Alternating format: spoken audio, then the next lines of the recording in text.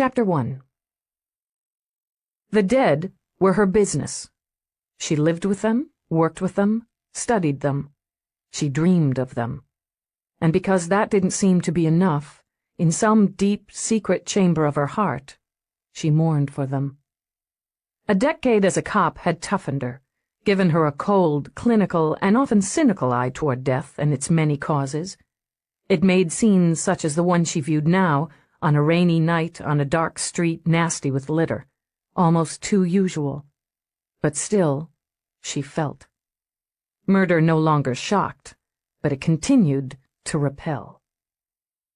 The woman had been lovely once. Long trails of her golden hair spread out like rays on the dirty sidewalk.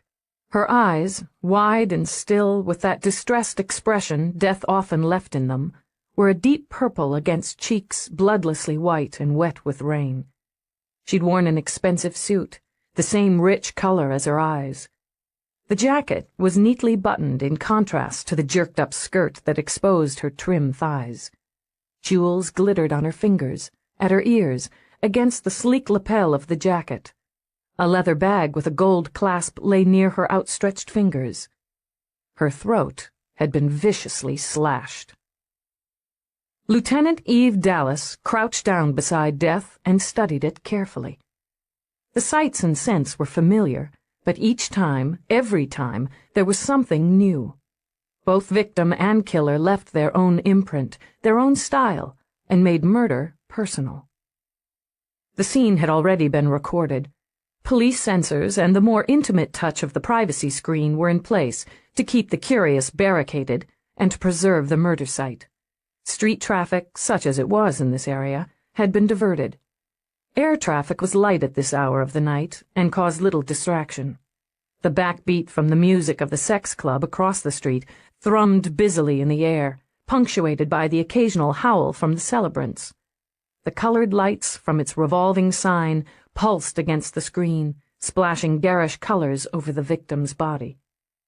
Eve could have ordered it shut down for the night, but it seemed an unnecessary hassle. Even in 2058, with the gun ban, even though genetic testing often weeded out the more violent hereditary traits before they could bloom, murder happened. And it happened with enough regularity that the fun-seekers across the street would be miffed at the idea of being moved along for such a minor inconvenience as death. A uniform stood by, continuing video and audio. Beside the screen, a couple of forensic sweepers huddled against the driving rain and talked shop and sports. They hadn't bothered to look at the body yet. Hadn't recognized her. Was it worse? Eve wondered, and her eyes hardened as she watched the rain wash through blood. When you knew the victim?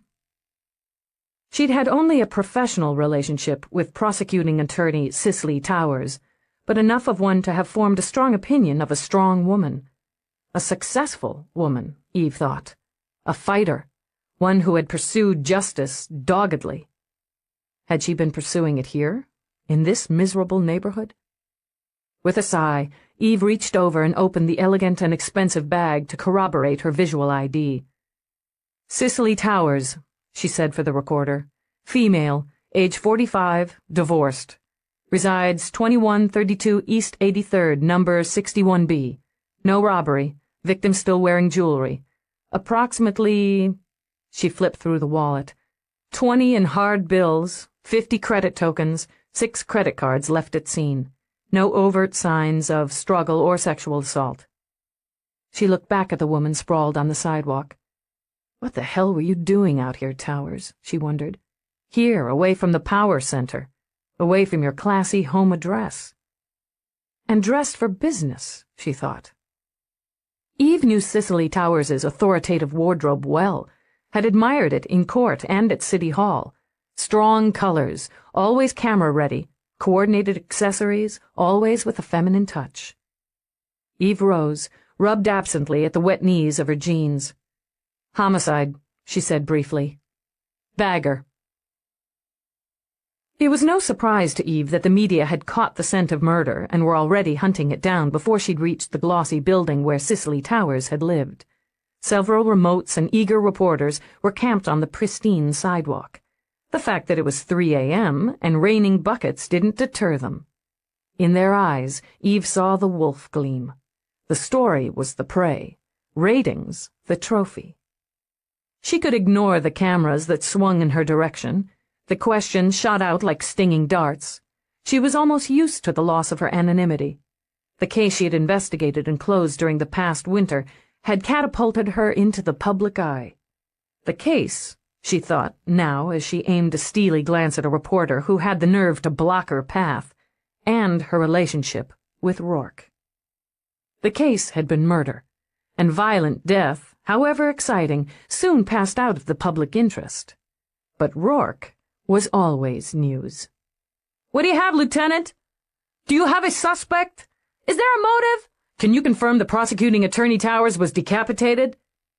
Eve slowed her ground-eating stride briefly and swept her gaze over the huddle of soggy, feral-eyed reporters. She was wet, tired, and revolted, but she was careful. She'd learned that if you gave the media any part of yourself, it squeezed it, twisted it, and wrung it dry. "The department has no comment at this time other than the investigation into prosecuting attorney Towers' death is proceeding. Are you in charge of the case?" "I'm primary," she said shortly, then swung between the two uniforms guarding the entrance to the building.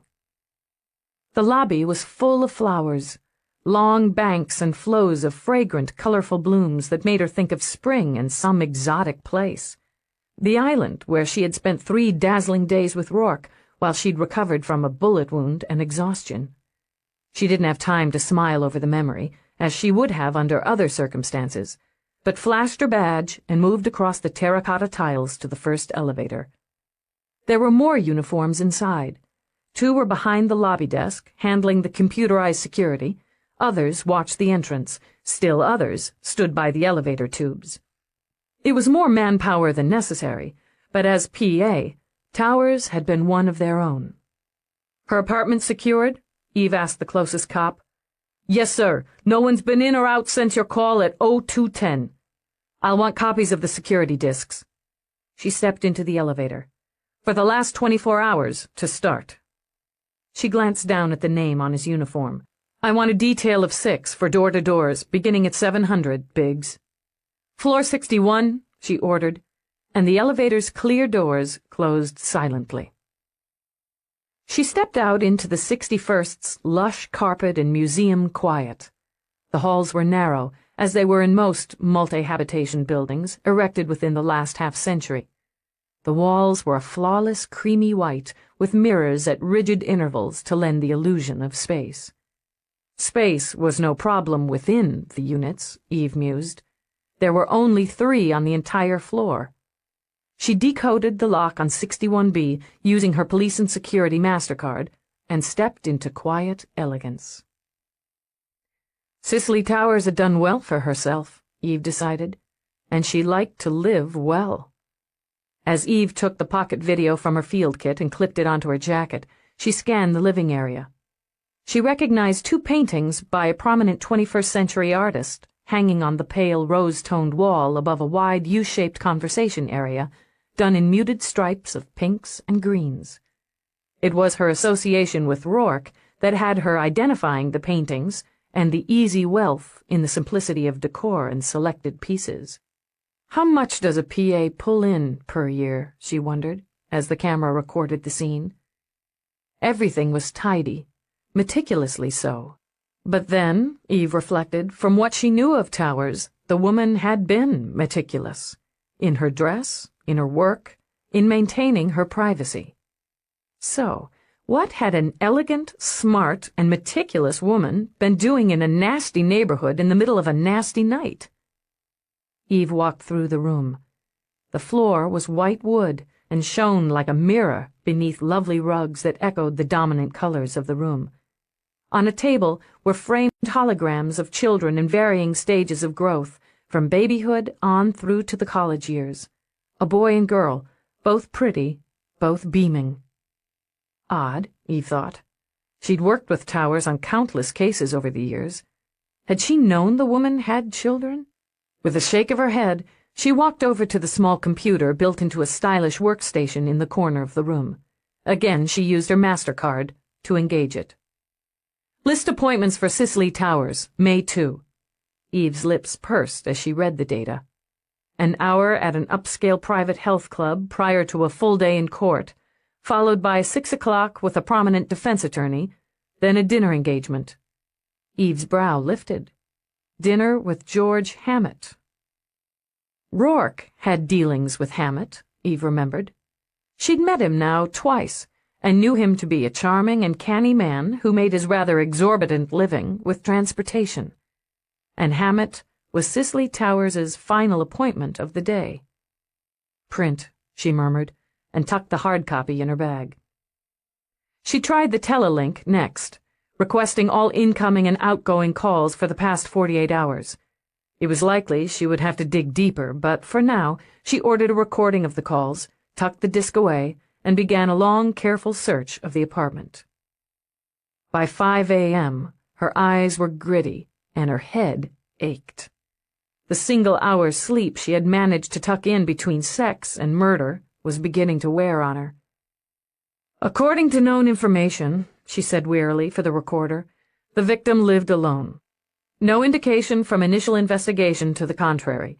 No indication that the victim left her apartment other than voluntarily, and no record of an appointment that would explain why the victim traveled to the location of the murder. Primary has secured data from her computer and telelink for further investigation. Door-to-doors will begin at 0700, and building security disks will be confiscated. Primary is leaving victim's residence and will be en route to victim's offices in City Hall. Lieutenant Dallas, Eve, 0508. Eve switched off the audio and video, secured her field kit, and headed out. It was past 10 when she made it back to Cop Central. In concession to her hollow stomach, she zipped through the eatery, disappointed but not surprised to find most of the good stuff long gone by that hour. She settled for a soy muffin, and what the eatery liked to pretend was coffee. As bad as it was, she downed everything before she settled in her office. It was just as well, as her link beeped instantly. "Lieutenant!" She bit back a sigh as she stared into Whitney's wide, grim-eyed face. "Commander?" "My office. Now." There wasn't time to close her mouth before the screen went blank. The hell with it, she thought. She scrubbed her hands over her face, then through her short, choppy brown hair. There went any chance of checking her messages, of calling Rourke to let him know what she was into, or of the 10-minute catnap she'd been fantasizing about. She rose again, worked out the kinks in her shoulders. She did take the time to remove her jacket. The leather had protected her shirt, but her jeans were still damp. Philosophically, she ignored the discomfort and gathered up what little data she had. If she was lucky, she might get another cup of cop coffee in the commander's office. It only took Eve about 10 seconds to realize the coffee would have to wait. Whitney wasn't sitting behind his desk, as was his habit. He was standing, facing the single-wall window that gave him his personal view of the city he'd served and protected for more than 30 years. His hands were clasped behind his back, but the relaxed pose was negated by the white knuckles. Eve briefly studied the broad shoulders, the grizzled dark hair, and the wide back of the man who had only months before refused the office of chief to remain in command here. "Commander?" "It's stopped raining." Her eyes narrowed in puzzlement before she carefully made them blank. "Yes, sir." "It's a good city all in all, Dallas. It's easy to forget that from up here, but it's a good city all in all. I'm working to remember that right now." She said nothing, had nothing to say. She waited. "I made you primary on this. Technically, Dublinsky was up, so I want to know if she gives you any flack." "Dublinsky's a good cop." "Yes, she is. You're better." Because her brows flew up, she was grateful he still had his back to her. "I appreciate your confidence, Commander." "You've earned it. I overrode procedure to put you in control for personal reasons. I need the best, someone who will go to the wall and over it." "Most of us knew P.A. Towers, Commander. There isn't a cop in New York who wouldn't go to the wall and over it to find who killed her." He sighed, and the deep inhalation of air rippled through his thick body before he turned. For a moment longer he said nothing, only studied the woman he'd put in charge. She was slim, deceptively so, for he had reason to know she had more stamina than was apparent in that long, slender body. She was showing some fatigue now, in the shadows under her whiskey-colored eyes, in the pallor of her bony face. He couldn't let that worry him, not now. Cicely Towers was a personal friend, a close personal friend. I see. Eve wondered if she did. I'm sorry, Commander. I knew her for years. We started out together, a hot-dogging cop and an eager beaver criminal lawyer. My wife and I are godparents to her son. He paused a moment and seemed to fight for control. I've notified her children. My wife is meeting them. They'll stay with us until after the memorial. He cleared his throat, pressed his lips together. Cicely was one of my oldest friends, and above and beyond my professional respect and admiration for her, I loved her very much. My wife is devastated by this. Cicely's children are shattered. All I could tell them was that I would do everything, anything in my power to find the person who did this to her, to give her what she worked for most of her life. Justice. Now he did sit, not with authority, but with weariness. I'm telling you this, Dallas, so that you know up front, I have no objectivity in this case. None. Because I don't, I'm depending on you. I appreciate you being frank, Commander. She hesitated only an instant. As a personal friend of the victims, it'll be necessary to interview you as soon as possible. She watched his eyes flicker and harden. Your wife as well, Commander. If it's more comfortable, I can conduct the interviews at your home rather than here. I see. He drew another breath. That's why you're primary, Dallas. There aren't many cops who'd have the nerve to zero in so directly. I'd appreciate it if you'd wait until tomorrow, perhaps even a day or two longer, to see my wife, and if you'd see her at home. I'll set it up. Yes, sir. What have you got so far? I did a recon on the victim's residence and her office. I have files of the cases she had pending and those that she closed over the last 5 years.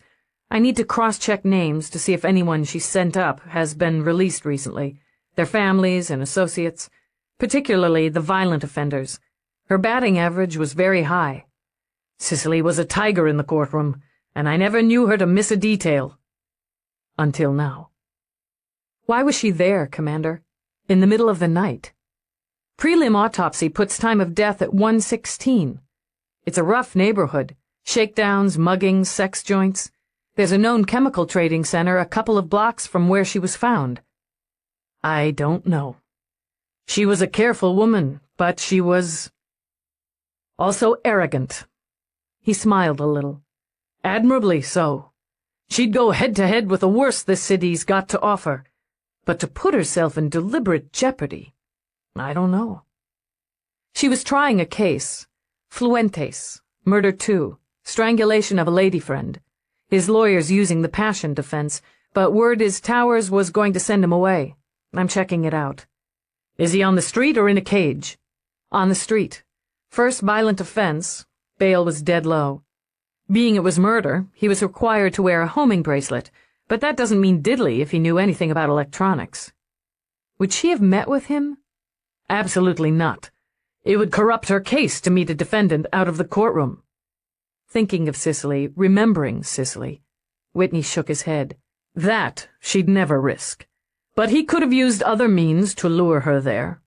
Like I said, I'm checking it out.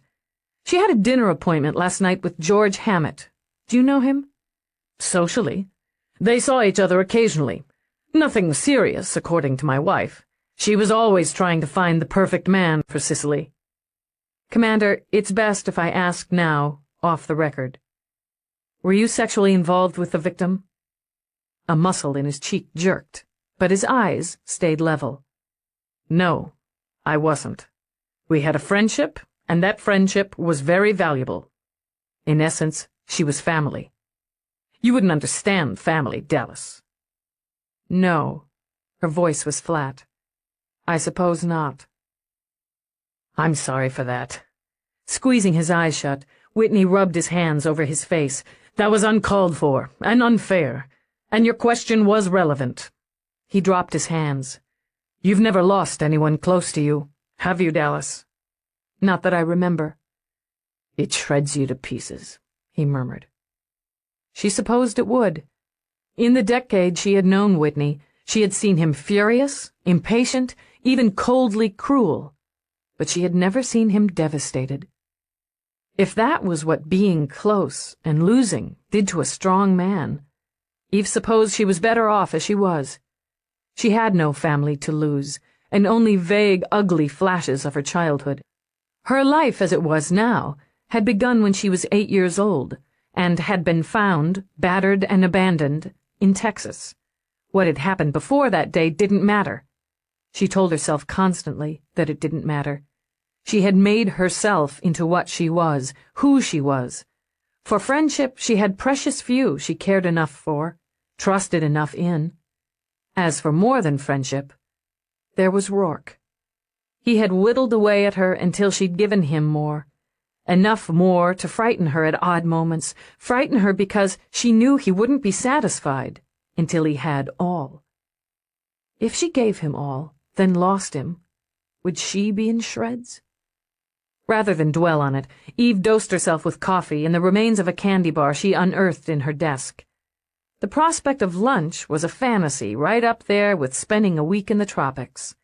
She sipped and munched while she scanned the final autopsy report on her monitor.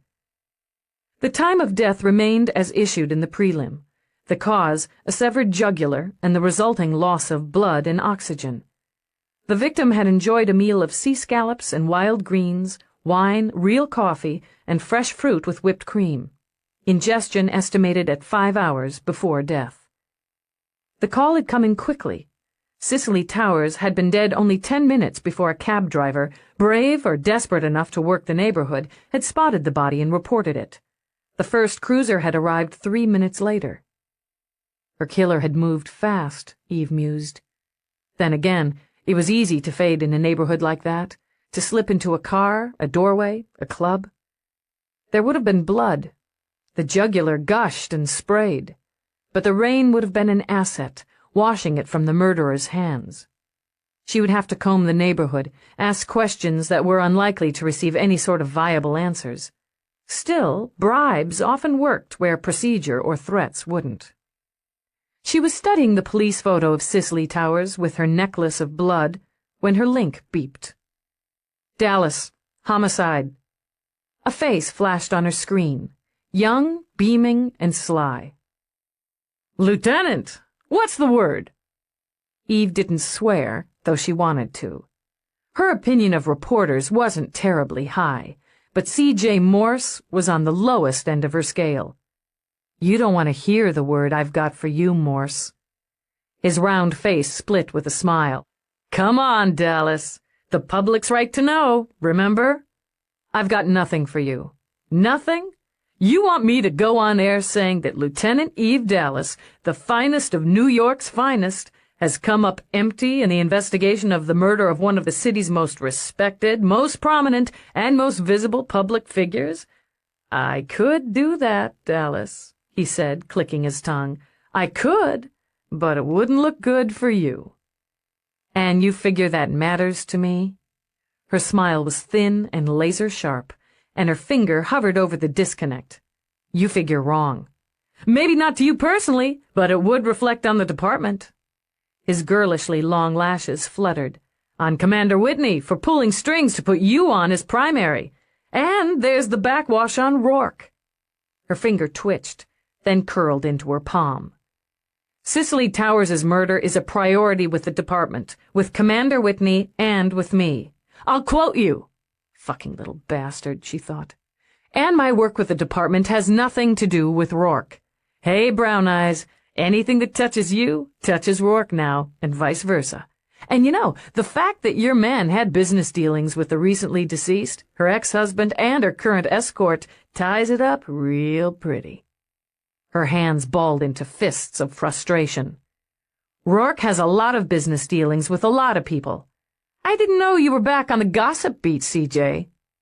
That wiped the smarmy little smile off his face.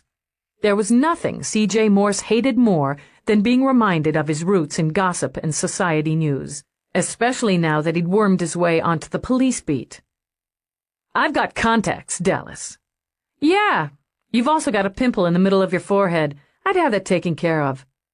With that cheap but satisfying shot, Eve cut him off. Springing up, she paced the small square of her office, jamming her hands into her pockets, pulling them out again. God damn it. Why did Rourke's name have to come up in connection with the case? Just how closely was he involved with Towers' business dealings and her associates? Eve dropped into her chair again and scowled at the reports on her desk. She'd have to find out, and quickly. At least this time, with this murder, she knew he had an alibi. At the time Cicely Towers was having her throat slashed, Rourke had been fucking the hell out of the investigating officer. Chapter 2. Eve would have preferred to have gone back to the apartment she continued to keep, despite the fact that she spent most nights at Rourke's. There she could have brooded, thought, slept, and walked herself back through the last day of Cicely Towers' life. Instead, she headed for Rourke's. She was tired enough to give up the controls and let the auto program maneuver the car through late evening traffic. Food was the first thing she needed, Eve decided, and if she could steal 10 minutes to clear her mind, so much the better. Spring had decided to come out and play, prettily. It tempted her to open the windows, ignore the sounds of bustling traffic, the hum of maxi buses, the griping of pedestrians, the overhead swish of air traffic. To avoid the echoing bellow of the guides from the tourist blimps, she veered over toward 10th. A shot through Midtown and a quick zip up Park would have been quicker, but she would have been treated to the droning recitation of New York's attractions, the history and tradition of Broadway, the brilliance of museums, the variety of shops, and the plug for the blimp's own gift emporium. As the blimp route skimmed over her apartment, she'd heard the spiel countless times. She didn't care to hear about the convenience of the people glides that connected the sparkling fashion shops from 5th to Madison or the Empire State Building's newest skywalk. A minor traffic snag at 52nd had her pondering a billboard where a stunning man and a stunning woman exchanged a passionate kiss, sweetened, they claimed each time they came up for air, by Mountain Stream breath freshener. Their vehicles jammed flank to flank. A couple of cabbies shouted invective insults at each other. A maxibus overflowing with passengers laid on its horn, adding an ear-stinging screech that had pedestrians on rampways and sidewalks shaking their heads or their fists. A traffic hovercraft dipped low, blasted out the standard order to proceed or be cited. Traffic inched uptown, full of noise and temper. The city changed as she moved from its core to its edges, where the wealthy and the privileged made their homes. Wider, cleaner streets, the sweep of trees from the islands of parks. Here, the vehicles quieted to a whoosh of movement, and those who walked did so in tailored outfits and fine shoes. She passed a dog walker who handled a brace of elegant gold hounds with the steady aplomb of a seasoned droid. When she came to the gates of Rourke's estate, her car idled until the program cleared her through. His trees were blooming. White blossoms flowed along with pink, accented by deep, rich reds and blues, all carpeted by a long sweep of emerald grass. The house itself towered up into the deepening sky, glass sparkling in the late sun, the stone grand and gray. It had been months since she had first seen it, yet she had never grown used to the grandeur, the sumptuousness, the simple, unadulterated wealth. She had yet to stop asking herself what she was doing here, with him. She left her car at the base of the granite steps and climbed them. She wouldn't knock. That was pride, and it was ornery. Rourke's butler despised her and didn't trouble to hide it. As expected, Somerset appeared in the hall like a puff of black smoke, his silver hair gleaming, a frown of disapproval ready on his long face. Lieutenant. His eyes scraped her, making her aware that she was wearing the same clothes she'd left in, and they were considerably rumpled. We were unaware of the time of your return, or, indeed, if you intended to return. Were we? She shrugged, and because she knew it offended him, peeled off her scarred leather jacket and held it out to his elegant hands. Is Rourke here? He is engaged on an interspace transmission. The Olympus Resort? Somerset's mouth puckered like a prune. I don't inquire as to Rourke's business.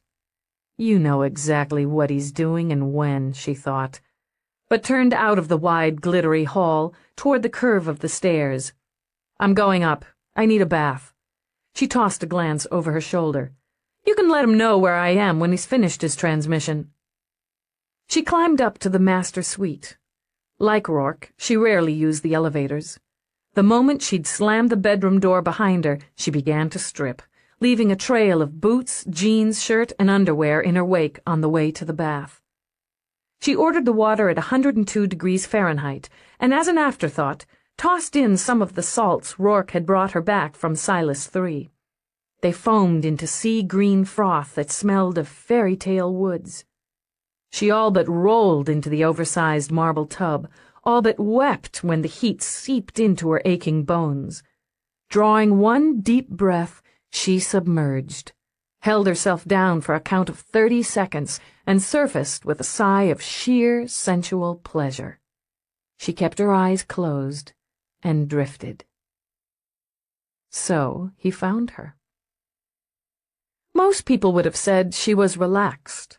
But then, Rourke thought, most people didn't really know and certainly didn't understand Eve Dallas. He was more intimate with her, closer to her mind and heart than he had ever been with another. Yet there were still pockets of her he had yet to plumb. She was, always, a fascinating learning experience. She was naked, dipped to her chin in steamy water and perfumed bubbles. Her face was flushed from the heat. Her eyes closed, but she wasn't relaxed. He could see the tension in the hand that was fisted on the wide ledge of the tub, in the faint frown between her eyes. No, Eve was thinking, he mused, and worrying, and planning. He moved quietly, as he had grown up doing in the alleyways of Dublin, along wharves and the stinking streets of cities everywhere. When he sat on the ledge to watch her, she didn't stir for several minutes. He knew the instant she sensed him beside her. Her eyes opened, the golden brown clear and alert, as they latched onto his amused blue. As always, just the sight of him gave her a quick inner jolt.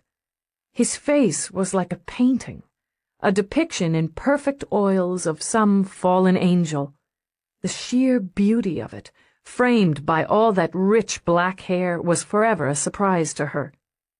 She cocked a brow, tilted her head. Pervert. It's my tub. Watching her still, he slid an elegant hand through the bubbles into the water and along the side of her breast. You'll boil in there. I like it hot. I needed it hot. You've had a difficult day. He would know, she thought, struggling not to resent it. He knew everything. She only moved her shoulder as he rose and went to the automated bar built into the tiles. It hummed briefly as it served up 2 glasses of wine in faceted crystal. He came back, sat on the ledge again, and handed her a glass. You haven't slept. You haven't eaten. It goes with the territory. The wine tasted like liquid gold. Nonetheless, you worry me, Lieutenant. You worry too easily. I love you. It flustered her to hear him say it in that lovely voice that hinted of Irish mists, to know that somehow, incredibly, it was true. Since she had no answer to give him, she frowned into her wine. He said nothing until he'd managed to tuck away irritation at her lack of response. Can you tell me what happened to Cicely Towers? You knew her, Eve countered. Not well. A light social acquaintance, some business dealings, mostly through her former husband. He sipped his wine, watched the steam rise from her bath. I found her admirable, wise and dangerous. Eve scooted up until the water lapped at the tops of her breasts. Dangerous? To you? Not directly. His lips curved slightly before he brought the wine to them. To nefarious practices, to illegalities, small and large, to the criminal mind. She was very like you in that respect. It's fortunate I've mended my ways. Eve wasn't entirely sure of that, but she let it slide. Through your business dealings and your light social acquaintance, are you aware of anyone who would have wanted her dead? He sipped again, more deeply. Is this an interrogation, Lieutenant? It was the smile in his voice that rubbed her wrong. It can be, she said shortly. As you like. He rose, set his glass aside, and began to unbutton his shirt. What are you doing? Getting into the swim, so to speak. He tossed the shirt aside, unhooked his trousers. If I'm going to be questioned by a naked cop in my own tub, the least I can do is join her. Damn it, Rourke, this is murder. He winced as the hot water all but scalded him. You're telling me? He faced her across the sea of froth. What is it in me that is so perverse it thrives on ruffling you? And, he continued before she could give him her short, pithy opinion, what is it about you that pulls at me, even when you're sitting there with an invisible badge pinned to your lovely breast? He skimmed a hand under, along her ankle, her calf, and to the spot on the back of her knee he knew weakened her. I want you, he murmured. Right now. Her hand had gone limp on the stem of her glass before she managed to shift away. Talk to me about Cicely Towers. Philosophically, Rourke settled back. He had no intention of letting her out of the tub until he was finished, so he could afford patience. She, her former husband, and George Hammett were on the board of one of my divisions, Mercury, named after the god of speed. Import-export for the most part. Shipping, deliveries, rapid transports. I know what Mercury is, she said testily, dealing with the annoyance of not knowing that, too, was one of his companies. It was a poorly organized and failing business when I acquired it about 10 years ago. Marco Angelini, Cicely's ex, invested, as did she. They were still married at the time, I believe, or just divorced. The termination of their marriage, apparently, was as amicable as such things can be. Hammett was also an investor. I don't believe he became personally involved with Cicely until some years later. And this triangle, Angelini, Towers, Hammett, was that amicable, too? It seems so. Idly, he tapped a tile. When it flipped open to reveal the hidden panel, he programmed in music, something low and weepy. If you're worried about my end of it, it was business, and successful business at that. How much smuggling does Mercury do? His grin flashed. Really, Lieutenant? Water lapped as she sat forward. Don't play games with me, Rourke. Eve, it's my fondest wish to do just that. She gritted her teeth, kicked at the hand that was sneaking up her leg. Cicely Towers had a rep for being a no-nonsense prosecutor, dedicated, clean as they come. If she'd discovered any of Mercury's dealings skirted the law, she'd have gone after you with a vengeance. So, she discovered my perfidy, and I had her lured to a dangerous neighborhood and ordered her throat cut. His eyes were level and entirely too bland. Is that what you think, Lieutenant? No, damn it! You know it's not, but others might, he finished, which would put you in a delicate position. I'm not worried about that. At the moment she was worried only about him. Rourke, I need to know. I need you to tell me if there's anything at all that might involve you in the investigation. And if there is? She went cold inside. I'll have to turn it over to someone else. Haven't we been through this before? It's not like the de Blas case. Not anything like that. You're not a suspect. When he cocked a brow, she struggled to put reason rather than irritation in her voice. Why was everything so complicated when it touched on Rourke? I don't think you had anything to do with Cicely Towers' murder. Is that simple enough? You haven't finished the thought. All right, I'm a cop. There are questions I have to ask. I have to ask them of you, of anyone who's even remotely connected to the victim. I can't change that. How much do you trust me? This has nothing to do with trusting you." "That doesn't answer the question." His eyes went cool, remote, and she knew she'd taken the wrong step. "If you don't trust me by now, believe in me, then we have nothing but some rather intriguing sex." "You're twisting this around." She was fighting to stay calm because he was scaring her. "I'm not accusing you of anything. If I had come into this case without knowing you or caring about you, I would have put you on the list on principle. But I do know you, and that's not what this is about. Hell!" She closed her eyes and rubbed wet hands over her face. It was miserable for her to try to explain her feelings. "I'm trying to get answers that will help to keep you as far out of it as I can because I do care. And I can't stop trying to think of ways I can use you because of your connection with Towers, and your connections, period. It's hard for me to do both." "It shouldn't have been so hard to simply say it," he murmured, then shook his head. "Mercury is completely legitimate. Now, because there's no need for it to be otherwise. It runs well, makes an acceptable profit. And though you might think I'm arrogant enough to engage in criminal acts with the prosecuting attorney on my board of directors, you should know I'm not stupid enough to do so." Because she believed him, the tightness that she'd carried in her chest for hours broke apart. "All right. There will still be questions," she told him, "and the media has already made the connection." "I know.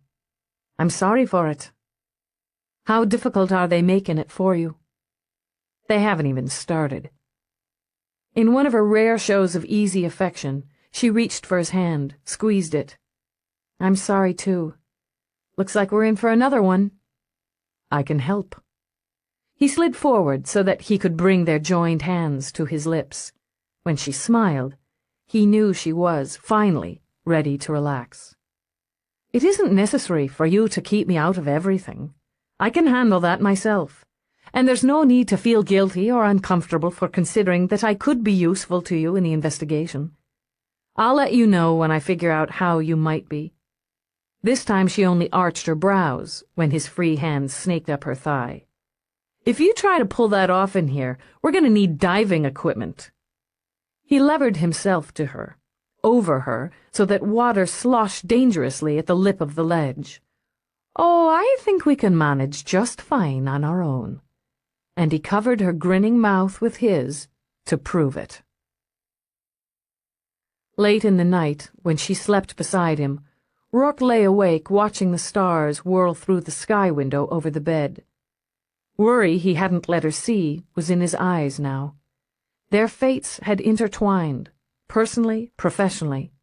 It was murder that had brought them together, and murder that would continue to poke fingers into their lives. The woman beside him defended the dead. As Cicely Towers had often done, he thought, and wondered if that representation is what had cost her her own life. He made it a point not to worry too much or too often about how Eve made her living. Her career defined her. He was very much aware of that. Both of them had made themselves, remade themselves, from the little or nothing they had been. He was a man who bought and sold, who controlled, and who enjoyed the power of it, and the profit. But it occurred to him that there were pockets of his business that would cause her trouble if the shadows came to light. It was perfectly true that Mercury was clean, but it hadn't always been true. He had other holdings, other interests that dealt in the gray areas. He had grown up in the darker portions of those gray areas, after all. He had a knack for them. Smuggling, both terrestrial and interstellar, was a profitable and entertaining business. The truly excellent wines of Taurus V, the stunning blue diamonds mined in the caves of Ruffini, the precious transparent porcelain manufactured in the arts colony of Mars. True, he no longer had to bypass the law to live, and live well, but old habits die hard. The problem remained. What if he hadn't yet converted Mercury into a legitimate operation?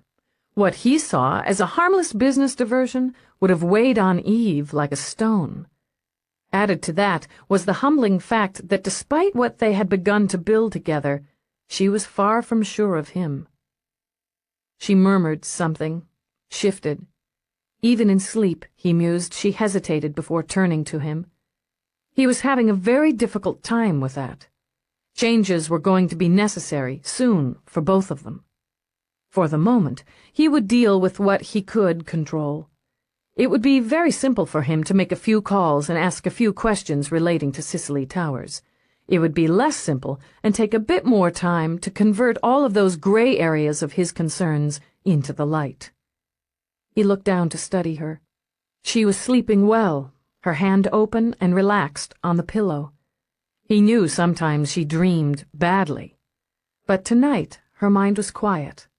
Trusting it would remain so, he slipped out of bed to begin. Eve woke to the fragrance of coffee. Genuine, rich coffee ground from beans cultivated on Rourke's plantation in South America. The luxury of that was, Eve could admit, one of the first things she'd grown accustomed to, indeed come to depend on when it came to staying at Rourke's. Her lips were curved before her eyes opened. Christ, heaven couldn't be better than this. I'm glad you think so. Her eyes might have still been bleary, but she managed to focus on him. He was fully dressed in one of the dark suits that made him look both capable and dangerous.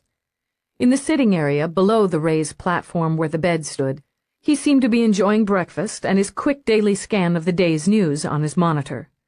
The gray cat she'd named Galahad lay like a fat slug on the arm of the chair and studied Rourke's plate with bi-colored, avaricious eyes. "What time is it?" she demanded, and the bedside clock murmured the answer, 0600. "Jesus, how long have you been up?" "A while.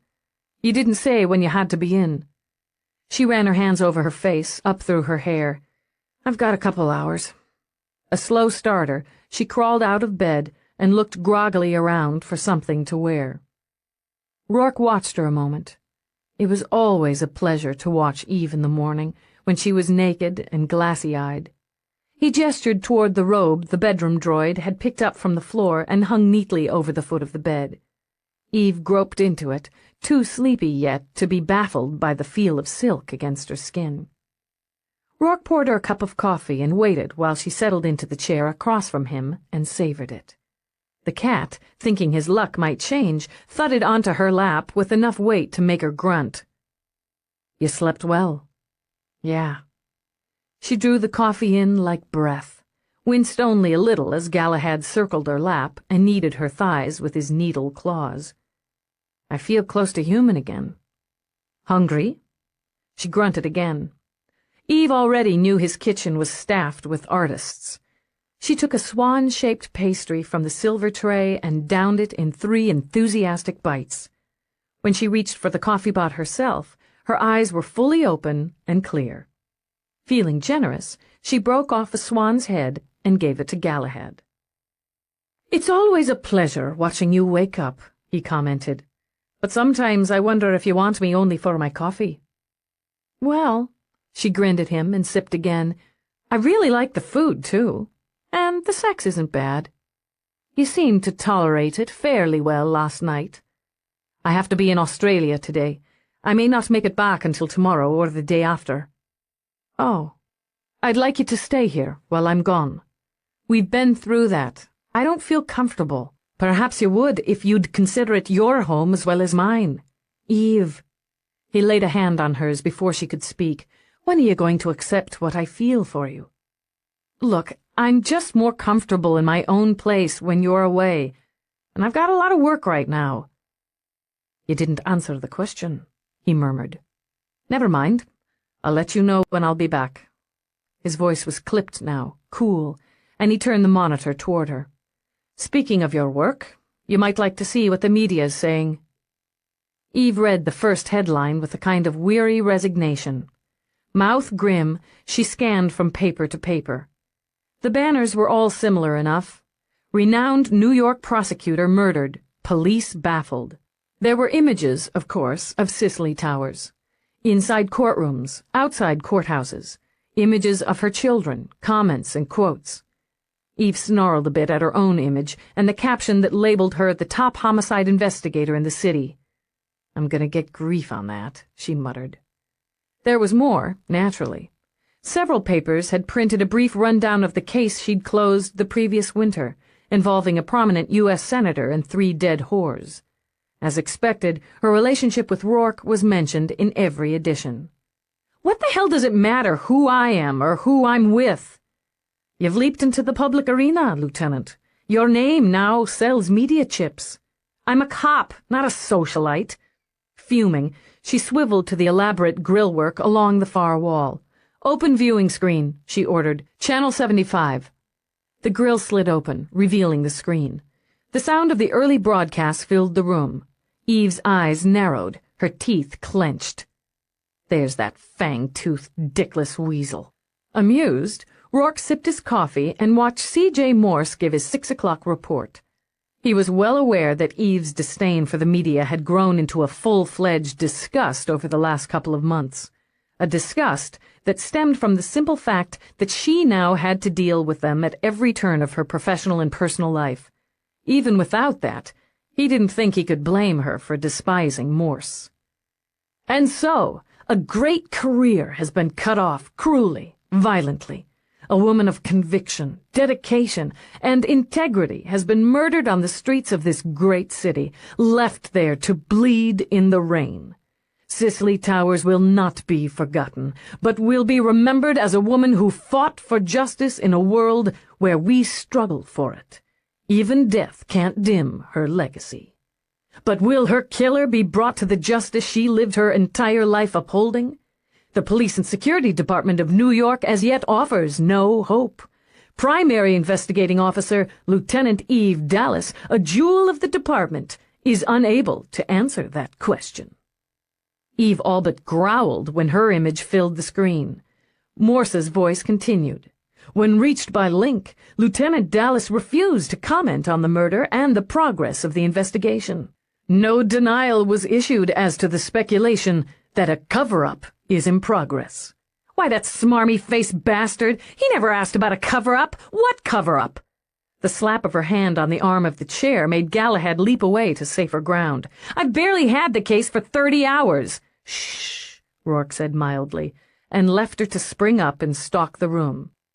"The long list of prominent names that are linked with Prosecutor Towers, among them Commander Whitney, Dallas's superior. The commander recently refused the offer of the position as Chief of Police and Security, a long-standing, intimate friend of the victim." "That's it!" Furious, Eve slapped the screen off manually. "I'm going to slice that worm into pieces. Where the hell is Nadine First? If we've got to have a reporter sniffing up our ass, at least she's got a mind." "I believe she's on Penal Station Omega, a story on prison reform. You might consider a press conference, Eve. The simplest way to deal with this kind of heat is to toss a well-chosen log on the fire." "Fuck that. What was that broadcast anyway, a report or an editorial?" "There's little difference since the revised media bill passed 30 years ago. A reporter has the right to flavor a story with his opinion as long as it's expressed as such." "I know the damn law."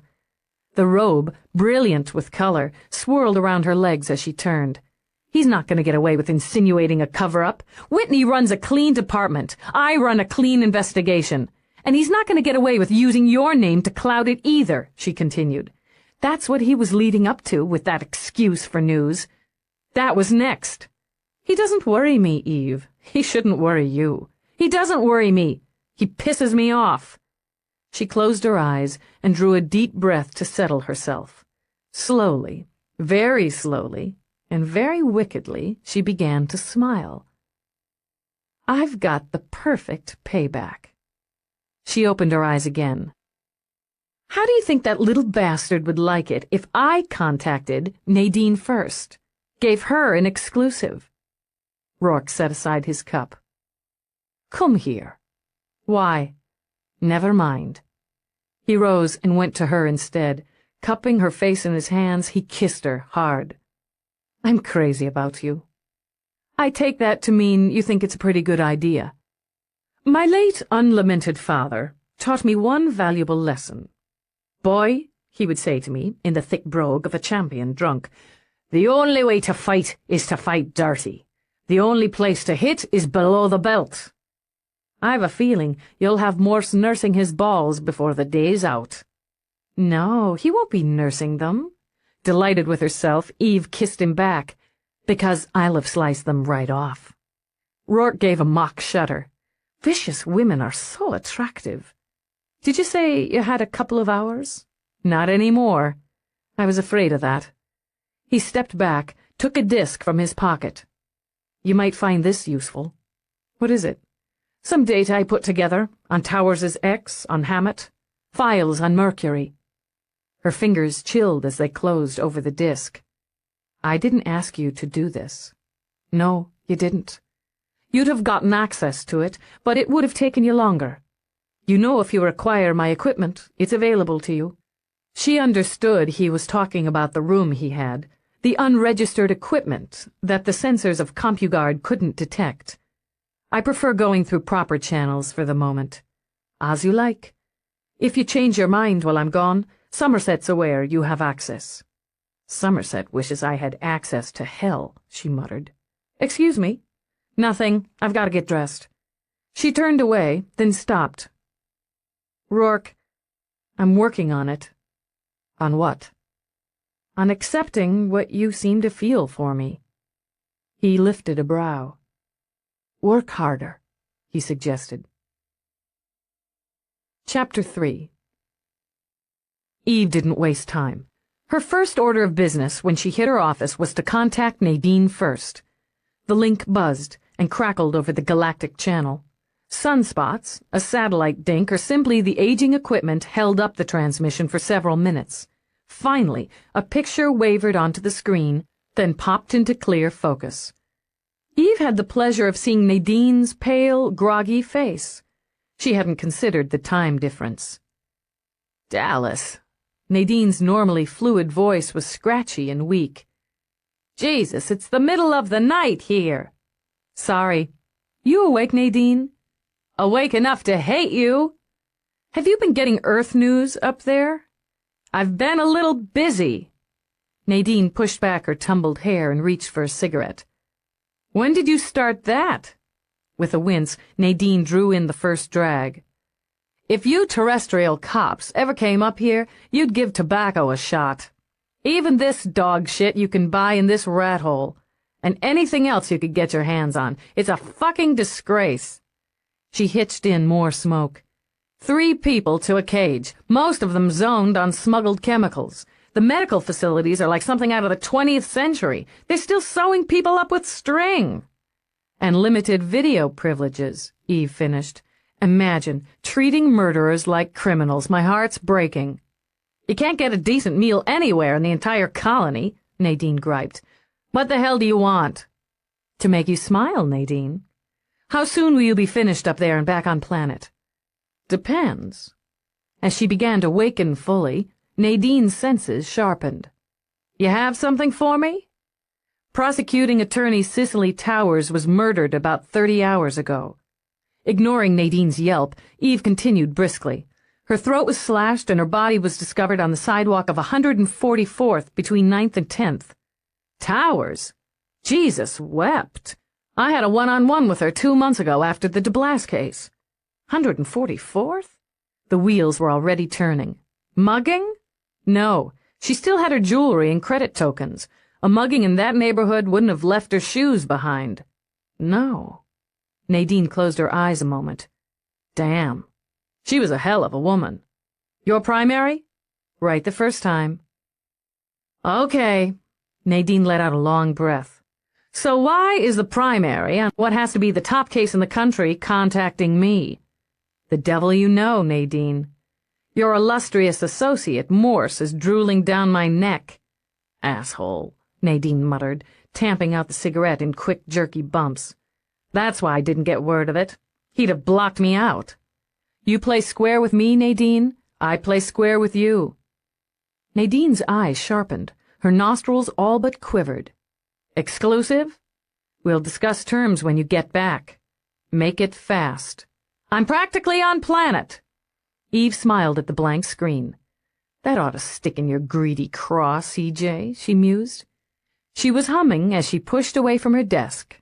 She had people to see. By 9 a.m., Eve was cooling her heels in the plush living area of George Hammett's uptown apartment. His taste ran to the dramatic, she noted. Huge squares of crimson and white tiles were cool under her boots. The tinkling music of water striking rock sang from the audio of the hologram sweeping an entire wall with an image of the tropics. The silver cushions of the long, low sofa glittered, and when she pushed a finger into one, it gave like silken flesh. She decided she'd continue to stand. Objets d'art were placed selectively around the room. A carved tower that resembled the ruins of some ancient castle, the mask of a woman's face embedded in translucent rose-colored glass, what appeared to be a bottle that flashed with vivid changing colors with the heat of her hand. When Hammett entered from an adjoining room, Eve concluded that he was every bit as dramatic as his surroundings. He looked pale, heavy-eyed, but it only increased his stunning looks. He was tall and elegantly slim. His face was poetically hollowed at the cheeks. Unlike many of his contemporaries, Eve knew him to be in his 60s, he had opted to let his hair gray naturally. An excellent choice for him, she thought, as his thick lion's mane was as gleaming a silver as one of Rourke's Georgian candlesticks. His eyes were the same striking color, though they were dulled now with what might have been grief or weariness. He crossed to her, cupped her hand in both of his. Eve. When his lips brushed her cheek, she winced. He was making the connection personal. She thought they both knew it. George, she began, subtly drawing back, I appreciate your time. Nonsense. I'm sorry I had to keep you waiting. A call I had to complete. He gestured toward the sofa, the sleeves of his casual shirt billowing with the movement. Eve resigned herself to sitting on it. What can I offer you? Nothing, really. Coffee?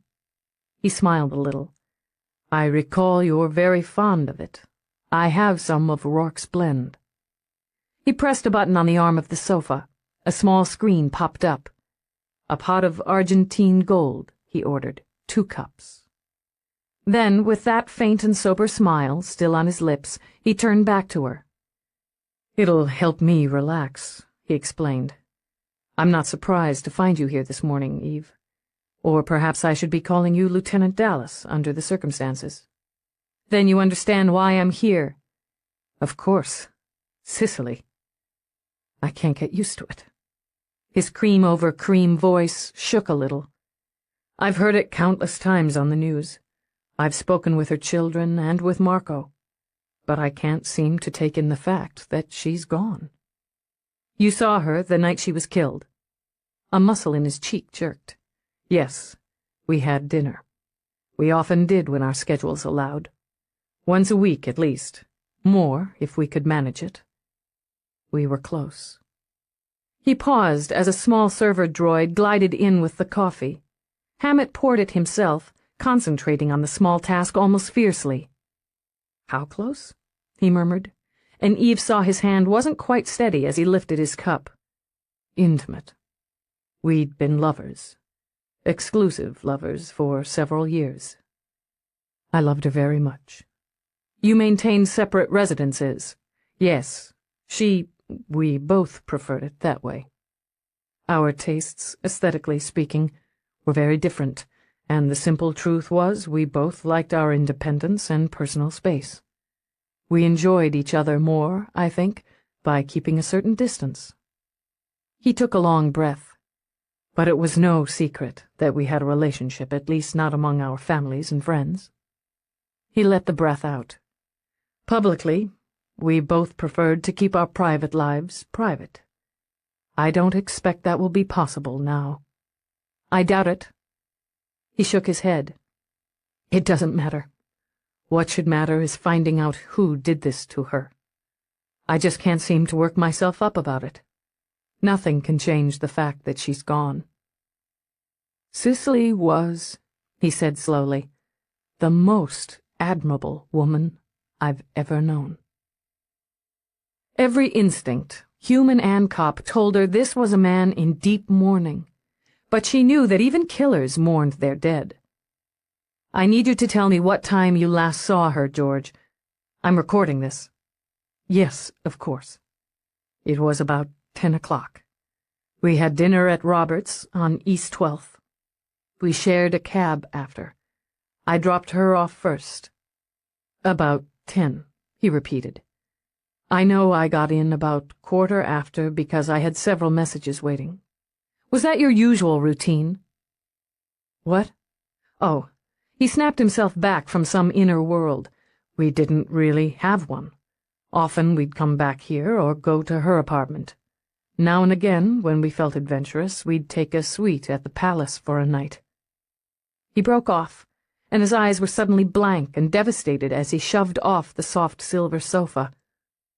"Oh, God. My God." "I'm sorry." Useless, she knew, against grief. "I'm so sorry." "I'm starting to believe it," he said in a voice thick and low. "It's worse, I realize, when you begin to believe it. She laughed when she got out of the cab, and she blew me a kiss from her fingertips. She had such beautiful hands. And I went home and forgot about her because I had messages waiting. I was in bed by midnight. Took a mild trank because I had an early meeting. While I was in bed, safe, she was lying dead in the rain. I don't know if I can bear that." He turned back, his already pale face bloodless now. "I don't know if I can bear it." She couldn't help him. Even though his pain was so tangible she could feel it herself, she couldn't help him. "I wish I could do this later, give you time, but I just can't. As far as we know, you're the last person who saw her alive. Except her killer." He drew himself up. "Unless, of course, I killed her. It would be best for everyone if I ruled that out quickly." "Yes, naturally, it would, Lieutenant." She accepted the bitterness in his voice and did her job. "If you could give me the name of the cab company so that I can verify your movements." The restaurant called for one. I believe it was a Rapid. "Did you see or speak with anyone between the hours of midnight and 2 a.m.? "I told you. I took a pill and was in bed by midnight. Alone." She could verify that with the building security discs, though she had reason to know such things could be doctored. "Can you tell me her mood when you left her?" "She was a bit distracted. The case she was prosecuting. Optimistic about it. We talked a bit about her children, her daughter in particular. Marina's planning on getting married next fall. Cicely was pleased with the idea and excited because Marina wanted a big wedding with all the old-fashioned trimmings. Did she mention anything that was worrying her? Anything or anyone she was concerned about? Nothing that would apply to this. The right wedding gown, flowers, her hopes that she could swing the maximum sentence in the case. Did she mention any threats, any unusual transmissions, messages, contacts? No."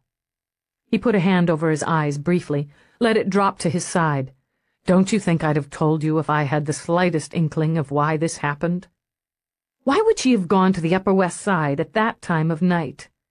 I have no idea. Was she in the habit of meeting snitches, sources?"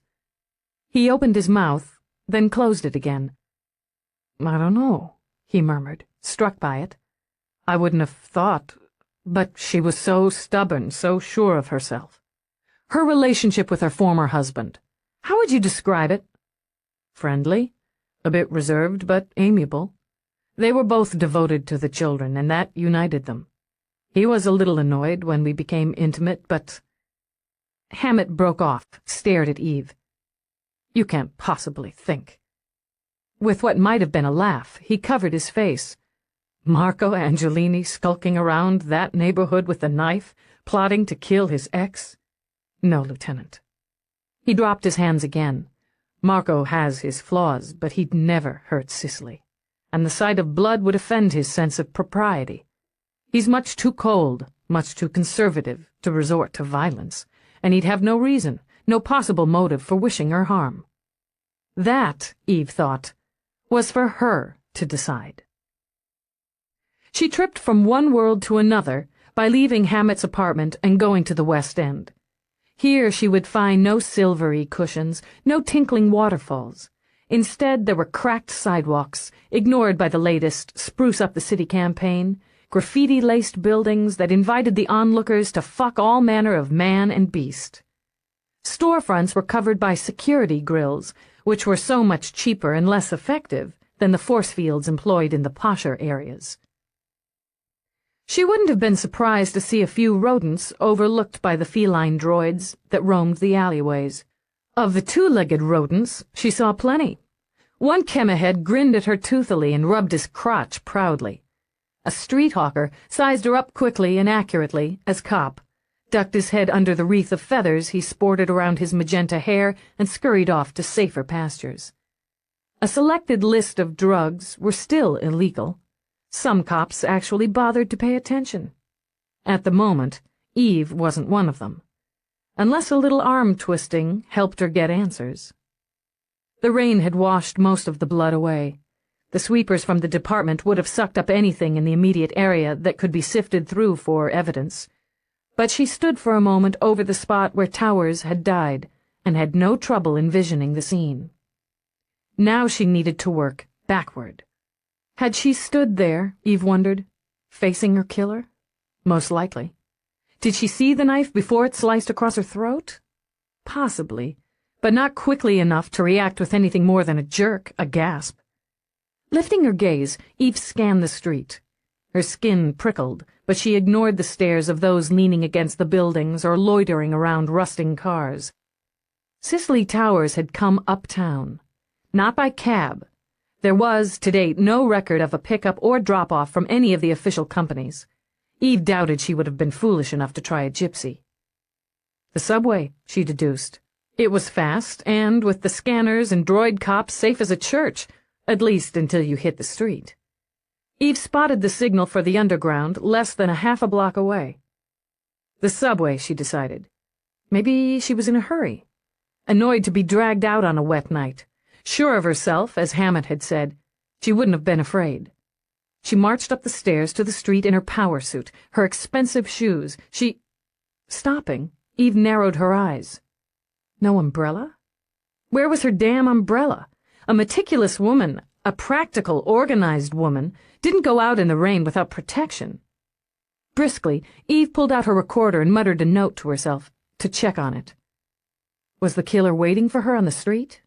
In a room? She studied the disintegrating brick of the unrehabbed buildings. A bar? One of the flesh clubs? Hey, white girl! Brows knit, Eve turned at the interruption. The man was tall as a house, and from the deepness of his complexion, a full black. He sported, as many did in this part of town, feathers in his hair. His cheek tattoo was vivid green, and in the shape of a grinning human skull. He wore an open red vest and matching pants snug enough to show the bulge of his cock. "Hey, black boy," she said in the same casually insulting tone.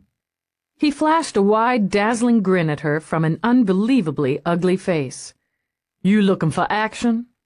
He jerked his head toward the garish sign of the all-nude club across the street. "You a little skinny, but they be hiring. Don't get many white as you, mostly mixed." He chucked her under the chin with fingers the width of soy wieners. "I be the bouncer, put in a word for you." "Now why would you do that?" "Out of the goodness of my heart, and 5% of your tips, honeypot. A long white girl like you make plenty jiggling her stuff." "I appreciate the thought, but I've got a job." Almost with regret, she pulled out her badge. He whistled through his teeth. "Now how come I don't be seeing that? White girl, you just don't smell like cop." "Must be the new soap I'm using." "Got a name?" "They just call me Crack. That's the sound it makes when I bust heads." He grinned again, and illustrated by bringing his two huge hands together. "Crack. Get it?" "I'm catching on. Were you on the door night before last, Crack?" "Now I'm sorry to say I was otherwise engaged and missed all the excitement. That'd be my night off, and I spent it catching up on cultural events." "And those events were?" "Vampire Flick Festival down to Gramercy with my current young nibble. I sure do enjoy watching them bloodsuckers, but I hear we had ourselves a show right here. Got ourselves a dead lawyer. Big, important, fancy one, too. White girl, wasn't she? Just like you, honey pot? That's right. What else do you hear? Me? He trailed a finger down the front of his vest. The nail on his index finger was sharpened to a lethal point and painted black. I'm too dignified to listen to street talk. I bet you are. Understanding the rules, Eve slipped a 100-credit token from her pocket. How about I buy a little of that dignity? Well, the price, she looks right.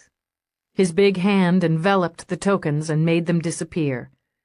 I hear she was hanging around in the 5 Moons, long 'bout midnight, give or take, like she was hanging for somebody who don't show. Then she ditched. He glanced down at the sidewalk. Didn't go far, though, did she? No, she didn't. Did she ask for anyone? Not so's I heard. Anyone see her with anyone? Bad night. People stay off the street mostly. Some chemiheads maybe wander, but business gonna be slow. You know anyone around here who likes to cut? Plenty carry blades and stickers, white girl. His eyes rolled in amusement. Why you gonna carry if you ain't gonna use?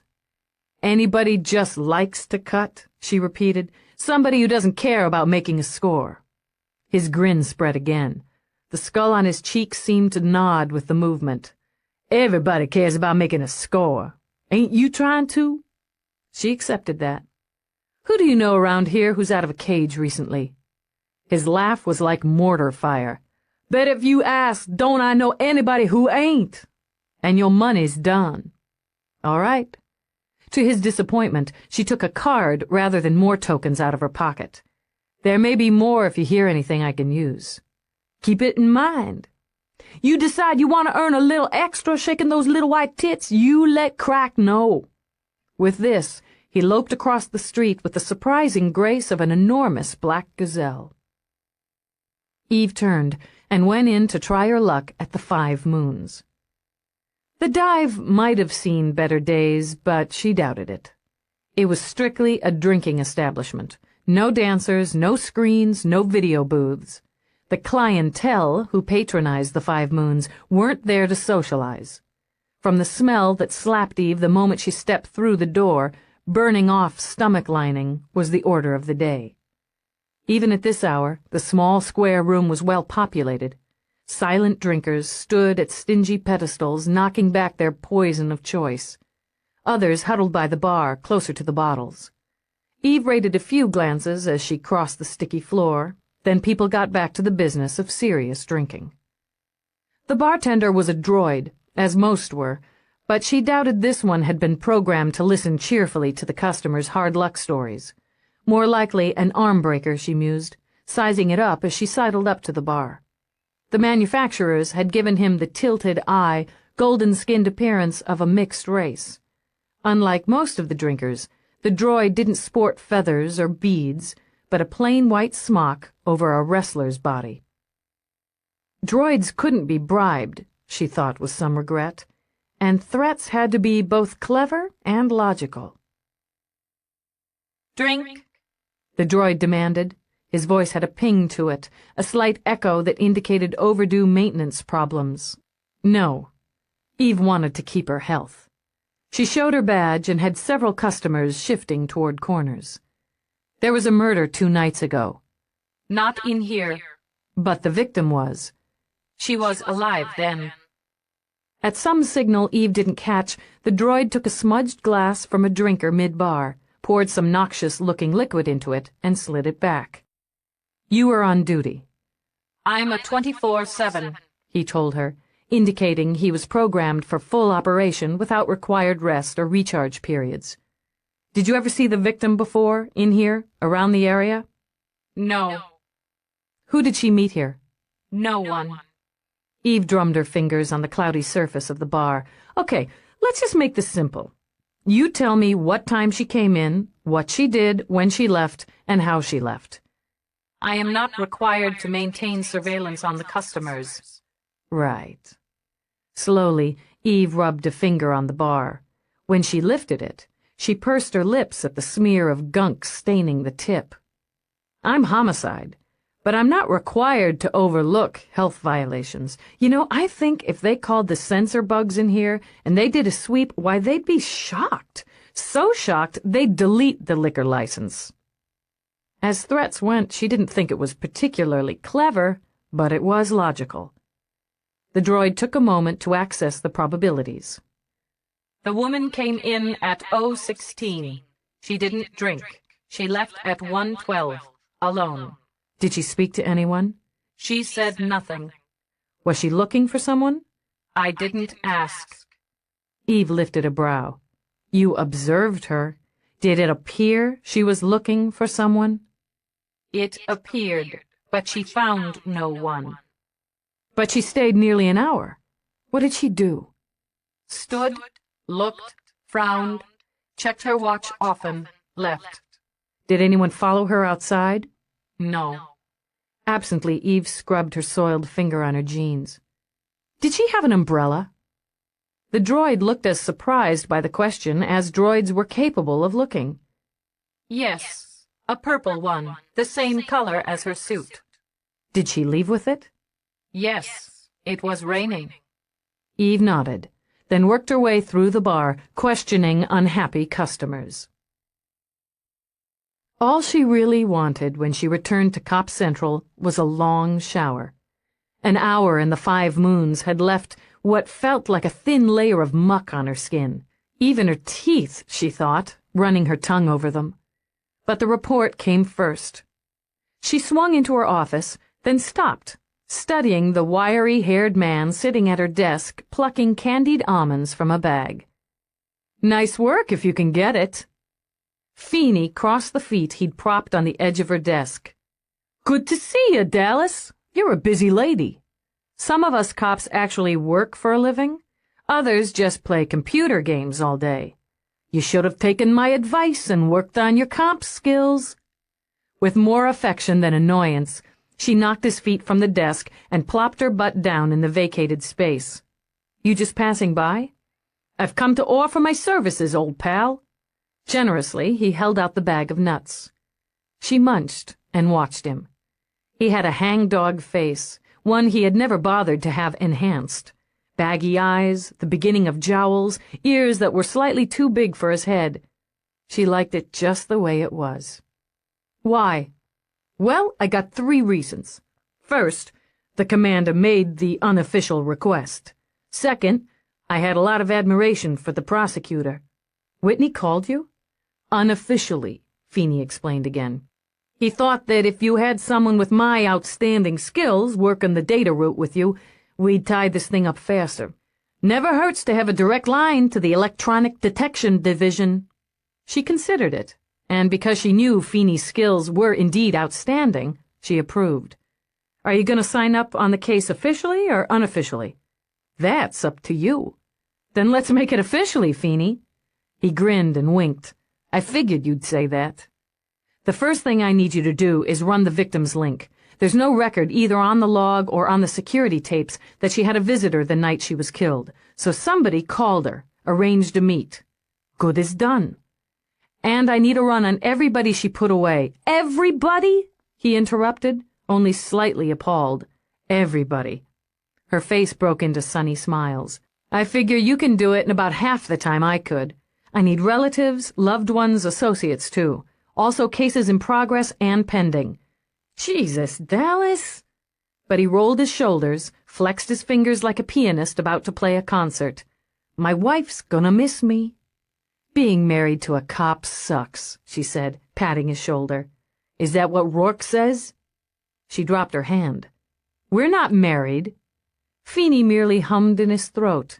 He enjoyed seeing Eve's quick frown, quick nerves. So, how's he doing? He's fine. He's in Australia. Her hands found their way into her pockets. He's fine. Uh-huh. Caught the 2 of you on the news a few weeks ago at some fancy do at the palace. You look real sharp in a dress, Dallas. She shifted uncomfortably, caught herself, and shrugged. I didn't know you took in the gossip channels. Love them, he said unrepentantly.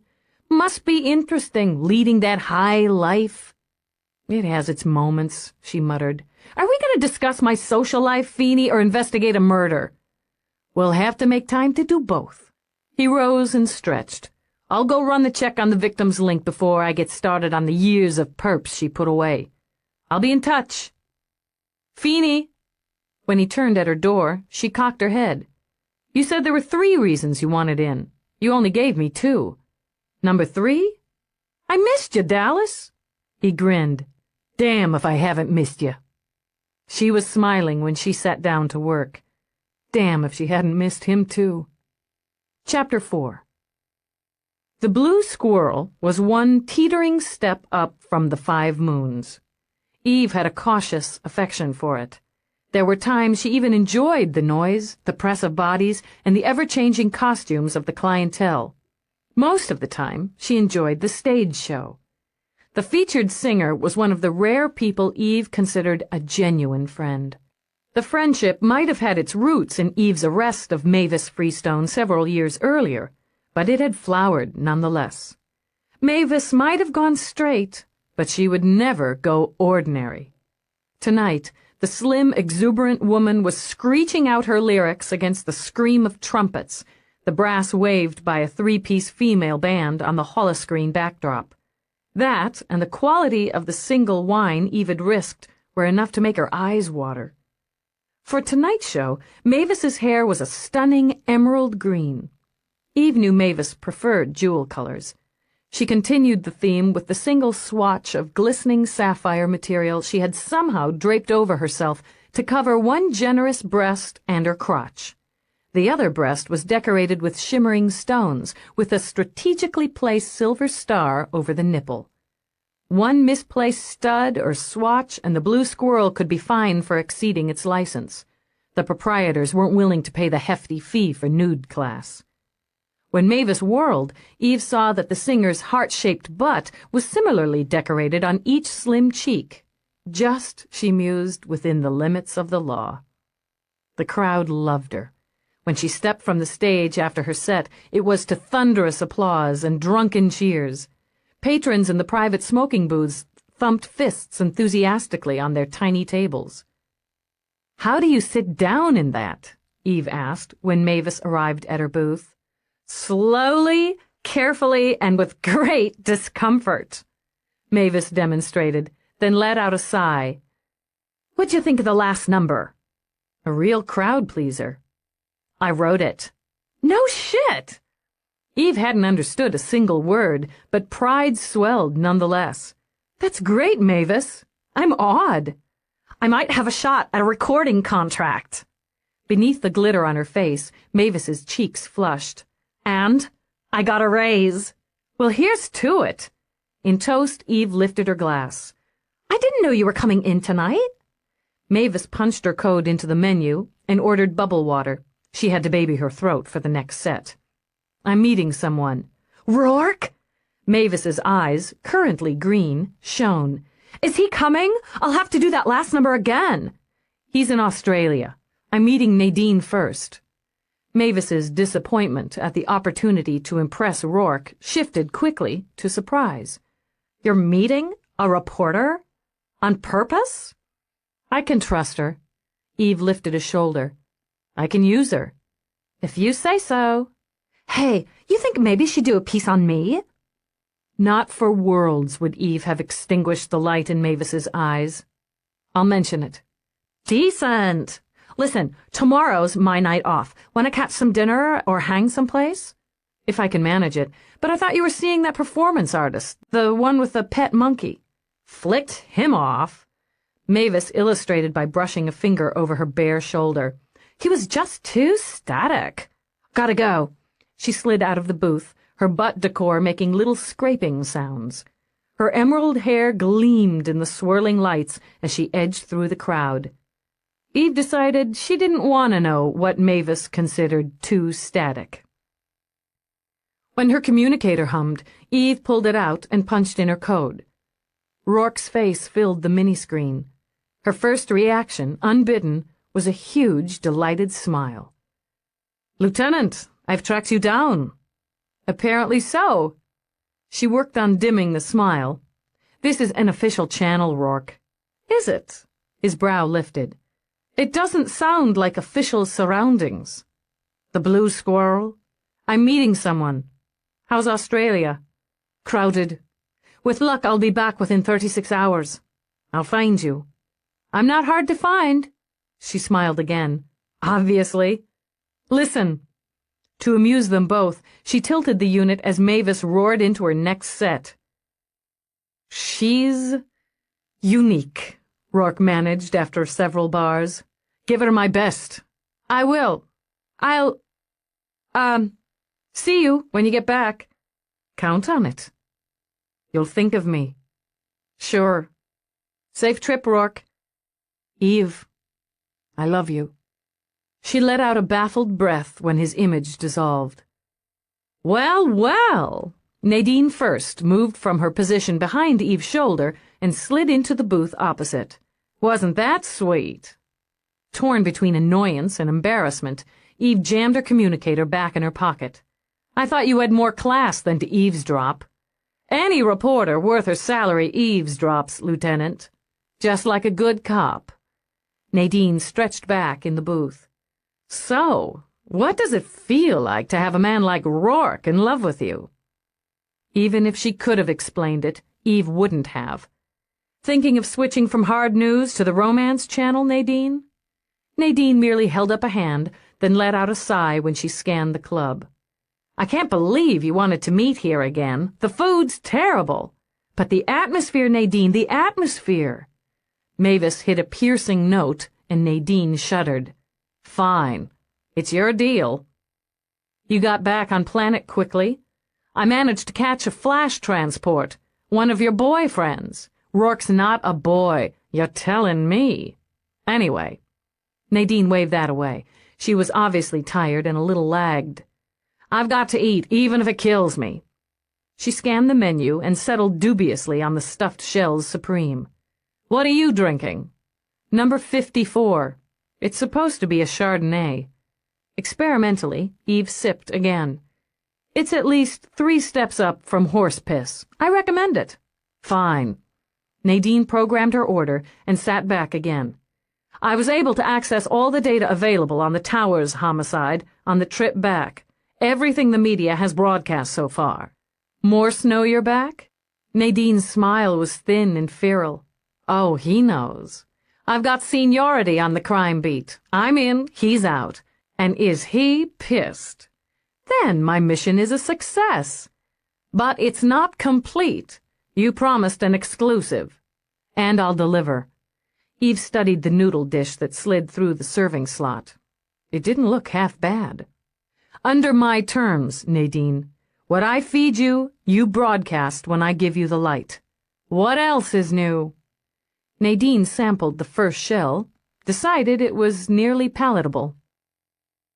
I'll see that you get more data, and that you get it ahead of the pack. And when you've got a suspect, you'll get the name first. Trusting Eve's word, Nadine nodded as she forked up another shell. Plus a one-on-one with the suspect and another with you. I can't guarantee the suspect. You know I can't, Eve continued before Nadine could interrupt. The perp has rights to choose his own media, or to refuse it all. The best I can do is suggest, maybe even encourage. I want pictures. Don't tell me you can't guarantee. You can find a way to see that I get video of the arrest. I want to be on the scene. I'll weigh that in when the time comes. In exchange, I want everything you have, every tip that comes in, every rumor, every story lead, no broadcast surprises. Nadine slipped pasta between her lips. I can't guarantee, she said sweetly. My associates have their own agenda. What you know, when you know it, Eve said flatly. And anything that comes out of the intramedia espionage. At Nadine's innocent expression, Eve snorted. Stations spy on stations, reporters spy on reporters. Getting the story on air first is the name of the game. You've got a good batting average, Nadine, or I wouldn't be bothering with you. I'll say the same. Nadine sipped her wine. And for the most part, I trust you, even if you have no taste in wine. This is barely 1 step up from horse piss. Eve sat back and laughed. It felt good. It felt easy. And when Nadine grinned in return, they had a deal. "Let me see yours," Nadine requested, "and I'll let you see mine." "The biggest thing I've got," Eve began, "is a missing umbrella." Eve met Feeney at Cicely Towers' apartment at 10 the following morning. One look at his hangdog expression, and she knew the news wasn't going to be sunny. "What wall did you hit?" "On the link." He waited while Eve disarmed the police security on the door, then followed her inside. She had plenty of transmissions, kept the unit on auto record. Your tag was on the disc. That's right, I took it into evidence. Are you trying to tell me no one contacted her to arrange a meeting at the Five Moons? I'm trying to tell you I can't tell you. In disgust, Feeney ran a hand through his wiry hair. Her last call came in at 11:30. The transmission ended at 11:43. And? She erased the recording. I can get the times, but that's it. The communication, audio, video are zapped. She zapped them, he continued, from this unit. She erased the call, Eve murmured and began to pace. Why would she do that? She had the unit on auto. That's standard for law enforcers, even for personal calls. But she erased this one because she didn't want any record of who called and why. She turned back. You're sure nobody tampered with the disc after it was in evidence? Feeney looked pained, then insulted. Dallas, was all he said. Okay, so she zapped it before she went out. That tells me she wasn't afraid, personally, but was protecting herself or somebody else. If it had to do with the case, she'd have wanted it on record. She'd have made damn sure it was on record. I'd say so.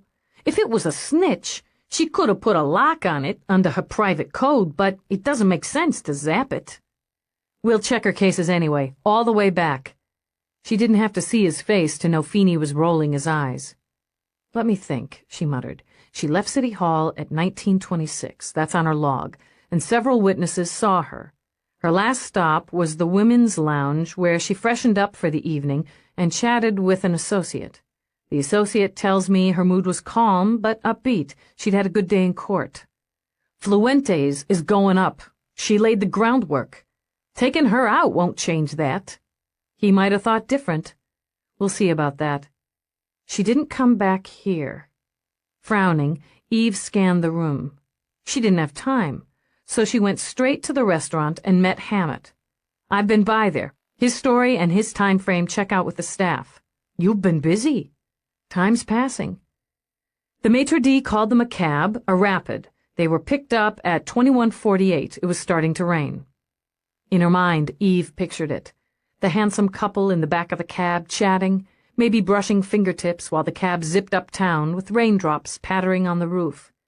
She'd been wearing a red dress and matching jacket, according to their server. Power colors for court that she'd dressed up with good pearls and silver heels for the evening. The cab dropped her off first, Eve continued. She told Hammett not to get out, why get wet? She was laughing when she ran for the building, then turned and blew him a kiss. Your report said they were tight. He loved her. More from habit than hunger, she dipped a hand into the bag Feeney held out. Doesn't mean he didn't kill her, but he loved her. According to him, they were both happy with their arrangement, but... She lifted her shoulders. If he wasn't, and was looking to set up a good alibi, he set a nice, cozy, romantic stage. It doesn't work for me, but it's early yet. So she came up, Eve continued, moving to the door.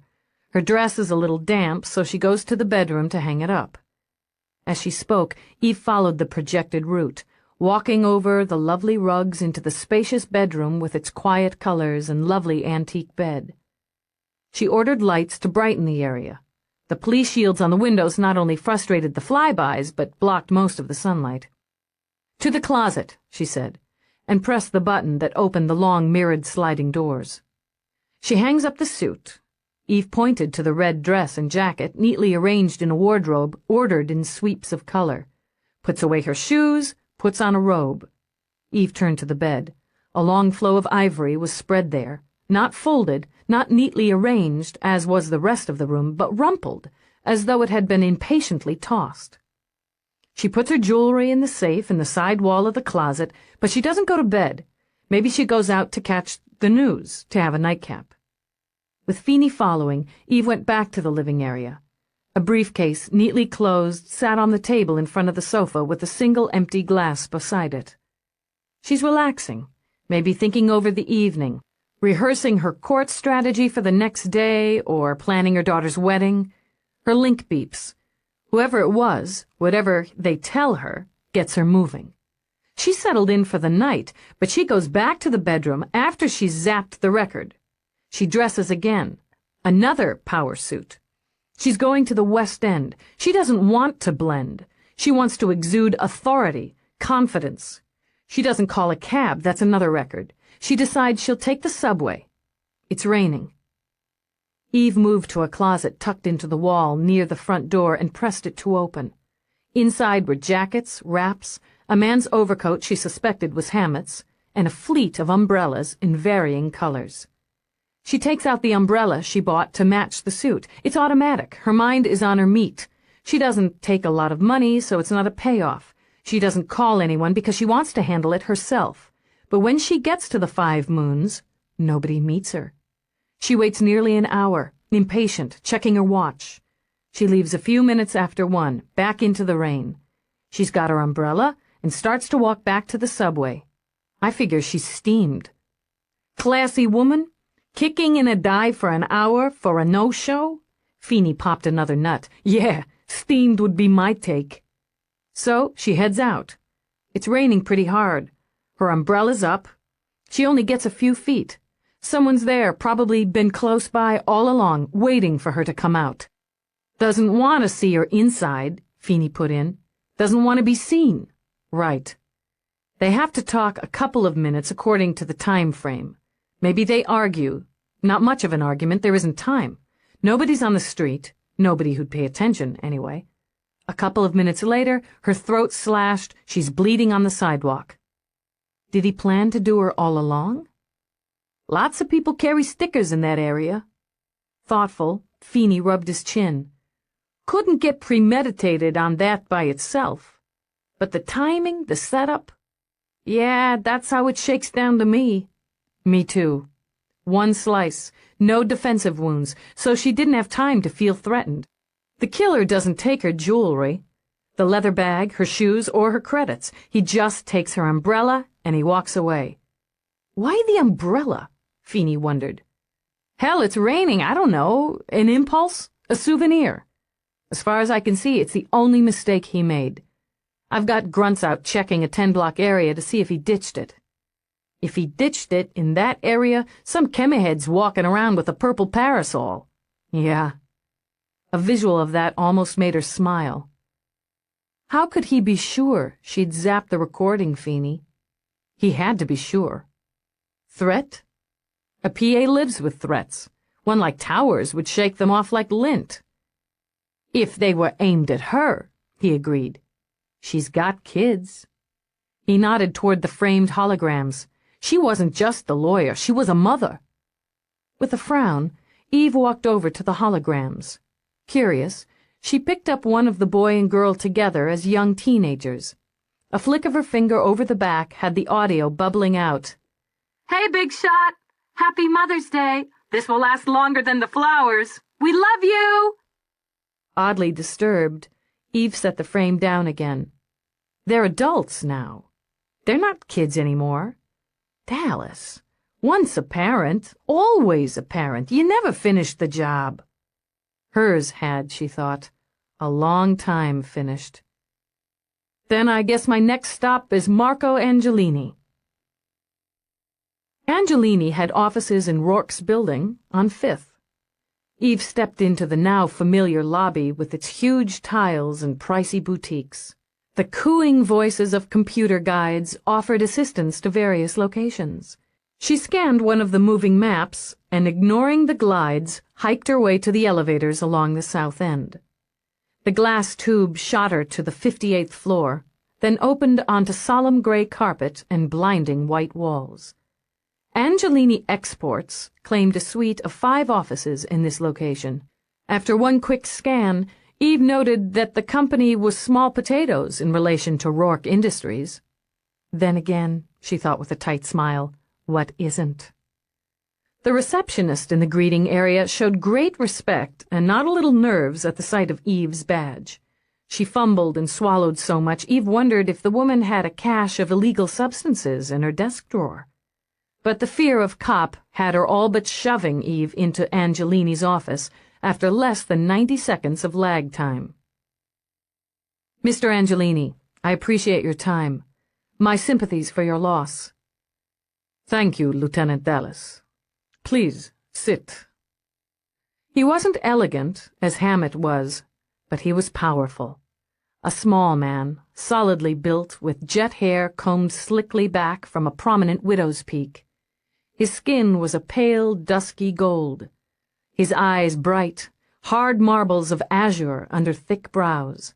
He had a long nose, thin lips, and the glitter of a diamond on his hand.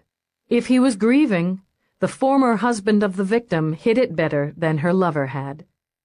He sat behind a console-style desk that was smooth as satin. It was absolutely clear but for his still and folded hands. Behind him was a tinted window that blocked the UV rays while letting in the view of New York. You've come about Cicely. Yes, I was hoping you could spare some time now to answer some questions. You have my full cooperation, Lieutenant. Cicely and I were divorced, but we remained partners, in business and in parenthood. I admired and respected her. There was a hint of his native country in his voice, just a whisper of it. It reminded her that, according to his dossier, Marco Angelini spent a large part of his time in Italy.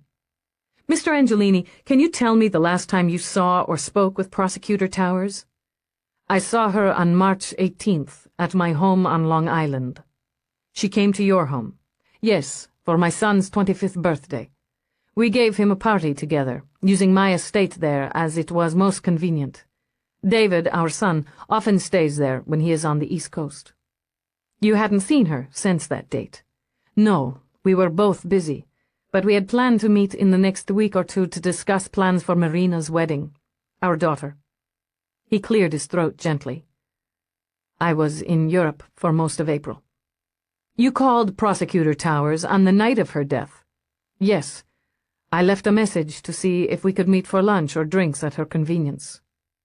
About the wedding, Eve prompted. Yes, about Marina's wedding. Had you spoken with Prosecutor Towers since the day of March 18th and the night of her death? Several times. He pulled his fingers apart, linked them again. As I said, we considered ourselves partners.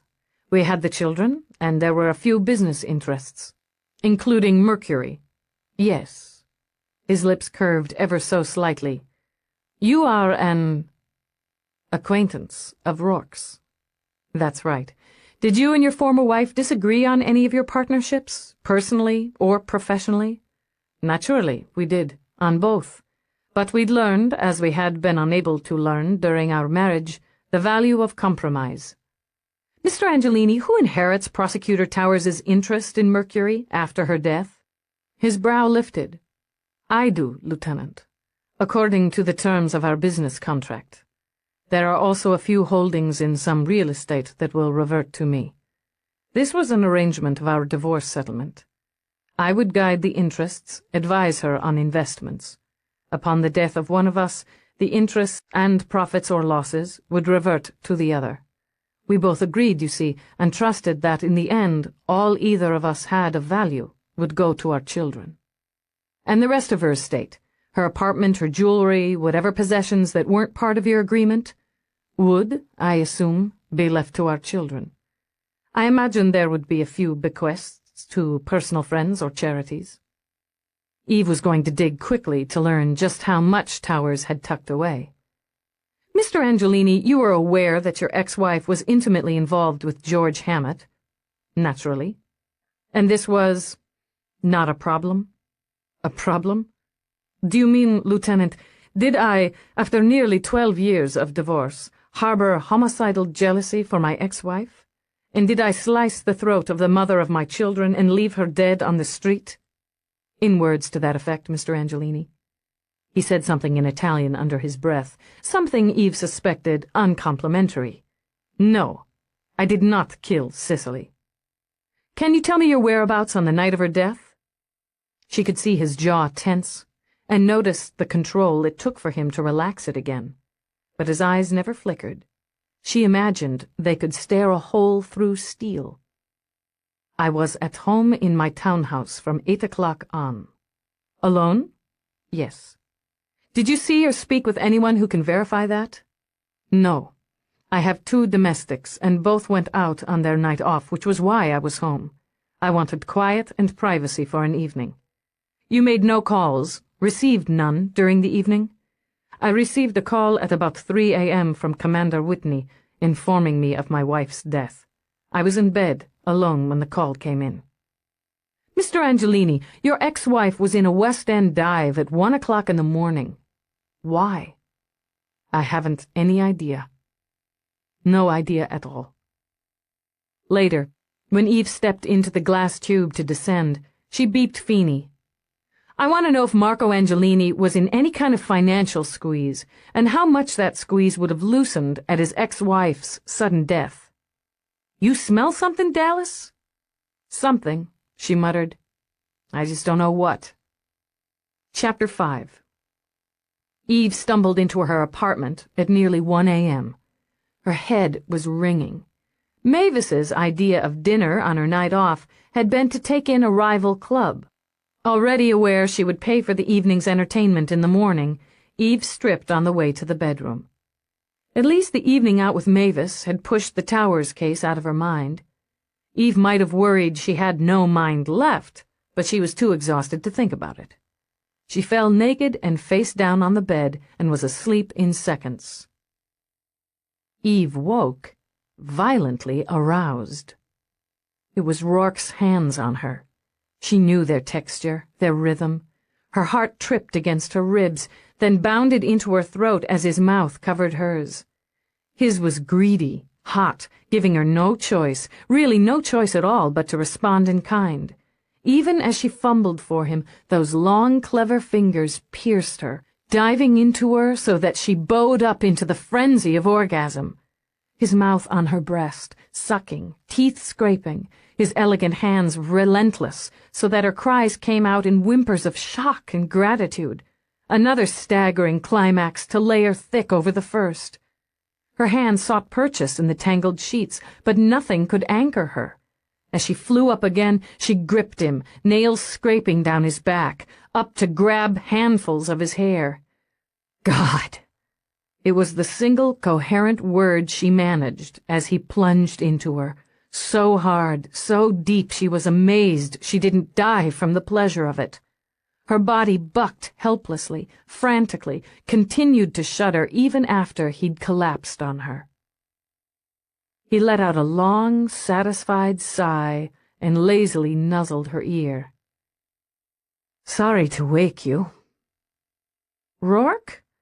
Oh, was that you?" He bit her. She smiled quietly in the dark. "I didn't think you'd be back until tomorrow. I got lucky.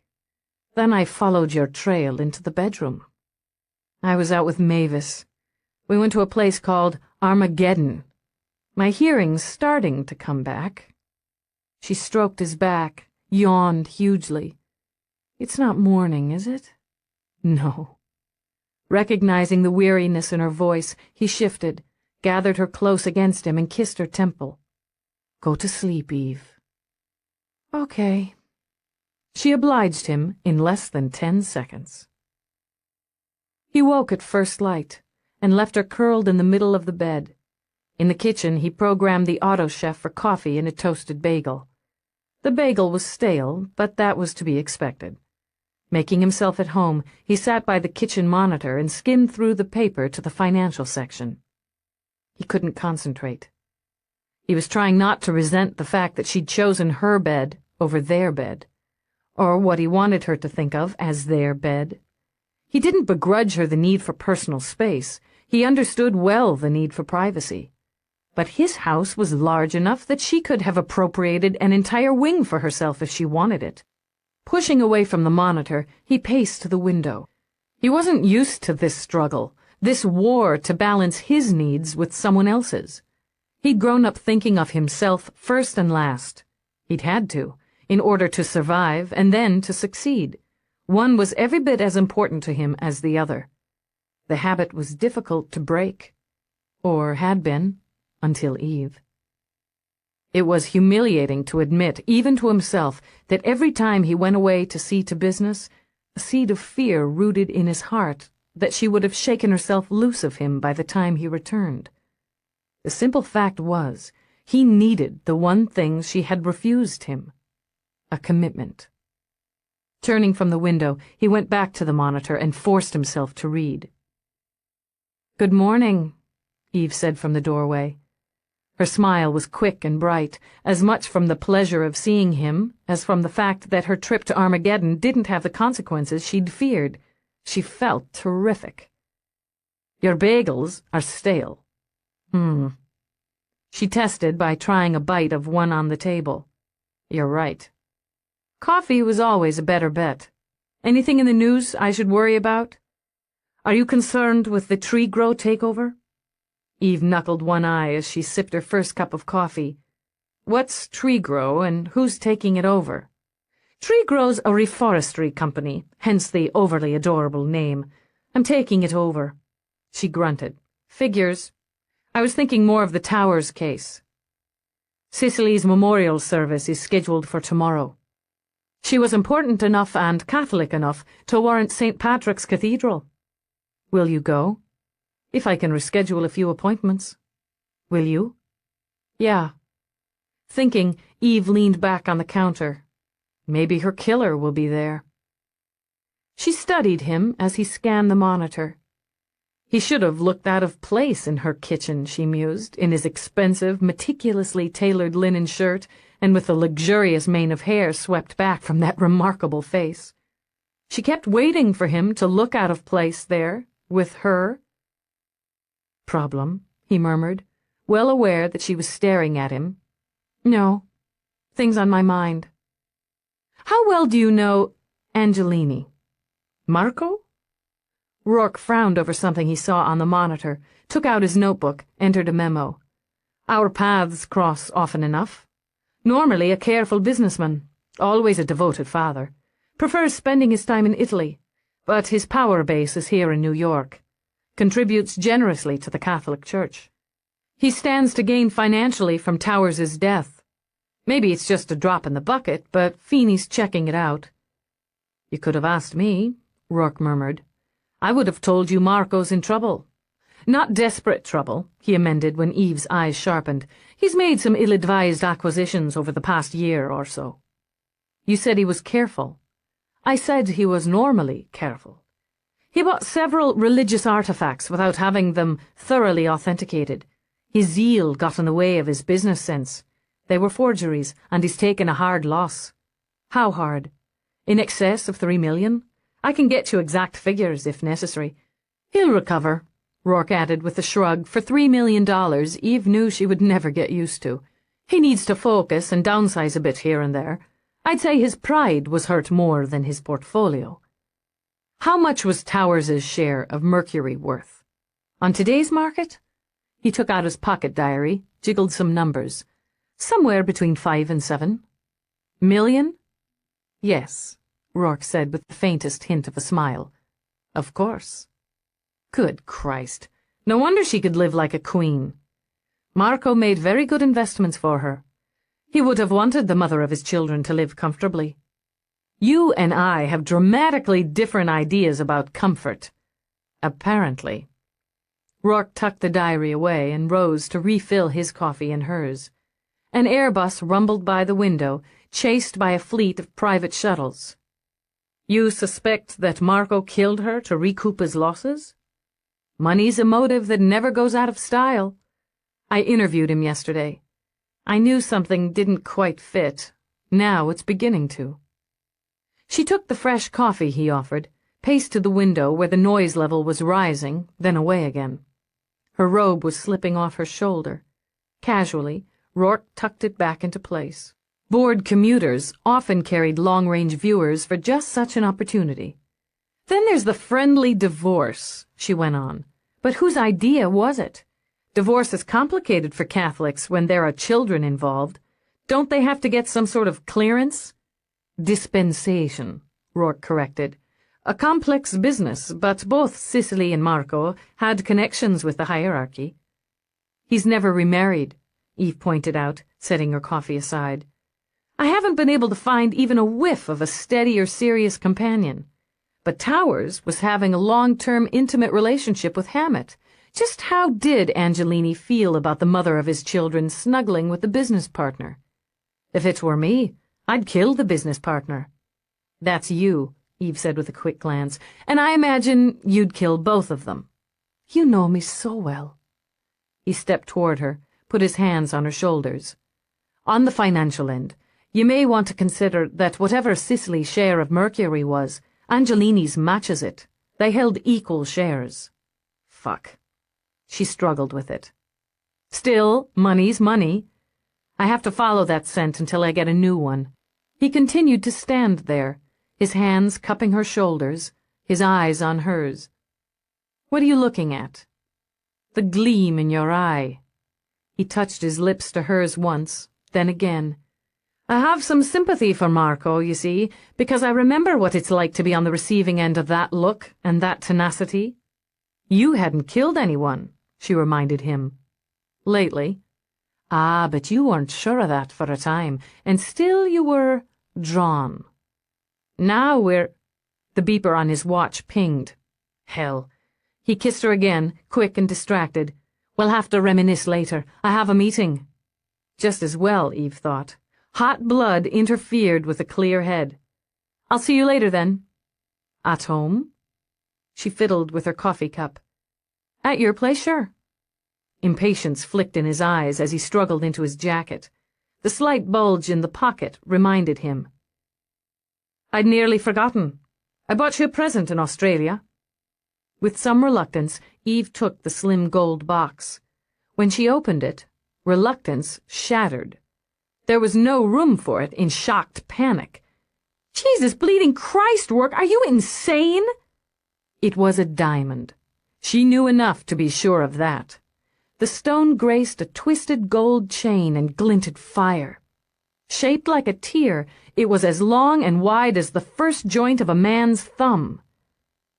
They call it the giant's tear, he said as he casually took it from the box and draped the chain over her head. It was mined about 150 years ago. It happened to come up for auction while I was in Sydney. He stepped back and studied its shooting sparks against the plain blue robe she wore. Yes, it suits you. I thought it would. Then he looked at her face and smiled. Oh, I see you are counting on Kiwi. Well, perhaps next time. When he leaned in to kiss her goodbye, he was brought up short by the slap of her hand against his chest. Problem? This is crazy. You can't expect me to take something like this. You do occasionally wear jewelry. To prove his point, he flicked a finger at the gold dangling from her ear. Yeah, and I buy it from the street stall on Lex. I don't, he said easily. You take this back. She started to pull at the chain, but he closed his hands over hers. It doesn't go with my suit. Eve, a gift is not supposed to make the blood drain out of your cheeks. Suddenly exasperated, he gave her a quick shake. It caught my eye and I was thinking of you. Damn you, I always am. I bought it because I love you. Christ Jesus, when are you going to swallow that? You're not going to do this to me. She told herself she was calm, very calm, because she was right, very right. His temper didn't worry her. She'd seen it flare before, but the stone weighed around her neck, and what she feared it represented worried her very much. Do what to you, Eve? Exactly what? You're not going to give me diamonds. Terrified and furious, she shoved away from him. You're not going to pressure me into taking what I don't want, or being what I can't be. You think I don't know what you've been doing these past few months? Do you think I'm stupid? His eyes flashed, hard as the stone between her breasts. No, I don't think you're stupid. I think you're a coward." Her fist came up automatically. Oh, how she would have loved to have used it to wipe that self-righteous sneer from his face. If he hadn't been right, she could have. So she used other weapons. "You think you can make me depend on you, get used to living in that glorified fortress of yours and wearing silk. Well, I don't give a damn about any of that." "I'm well aware of that. I don't need your fancy food, or your fancy gifts, or your fancy words.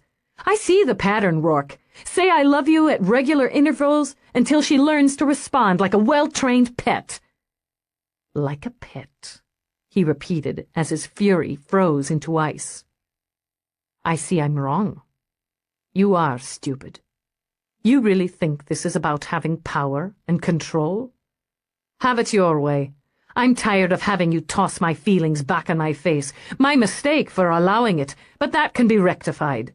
I never—" "No, you never," he interrupted coolly.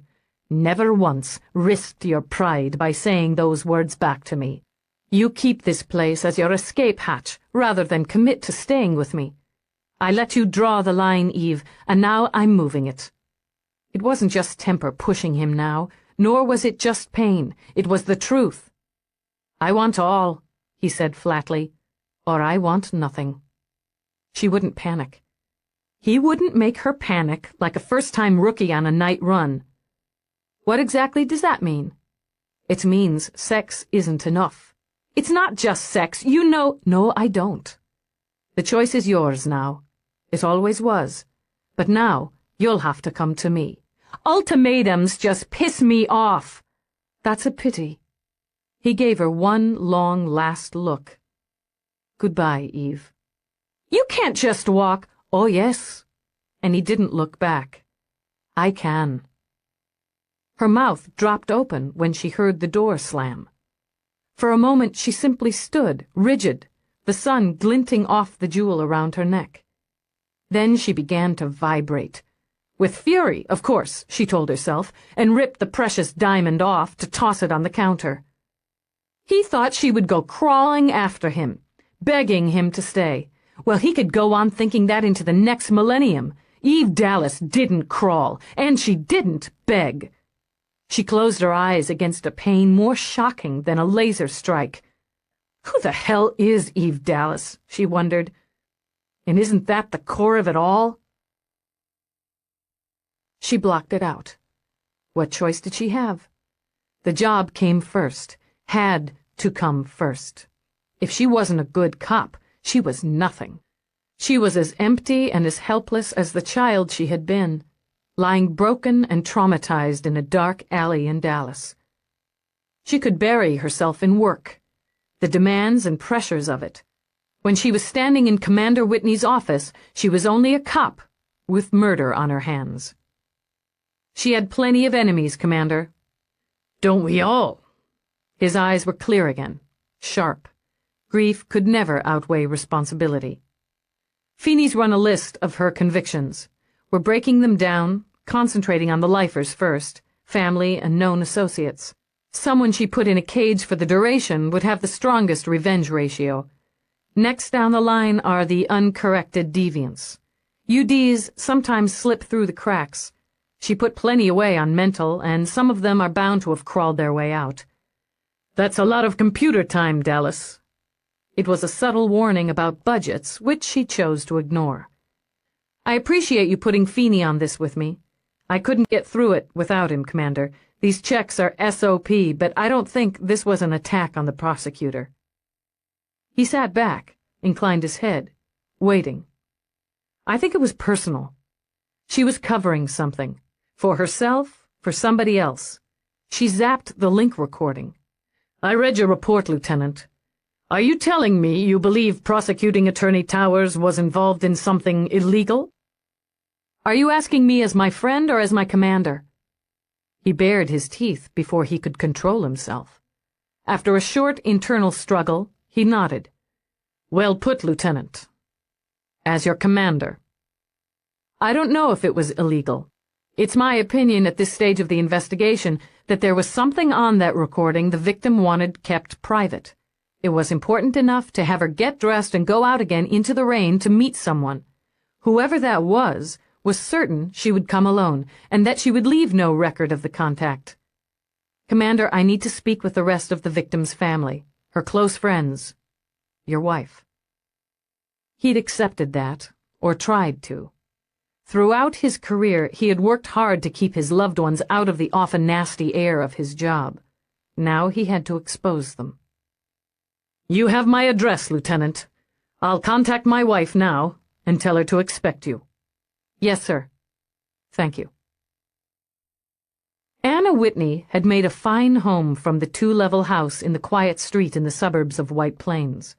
She had raised her children there, and raised them well, choosing the profession of mother over a teaching career. It wasn't the state salary for full-time parents that had swayed her. It had been the thrill of being in on each and every stage of childhood development. She'd earned her salary. Now, with her children grown, she earned her retirement stipend by putting the same dedication into nurturing her home, her husband, and her reputation as a hostess. Whenever she could, she filled the house with her grandchildren. In the evenings, she filled it with dinner parties. Anna Whitney hated solitude. But she was alone when Eve arrived. As always, she was perfectly groomed. Her cosmetics were carefully and expertly applied, and her pale blonde hair was coiffed in a swept-back style that suited her attractive face. She wore a one-piece suit of good American cotton and held out a hand adorned only with a wedding ring to welcome Eve. Lieutenant Dallas, my husband said you would come. I'm sorry to intrude, Mrs. Whitney. Don't apologize. I'm a cop's wife. Come in. I've made some lemonade. It's tablet, I'm afraid. Fresh or frozen is so monstrously hard to come by. It's a little early for lemonade, but I had a yen for it today. Eve let Anna chatter as they walked into the formal living area with its stiff-backed chairs and straight-edged sofas. The lemonade was fine, and Eve said so after the first sip. You know the memorial service is at 10 tomorrow. Yes, ma'am, I'll be there. There are so many flowers already. We've made arrangements to have them distributed after... But that's not why you're here. Prosecutor Towers was a good friend to you. She was a very good friend to me and my husband. Her children are staying with you? Yes, they've gone with Marco just now to speak with the Archbishop about the service. They're close to their father. Yes? Mrs. Whitney, why are they staying here rather than with their father? We all thought it best. The house, Marco's house, holds so many memories. Cicely lived there when the children were young. Then there's the media. They don't have our address, and we wanted to keep the children from dealing with reporters. They've swamped poor Marco. It'll be different tomorrow, of course. Her pretty hands plucked at the knee of her suit, then calmed and lay still again. They'll have to face it. They're still in shock. Even Randall Slade, Marina's fiancé, he'd gotten very close to Cicely. He's here as well. He'd never leave Marina alone at such a time. She's a strong young woman, Lieutenant, but even strong women need an arm to lean on now and then. Eve blocked out the quick image of Rourke that popped into her brain. As a result of the effort, her voice was a bit more formal than usual as she led Anna through the routine questions. I've asked myself over and over what could have possessed her to go to that neighborhood, Anna concluded. Cicely could be stubborn and certainly strong-willed, but she was rarely impulsive and never foolish. She talked to you, confided in you. We were like sisters. Would she have told you if she was in trouble of some kind? If someone close to her was in trouble? I would have thought so. She would have handled it herself, or tried to first. Her eyes swam, but the tears didn't fall. But sooner or later she would have blown off steam with me. If she'd had time, Eve thought. You can think of nothing she was concerned about before her death? Nothing major. Her daughter's wedding? Getting older? We joked about her becoming a grandmother. No, Anna said with a laugh as she recognized Eve's look. Marina isn't pregnant, though that would only have pleased her mother. She was always concerned for David as well. Would he settle down? Was he happy? And is he? Another cloud came into her eyes before she lowered them. David is a great deal like his father. He likes to wheel and deal. He does a great deal of traveling for the business, always looking for new arenas, new opportunities. There's no doubt he'll take the helm if and when Marco decided to turn it over. She hesitated, as if about to add something, then smoothly switched gears. Marina, on the other hand, prefers to live in one spot. She manages a boutique in Rome. That's where she met Randall. He's a designer. Her shop handles his line exclusively now. He's quite talented. This is his, she said, indicating the slim suit she wore. It's lovely. So, as far as you know, Prosecutor Towers had no reason to be concerned for her children. Nothing she would have felt obliged to smooth out or cover over? Cover over? No, of course not.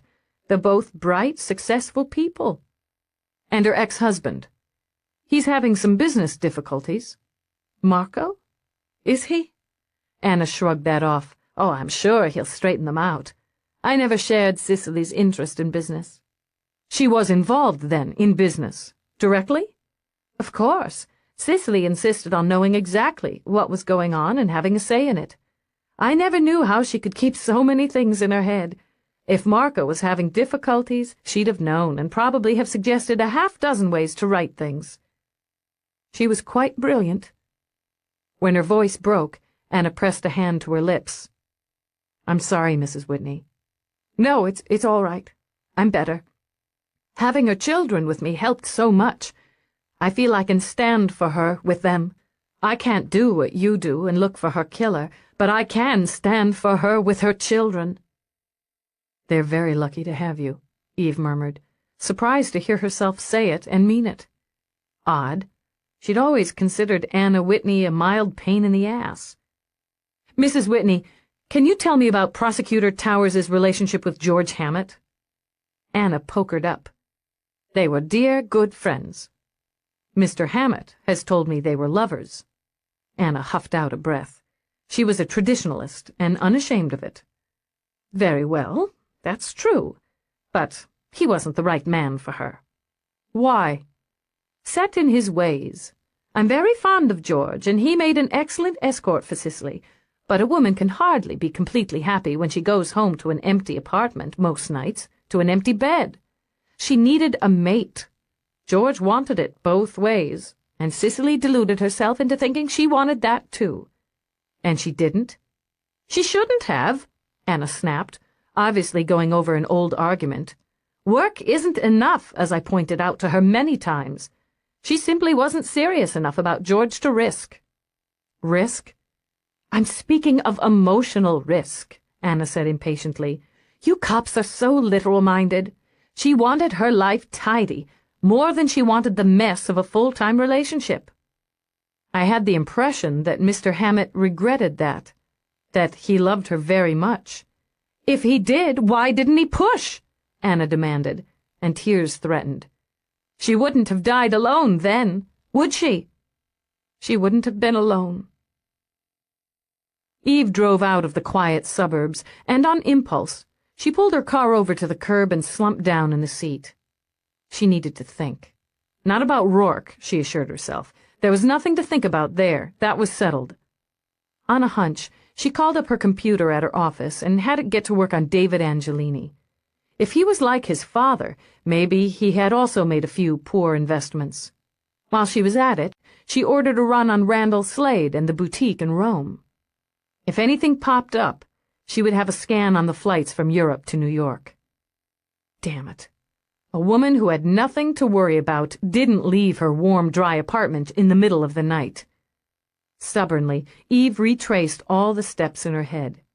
As she thought it through, she studied the neighborhood. Nice old trees spreading shade, neat postcard-sized yards with 1- and 2-story fully detached houses. What would it have been like to have been raised in a pretty, settled community? Would it make you secure? Confident? The way being dragged from filthy room to filthy room, from stinking street to stinking street, made her jittery, moody? Maybe there were fathers here who snuck into their little girls' bedrooms, too, but it was hard to believe it. The fathers here couldn't smell of bad liquor and sour sweat and have thick fingers that push themselves into innocent flesh. Eve caught herself rocking in the seat and choked back a sob. She wouldn't do it. She wouldn't remember. She wouldn't let herself conjure up that face looming over her in the dark, or the taste of that hand clamping over her mouth to smother her screams. She wouldn't do it. It had all happened to someone else, some little girl whose name she couldn't even remember. If she tried to, if she let herself remember it all, she would become that helpless child again and lose Eve. She laid her head back on the seat and concentrated on calming herself. If she hadn't been wallowing in self-pity, she would have seen the woman breaking the window at the side of the modified rancher across the street before the first shard fell. As it was, Eve scowled, asked herself why she'd had to pull over at just this spot, and did she really want the hassle of dealing with intra-jurisdiction paperwork? Then she thought about the nice family who would come home that night and find their valuables gone. With a long-suffering sigh, she got out of the car. The woman was half in and half out of the window when Eve reached her. The security shield had been deactivated by a cheap jammer available at any electronic outlet. With a shake of her head for the naivete of suburbanites, Eve tapped the thief smartly on the butt that was struggling to wiggle through the opening. "Forget your code, ma'am?" Her answer was a hard, donkey-style kick to the left shoulder. Eve considered herself lucky it had missed her face. Still, she went down, crushing some early tulips. The perp popped out of the window like a cork and bolted across the lawn. If her shoulder hadn't been aching, Eve might have let her go. She caught her quarry in a flying tackle that sent them both sprawling into a bed of sunny-faced pansies. "Get your fucking hands off me or I'll kill you!" Eve thought briefly that it was a possibility. The woman outweighed her by a good 20 pounds. To ensure it didn't happen, she jammed an elbow against the woman's windpipe and dug for her badge. "You're busted." The woman's dark eyes rolled in disgust. "What the hell's a city cop doing here? Don't you know where Manhattan is, asshole?" "Looks like I'm lost." Eve kept her elbow in place, added just a little more pressure for her own satisfaction, while she pulled out her communicator and requested the closest burb cruiser. Chapter 6. By the morning, her shoulder was singing as fiercely as Mavis on a final set. Eve admitted the extra hours she'd put in with Feeney and a night tossing alone in bed hadn't helped it any. She was leery of anything but the mildest painkillers and took a single stingy dose before she dressed for the memorial service. She and Feeney had come across one tasty little tidbit.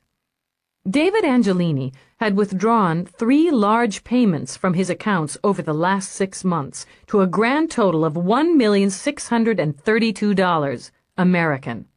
That was more than 3/4 of his personal savings, and he'd drawn it in anonymous credit tokens and cash. They were still digging on Randall, Slade, and Marina, but so far they were both clean. Just a happy young couple on the brink of matrimony. God knew how anybody could be happy on the brink, Eve thought, as she located her gray suit. The damn button on the jacket was still missing, she realized as she started to fasten it. And she remembered Rourke had it. Carried it like some sort of superstitious talisman.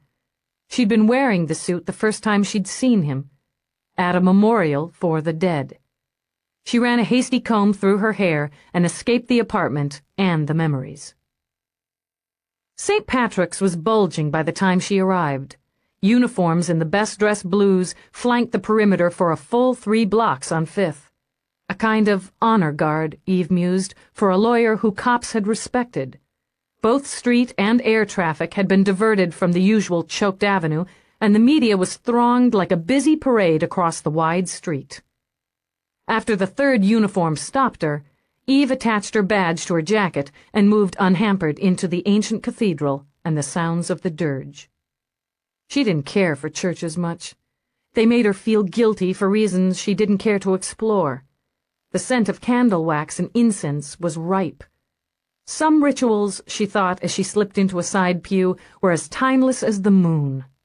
She gave up any hope of speaking directly with Cicely Towers' family that morning and settled down to watch the show.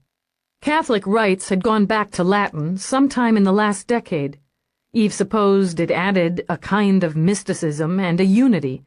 The ancient language certainly seemed appropriate to her in the Mass for the Dead. The priest's voice boomed out, reaching to the lofty ceilings, and the congregation's responses echoed after. Silent and watchful, Eve scanned the crowd. Dignitaries and politicians sat with bowed heads. She'd positioned herself just close enough to catch glimpses of the family. When Feeney slipped in beside her, she inclined her head. "Angelini," she murmured. That would be the daughter beside him. With her fiancé on her right. Eve studied the couple. Young, attractive. The woman was of slight build, with golden hair, like her mother. The unrelieved black she wore swept down from a high neck, covered her arms to the wrists, and skimmed her ankles. She wore no veil or shaded glasses to shield her red-rimmed, puffy eyes. Grief, simple, basic, and undiluted, seemed to shimmer around her. Beside her, Randall Slade stood tall, one long arm supporting her shoulders. He had a striking, almost brutally handsome face, which Eve remembered well from the image she'd generated on her computer screen. Large jaw, long nose, hooded eyes. He looked big and tough, but the arm around the woman lay gently. Flanking Angelini's other side was his son. David stood just a space apart.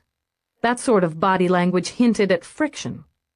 He stared straight ahead, his face a blank. He stood slightly shorter than his father, as dark as his sister was fair. And he was alone, Eve thought. Very much alone. The family pew was completed by George Hammett. Directly behind were the commander, his wife, and his family. She knew Rourke was there. She had already glimpsed him once at the end of an aisle beside a teary-eyed blonde.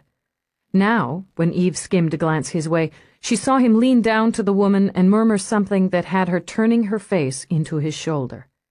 Furious at the quick pang of jealousy, Eve scanned the crowd again. Her eyes met C.J. Morse's. How'd that little bastard manage to get in? Feeney, a good Catholic, winced at the use of profanity in church. Who? Morse, at 8 o'clock. Shifting his eyes, Feeney spotted the reporter. A crowd like this, I guess some of the slippery ones could slide through security. Eve debated hauling him out just for the satisfaction of it, then decided the scuffle would give him just the kind of attention he craved. Fuck him. Feeney made a sound like a man who'd been pinched. Christ Jesus, Dallas, you're in St. Pat's. If God's gonna make little weasels like him, she's gonna have to listen to complaints. Have some respect. Eve looked back to Marina, who lifted a hand to her face. I've got plenty of respect, she murmured. Plenty. With this, she stepped around Feeney and strode down the side to the exit. By the time he caught up with her, she was just finishing issuing instructions to one of the uniforms. What's the problem? I needed some air. Churches always smelled like the dying or the dead to her, and I wanted to get a jump on the weasel. Smiling now, she turned to Feeney. I've got the uniforms looking out for him. They'll confiscate any communication or recording devices he's got on him. Privacy law. You're just gonna steam him. Good. He steams me. She let out a long breath, studying the media horde across the avenue. I'll be damned if the public has a right to know everything, but at least those reporters are playing by the rules and showing some of that respect you were talking about for the family. I take it you're done in there? There's nothing I can do in there.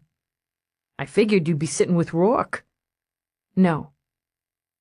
Feeney nodded slowly and nearly dug into his pocket for his bag of nuts before he remembered the occasion. Is that the burr up your butt, kid? I don't know what you're talking about. She started to walk without any destination in mind, stopped, and turned around. Who the hell was that blonde he was wrapped around? I couldn't say. He sucked air through his teeth. She was a looker, though. Want me to rough 'em up for you? Just shut up. She jammed her hands in her pockets. The commander's wife said they were having a small private memorial at their home. How long do you figure this sideshow will take? Another hour, minimum. I'm heading back to Cop Central. I'll meet you at the commander's in 2 hours. You're the boss. Small and private meant there were more than 100 people packed into the commander's suburban home. There was food to comfort the living, liquor to dull the grieving. The perfect hostess, Anna Whitney, hurried over the moment she spotted Eve. She kept her voice down and a carefully pleasant expression on her face. "Lieutenant, must you do this now, here and now?" "Mrs. Whitney, I'll be as discreet as I possibly can. The sooner I complete the interview stage, the sooner we'll find Prosecutor Towers' killer. Her children are devastated. Poor Marina can barely function. It would be more appropriate if you'd—" "Anna." Commander Whitney laid a hand on his wife's shoulder. "Let Lieutenant Dallas do her job." Anna said nothing, merely turned and walked stiffly away. "We said goodbye to a very dear friend today." "I understand, Commander. I'll finish here as quickly as I can." "Be careful with Marina, Dallas. She's very fragile at the moment." "Yes, sir. Perhaps I could speak to her first, privately." "I'll see to it." When he left her alone, Eve backed up toward the foyer and turned directly into Rourke. "Lieutenant?" "Rourke." She glanced at the glass of wine in his hand. "I'm on duty." "So I see. This wasn't for you." Eve followed his gaze to the blonde sitting in the corner. "Right." She could all but feel the marrow of her bones turn green. "You move fast." Before she could step aside, he put a hand on her arm. His voice, like his eyes, was carefully neutral. "Susanna is a mutual friend of mine and Cicely's, the widow of a cop killed in the line of duty. Cicely put his murderer away." "Susanna Kimball," Eve said, battling back shame. "Her husband was a good cop." "So I'm told." With the faintest trace of amusement shadowing his mouth, he skimmed a glance down her suit. "I'd hoped you'd burned that thing. Gray's not your color, Lieutenant. I'm not making a fashion statement. Now, if you excuse me," the fingers on her arm tightened. "You might look into Randall Slade's gambling problem. He owes considerable sums to several people, as does David Angelini." "Is that right?" "That's quite right. I'm one of the several." Her eyes hardened. "And you've just decided I might be interested?" "I've just discovered my own interest. He's worked up a rather impressive debt at one of my casinos on Vegas, too. Then there's a matter of a little scandal some years back involving roulette, a redhead, and a fatality on an obscure gaming satellite in Sector 38. "What scandal?" "You're the cop," he said and smiled. "Find out." He left Eve to go to the cop's widow and hold her hand. "I have Marina in my office," Whitney murmured at Eve's ear. "I promised you wouldn't keep her long."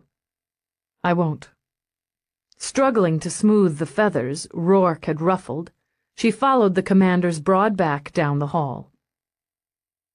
Though his home office wasn't quite as Spartan as the one at Cop Central, it was obvious that Whitney kept his wife's lush feminine taste at bay here.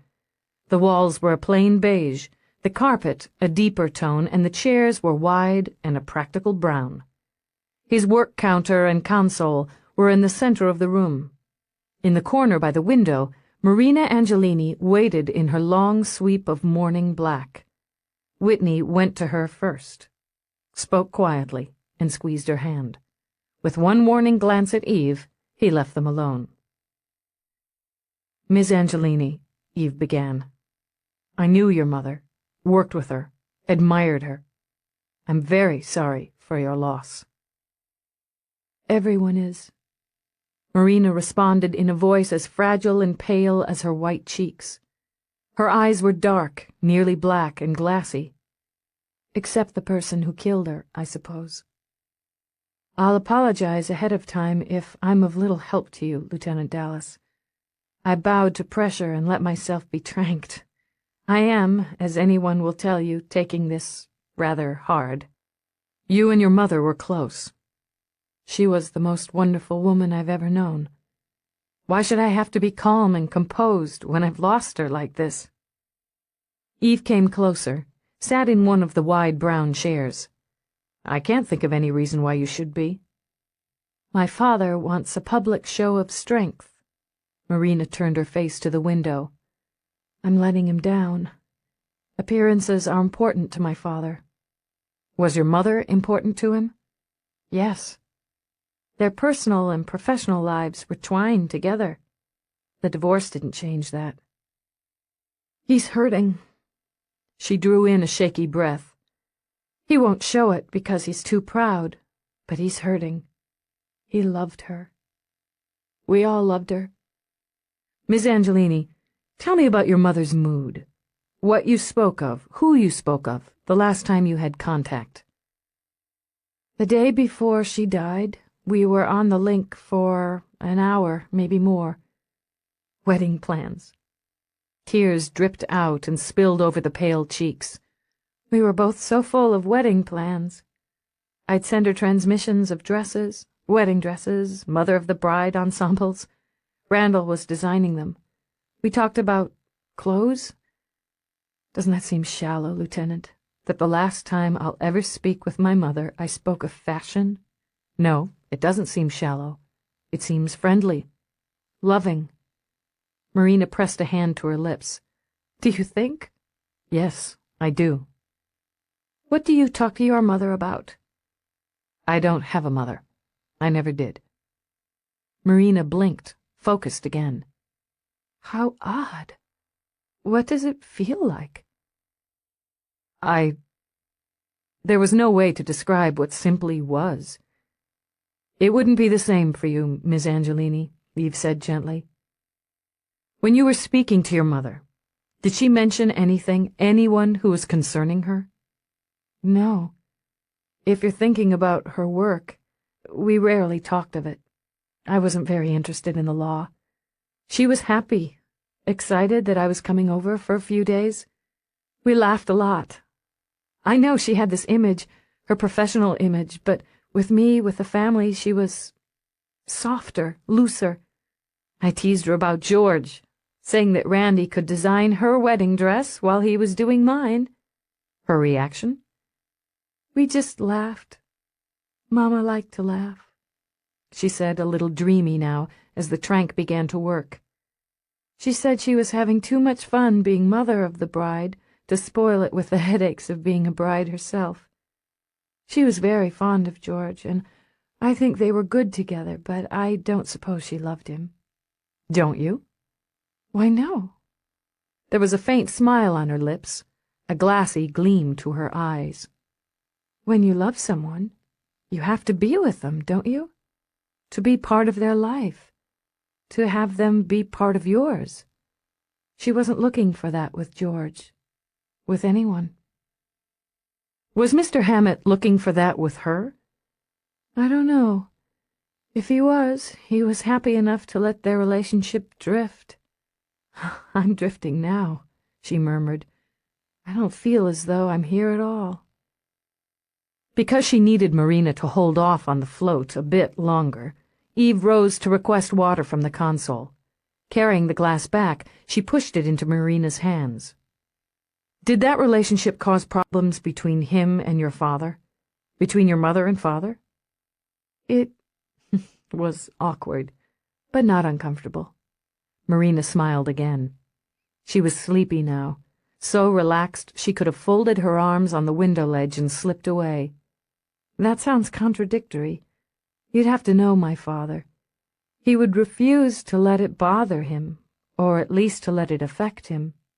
He's still friendly with George. She blinked down at the glass in her hand as if she'd just realized it was there, and took a delicate sip. I don't know how he might have felt if they had decided to marry, but, well, that isn't an issue now. Are you involved in your father's business, Miss Angelini? In the fashion arm. I do all the buying for the shops in Rome and Milan, have the final say as to what's exported to our shops in Paris and New York and so forth. Travel a bit to attend shows, though I don't care much for traveling. I hate going off-planet, don't you? Eve realized she was losing her. I haven't done it. Oh, it's horrid. Randy likes it. Says it's an adventure. What was I saying? She pushed a hand through her lovely golden hair, and Eve rescued the glass before it could tumble to the floor. About the buying. I like to buy clothes. Other aspects of the business never interested me. Your parents and Mr. Hammett were all stockholders in a company called Mercury. Of course. We use Mercury exclusively for our shipping needs. Her eyelids drooped. It's fast. Dependable. There were no problems that you know of in that or any other of your family holdings? No, none at all. It was time to try a different tack. Was your mother aware of Randall Slade's gambling debts? For the first time, Marina showed a spark of life, and the life was anger, flashing in the pale eyes. She seemed to snap awake. Randall's debts were not my mother's concern, but his and mine were dealing with them. You didn't tell her. There was no reason to worry her about something that was being handled. Randall has a problem with gambling, but he's gotten help. He doesn't wager anymore. The debts are considerable? They are being paid, Marina said hollowly. Arrangements have been made. Your mother was a wealthy woman in her own right. You'll inherit a large portion of her estate. Either the tranks or grief dulled Marina's wits. She seemed oblivious to the implication. Yes, but I won't have my mother, will I? I won't have Mama.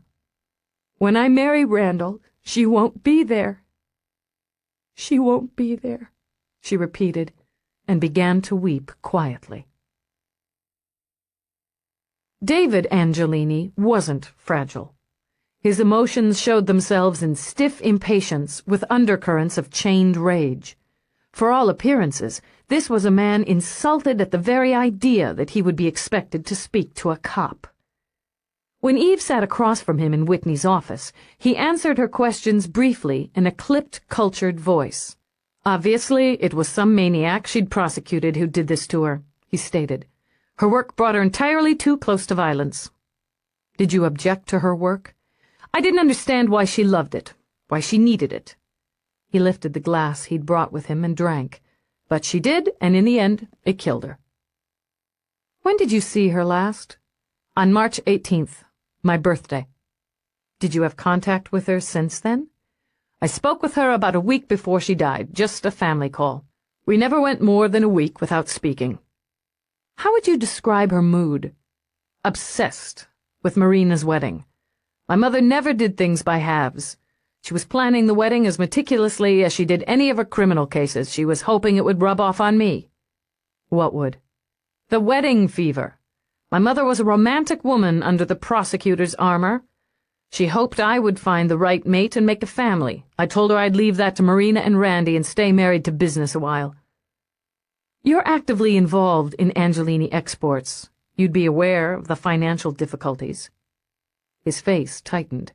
They're blips, Lieutenant. Bumps, nothing more. My information indicates there are more serious difficulties than blips and bumps. Angelini is solid. There's simply a need for some reorganization, some diversification, which is being done. He flicked a hand, elegant fingers, a sparkle of gold. A few key people have made unfortunate mistakes that can and will be rectified, and that has nothing to do with my mother's case. It's my job to explore all angles, Mr. Angelini. Your mother's estate is substantial. Your father will come into a number of holdings, as will you. David got to his feet. You're speaking of my mother. If you suspect that anyone in the family would cause her harm, then Commander Whitney has made a monstrous error in judgment, putting you in charge of the investigation. You're entitled to your opinion. Do you gamble, Mr. Angelini? What business is that of yours?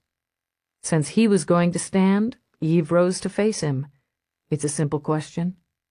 Yes, I gamble on occasion, as do countless others. I find it relaxing. How much do you owe? His fingers tightened on the glass. I believe at this point my mother would have advised me to consult counsel. That's certainly your right. I'm not accusing you of anything, Mr. Angelini. I'm fully aware that you were in Paris on the night of your mother's death, just as she was fully aware that shuttles skimmed across the Atlantic hourly. It's my job to get a clear picture, a full and clear picture. You're under no obligation to answer my question, but I can, with very little trouble, access that information. The muscles in his jaw worked a moment.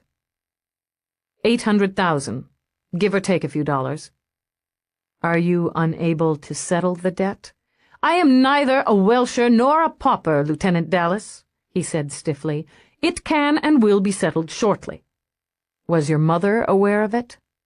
Neither am I a child, Lieutenant, who needs to run to his mother for help whenever he skins a knuckle. You and Randall Slade gambled together? We did. My sister disapproves, so Randy has given up the hobby. Not before he incurred debts of his own. His eyes, very like his father's, chilled. I wouldn't know about that, nor would I discuss his business with you. Oh, yes, you would, Eve thought. But let it slide for the moment. And the trouble in Sector 38 a few years ago, you were there? Sector 38. He looked convincingly blank. A gambling satellite. I often go to Vegas, too, for a quick weekend, but I don't recall patronizing a casino in that sector. I don't know what trouble you're referring to. Do you play roulette? No, it's a fool's game. Randy's fond of it. I prefer blackjack. Randall Slade didn't look like a fool. He looked to Eve like a man who could knock anything out of his path without breaking stride. Nor was he her image of a fashion designer. He dressed simply, his black suit unadorned by any of the studs or braids currently in fashion, and his wide hands had the look of a laborer rather than an artist. I hope you'll be brief, he said in the tone of a man used to giving orders. Marina is upstairs lying down. I don't want to leave her for long. Then I'll be brief.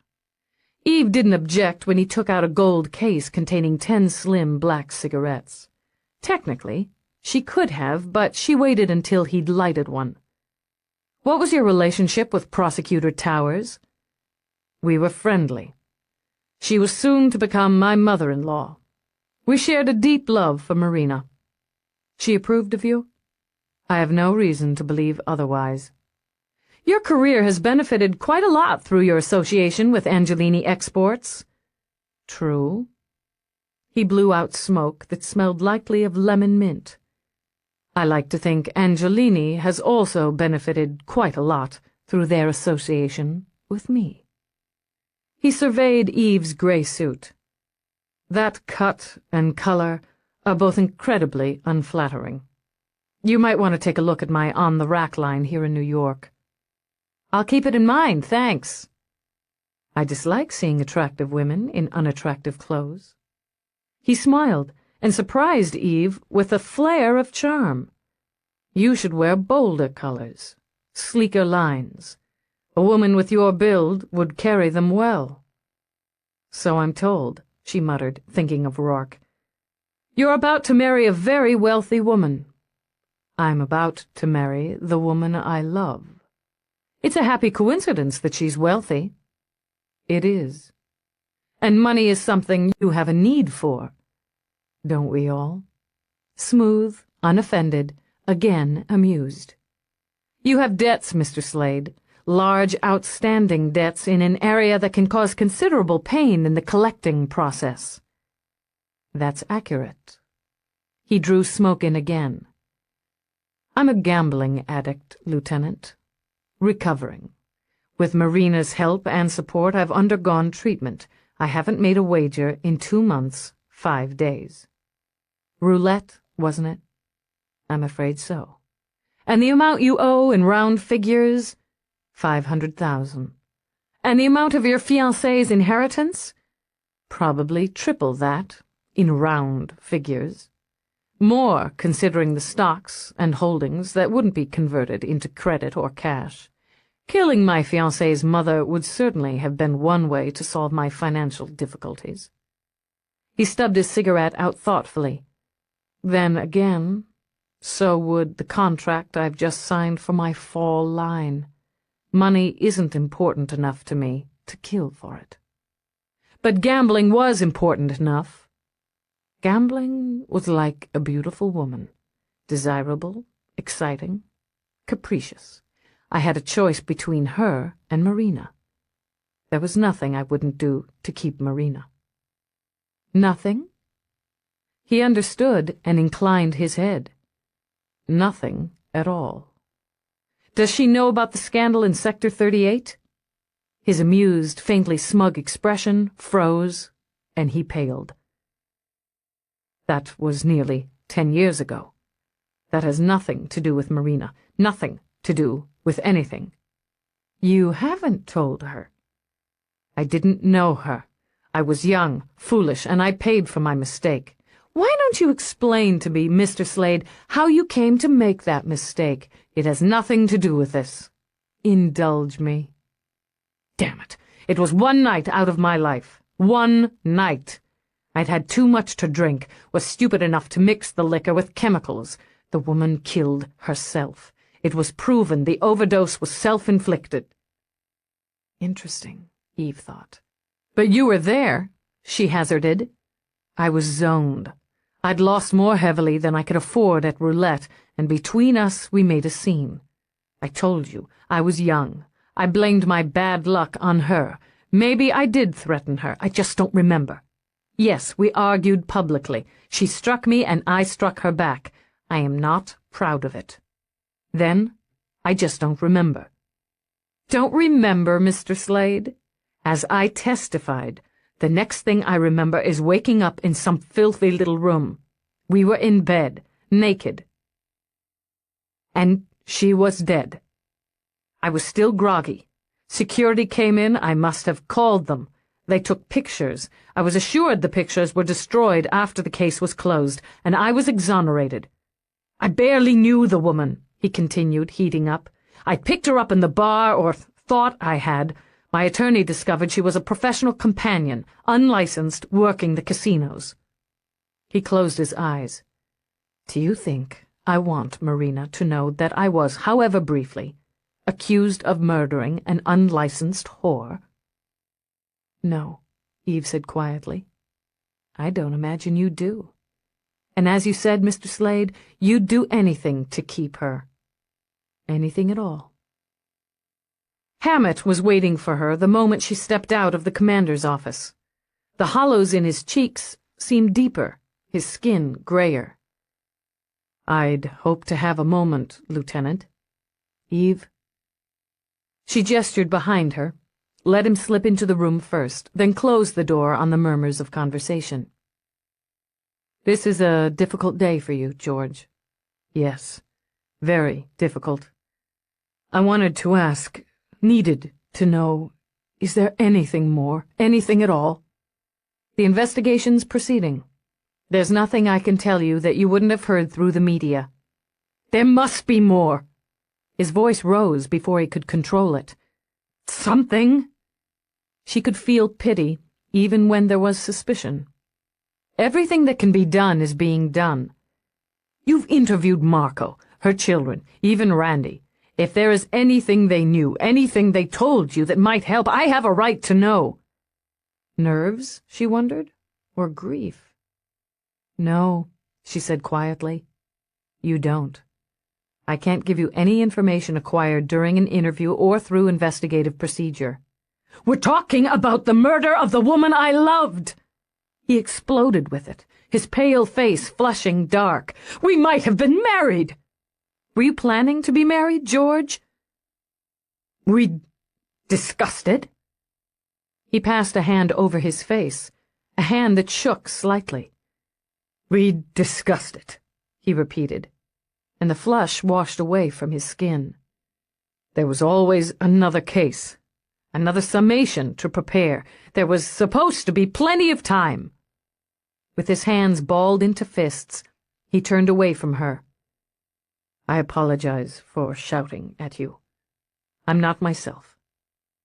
It's all right, George. I'm very sorry. She's gone. He said it quietly, brokenly. She's gone. There was nothing left for her to do but give him privacy. She closed the door behind her, then rubbed a hand at the back of her neck where tension was lodged. On her way out, Eve signaled to Feeney. "Need you to do some digging," she told him as they headed outside. "Old case, about 10 years past, on one of the gambling hells in Sector 38. What you got, Dallas?" "Sex, scandal, and probable suicide. Accidental." "Hot damn," Feeney said mournfully. "And I was hoping to catch a ball game on the screen tonight. This should be just as entertaining." She spied Rourke helping the blonde into his car, hesitated, then detoured past him. "Thanks for the tip, Rourke." "Any time, Lieutenant." "Feeney," he added with a brief nod before he slipped into the car. "Hey," Feeney said when the car glided away. "He's really pissed at you." "He seemed fine to me," Eve muttered, and wrenched open her car door. Feeney snorted. "Some detective you are, pal. Just dig up the case, Feeney." "Randall Slade's the accused." She slammed her door and sulked. Chapter 7. Feeney knew Eve wasn't going to like the data he'd unearthed. Anticipating her reaction, and being a wise man, he sent it through computer rather than delivering it in person. "I've got the goods on the Slade incident," he said when his droopy face blipped onto her monitor. "I'm gonna send it through. I'm gonna be stuck here for a while. I got about 20% of Towers' conviction list eliminated. It's slow going. Try to speed it up, Feeney. We've got to narrow the field. Right. Ready for transmission?" His face blinked off. In its place was the police report from Sector 38. Eve frowned over it as the data scrolled. There was little more information above what Randall Slade had already told her. Suspicious death, overdose. The victim's name was Carol Lee, age 24, birthplace New Chicago Colony, unemployed. The image showed a young black-haired woman of mixed heritage with exotic eyes and coffee-toned skin. Randall looked pale, his eyes glazed in his mugshot. She skimmed through, searching for any detail Randall might have left out. It was bad enough as it was, Eve mused. The murder charges had been dropped, but he'd copped to soliciting an unlicensed companion, possession of illegal chemicals, and contributing to a fatality. He'd been lucky, she decided. Very lucky that the incident had occurred on such an obscure sector, in a hellhole that didn't garner much attention.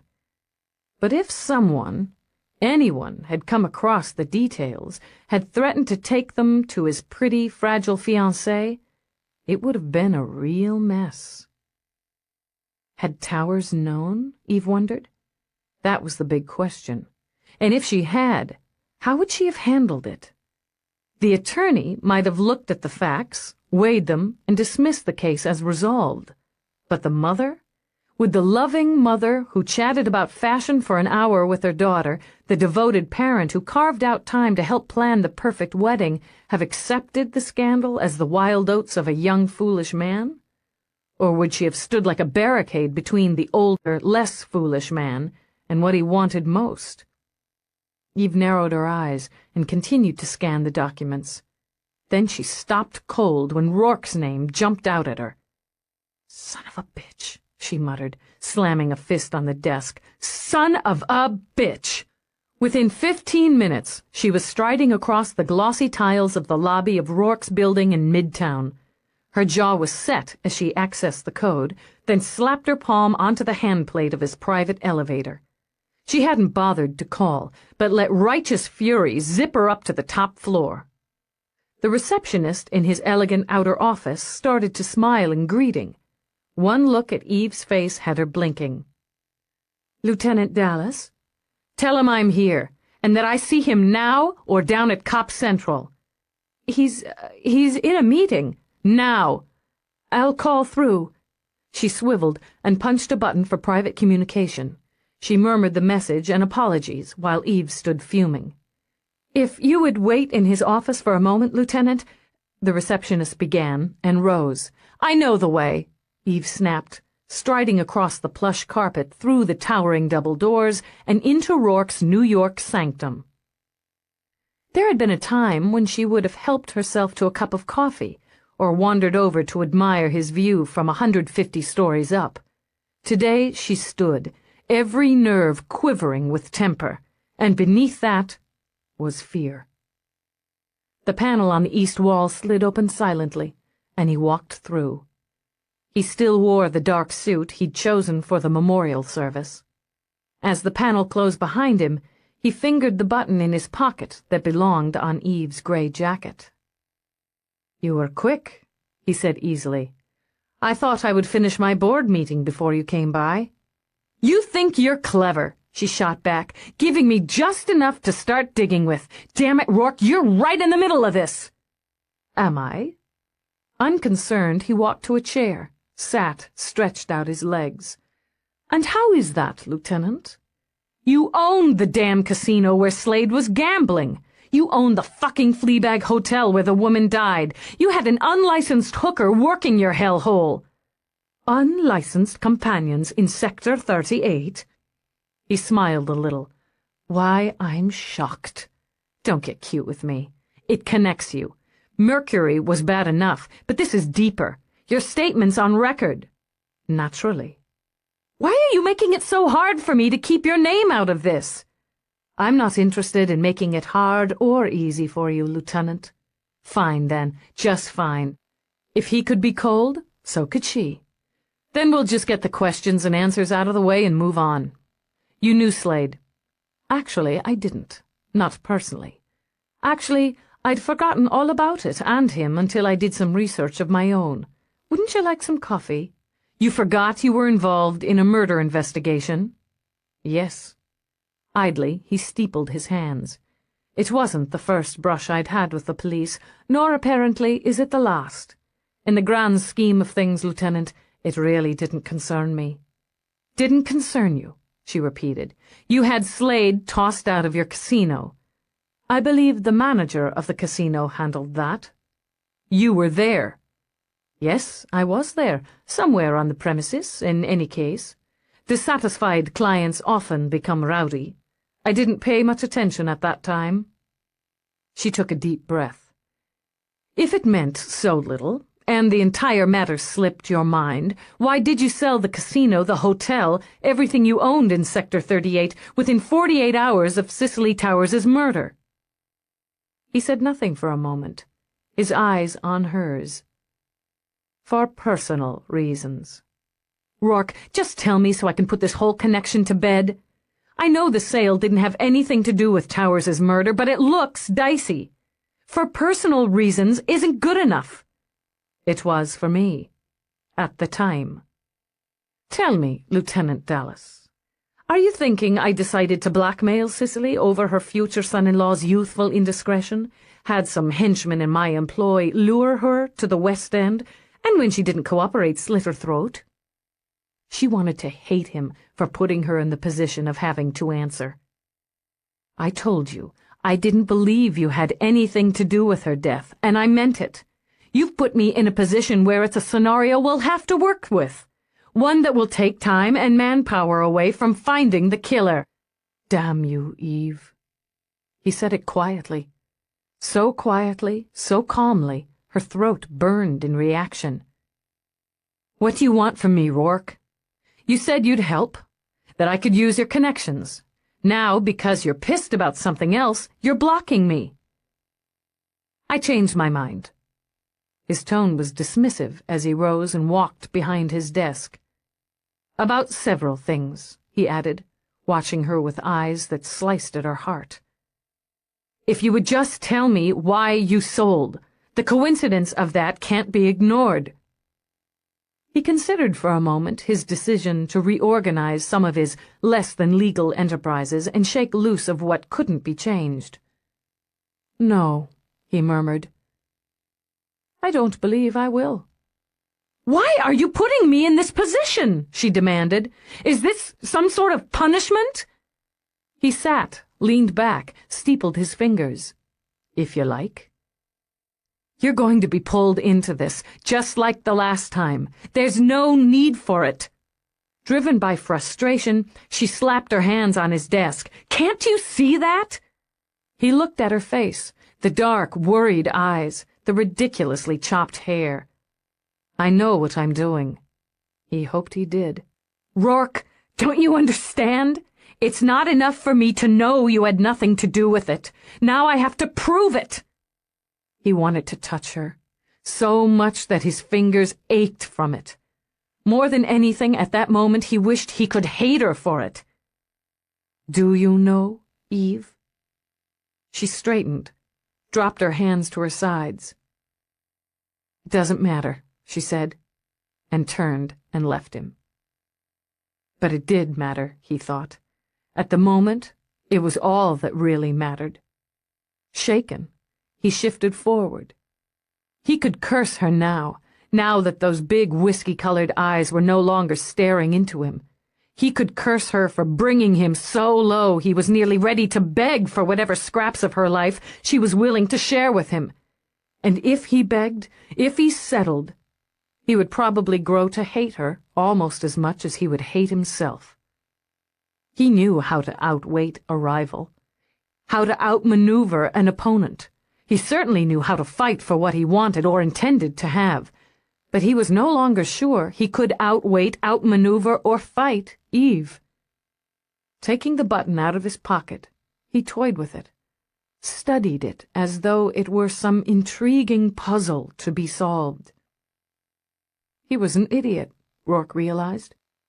It was humiliating to admit what an incredible fool love could make of a man. He stood, slipped the button back in his pocket. He had a board meeting to complete, business to take care of, and, he thought, some research to do on whether any details of the Slade arrest had left Sector 38, and if they had, how and why. Eve couldn't put off her appointment with Nadine. The necessity of it irritated, as did the fact she had to schedule the time between Nadine's evening and late live broadcasts. She plopped down at a table at a small cafe near Channel 75 called Images. It was, with its quiet corners and leafy trees, several large steps away from the Blue Squirrel. Eve winced at the prices on the menu. Broadcasters were paid a great deal more than cops, and settled on a classic Pepsi. "You ought to try the muffins," Nadine told her. "The place is famous for them." "I bet it is. At about $5 a rehydrated blueberry," Eve thought. "I don't have a lot of time." "Neither do I." Nadine's on-camera makeup was still perfectly in place. Eve could only wonder how anyone could stand having their pores gunked for hours at a time. "You go first." "Fine." Nadine broke open her muffin, and it steamed fragrantly. Obviously, the memorial is the big news of the day. Who came, who said what. Lots of side stories about the family. Focus is tight on the grieving daughter and her fiancé. Why? Human interest, Dallas. Big, splashy wedding plans interrupted by violent murder. Words leaked that the ceremony will be postponed until the first part of next year. Nadine took a bite of muffin. Eve ignored the envious reaction of her stomach juices. "Gossip isn't what I'm after, Nadine. But it adds color. Look, it was more like a plant than a leak. Somebody wanted the media to know the wedding's been postponed. So I wonder if this means there'll be a wedding after all. What I smell is the scent of trouble in paradise. Why would Marina turn away from Slade at a time like this? Seems to me they'd have a nice, quiet, private ceremony so he'd be there to comfort her. Maybe that's the plan exactly, and they're throwing you off the scent. It's possible. Anyway, without Towers as buffer, speculation's running that Angelini and Hammett will dissolve their business associations. They were very cool to each other, never spoke during the service, before or after it either." "How do you know?" Nadine smiled, feline and pleased. "I have my sources. Angelini needs income, and fast. Rourke's made him an offer for his shares, which now include Towers's interest, in Mercury." "Has he? You didn't know? Interesting. Sly as a cat, Nadine licked crumbs from her fingertips. I thought it was interesting, too, that you didn't attend the service with Rourke. I was there in an official capacity, Eve said shortly. Let's stick to the point. More trouble in paradise, Nadine murmured. Then her eyes sobered. Look, Dallas, I like you. I don't know why, but I do. If you and Rourke are having problems, I'm sorry for it. Buddy-to-buddy confidences were something Eve was never comfortable with. She shifted, surprised that she was tempted, even for an instant, to share. Then she set it down to Nadine's skill as a reporter. The point, she repeated. Okay. Nadine moved a shoulder and took another bite of muffin. Nobody knows Dick, she said briefly. We've got speculation. Angelini's financial difficulties, the son's gambling habits, the Fluentes case. You can forget the Fluentes case, Eve interrupted. He's going down. Both he and his lawyer know it. The evidence is clean. Taking Towers out won't change a thing. He might have been pissed. Maybe, but he's small time. He doesn't have the contacts or the money to buy a hit the size of Towers. It doesn't check out. We're running everybody she ever put away. So far, we've got zip. You've cooled off on the revenge theory, haven't you? Yeah, I think it was closer to home. Anyone in particular? No. Eve shook her head when Nadine studied her. No, she repeated. I don't have anything solid yet. Here's what I want you to look into, and I need you to hold it off the air until I clear it. That was the deal. Briefly, Eve told her of the incident in Sector 38. Holy shit, that's hot! And it's public record, Dallas. That may be, but you wouldn't know where to look unless I'd tipped you. Stick with the deal, Nadine. You hold it off air, and you poke around. See if you can find out if anyone knows or cares. If there's a connection to the murder, I'll hand it to you. If not, I guess it'll be up to your conscience whether you want to broadcast something that could ruin the reputation of a man and his relationship with his fiancée. Low blow, Dallas. Depends on where you're standing. Keep the cover on it, Nadine. Mm-hmm. Her mind was humming. Slade was in San Francisco the night of the murder. She waited a beat. Wasn't he? So the record shows. And there are dozens of coast-to-coast shuttles, public and private, running every hour back and forth. That's right. You keep in touch, Nadine, Eve said as she rose, and you keep the cover on. Eve made it an early night. When her link beeped at 1, she was screaming her way out of a nightmare.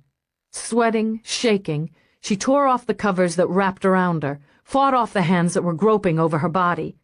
She choked back another scream, pressed her fingers against her eyes, and ordered herself not to be sick.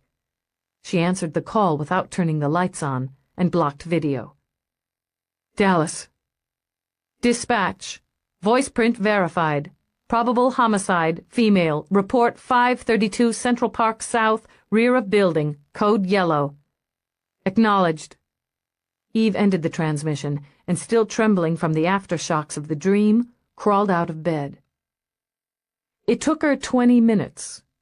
She'd needed the comfort of a hot shower, even if it had only been for 30 seconds. It was a trendy neighborhood, peopled by residents who patronized fashionable shops and private clubs, and who aspired to move just another notch up the social and economic ladder. The streets were quiet here, though it wasn't quite out of the realm of public taxis and into private transpo cars.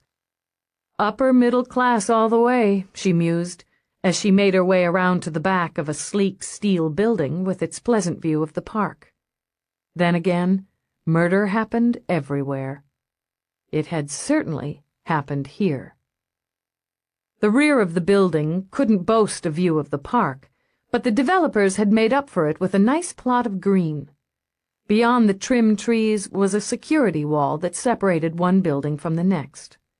On the narrow stone path through a border of gold petunias, the body sprawled, face down. Female, Eve noted, flashing her badge at the waiting uniforms. Dark hair, dark skin, well-dressed. She studied the stylish red and white striped heel that lay point up on the path. Death had knocked her out of her shoes. Pictures? Yes, sir, Lieutenant. ME on the way. Who reported it? Neighbor. Came out to let his dog use the facilities. We've got him inside. Do we have a name on her? Yvonne Metcalf, Lieutenant. She lives in 1126. Actress, Eve murmured, as the name struck a chord. Up and coming. Yes, sir. One of the uniforms looked down at the body. She won an Emmy last year. Been doing the talk show round. She's pretty famous. Now she's pretty dead. Keep the camera running. I need to turn her over. Even before she used the protective spray to seal her hands, before she crouched down to turn the body, Eve knew. Blood was everywhere. Someone hissed sharply as the body rolled face up, but it wasn't Eve. She'd been braced for it. The throat was cut, and the cut was deep. Yvonne's lovely green eyes stared up at Eve, two blank questions. What the hell did you have to do with Cicely Towers? She murmured. Same M.O. One wound to the throat, severed jugular. No robbery, no signs of sexual assault or struggle. Gently, Eve lifted one of Yvonne's limp hands, shone her light at the nails, under them. They were painted a sparkling scarlet with tiny white stripes, and they were perfect. No chips, no snags, no scrapes of flesh or stains of blood under them. All dressed up and no place to go, Eve commented, studying the victim's flashy red and white striped bodysuit. Let's find out where she'd been or where she was going, Eve began. Her head came around as she heard the sound of approaching feet. But it wasn't the medical examiner and his team, nor was it the sweepers. It was, she saw with disgust, C.J. Morse and a crew from Channel 75. Get that camera out of here. Temper vibrating, she sprang to her feet, instinctively shielding the body. This is a crime scene. You haven't posted it, Morse said, smiling sweetly. Until you do. It's public access. Sherry, get a shot of that shoe. Post the goddamn scene, Eve ordered a uniform. Confiscate that camera, the recorders. You can't confiscate media equipment until the scene's posted, C.J. reminded her, as he tried to rubberneck around her to get a good look. Sherry, get me a nice pan, then focus on the lieutenant's pretty face. I'm gonna kick your ass, Morse. Oh, I wish you'd try, Dallas. Some of his bubbling resentment simmered into his eyes. I'd love to bring you up on charges and broadcast it after that stunt you pulled on me. If you're still on this scene when it's posted, you'll be the one facing charges. He only smiled again, backing off. He calculated he had another 15 seconds of video time before he ran into trouble. Channel 75 has a fine team of lawyers. Detain him and his crew. He flashed a snarl at a uniform. Off scene until I'm through. Interfering with media, kiss ass, Morse. I bet yours is tasty. He continued to grin as he was escorted away. When Eve came around the building, he was doing a sober stand-up report on the recent homicide. Without missing a beat, he angled himself toward her. Lieutenant Dallas, will you confirm that Yvonne Metcalf, the star of Tune In, has been murdered? The department has no comment to make at this time. Isn't it true that Ms. Metcalf was a resident of this building, and that her body was discovered this morning on the rear patio? Hadn't her throat been cut? No comment. Our viewing audience is waiting, Lieutenant. 2 prominent women have been violently murdered by the same method, and in all likelihood by the same person, barely a week apart, and you have no comment? Unlike certain irresponsible reporters, the police are more careful and more concerned with facts than speculation, Eve said. Or is it that the police are simply unable to solve these crimes? Quick on his feet, he sidestepped, came up in her face again. Aren't you concerned about your reputation, Lieutenant, and the connection between the 2 victims and your close friend Rourke? My reputation isn't at issue here. The investigation is. Morse turned back to the camera. At this hour, the investigation, headed by Lieutenant Eve Dallas, is at an apparent deadlock. Another murder has taken place less than 100 yards from where I stand. A young woman, talented, beautiful, and full of promise, has had her life sliced off by a violent sweep of a knife. Just as only 1 week ago, the respected and dedicated defender of justice, Cicely Towers, had her life brought to an end. Perhaps the question is not when will the killer be caught, but what prominent woman will be next? This is C.J. Morse for Channel 75, reporting live from Central Park South. He nodded to the camera operator before turning to beam at Eve. See, if you'd cooperate, Dallas, I might be able to help you out with public opinion. Fuck you, Morse. Oh, well, maybe, if you ask nice. His grin never wavered when she grabbed him by the shirt front. Now, don't touch unless you mean it. She was a full head taller than he, and gave serious thought to pounding him into the sidewalk. Here's what I want to know, Morse.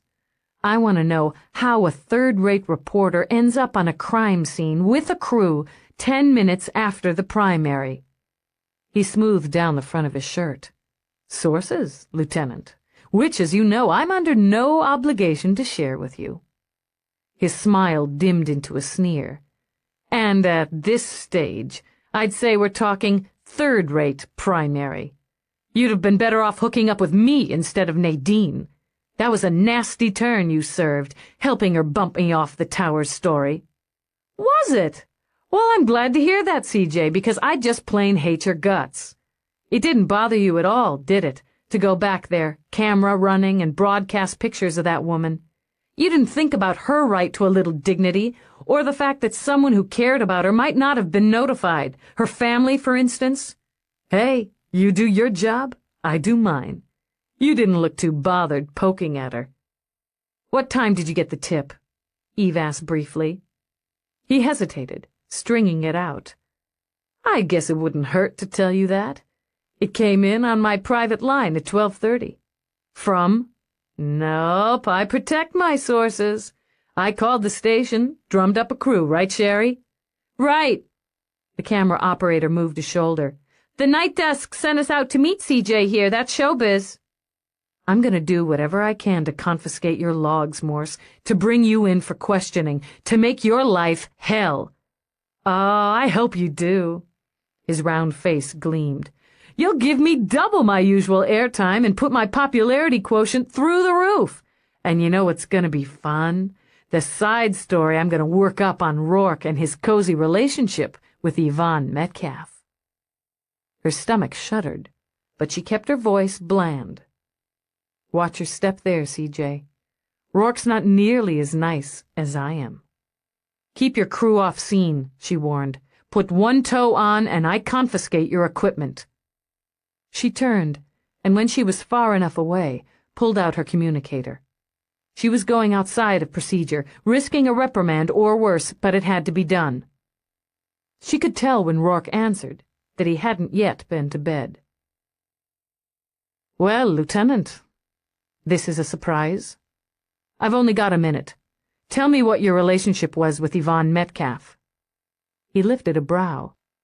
We're friends. We're close at one time. You were lovers. Yes, briefly. Why? Because she's dead, Rourke. His faint smile faded. Oh, Christ. How? She had her throat cut. Stay available. Is that an official request, Lieutenant? He asked, and his voice was hard as rock. It has to be. Rourke. She hesitated.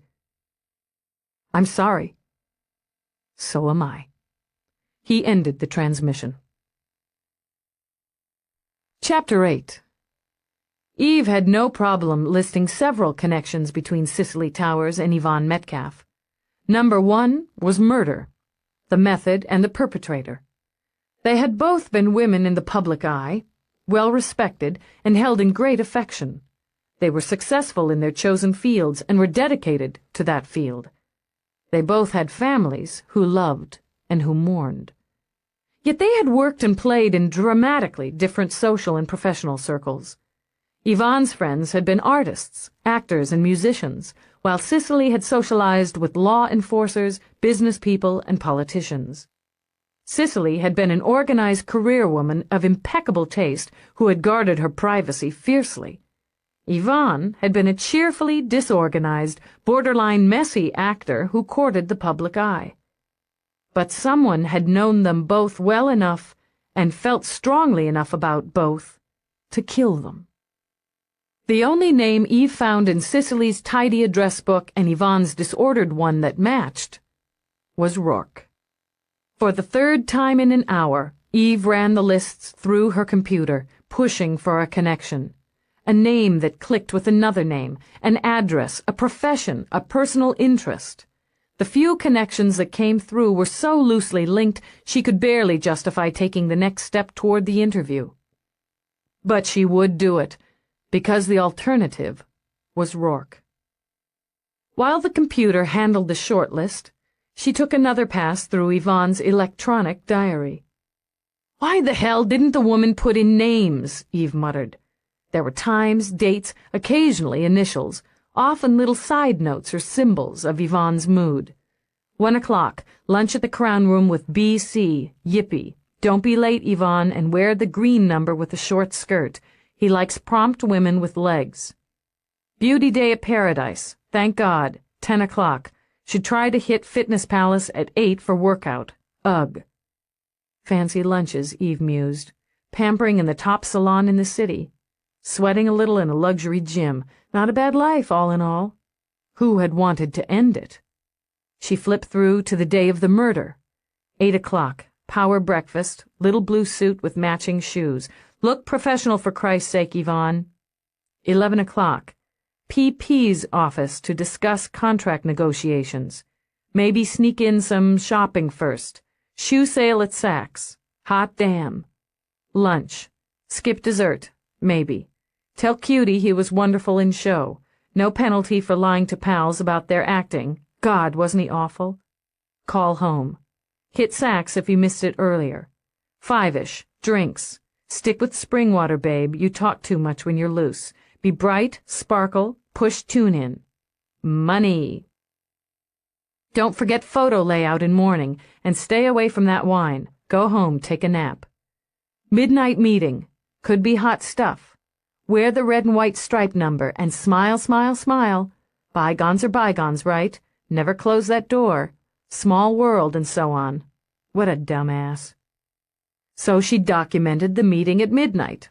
Not who, not where, not what, but she'd wanted to be well-dressed for it. Someone she'd known, had a history with. Bygones, a past problem with? Lover? Eve mused. She didn't think so. Yvonne hadn't put little hearts around the notation, or told herself to be sexy, sexy, sexy. Eve thought she was beginning to understand the woman. Yvonne had been amused at herself, ready for fun, enjoying her lifestyle, and she'd been ambitious. Wouldn't she have told herself to smile, smile, smile for a career opportunity?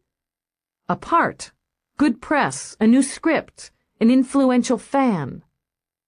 What would she have said about Rourke, Eve wondered. Most likely, she'd have noted him down with a big, bold-faced capital R. She would have put hearts around the date, or dollar signs, or smiles, as she had 18 months before she died. Eve didn't have to look at Yvonne's previous diaries.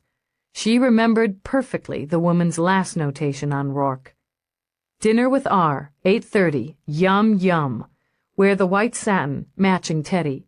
Be prepared, might get lucky. The man's body is awesome. Wish I could figure out his head. Oh well, just think sexy and see what happens. Eve didn't particularly want to know if Yvonne had gotten lucky. Obviously, they'd been lovers. Rourke had said so himself. So why hadn't she put down any more dates with him after the white satin? It was something, she supposed, she'd have to find out. For investigative purposes only. Meanwhile, she would make another trip to Yvonne's apartment, try again to reconstruct the last day of her life. She had interviews to schedule, and as Yvonne's parents called her at least once a day, Eve knew she would have to talk with them again, steel herself against their horrible grief and disbelief. She didn't mind the 14 and 16-hour days. In fact, at this stage of her life, she welcomed them. 4 days after Yvonne Metcalf's murder, Eve was running on empty. She had questioned over 36 people extensively, exhaustively. Not only had she been unable to discover a single viable motive, she'd found no one who hadn't adored the victim. There wasn't a hint of an obsessed fan. Yvonne's mail had been mountainous, and Feeney and his computer were still scanning the correspondence.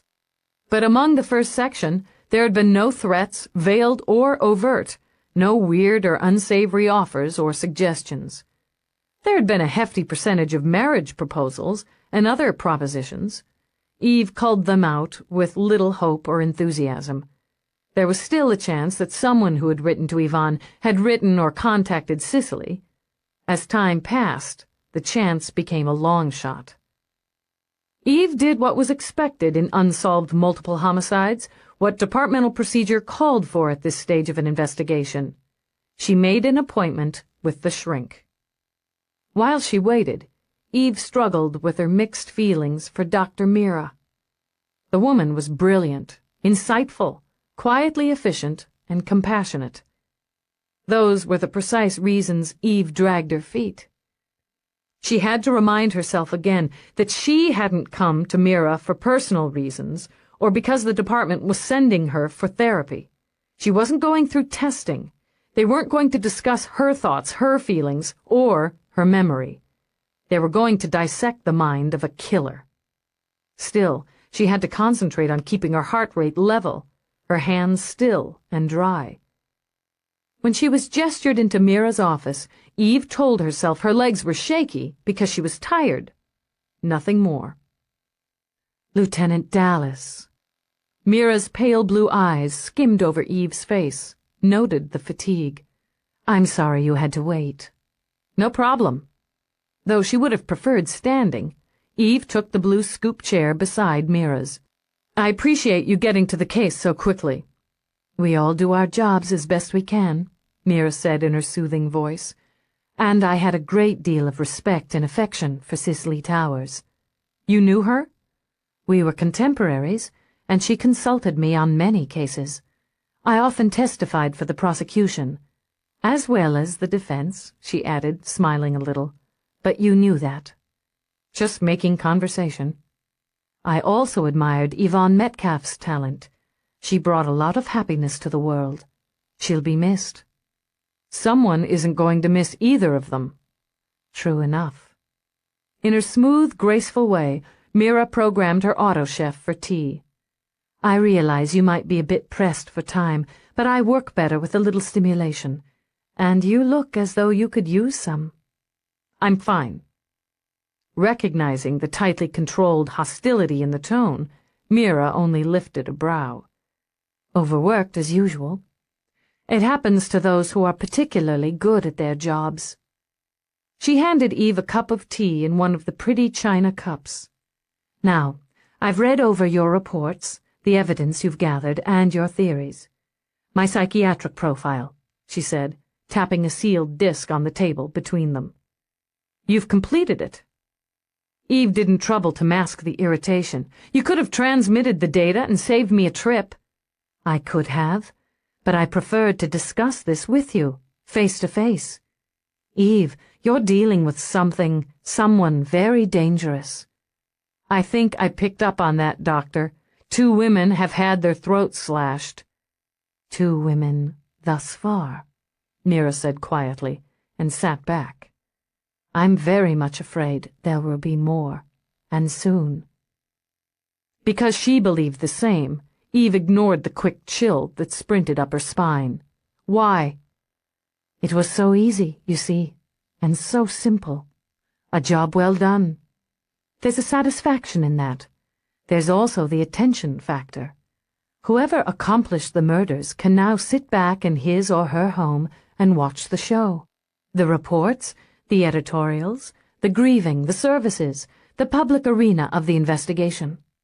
She paused to savor her tea. You have your theory, Eve. You're here so that I can corroborate it or argue against it. I have several theories. Only one you believe in. Mira smiled her wise smile, aware that it made Eve bristle. Fame. What else did these two women have in common but their public prominence? They didn't share the same social circle or professional one, knew few of the same people, even on a casual level. They didn't patronize the same shops, health centers, or cosmetic experts. What they did share was fame, public interest, and a kind of power, which the killer envied. I would say exactly that. Resented as well, and wished, by killing them, to bask in the reflected attention. The murders themselves were both vicious and uncommonly clean. Their faces weren't marred, nor their bodies.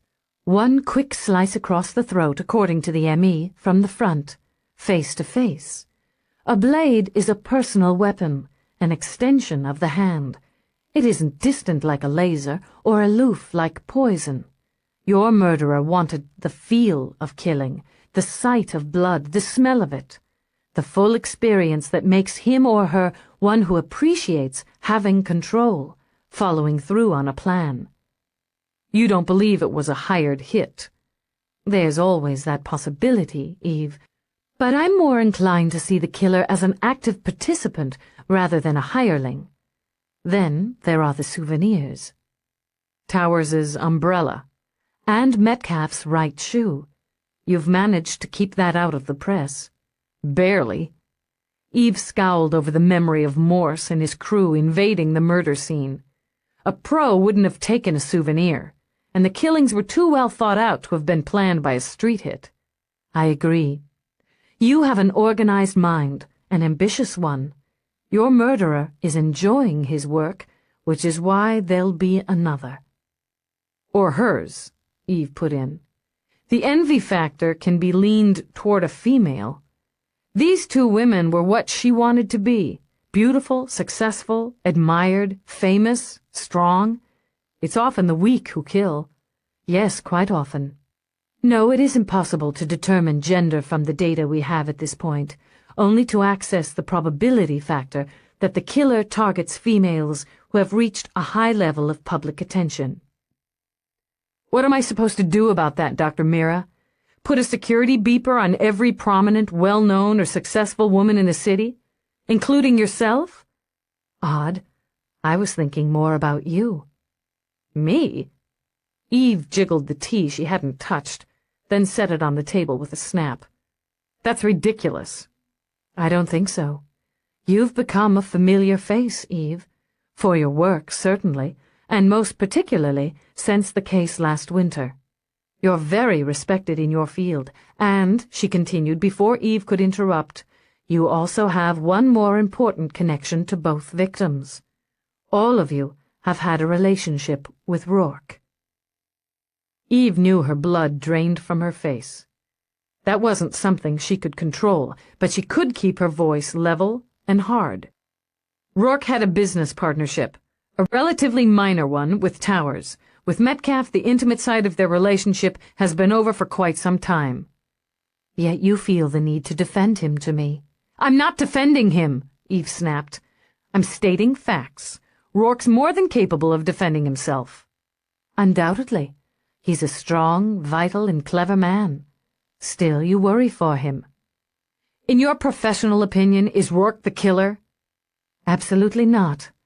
I have no doubt that were I to analyze him, I would find his killer instinct well developed. The fact was, Mira would have loved the opportunity to study Rourke's mind. But his motive would have to be very defined. Great love or great hate. I doubt there is much else that would push him over the line. Relax, Eve, Mira said quietly. You're not in love with a murderer. I'm not in love with anyone, and my personal feelings aren't at issue here. On the contrary, the investigator's state of mind is always an issue. And if I'm required to give my opinion on yours, I'll have to say I found you near exhaustion, emotionally torn, and deeply troubled. Eve picked up the profile disc and rose. Then it's fortunate you're not going to be required to give your opinion. I'm perfectly capable of doing my job. I don't doubt it for a moment. But at what cost to yourself? The cost would be higher if I didn't do it. I'm going to find who killed these women. Then it'll be up to someone like Cicely Towers to put them away. Eve tucked the disc in her bag. There's a connection you left out, Dr. Mira. Something these two women had in common. Eve's eyes were hard and cold. Family. Both of them had close family that was a large and important part of their lives. I'd say that lets me out as a possible target, wouldn't you? Perhaps. Have you been thinking of your family, Eve? Don't play with me. You mentioned it, Mira pointed out. You're always careful in what you say to me, so I must assume family is on your mind. I don't have family, Eve shot back, and I've got murder on my mind. If you want to report to the commander that I'm unfit for duty, that's just fine. When are you going to trust me? There was impatience for the first time in Eve's memory in the careful voice. Is it so impossible for you to believe that I care about you? Yes, I care, Mira said when Eve blinked in surprise. And I understand you better than you wish to admit. I don't need for you to understand me. But there were nerves in Eve's voice now. She heard them herself. I'm not in testing or here for a therapy session. There are no recorders on here. Mira set her tea down with a snap that had Eve jamming her hands in her pockets. Do you think you're the only child who lived with horror and abuse? The only woman who struggled to overcome it? I don't have to overcome anything. I don't remember. My stepfather raped me repeatedly from the time I was 12 until I was 15, Mira said calmly, and stopped Eve's protest cold. For those 3 years I lived never knowing when it would happen, only that it would, and no one would listen to me. Shaken, sick, Eve wrapped her arms around her body. I don't want to know this. Why are you telling me this? Because I look in your eyes and see myself. But you have someone who'll listen to you, Eve. Eve stood where she was, moistened her dry lips. Why did it stop? Because I finally found the courage to go to an abuse center, tell the counselor everything, to submit to the examinations, both physical and psychiatric. The terror of that, the humiliation of that was no longer as huge as the alternative. Why should I have to remember it? Eve demanded. It's over. Why aren't you sleeping? The investigation, Eve. The gentle tone had Eve closing her eyes. It was so hard, so trying, to fight that quiet compassion. Flashbacks, she murmured, hating herself for the weakness. Nightmares. Of before you were found in Texas? Just blips, just pieces. I can help you put them together. Why should I want to put them together? Haven't you already started to? Now Mira rose. You can work with this haunting your subconscious. I've watched you do so for years. But happiness eludes you, and will continue to do so until you've convinced yourself you deserve it. It wasn't my fault. No. Mira touched a gentle hand to Eve's arm. No, it wasn't your fault. Tears were threatening, and that was a shock and an embarrassment. I can't talk about this. My dear, you've already begun to. I'll be here when you're ready to do so again. She waited until Eve had reached the door. Can I ask you a question? You always ask questions. Why stop now? Mira said and smiled. Does Rourke make you happy? Sometimes. Eve squeezed her eyes shut and swore. Yes. Yes, he makes me happy. Unless he's making me miserable. That's lovely. I'm very pleased for both of you. Try to get some sleep, Eve. If you won't take chemicals, you might use simple visualization. I'll keep it in mind. Eve opened the door, kept her back to the room. Thank you. You're welcome. Visualization wouldn't be much help, Eve decided. Not after a rescan of autopsy reports. The apartment was too quiet, too empty. She was sorry she'd left the cat with Rourke. At least Galahad would have been company. Because her eyes burned from studying data, she pushed away from her desk. She didn't have the energy to seek out Mavis, and she was bored senseless with the video offerings on her screen. She ordered music, listened for 30 seconds, then switched it off. Food usually worked, but when she poked into the kitchen, she was reminded she hadn't restocked her auto chef in weeks. The pickings were slim, and she didn't have enough of an appetite to order in. Determined to relax, she tried out the virtual reality goggles Mavis had given her for Christmas. Because Mavis had used them last, they were set for nightclub at full volume. After a hurried adjustment and a great deal of swearing, Eve programmed Tropics, Beach. She could feel the grit of hot white sand under her bare feet, the punch of the sun on her skin, the soft ocean breeze. It was lovely to stand in the gentle surf, watch the swoop of gulls, and sip from an icy drink that carried the zing of rum and fruit. There were hands on her bare shoulders, rubbing. Sighing, she leaned back into them, felt the firm length of mail against her back. Far out on the blue sea, a white ship sailed toward the horizon.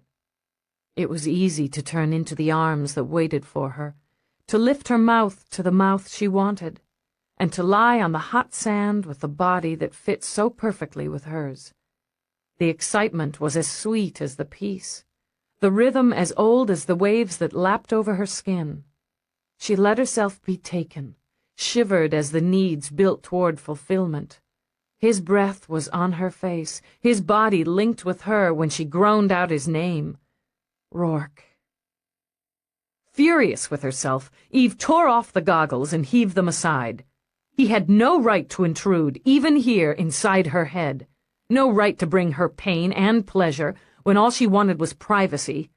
Oh, he knew what he was doing, she thought as she sprang up to pace. He knew exactly what he was doing, and they were going to settle it, once and for all. She slammed the apartment door behind her. It didn't occur to her until she was speeding through his gates that he might not be alone.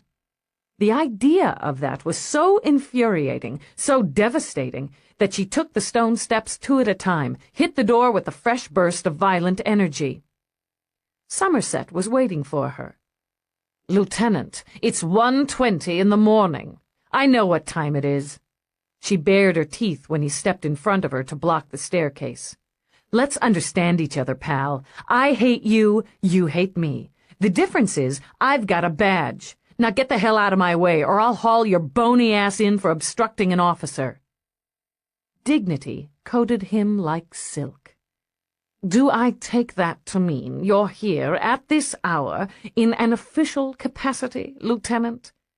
"Take it any way you want. Where is he?" "If you'll state your business, I'll be happy to determine Rourke's current whereabouts and see if he's available to you."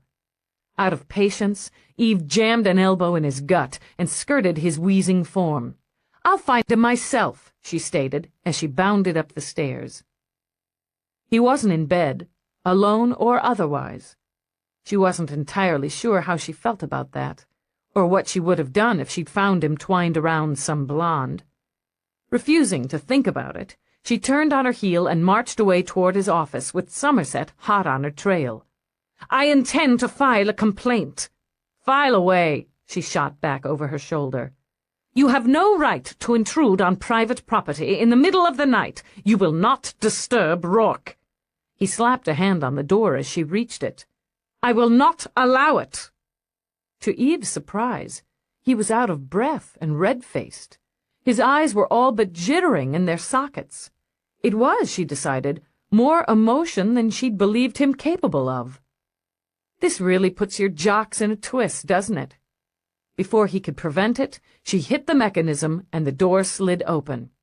He made a grab for her, and Rourke, who turned from his study of the city, had the curious surprise of watching them grapple. "Put a hand on me again, you tight-ass son of a bitch, and I'll deck you." She lifted a fist to demonstrate. "The satisfaction would be worth my badge." "Somerset," Rourke said mildly, "I believe she means it. Leave us alone." "She's exceeded her authority." "Leave us alone," Rourke repeated. I'll deal with this." "As you wish." Somerset jerked his starched jacket back into place and strode out, with only the slightest of limps. "If you want to keep me out," Eve snapped on her march toward the desk, "you're going to have to do better than that flat-assed guard dog." Rourke merely folded his hands on the desktop. "If I'd wanted to keep you out, you would no longer be cleared through gate security." Deliberately, he flicked a glance at his watch. "It's a bit late for official interviews. I'm tired of people telling me what time it is." "Well, then." He leaned back in the chair. "What can I do for you?" Chapter 9. Attack was the emotional choice. Eve could justify it as the logical one as well. "You were involved with Yvonne Metcalf." "As I told you, we were friends." He opened an antique silver box on the desk and took out a cigarette. "At one time, intimate friends." "Who changed the aspect of your relationship, and when?" "Who? Rourke thought it over as he lighted the cigarette, blew out a thin haze of smoke. "I believe it was a mutual decision. Her career was rising quickly, causing numerous demands on her time and energy. You could say we drifted apart." "You quarreled?" "I don't believe we did. Yvonne was rarely quarrelsome. She found life too amusing. Would you like a brandy?"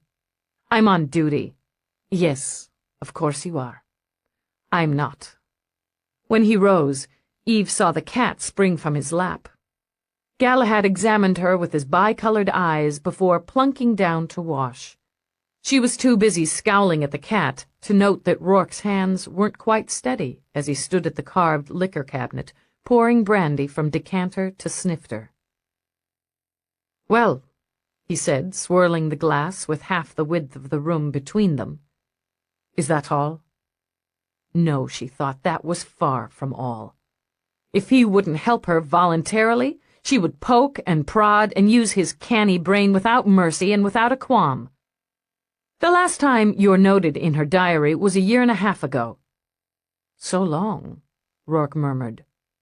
He had regret, a great deal of it, for Yvonne. But he had his own problems at the moment, the biggest of which was standing across the room watching him with turbulent eyes. "I didn't realize. Was that the last time you saw her?"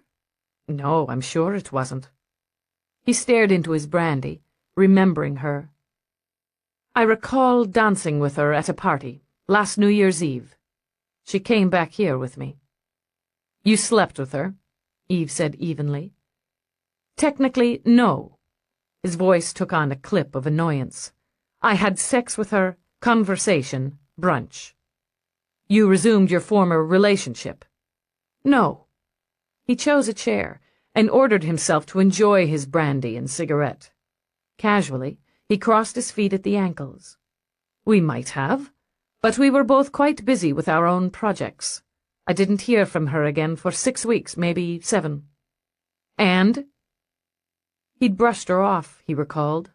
Casually, easily, perhaps thoughtlessly. "I told her I was involved."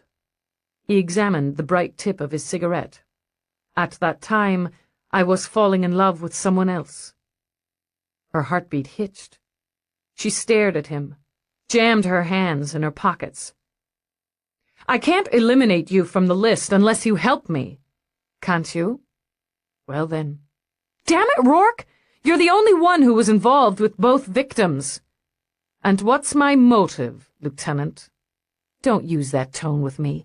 I hate it when you do that. Cold, controlled, superior." Giving up, she began to pace. "I know you didn't have anything to do with the murders, and there's no evidence to support your involvement, but that doesn't break the link. And that makes it difficult for you, because your name is, in turn, linked with mine. Or was. I can handle that." "Then why have you lost weight?" he demanded. "Why are there shadows under your eyes? Why do you look so unhappy?" She yanked out her recorder, slapped it on his desk, a barrier between them.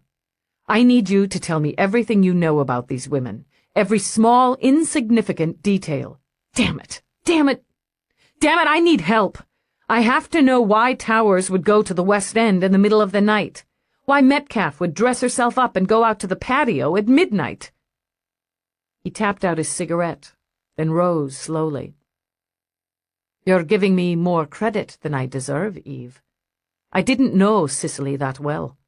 We did business, socialized in the most distant of fashions. Remember my background and her position. As to Yvonne, we were lovers. I enjoyed her energy, her zest. I know she had ambition. She wanted stardom, and she earned it, deserved it. But I can't tell you the minds of either of these women. You know people, she argued. You have a way of getting inside their heads. Nothing ever surprises you. You do, he murmured, continually. She only shook her head. Tell me why you think Yvonne Metcalf went out to meet someone on the patio. He sipped brandy, shrugged. For advancement. Glory. Excitement. Love. Probably in that order. She would have dressed carefully because she was vain, admirably so. The time of the meeting wouldn't have meant anything to her. She was impulsive, entertainingly so. She let out a little breath. This was what she needed. He could help her see the victims. Were there other men? He was brooding, he realized, and forced himself to stop. She was lovely, entertaining, bright, excellent in bed. I imagine there were a great many men in her life. Jealous men? Angry men? He lifted a brow. Do you mean someone who might have killed her because she wouldn't give him what he wanted? Needed? His eyes stayed steady on hers. It's a thought. A man could do a great deal of damage to a woman for that, if he wanted or needed badly enough. Then again, I haven't killed you. Yet. This is a murder investigation, Rourke. Don't get cute with me. Cute? He stunned them both by flinging the half-empty snifter across the room. Glass shattered on the wall, liquor sprayed. You come bursting in here without warning, without invitation, and expect me to sit cooperatively like a trained dog while you interrogate me? You ask me questions about Yvonne, a woman I cared for, and expect me to cheerfully answer them while you imagine me in bed with her. She'd seen his temper spurt and flash before. She usually preferred it to his icy control. But at the moment her nerves had shattered along with the glass. It's not personal. And it's not an interrogation. It's a consultation with a useful source. I'm doing my job. This has nothing to do with your job, and we both know it. If there's even a germ of belief in you that I had anything to do with slitting the throats of those two women, then I've made an even bigger mistake than I'd imagined. If you want to poke holes in me, Lieutenant, do it on your own time, not mine.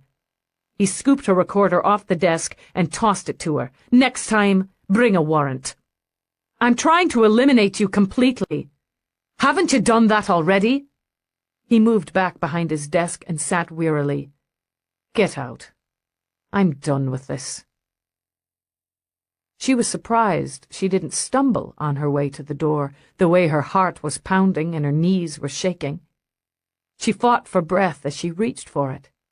At the desk, Rourke cursed himself for a fool and hit the button to engage the locks. Damn her and damn himself. But she wasn't walking out on him. He was opening his mouth to speak when she turned, inches from the door. There was fury on her face now. All right. God damn it, all right, you win. I'm miserable. Isn't that what you want? I can't sleep, I can't eat. It's like something's broken inside me, and I can barely do my job. Happy now? He felt the first tingle of relief loosen the fist around his heart. Should I be? I'm here, aren't I? I'm here because I couldn't stay away anymore. Dragging at the chain under her shirt, she strode to him. I'm wearing the damn thing! He glanced at the diamond she thrust in his face. It flashed at him full of fire and secrets. As I said, it suits you. A lot you know, she muttered and swung around. It makes me feel like an idiot. This whole thing makes me feel like an idiot. So fine, I'll be an idiot. I'll move in here. I'll tolerate that insulting robot you call a butler. I'll wear diamonds. Just don't. She broke, covering her face as the sobs took over. I can't take this any more. Don't. For Christ's sake, don't cry. I'm just tired. She rocked herself for comfort. I'm just tired, that's all. Call me names. He rose, shaken and more than a little terrified by the storm of weeping. Throw something. Take a swing at me. She jerked back when he reached for her. Don't. I need a minute when I'm making a fool of myself.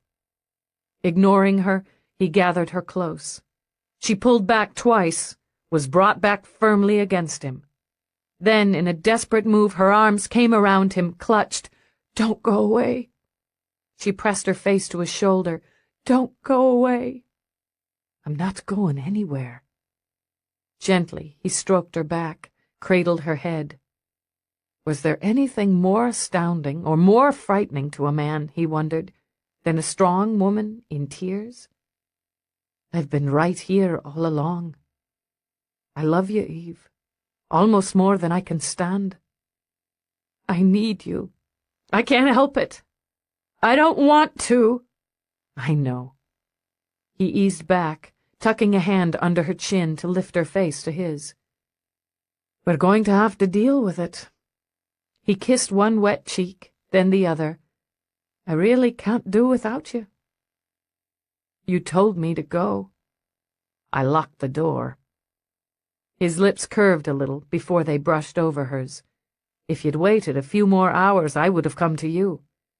I was sitting here tonight, trying to talk myself out of it and not having any luck. Then you stalked in. I was perilously close to getting on my knees. Why? She touched his face. You could have anyone. You probably have. Why? He tilted his head. That's a tricky one. Could it be your serenity, your quiet manner, your flawless fashion sense? It did his heart good to see her quick, amused grin. No, I must be thinking of someone else. It must be your courage.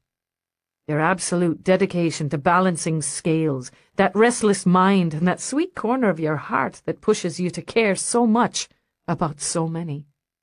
That's not me. Oh, but it is you, darling Eve. He touched his lips to hers.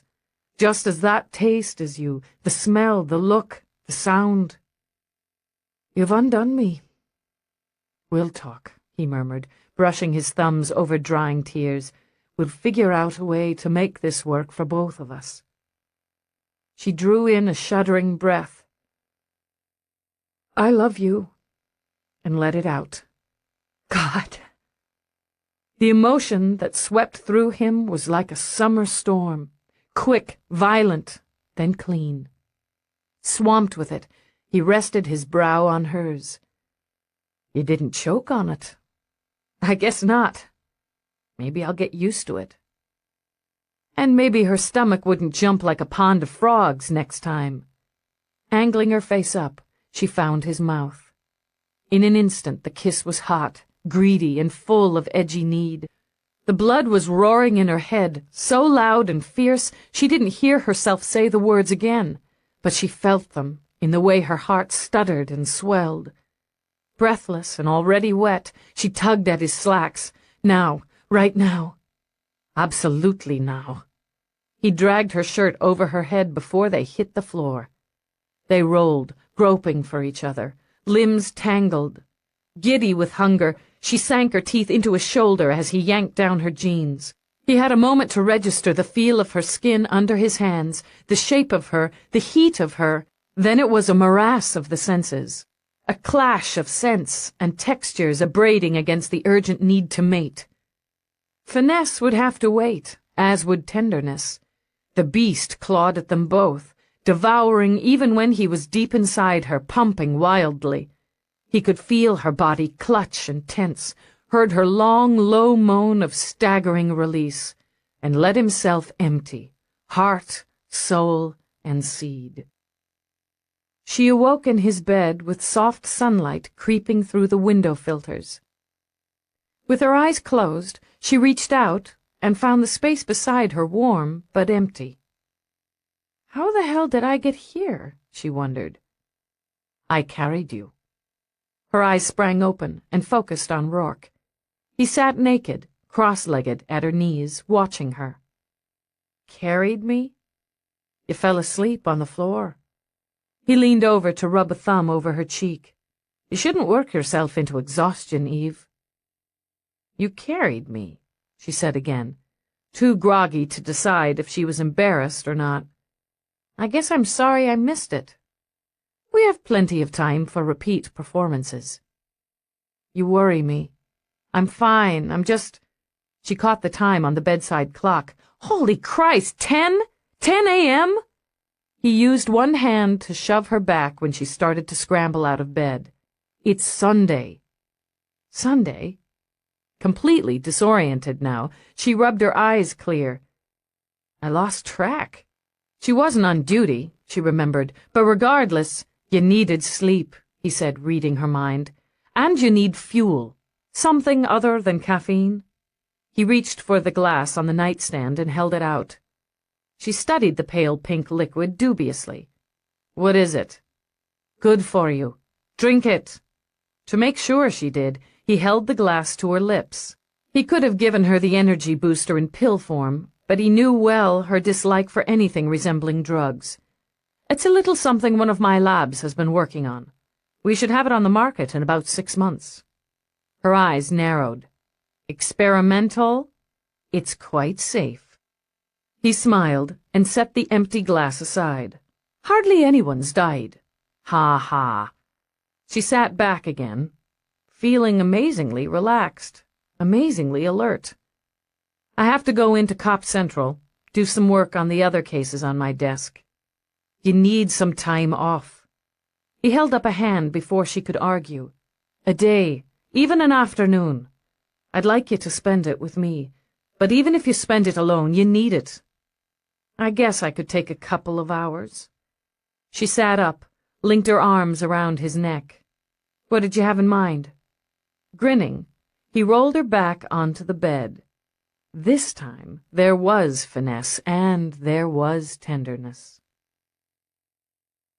Eve wasn't surprised to find a pile of messages waiting. Sunday had stopped being a day of rest decades before.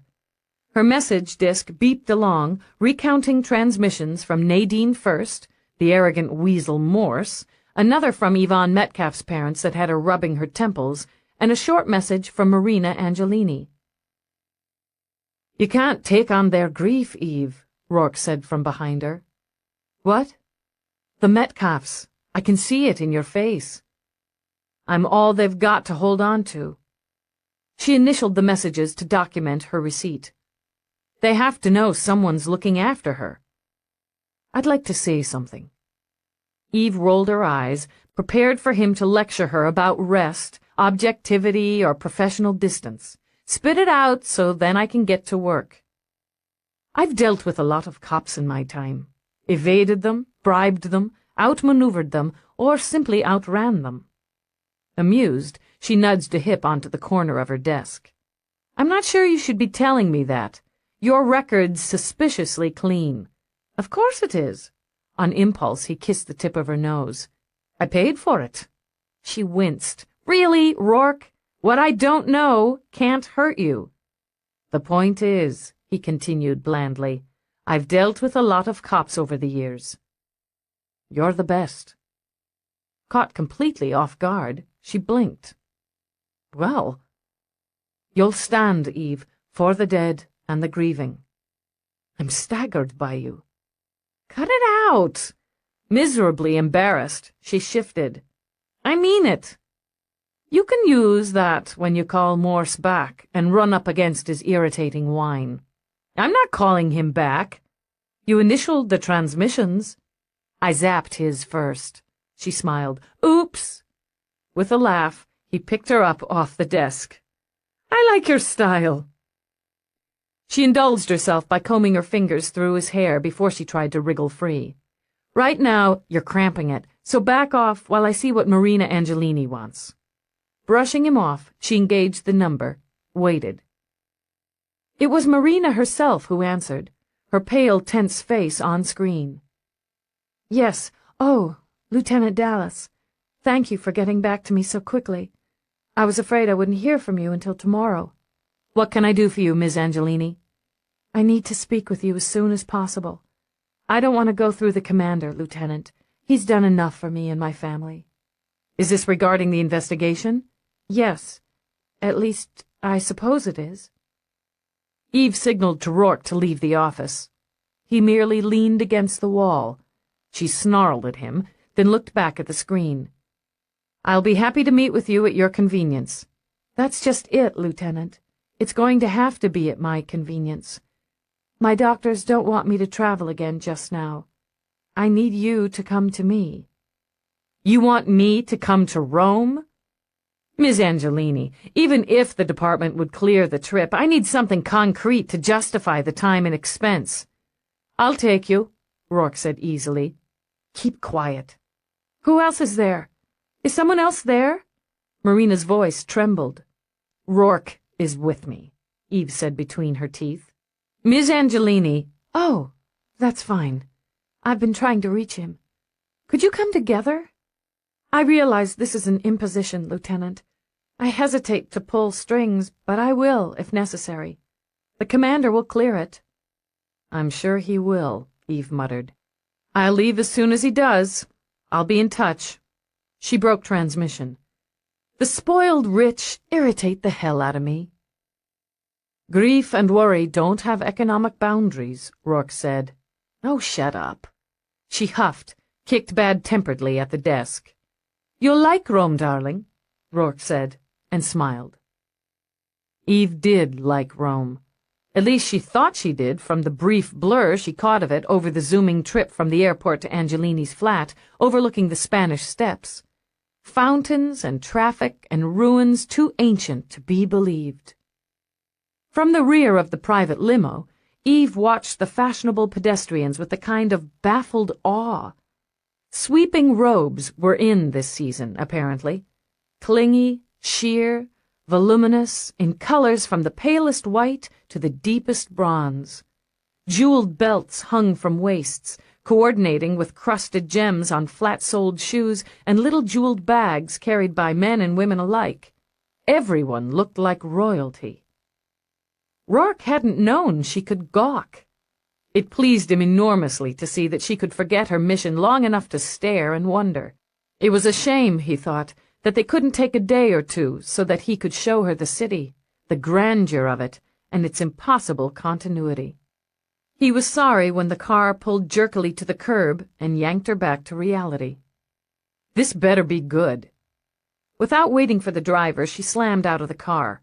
When Rourke took her elbow to lead her inside the apartment building, she turned her head and frowned at him. Aren't you even the least bit annoyed at being summoned across a damn ocean for a conversation? Darling, I often go a great deal farther for less, and without such charming company. She snorted, and had nearly taken out her badge to flash at the security droid before she remembered herself. Eve Dallas and Rourke for Marina Angelini.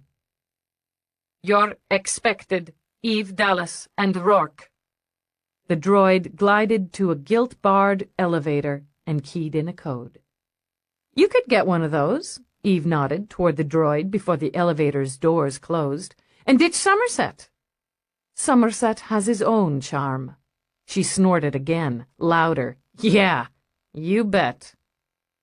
The doors slid open into a gold and ivory foyer with a small tinkling fountain in the shape of a mermaid. Jesus, Eve whispered, scanning the palm trees and paintings. I didn't think anybody but you really lived like this. Welcome to Rome. Randall Slade stepped forward. Thank you for coming. Please come in. Marina's in the sitting room. She didn't mention you'd be here, Mr. Slade. We made the decision to call you together. Biding her time for questions, Eve walked past him. The sitting room was sided on the front wall in sheer glass. One-way glass, Eve assumed, as the building was only 6 stories high. Despite the relatively short height, it afforded an eye-popping view of the city. Marina sat daintily on a curved chair, sipping tea from a hand that shook slightly. She seemed paler, if possible, and even more fragile in her trendy robe of ice blue. Her feet were bare, the nails painted to match her robe. She dressed her hair up in a severe knot, secured with a jeweled comb. Eve thought she looked like one of the ancient Roman goddesses, but her mythology was too sketchy to choose which one. Marina didn't rise, nor did she smile, but set her cup aside to pick up a slim white pot and pour 2 more. "I hope you'll join me for tea." "I didn't come for a party, Miss Angelini." "No, but you've come, and I'm grateful." "Here, let me do that." With a smooth grace that almost masked the way the cups rattled in Marina's hands, Slade took them from her. "Please, sit down," he invited. "We won't keep you any longer than necessary, but you might as well be comfortable." "I don't have any jurisdiction here," Eve began as she took a cushioned chair with a low back, "but I'd like to record this meeting with your permission." Marina looked at Slade, bit her lip. "Yes, of course." She cleared her throat when Eve took out her recorder and set it on the table between them. "You know about the difficulties Randy had several years ago in Sector 38. "I know," Eve confirmed. "I was told you didn't know." "Randy told me yesterday." Marina reached up blindly, and his hand was there. "You're a strong, confident woman, Lieutenant. It may be difficult for you to understand those of us who aren't so strong. Randy didn't tell me before because he was afraid I wouldn't handle it well. My nerves." She moved her thin shoulders. "Business crises energize me. Personal crises devastate me. The doctors call it an avoidance tendency. I'd rather not face trouble." "You're delicate," Slade stated, squeezing her hand. "It's nothing to be ashamed of." "In any case, this is something I have to face." "You were there," she said to Rourke, "during the incident." "I was on the station, probably in the casino." "And the security at the hotel, the security Randy called, they were yours." "That's right.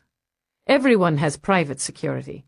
Criminal cases are transferred to the magistrate unless they can be dealt with privately." "You mean through bribes?" "Naturally." "Randy could have bribed security. He didn't." "Marina." Slade hushed her with another squeeze of his hand. "I didn't bribe them because I wasn't thinking clearly enough to bribe them. If I had, there wouldn't have been a record and we wouldn't be discussing it now." "The heavy charges were dropped," Eve pointed out. "You were given the minimum penalty for the ones that stood. And I was assured that the entire matter would remain buried. It didn't. I prefer something stronger than tea. Rourke, whiskey if you have it. 2 fingers." "Tell them, Randy," Marina whispered while he programmed 2 whiskeys from the recessed bar. He nodded, brought Rourke his glass, then knocked back the contents of his own. "Cicely called me on the night she was murdered." Eve's head jerked up like a hound scenting blood. There was no record of that on her link. No record of an outgoing call. "She called from a public phone. I don't know where. It was just after midnight, your time. She was agitated, angry." "Mr. Slade, you told me in our official interview that you had not had contact with Prosecutor Towers on that night." "I lied. I was afraid. You now choose to recant your earlier statement? I wish to revise it. Without benefit of counsel, Lieutenant, and fully aware of the penalty for giving a false statement during a police investigation. I'm telling you now that she contacted me shortly before she was killed. That, of course, gives me an alibi, if you like. It would have been very close to impossible for me to have traveled cross-country and killed her in the amount of time I had. You can, of course, check my transmission records." "Be sure that I will." "What did she want?" "She asked me if it was true. Just that, at first. I was distracted, working. It took me a moment to realize how upset she was, and then, when she was more definite, to understand she was referring to Sector 38. I panicked, made some excuses. But you couldn't lie to Cicely. She pinned me to the wall. I was angry, too, and we argued. He paused, his eyes going to Marina. He watched her, Eve thought, as if he waited for her to shatter like glass. "You argued, Mr. Slade?" Eve prompted. "Yes, about what had happened. Why? I wanted to know how she had found out about it, but she cut me off. Lieutenant, she was furious. She told me she was going to deal with it for her daughter's sake. Then she would deal with me. She ended transmission abruptly, and I settled down to brood and to drink." He walked back to Marina, laid a hand on her shoulder, stroked. "It was early in the morning, just before dawn, when I heard the news report, and knew she was dead." "She had never spoken to you about the incident before?" "No. We had an excellent relationship. She knew about the gambling, disapproved, but in a mild way. She was used to David. I don't think she understood how deeply we were both involved." "She did," Rourke corrected. "She asked me to cut you both off." "Ah." Slade smiled into his empty glass. "That's why I couldn't get through the door of your place in Vegas, too." "That's why." "Why now?" Eve asked. "Why have you decided to revise your previous statement?" "I felt it was closing in on me. I knew how hurt Marina would be if she heard it from someone else. I needed to tell her. It was her decision to contact you." "Our decision." Marina reached for his hand again. "I can't bring my mother back, and I know how it will affect my father when we tell him Randy was used to hurt her. Those are things I have to learn to live with. I can do that if I know that whoever used Randy and me will pay for it. She would never have gone out there, she would never have gone, but to protect me." When they were flying west, Eve paced the comfortable cabin. "Families." She tucked her thumbs into her back pockets. "Do you ever think about them, Rourke?" "Occasionally." Since she was going to talk, he switched the business news off his personal monitor. "If we follow one theory, Cicely Towers went out on that rainy night as a mother. Someone was threatening her child's happiness. She was going to fix it. Even if she gave Slade the heave-ho, she was going to fix it first. That's what we assume is the natural instinct of a parent." She slanted him a glance. "We both know better." "I wouldn't claim that either of our experiences are the norm, Eve." "Okay." Thoughtful, she sat on the arm of his chair. "So, if it's normal for a mother to jump to shield her child against any trouble, Towers did exactly as her killer expected. He understood her, judged her character well. Perfectly, I'd say. She was also a servant of the court. It was her duty, and certainly should have been her instinct, to call the authorities, report any threats or blackmail attempts. A mother's love is stronger than the law. Hers was, and whoever killed her knew it." "Who knew her?" "Her lover, her ex-husband, her son, her daughter, Slade. And others, Eve. She was a strong vocal supporter of professional motherhood, of family rights. There have been dozens of stories about her over the years, highlighting her personal commitment to her family. That's risking a lot, going by press. Media can be, and is, biased, or it slants a story to suit its own ends. I say her killer knew, not assumed, but knew. There'd been personal contact or extensive research. That hardly narrows the field." Eve brushed that aside with a flick of the hand. "And the same goes for Metcalf. A meeting set, but it isn't going to be specifically documented in her diary. How does the killer know that? Because he knows her habits. My job is to figure out his or hers, because there'll be another one." "You're so sure?" "I'm sure, and Mira confirmed it." "You've spoken to her, then?" Restless, she rose again. It's just easier to say he. Envies, resents, is fascinated by powerful women. Women in the public eye. Women who make a mark.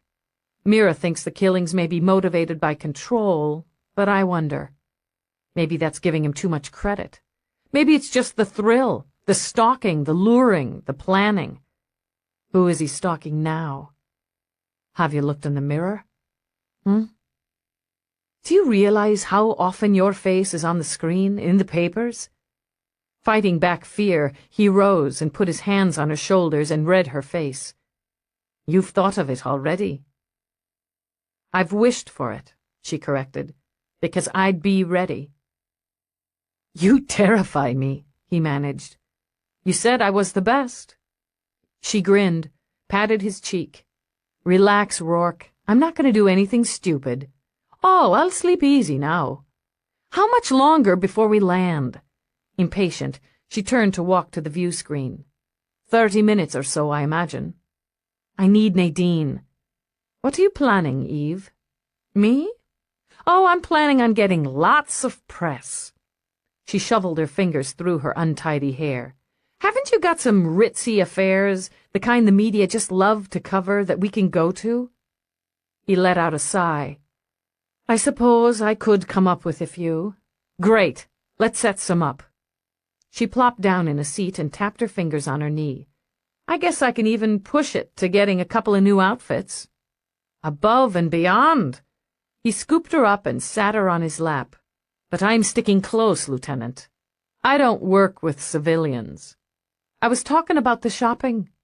Her eyes narrowed as his hand snaked under her shirt. Is that a dig? Yes. Okay. She swiveled around to straddle him. Just checking. Chapter 10. I'm going to do my lead-in first. Nadine looked around Eve's office and cocked a brow. Not much of a sanctum. Excuse me?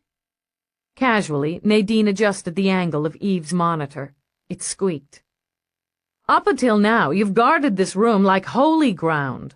I expected something more than a closet with a desk and a couple of ratty chairs. Home's where the heart is, Eve said mildly, and leaned back in one of those ratty chairs. Nadine had never considered herself claustrophobic, but the industrial beige walls were awfully close together, making her rethink the notion. And the single, stingy window, though undoubtedly blast-treated, was unshaded and offered a narrow view of an air traffic snarl over a local transport station. The little room, Nadine mused, was full of crowds. I'd have thought after you broke the de Blas case last winter, you'd have raided a snazzier office, with a real window and maybe a little carpet. Are you here to decorate or to do a story? And your equipment's pathetic.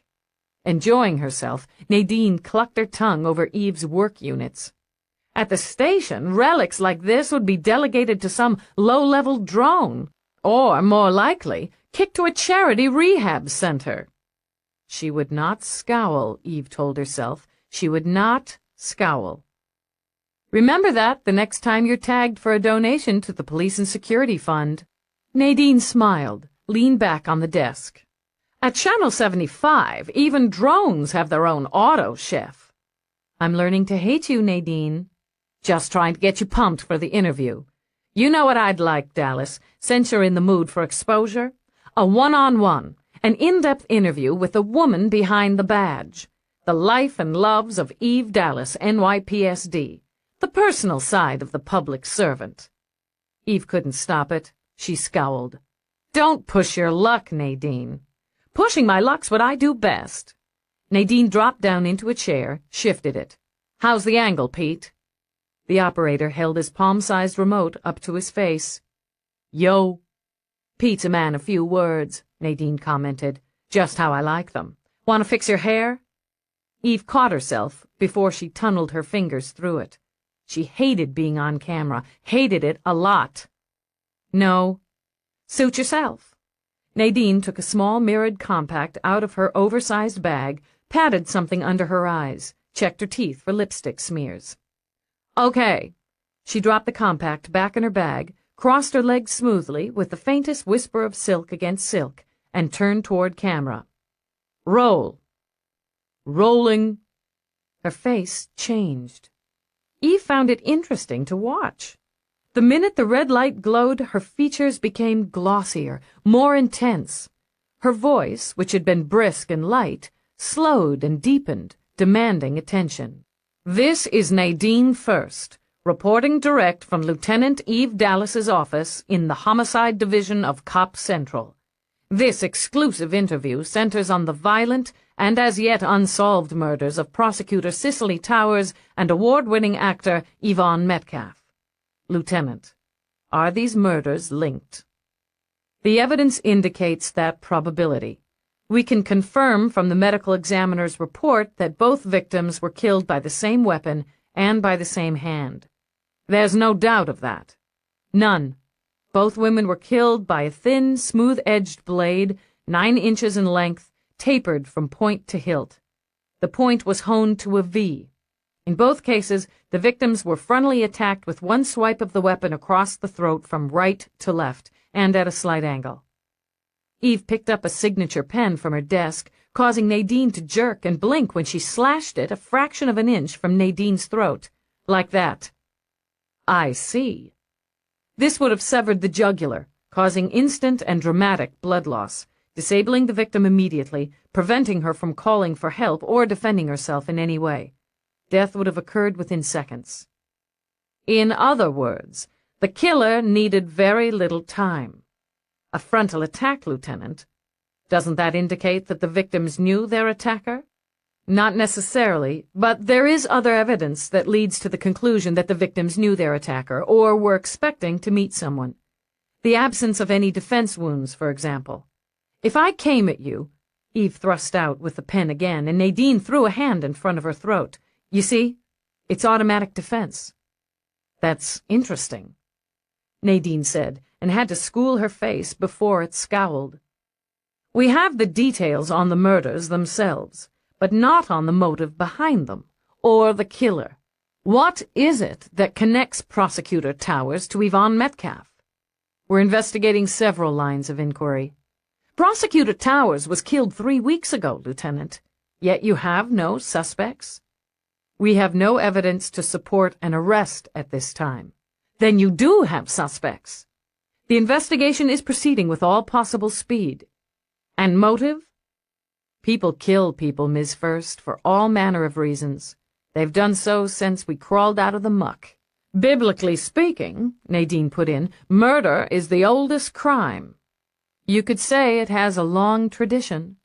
We may be able to filter out certain undesirable tendencies through genetics, chemical treatments, beta scans. We deter with penal colonies and the absence of freedom. But human nature remains human nature. Those basic motives for violence that science is unable to filter, love, hate, greed, envy, anger. They separate us from the droids, don't they? And make us susceptible to joy, sorrow, and passion. That's a debate for the scientists and the intellectuals. But which of those motives killed Cicely Towers and Yvonne Metcalf? A person killed them, Ms. First. His or her purpose remains unknown. You have a psychiatric profile, of course. We do, Eve confirmed, and we will use it and all of the tools at our disposal to find the murderer. I'll find him, Eve said, deliberately flicking her eyes toward the camera. And once the cage door is closed, motive won't matter. Only justice. That sounds like a promise, Lieutenant. A personal promise. It is. The people of New York will depend on your keeping that promise. This is Nadine First, reporting for Channel 75. She waited a beat, then nodded. Not bad, Dallas, not bad at all. We'll run it again at 6 and 11, with the recap at midnight. Good. Take a walk, Pete. The operator shrugged and wandered out of the room. Off the record, Eve began. How much airtime can you give me? 4. Exposure. I want plenty of it. I figured there was something behind this little gift. Nadine let out a little breath that was nearly a sigh. I have to say I'm disappointed, Dallas. I never figured you for a camera hound. I've got to testify in the Mondale case in a couple of hours. Can you get a camera there? Sure. The Mondale case is small ratings, but it's worth a couple zips. She pulled out her diary and noted it. I've got this thing tonight, too, at the new Astoria. One of those gold plate dinners. The Astoria dinner ball, sure. Her smile turned derisive. I don't work the social beat, Dallas, but I can tell the assignment desk to cue on you. You and Rourke are always good for the gossip eaters. It is you and Rourke, isn't it? I'll let you know where you can catch me over the next couple of days, Eve continued, ignoring the insult. I'll feed you regular updates to air. Fine. Nadine rose. Maybe you'll trip over the killer on your way to fame and fortune. Got an agent yet? For a moment, Eve said nothing, just tapped her fingertips together. I thought it was your job to fill airtime and guard the public's right to know, not to moralize. And I thought it was yours to serve and protect, not to cash in. Nadine snagged up her bag by the strap. Catch you on the screen, Lieutenant. Nadine. Pleased, Eve tipped back in her chair. You left out one of those basic human motives for violence before. Thrill. I'll make a note of it. Nadine wrenched at the door, then let it slip out of her hands. When she turned back, her face was white and shocked under its sheen of camera makeup. Are you out of your mind? Your bait? Your fucking bait? Pissed you off, didn't it? Smiling, Eve allowed herself the luxury of propping her feet on the desk. Nadine's reaction had brought the reporter up several notches on Eve's opinion scale. Thinking about me wanting all that airtime and getting it really steamed you. It's gonna steam him, too. Can't you hear him, Nadine? Look at that lousy cop getting all my press. Nadine came back in and sat down carefully. You had me. Dallas, I'm not about to tell you how to do your job. Then don't. Let me see if I'm figuring this right. You deduce the motive was, at least partially, for the thrill, for the attention in the media. Kill a couple of ordinary citizens, you get press, sure, but not so intense, not so complete. Kill 2 prominent citizens, familiar faces, and the sky's the limit. So you make yourself a target. It's just a hunch. Thoughtfully, Eve scratched a vague itch on her knee. It could be that all I'll end up with is a lot of idiotic blips of me on screen. Or a knife at your throat. Gee, Nadine, I'm going to start to think you care. I think I do. She spent a moment studying Eve's face. I've worked with, around, and through cops for a long time now. You get instincts on who's putting in time and who gives a damn. You know what worries me, Dallas? You give too much of a damn. I carry a badge, Eve said soberly, and made Nadine laugh. Obviously, you've been watching too many old videos, too. Well, it's your neck, literally. I'll see to it that you get it exposed. Thanks. One more thing, she added when Nadine stood again. If this theory has weight, then future targets would fall into the well-known, media-hyped female variety. Keep an eye on your own neck, Nadine. Jesus. Shuddering, Nadine rubbed fingers over her throat. Thanks for sharing that, Dallas. My pleasure. Literally. Eve had time to chuckle between the time the door closed and the call came through from the commander's office. Obviously, he'd heard about the broadcast. She was still stinging a bit when she bolted up the steps of the courthouse. The cameras were there, as Nadine had promised. They were there in the evening at the new Astoria when she stepped out of Rourke's limo and tried to pretend she was enjoying herself. After 2 days of tripping over a camera every time she took 3 steps, she was surprised she didn't find one zooming over her in bed, and she said as much to Rourke. You asked for it, darling.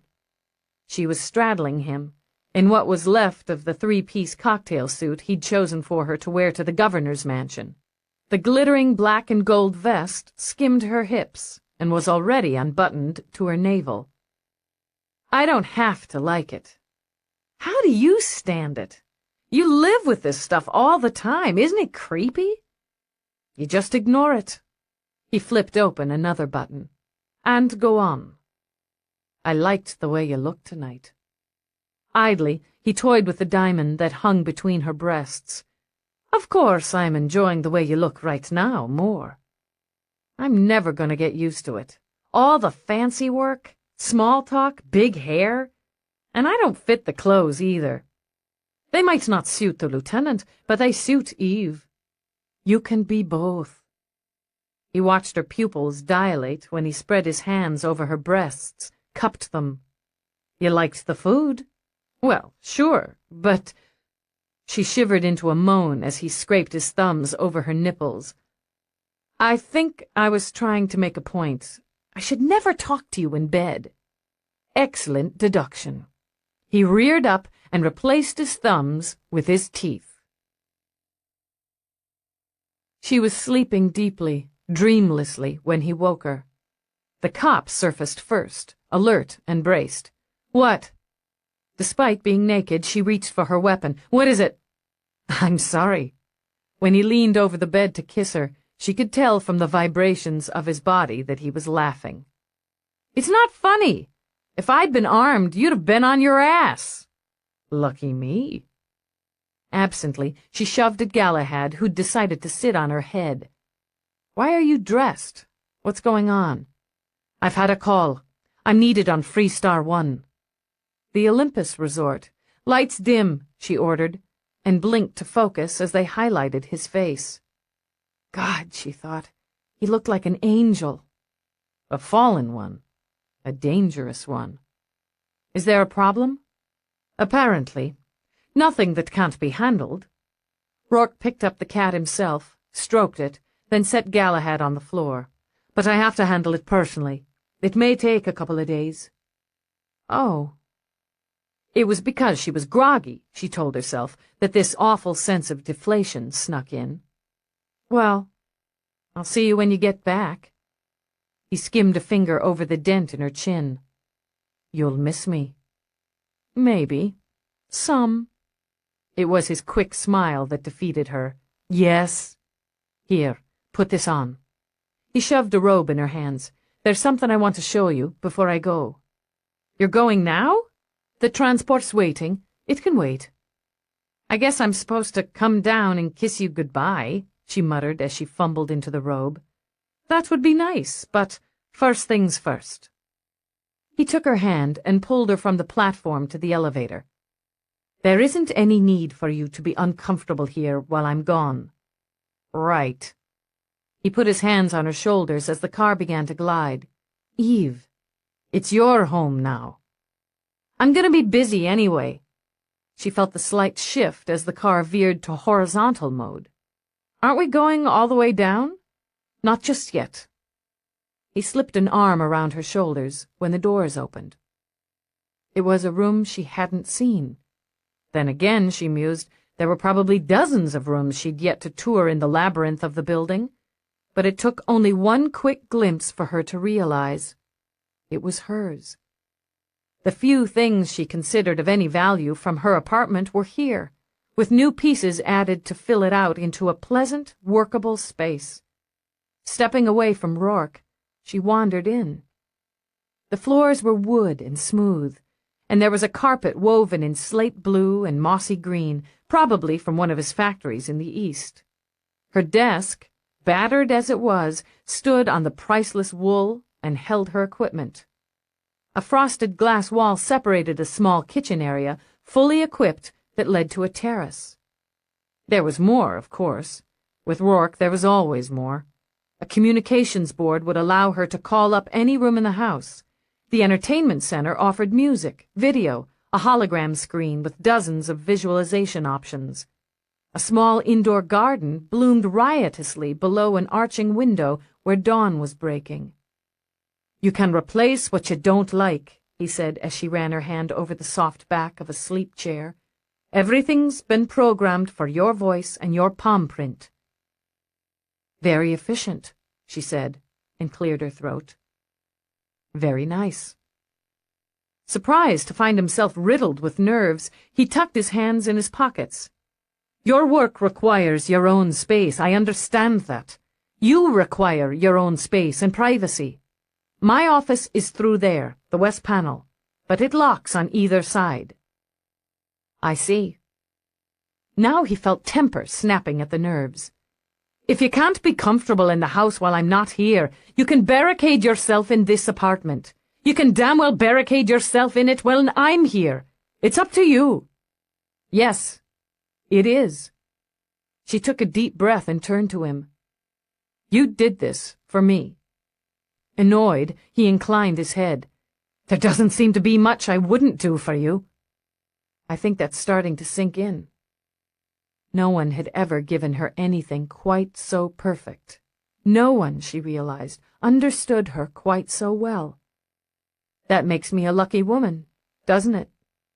He opened his mouth, bit back something particularly nasty.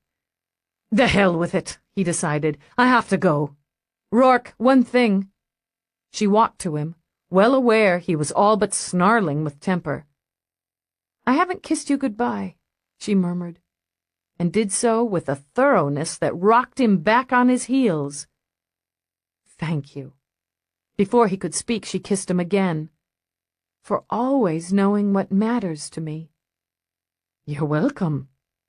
Possessively, he ran a hand over her tousled hair. "Miss me." "I already am." "Don't take any unnecessary chances." His hands gripped in her hair hard, briefly.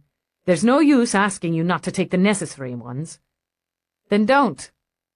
Her heart stuttered when he kissed her hand. "Safe trip," she told him when he stepped into the elevator. She was new at it, so she waited until the doors were almost shut. "I love you." The last thing she saw was the flash of his grin. "What have you got, Feeney?" "Maybe something, maybe nothing." It was early, just 8 o'clock on the morning after Rourke left for Freestar 1, but Feeney already looked haggard. Eve punched 2 coffees double strength from her auto chef. "You're in here at this hour, looking like you've been up all night, and in that suit I have to deduce it's something, and I'm a Gold Star detective." "Yeah, I've been noodling the computer, going down another level on the families and personal relations of the victims like you wanted." And, stalling, he drank his coffee, dug out his bag of candied nuts, scratched his ear. "Saw you on the news last night. The wife did, actually. Said you looked flash. That's one of the kids' expressions we try to keep up."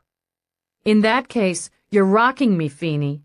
That's one of the kids' expressions, too. Translation, "You're not coming clear." "I know what it means. Shit. This one cuts close to home, Dallas. Too close. Which is why you're here, instead of transmitting what you've got over a channel. So let's have it." "Okay." He puffed out a breath. "I was dicking around with David Angelini's records. Financial stuff, mostly. We knew he was into some spine twisters for gambling debts. He's been holding them off, giving them a little trickle here and there. Could be he's dipped into the company till, but I can't get a lock on that. He's covered his ass. So we'll uncover it. I can get the name of the spine twisters," she mused, thinking of Rourke. "Let's see if he made them any promises, like he'd be coming into an inheritance." Her brows knit. If it wasn't for Metcalf, I'd think hard about somebody he owed hurrying up on the IOUs by taking out Towers. Might be that simple, even with Metcalf. She had a nice nest egg set aside. I haven't found anybody among the beneficiaries who needed quick money, but that doesn't mean I won't. "Okay, you keep working that angle, but that isn't why you're here playing with your nuts." He nearly managed a laugh. "Cute. Okay, here it is. I turned up the commander's wife." "Run that by slow, Feeney, real slow." He couldn't sit, so he sprang up to pace the small space. David Angelini made some healthy deposits into his personal credit account. 4 deposits of $50K over the last 4 months. The final one was keyed in 2 weeks before his mother got terminated. All right, he got his hands on $200K in 4 months and banked it like a good boy. Where'd he get it? Fuck. She already knew. Yeah. I accessed the E-transactions, backtracked, She transferred it to his New York bank, and he flipped it over into his personal account in Milan. Then he withdraws it in cash, hard bills, at an autotel on Vegas 2. Jesus Christ, why didn't she tell me? Eve pressed her balled fists to her temples. Why the hell did she make us look for it? It wasn't like she tried to hide it, Feeney said quickly. When I clicked over to her records, it was all out front. She has an account of her own, just like the commander. He cleared his throat at Eve's level stare. I had to look, Dallas. He hasn't made any unusual transactions out of his, or out of their joint. But she's cut her principal in half, doling out to Angelini. Christ, he was bleeding her. Blackmail? Eve speculated, struggling to think coolly. Maybe they had an affair. Maybe she was stuck on the bastard. Oh, man. Oh, Jesus. Feeney's stomach did a long, sickening roll. The commander. I know. We have to go to him with this. I knew you were going to say that. Mournfully, Feeney took a disc out of his pocket. I got it all. How do you want to play it? What I want to do is go out to White Plains and knock Mrs. Whitney on her perfect ass. Barring that, we go to the commander's office and lay it out for him. They've still got some of that old body armor down in storage, Feeney suggested as Eve rose. Good thinking. They could have used it. Whitney didn't climb over his desk and body slam them, nor did he pull out his stunner. He did all the damage necessary with the lethal glare of his eyes. You accessed my wife's personal accounts, Feeney? Yes, sir, I did. And took this information to Lieutenant Dallas. As per procedure. As per procedure, Whitney repeated. Now you're bringing it to me. To the commanding officer, Feeney began, then drooped. Ah, hell, Jack, was I supposed to bury it?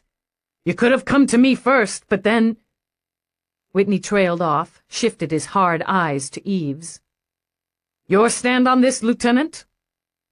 Mrs. Whitney paid David Angelini a sum of $200,000 over a 4-month period. This fact was not volunteered during either primary or follow-up interviews. It's necessary to the investigation that...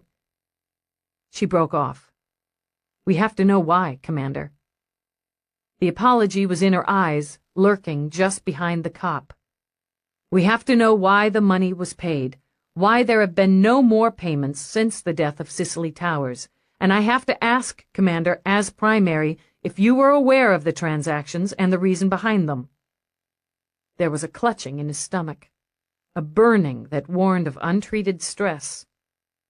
I'll answer that after I've spoken with my wife. Sir? Eve's voice was a quiet plea. You know we can't allow you to consult with Mrs. Whitney before we question her. This meeting has already risked contaminating the investigation. I'm sorry, Commander. You're not bringing my wife into interview. Jack, fuck this, Feeney. She's not going to be dragged down here like a criminal. He clutched his hands into fists under the desk and struggled to remain in control. Question her at home, with our attorney present. That doesn't violate procedure, does it, Lieutenant Dallas? No, sir. With respect, Commander, will you come with us? With respect, Lieutenant, he said bitterly, you couldn't stop me. Chapter 11. Anna Whitney met them at the door. Her hands fluttered, then gripped together at her waist. Jack, what's happening? Linda's here. She said you called her and told her I needed counsel. Her gaze darted from Eve to Feeney, then back to her husband. Why would I need counsel? It's all right. He put a tense but protective hand on her shoulder. Let's go inside, Anna. But I haven't done anything. She managed one nervous laugh. I haven't even gotten a traffic ticket lately. Just sit down, honey. Linda, thanks for coming so quickly. No problem. The Whitney's attorney was young, sharp-eyed, and polished to a gleam. It took Eve several moments to remember she was also their daughter. Lieutenant Dallas, isn't it? Linda scanned and summed up quickly. I recognize you. She gestured to a chair before either of her parents thought of it. "Please sit." "Captain Feeney, EDD. Yes, my father's mentioned you many times, Captain Feeney. Now," she laid a hand over her mother's, "what's this all about?" "Information has just come to light that needs clarification." Eve took out a recorder, offered it to Linda for examination. She tried not to think that Linda favored her father. The caramel-colored skin, the cool eyes, genes and family traits both fascinated and frightened her. "I take it this is going to be a formal interview?" With careful calm, Linda set the recorder on the table and took out her own. "That's right." Eve recited the date and time. Interviewing officer Dallas, Lieutenant Eve. Also present Whitney, Commander Jack, and Feeney, Captain Ryan. Interviewee Whitney, Anna, represented by counsel. "Whitney, Linda. My client is aware of all rights and agrees to this time and place of interview. Counsel reserves the right to terminate at her discretion. Proceed, Lieutenant." "Mrs. Whitney," Eve began, "you were acquainted with Cicely Towers, deceased." "Yes, of course. Is this about Cicely? Jack—" He only shook his head and kept his hand on her shoulder. "You are also acquainted with the deceased's family, her former husband Marco Angelini, her son David Angelini, and her daughter Marina." "I'm more than acquainted. Her children are like family. Why, Linda even dated—" "Mom." With a bolstering smile, Linda interrupted. "Just answer the question. Don't elaborate." "But this is ridiculous." Some of Anna's puzzlement edged over into irritation. It was her home, after all, her family. "Lieutenant Dallas already knows the answers. I'm sorry to go over the same ground, Mrs. Whitney. Would you describe your relationship with David Angelini?" "David? Why, I'm his godmother. I watched him grow up." "You're aware that David Angelini was in financial distress prior to the death of his mother?" "Yes, he was—" Her eyes went huge. "You don't seriously believe that David— That's hideous!" She snapped it out before her mouth compressed into a thin red line. "I am not going to dignify this with an answer." "I understand you feel protective toward your godson, Mrs. Whitney. I understand you would go to some lengths to protect him. And to some expense. $200,000. Anna's face whitened under her careful cosmetics. "I don't know what you mean." "Mrs. Whitney, do you deny paying to David Angelini the sum of $200,000 in installments of $50,000 over a 4-month period beginning in February of this year and ending in May?" She clutched at her daughter's hand, avoided her husband's. "Do I have to answer that, Linda?" "A moment, please, to confer with my client." Briskly, Linda scooped an arm around her mother and led her into the next room. "You're very good, Lieutenant," Whitney said tightly. "It's been some time since I observed one of your interviews." "Jack," Feeney sighed, hurting for everyone. "She's doing her job." "Yes, she is. It's what she's best at." He looked over as his wife came back into the room. She was pale, trembling a little. The burning in his gut flared. "We'll continue," Linda said. There was a warrior glint in her eye when she focused on Eve. "My client wishes to make a statement. Go ahead, Mom. It's all right." "I'm sorry." Tears starred on her lashes. "Jack, I'm sorry. I couldn't help it. He was in trouble. I know what you said, but I couldn't help it." "It's all right." Resigned, he took the hand that reached out for his and stood beside her. "Tell the lieutenant the truth, and we'll deal with it." "I gave him the money." "Did he threaten you, Mrs. Whitney?" "What?" Shock seemed to dry up the tears swimming in her eyes. "Oh, my goodness! Of course he didn't threaten me. He was in trouble," she repeated, as if that should be enough for anyone. "He owed a very great deal of money to the wrong kind of people. His business, that portion of his father's business that he oversaw, was in some temporary upheaval, And he had a new project he was trying to get off the ground. He explained it," she added with a wave of her free hand. "I don't remember precisely. I don't bother overmuch with business." "Mrs. Whitney, you gave him 4 payments of $50,000. You didn't relay this information to me in our other interviews." "What business of yours was it?" Her spine was back, snapped hard and cold so that she sat like a statue. "It was my money and a personal loan to my godchild." "A godchild?" Eve said with straining patience, "who was being questioned in a murder investigation." "His mother's murder. You may as well accuse me of killing her as David." "You didn't inherit a sizable portion of her estate." "Now you listen to me." Anger suited her. Anna's face glowed as she leaned forward. "That boy adored his mother, and she him.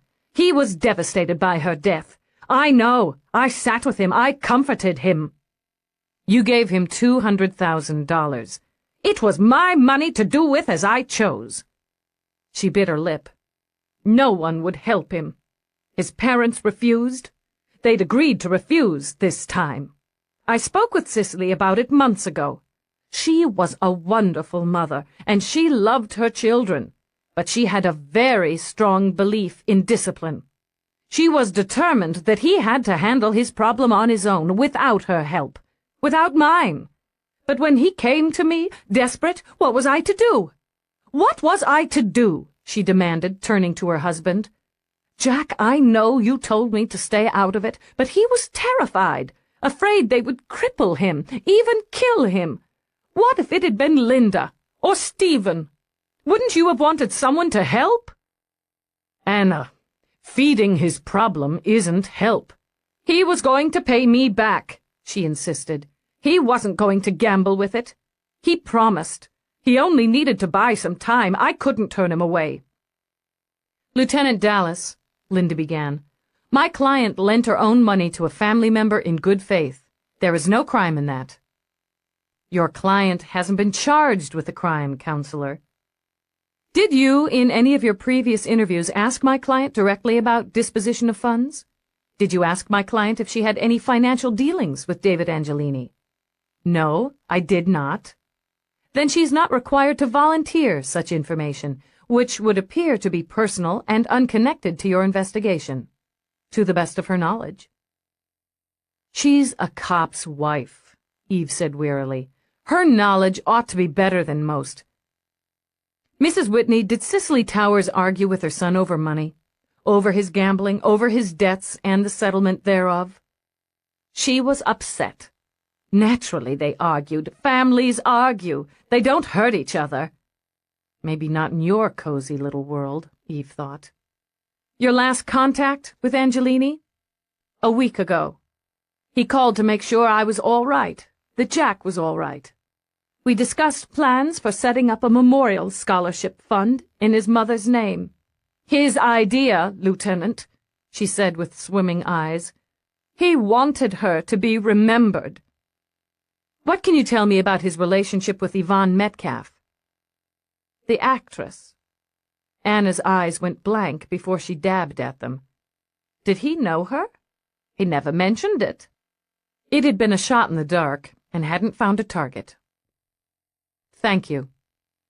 Eve picked up her recorder, logged in the end of the interview. "Counselor, you should advise your client that it would be in her best interest not to mention this interview or any portion of it to anyone outside this room." "I'm a cop's wife." Anna neatly tossed Eve's words back in her face. "I understand the drill." The last glimpse Eve had of the commander as she stepped outside, he was holding his wife and daughter. Eve wanted a drink. By the time she'd logged out for the day, she had spent the better part of the afternoon chasing after David Angelini's tail. He was in a meeting. He was out of contact. He was anywhere but where she looked. Without any other choice, she'd left messages at every possible point on the planet and figured she'd be lucky to hear from him before the following day.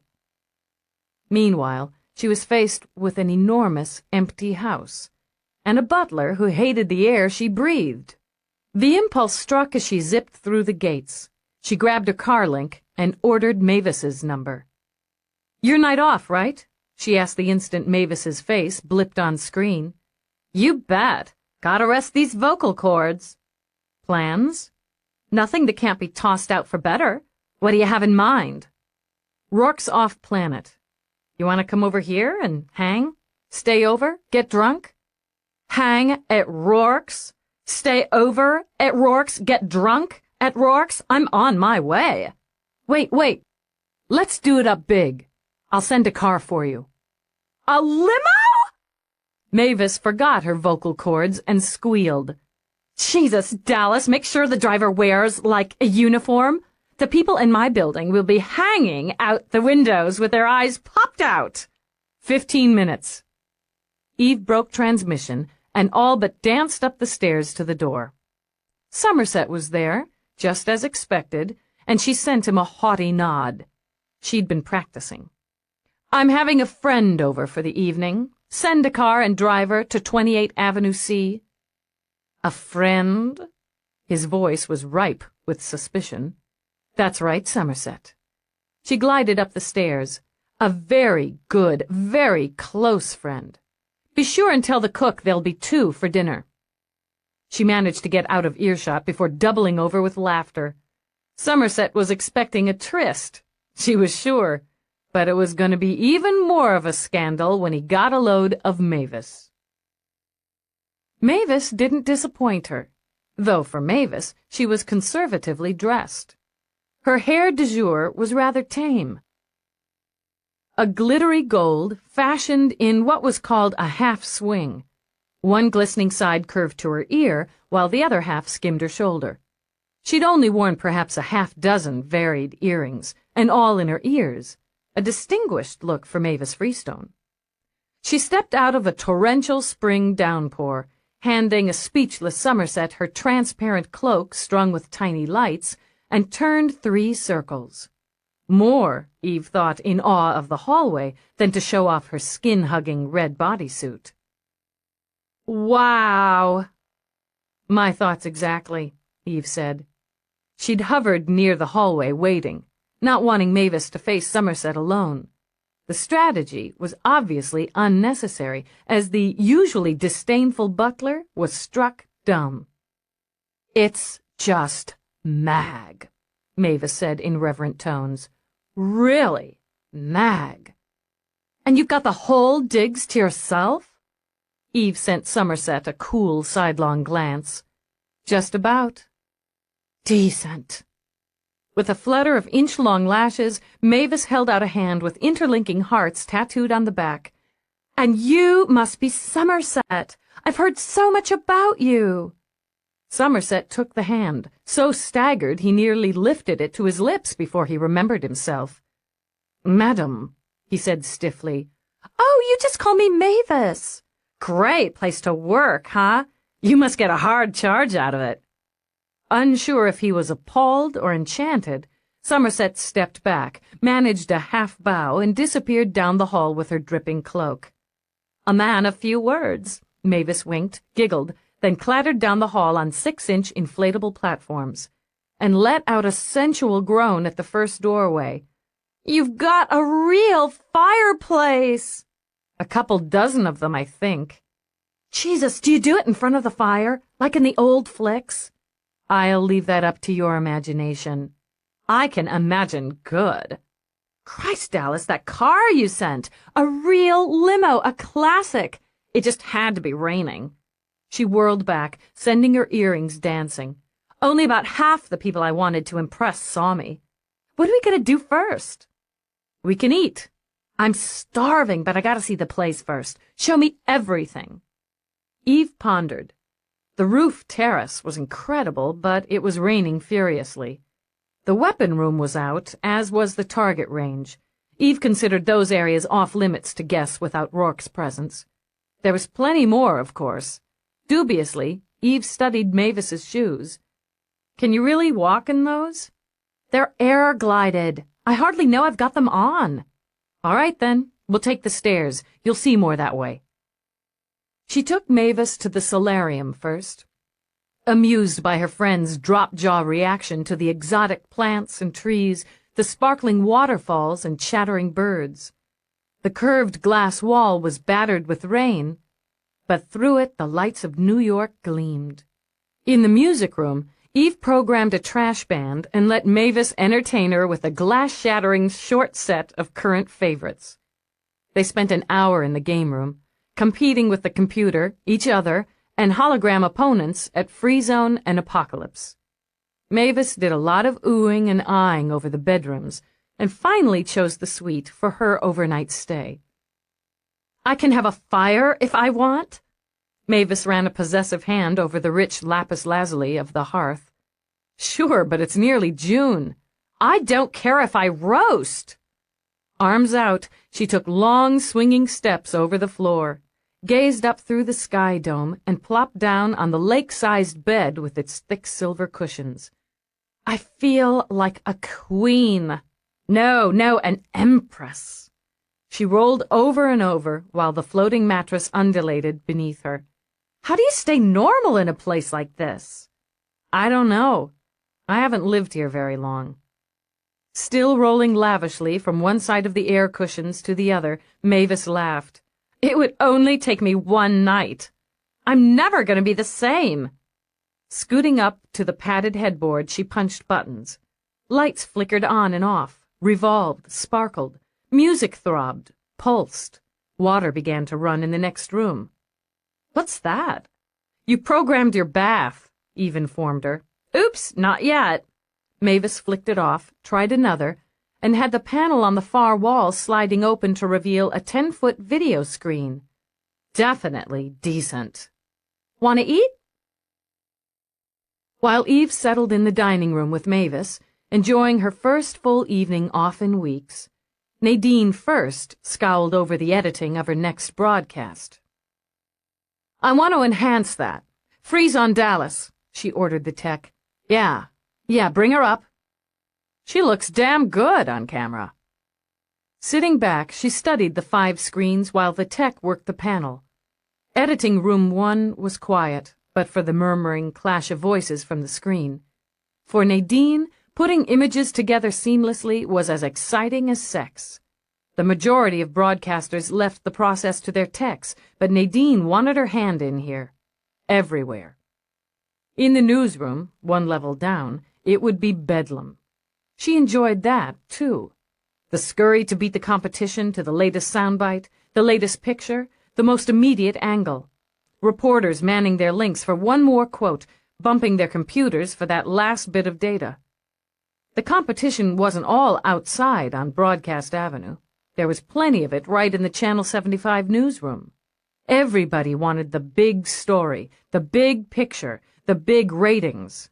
Right now, she had it all, and Nadine didn't intend to lose it. "There, hold it there, when I'm standing on Metcalf's patio. Yeah. Now try a split screen. Use the shot of me on the sidewalk where Towers bought it." "Uh-huh." Eyes narrowed, she studied the image.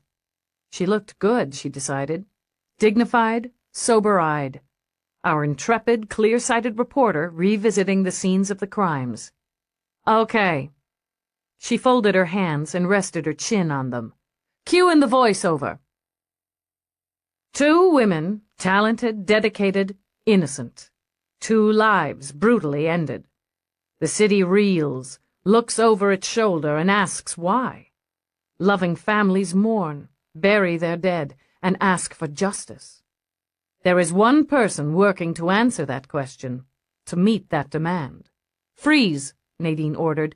"Bleed to Dallas. Exterior courtroom shot. Bring up audio."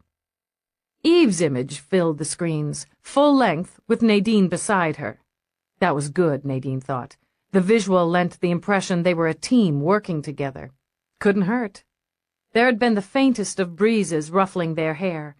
Behind them, the courthouse speared up, a monument to justice, its elevators busily gliding up and down, its glass walkway crowded with people. "My job is to find a killer, and I take my job seriously. When I finish mine, the courts begin theirs." "Perfect!" Nadine fisted her hand. Oh, yes, just perfect. Fade it there, and I'll pick it up on live. Time? 3:45. Louise, I'm a genius, and you're not so bad yourself. Print it. Printed. Louise swiveled away from the console and stretched. They'd worked together for 3 years and were friends. That's a good piece, Nadine. Damn right it is. Nadine angled her head. But... Okay. Louise released her stubby ponytail and ran a hand through her thick, dark curls. We're getting close to retreading here. We've had nothing new in a couple of days. Neither has anybody else, and I've got Dallas. And that's a big one. Louise was a pretty woman, soft-featured, bright-eyed. She'd come to Channel 75 direct from college. After less than a month on the job, Nadine had scooped her up as her main tech. The arrangement suited them both. She's got a solid visual and an excellent throat. The Rourke factor adds a gold edge. That's not including the fact that she's got a rep as a good cop. So I'm thinking, continued Louise, until you get some new bites on this, you might want to splice in some of the business from the DeBlas case. Remind people our lieutenant broke one of the big ones, took a hit in the line of duty, build up confidence. I don't want to take the focus off the current investigation. Maybe you do, Louise disagreed. At least until there's a new lead, or a new victim. Nadine grinned. A little more blood would heat things up. Another couple of days we'll be out of the sweeps and into the June doldrums. Okay, I'll keep it in mind. You might want to put something together. Louise cocked a brow. I might? And if I use it, you'll get full on-air credit, you greedy bitch. Deal. Louise tapped the pocket of her editing vest, winced. Out of smokes. You gotta stop that. You know how the brass feel about employees taking health risks. I'm sticking with the herb shit. Shit's right. Get me a couple while you're at it. Nadine had the grace to look sheepish. And keep it to yourself. They're tougher on the on-air talent than you techs. You've got some time before the midnight recap. Aren't you going to take your break? No, I've got a couple of calls to make. Besides, it's pouring out. Nadine patted her perfectly coiffed hair. You go. She reached into her bag. I'll pay. Good deal, since I have to go all the way to Second to find a store that's licensed to sell smokes. Resigned, she rose. I'm using your raincoat. Go ahead. Nadine passed her a handful of credits. Just put my share in the pocket, okay? I'll be in the newsroom. They walked out together, with Louise bundling into the stylish blue coat. Nice material. Sheds water like a duck. They crossed the rampway, passed a series of editing and production rooms, and walked toward a descending people glide. Noise began to filter through, so Nadine pitched her voice over it. Are you and Bongo still thinking of taking the big step? Thinking hard enough that we've started looking at apartments. We're going the traditional route. We'll give living together a try for a year. If it works, we'll make it legal. Better you than me, Nadine said with feeling. I can't think of a single reason why a rational person would lock themselves to another rational person. Love. Louise put a dramatic hand to her heart. It makes reason and rationality fly out the old window. You're young and free, Louise. And if I'm lucky, I'm going to be old and chained to Bongo. Who the hell wants to be chained to anybody named Bongo? Nadine muttered. Me. Catch you later. With a quick salute, Louise continued on the descent while Nadine stepped off toward the newsroom. And thinking of Bongo, Louise wondered if she'd be able to get home before 1 a.m. It was their night at her place. This was a little inconvenience that would end once they found one suitable apartment, rather than shifting back and forth between his rooms and hers. Idly, she glanced over at one of the many monitors lining the walls, playing Channel 75's current broadcast. Right now it was a popular sitcom, a dead medium that had been revived over the past couple years by talent such as Yvonne Metcalf's. Louise shook her head over that thought, then chuckled a little as the life-sized actor on screen mugged outrageously for the viewing audience. Nadine might have been married to the news, but Louise liked sheer entertainment. She looked forward to those rare evenings when she and Bongo could cuddle up in front of the screen. In Channel 75's wide lobby, there were more monitors, security stations, and a pleasant sitting area ringed with holograms of the station's stars. And, of course, a gift shop stocked with souvenir T-shirts, hats, signed mugs, and holograms of the station's biggest stars. Twice a day, between the hours of 10 and 4, tours were guided through the station. Louise had taken one herself as a child, had gawked with the best of them, and had, she remembered with a smug smile, decided then and there on her career. She waved to the guard at the front entrance, detoured to the east end, which was the shortest route to Second. At the side door for employees, she passed her palm over the handplate to deactivate the lock. As the door swung open, she winced at the heavy sound of drumming rain. She almost changed her mind. Was one sneaky smoke worth a 2-block sprint through the cold and damp? Damn right, she thought, and flipped up the hood. The good, expensive raincoat would keep her dry enough, and she'd be stuck in editing with Nadine for more than an hour. Hunching her shoulders, she bolted outside. The wind kicked so that she broke her stride just long enough to secure the coat at the waist. Her shoes were soaked before she reached the bottom of the steps, and looking down at them, she swore under her breath. Well, shit. They were the last words she spoke. A movement caught her attention, and she looked up, blinking once to clear the rain from her eyes. She never saw the knife, already in an arching slash, glint wetly in the rain, then slice viciously across her throat. The killer studied her for only a moment, watched the blood fountain, the body collapse like a puppet cut from its strings. There was shock, then anger, then a quick, jittery fear. The gored knife hurried back into a deep pocket before the darkly clad figure ran off into the shadows. I think I could live like this.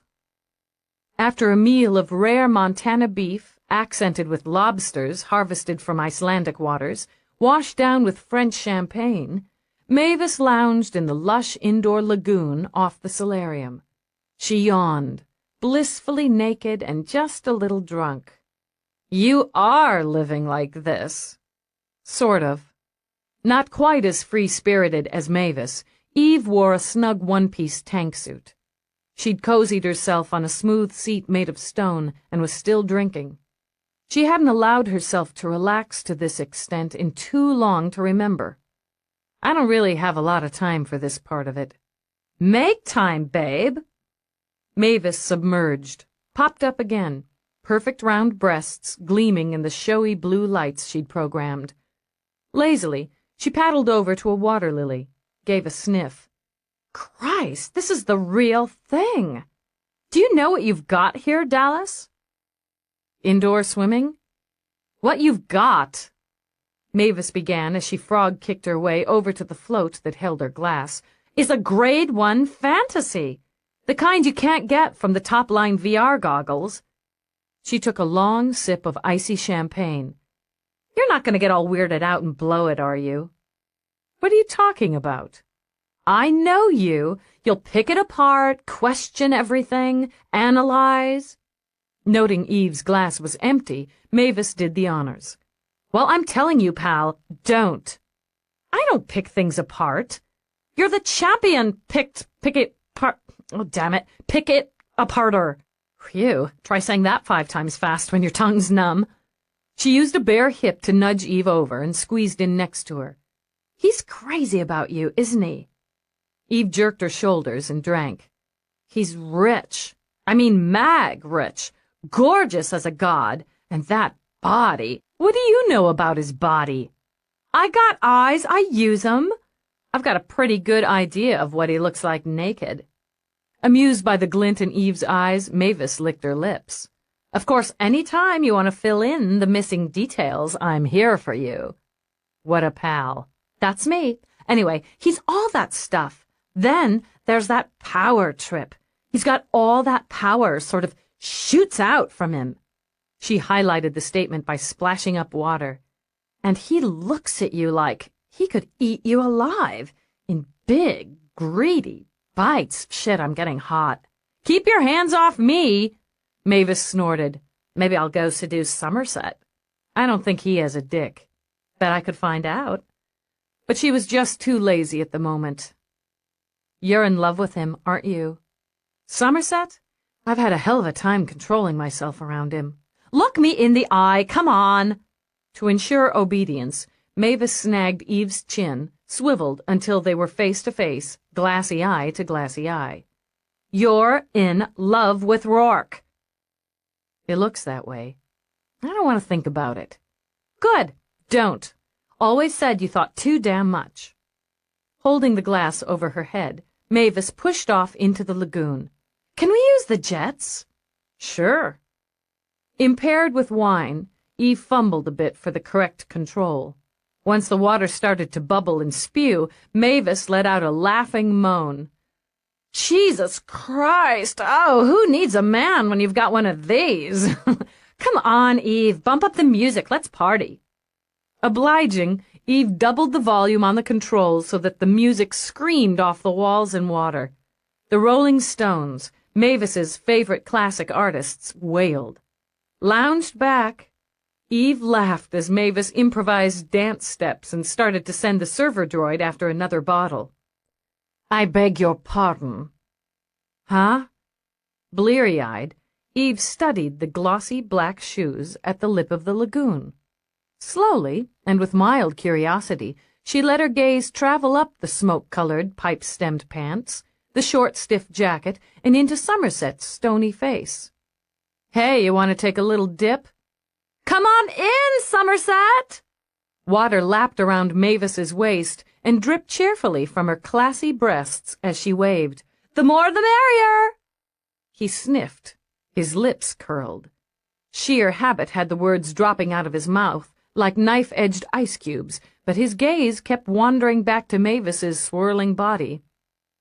There's a transmission for you, Lieutenant. Apparently you were unable to hear my attempts to inform you. What? Okay. She sniggered, paddled toward the link set in the side of the lagoon. Is it Rourke? It is not. It affronted his dignity to shout, but it would have offended his pride to order the music lower. It is dispatch from Cop Central. Even as Eve reached for the link, she stopped, swore, then slicked the hair back from her face. Music off, she snapped, and had Mick and his pals echoing into silence. Mavis, stay out of video range, please. Eve sucked in a deep breath, then opened the link. Dallas. Dispatch, Dallas, Lieutenant Eve. Voice print verified. Report immediately to Broadcast Avenue, Channel 75. Confirmed homicide, code yellow. Eve's blood ran cold. Her fingers gripped on the edge of the pool. Victim's name? That information is not cleared for transmission at this time. Confirm receipt of orders, Dallas, Lieutenant Eve. Confirmed. ETA 20 minutes. Request Feeney, Captain, EDD on scene. Request verified. Dispatch out. Oh, God. Weak with guilt and liquor, Eve laid her head on the edge of the pool. I fucking killed her. Stop it! Mavis swam over, laid a hand on Eve's shoulder. Cut it out, Eve, she said briskly. He took the wrong bait. The wrong bait, Mavis, and she's dead. It was supposed to be me. I said stop it! Confused by the words, but not by the sentiment, Mavis pulled her back and gave Eve a quick shake. Snap out of it, Dallas. Helpless, Eve pressed a hand to her spinning head. Oh, my Christ, I'm drunk. That's perfect. I can fix that. I've got some sober up in my bag. At Eve's moan, Mavis gave her another shake. I know you hate pills, but they'll clean the alcohol out of your bloodstream in 10 minutes flat. Come on, we'll get some into you. Fine, dandy. I'll be sober when I have to look at her. She started up the steps, slipped, and was surprised to find her arm taken firmly. Lieutenant. Somerset's voice was still cool, but he held out a towel and helped her up onto the stone skirt of the pool. I'll see that your car's ready. Yeah. Thanks. Chapter 12. Mavis's handy antidote worked like a charm. Eve had a foul taste in the back of her throat, but she was stone-cold sober when she reached Channel 75's sleek silver building. It had been constructed in the mid-20s when the media boom had hit such astronomical proportions as to generate more profits than a small country. One of the loftier buildings on Broadcast Avenue, it towered up from a wide, flat hilt, housed several thousand employees, 5 elaborate studios, including the most lavish new set on the East Coast, and enough power to beam transmissions to every pocket of the planet and its orbiting stations. The East Wing, where Eve was directed, faced third with its Tony multiplexes and apartment buildings designed for the convenience of the broadcast industry. Due to the thick air traffic, Eve realized word had already hit. Control was going to be a problem. Even as she rounded the building, she called dispatch and requested air barricades as well as ground security. A homicide right in the lap of the media was going to be hard enough to deal with without the vultures flying. Steady now, she locked away guilt and stepped from her car to approach the scene. The uniforms had been busy, she saw with some relief. They'd cleared the area and had the outside door sealed off. Reporters and their teams were there naturally. There would be no keeping them away, but she'd have room to breathe. She'd already attached her badge to her jacket and moved through the rain to the porta-tarp some wise soul had tossed over the crime scene. Raindrops pinged musically against the strong, clear plastic. She recognized the raincoat, dealt viciously with the quick, instinctive lurch of her stomach. She asked if the immediate scene had been scanned and recorded, and receiving the affirmative, crouched down.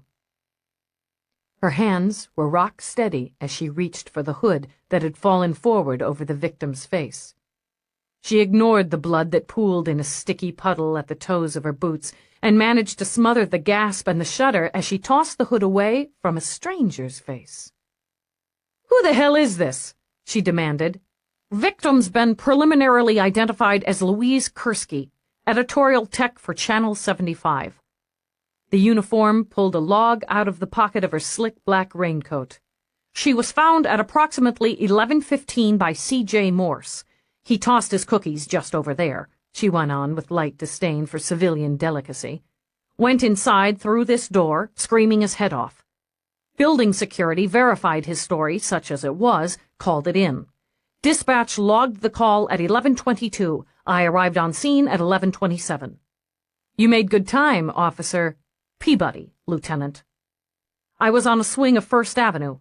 I verified homicide, secured the outer door, called for additional uniforms and a primary." Eve nodded toward the building. "They get any of this on camera?" "Sir." Peabody's mouth thinned. "I ordered a news team off scene when I arrived. I'd say they got plenty before we secured." "Okay." With fingertips encased in clear seal, Eve did a search of the body. A few credits, a little jingling change, a pricey mini-link attached to the belt. No defense wounds, no signs of struggle or assault. She recorded it all dutifully, her mind working fast. Yes, she recognized the raincoat, she thought, and her initial exam complete, she straightened. "I'm going in. I'm expecting Captain Feeney. Pass him through. She can go with the M.E. "Yes, sir." "You stand, Peabody," Eve decided. The cop had a good, firm style. "Keep those reporters in line." Eve glanced over her shoulder, ignoring the shouted questions, the glint of lenses. "Give no comment, no statement. I've got nothing to say to them." "Good. Keep it that way." Eve unsealed the door, passed through, resealed it. The lobby was nearly empty. Peabody, or someone like her, had cleared it of all but essential personnel. Eve shot a look at the security behind the main console. "C.J. Morse. Where?" "His station's on level 6, section 8. Some of your people took him up that way." "I'm expecting another cop. Send him after me." Eve turned and stepped onto the ascent. There were people here and there, some huddled together, others standing against video backdrops talking furiously to cameras. She caught the scent of coffee, the stale, just-burned fragrance so similar to a cop's bullpen. Another time, it might have made her smile. The noise level was climbing, even as she did. She stepped off on level 6 into the frantic buzz of the newsroom. Consoles were set back to back, with traffic areas snaking through. Like police work, broadcasting was a 24-hour business. Even at this hour, there were more than a dozen stations manned. The difference, Eve noted, was that cops looked overworked, rumpled, even sweaty. This crew was video perfect. Clothes were streamlined, jewelry camera-friendly, faces carefully polished. Everyone seemed to have a job to do. Some were talking quickly to their link screens, feeding their satellites updates, Eve imagined. Others barked at their computers, or were barked at by them as data was requested, accessed, and transmitted to the desired source. It all looked perfectly normal, except mixed with the stale scent of bad coffee was the sticky odor of fear. One or two noticed her, started to rise, questions in their eyes. Her brutally cold stare was as effective as a steel shield. She turned to the wall where screens hugged against each other. Rourke had a similar setup, and she knew each screen could be used for a separate image or in any combination. Now the wall was filled with a huge picture of Nadine First on the news set. The familiar three-dimensional view of New York's skyline rose behind her. She, too, looked polished, perfect. Her eyes seemed to meet and hold on Eve's as Eve stepped closer to listen to the audio. And again tonight, a senseless killing. Louise Kursky, an employee of this station, was murdered only a few steps away from the building where I am now broadcasting this report. Eve didn't bother to curse as Nadine added a few more details and segued to Morse. She'd expected this. An ordinary evening, Morse said in a clear reporter's voice. A rainy night in the city. But once again, despite the best offered by our police force, murder happens. This reporter is now able to give you a first-hand view of the horror, the shock, and the waste. He paused, timing perfect, as the camera zoomed in on his face. I found Louise Kursky's body, crumpled, bleeding, at the bottom of the steps of this building where both she and I have worked many nights. Her throat had been slashed, her blood pouring out on the wet pavement. I'm not ashamed to say that I froze, that I was revolted, that the smell of death clogged in my lungs. I stood, looking down at her, unable to believe what I saw with my own eyes. How could this be? A woman I knew, a woman who I had often shared a friendly word with, a woman who I had occasionally had the privilege of working with. How could she be lying there, lifeless? The screen dissolved from his pale, serious face to a gruesomely graphic shot of the body. They hadn't missed a beat, Eve thought in disgust, and whirled on the closest manned console. Where's the studio? Excuse me? I said, where's the goddamn studio? She jerked the thumb toward the screen. Well, furious, she leaned over, caged him between her stiffened arms. You want to see how fast I can shut this place down? Level 12, Studio A. She whirled away just as Feeney stepped off the ascent. Took your sweet time. Hey, I was in New Jersey visiting my folks.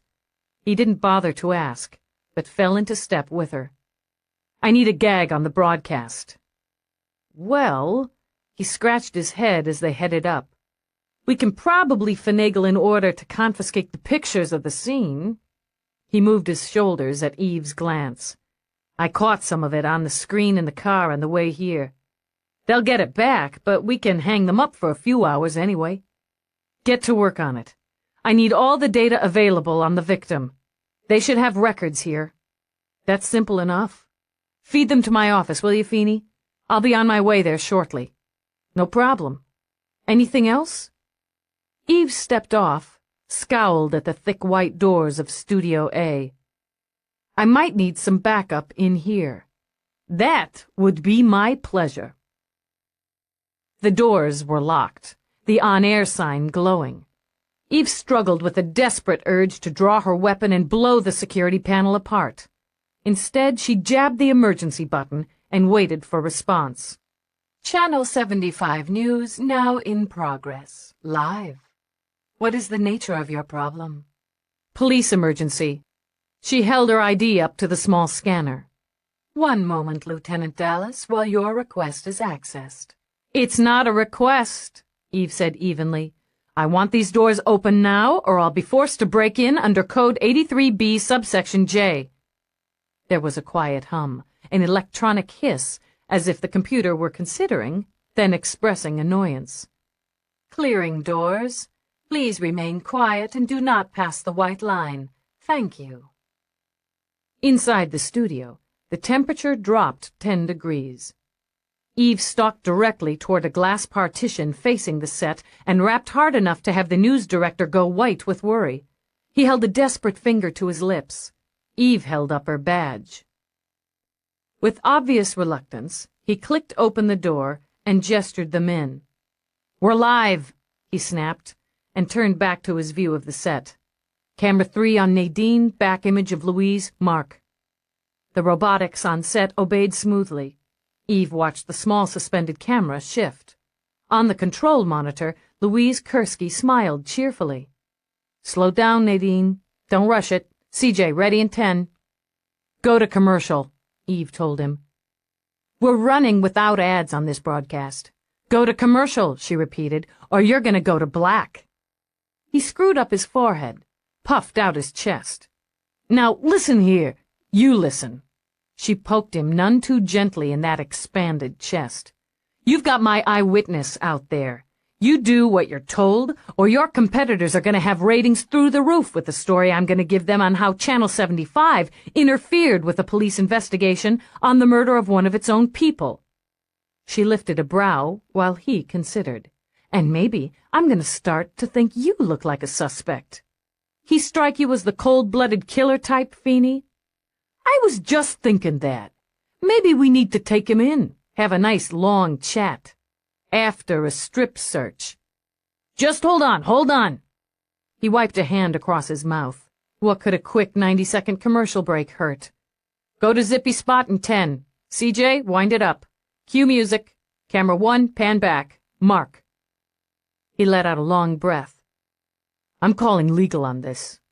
"You do that." Eve stepped out of the booth and stalked to the long black console Morse and Nadine shared. "We've got a right to—" "I'm going to tell you all about your rights," Eve interrupted Morse. "You've got a right to call your lawyer and have him meet you at Cop Central." He went dead white. "You're arresting me? Jesus Christ, are you nuts? You're a witness, asshole, and you're not going to make any further statements until you've made one to me, officially." She flicked a scathing gaze in Nadine's direction. "You'll just have to muddle through the rest on your own." "I want to go with you." On shaky legs, Nadine rose. To dispense with the frantic shouts from the control booth, she tugged her earpiece free and tossed it down. "I was probably the last person to speak to her." "Fine. We'll talk about that." Eve led them out, pausing only to grin nastily toward control. "You could fill in with some old reruns of NYPD Blue. It's a classic." Well, CJ. However miserable she was, Eve could appreciate the moment. "I finally got you where I want you. Comfy?" He looked a little green around the gills, but managed to sneer as he took a long scan of the interview room. "You guys could use a decorator." "We're trying to work that into the budget." She settled back at the single table in the room. "Record," she requested. "June 1. Jeez, where did May go? Subject, C.J. Morse. Position, interview room C. Interview conducted by Dallas Lieutenant Eve. Regarding homicide, victim Louise Kursky. Time, 00:45. Mr. Morse, you've been advised of your rights. Do you want your attorney present during this interview?" He reached for his glass of water and took a sip. "Am I being charged with anything?" "Not at this time." "Then get on with it. Take me back, CJ. Tell me exactly what happened." "Fine." He drank again, as if his throat was parched. "I was coming into the station. I had the co-anchor on the midnight report. What time did you arrive?" "About 11:15. I went to the east side entrance. Most of us use that end because it's more direct to the newsroom. It was raining, so I made a quick dash from the car. I saw something at the base of the steps. I couldn't tell what it was, at first." He stopped speaking, covered his face with his hands, and rubbed hard. "I couldn't tell," he continued, "until I was practically on top of her. I thought, well, I don't know what I thought, really. Somebody took a hell of a spill." "You didn't recognize the victim?" Eve said. The hood!" He gestured vaguely, helplessly with his hands.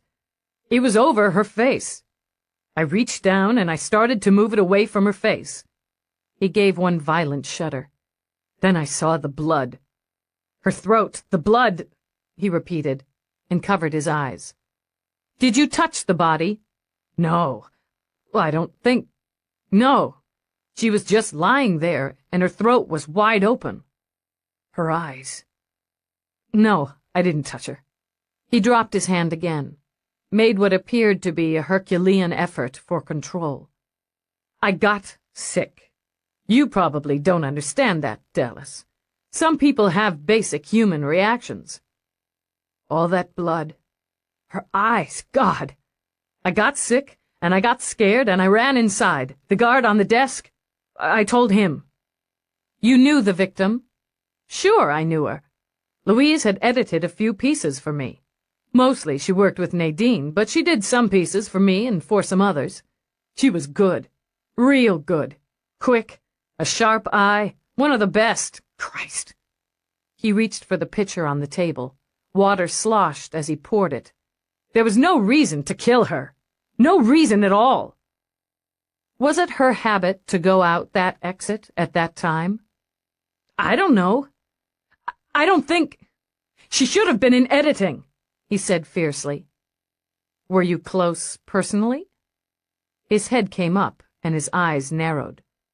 "You're trying to pin this on me, aren't you? You'd really like that. Just answer the question, CJ. Were you involved with her?" "She had a relationship. Talked about some guy named Bongo. We worked together, Dallas, that's all. You arrived at Channel 75 at 11:15. Before that?" "Before that, I was at home. When I have the midnight shift, I catch a couple hours sleep. I didn't have a feature running, so I didn't have much prep. It was supposed to be just a read, a recap of the day. I had dinner with some friends about 7, headed home around 8, and took a nap." He propped his elbows on the table and lowered his head into his hands. "I had my wake-up at 10, then headed out just before 11. Gave myself a little extra travel time because of the weather. Jesus, Jesus, Jesus." If Eve hadn't watched him report on camera minutes after his discovery of the body, she might have felt sorry for him. "Did you see anyone at or near the scene?" "Just Louise. There's not a lot of people going in and out that time of night. I didn't see anybody, just Louise. Just Louise." "Okay, CJ, that's about it this time around." He set down the glass he'd guzzled from again. "I can go? Keep in mind you're a witness. If you're holding back or if you remember anything not revealed in this interview, I'll charge you with withholding evidence and impeding an investigation." She smiled pleasantly. "Oh, and give me the names of your friends, CJ. I didn't think you had any." She let him go and brooded while she waited for Nadine to be brought in. The scenario was all too clear, and the guilt came with it. To keep both fresh, she flipped open the file and studied the hard copy photos of Louise Kursky's body. She turned them face down when the door opened. Nadine didn't look polished now. The professional gloss of the on-air personality had given way to a pale, shaken woman with swollen eyes and a trembling mouth. Saying nothing, Eve gestured to the chair and poured water in a fresh glass. "You were quick," she said coolly, "getting your report on the air. That's my job. Nadine didn't touch the glass, but gripped her hands in her lap. You do yours, I do mine. Right. Just serving the public, aren't we? I'm not very interested in what you think of me right now, Dallas. Just as well, because I don't think very much of you right now. For the second time, she started the recorder, fed in the necessary information. When did you last see Louise Kursky alive? We were working in editing, refining and timing a piece for the midnight spot. It didn't take as much time as we'd scheduled to finish. Louise was good, really good. Nadine drew a deep breath and continued to stare at a spot an inch above Eve's left shoulder. We talked for a few minutes. She and the man she'd been seeing for the last several months were looking for an apartment together. She was happy. Louise was a happy person, easy to get along with, bright. She had to stop again. Had to. Her breath was backing up.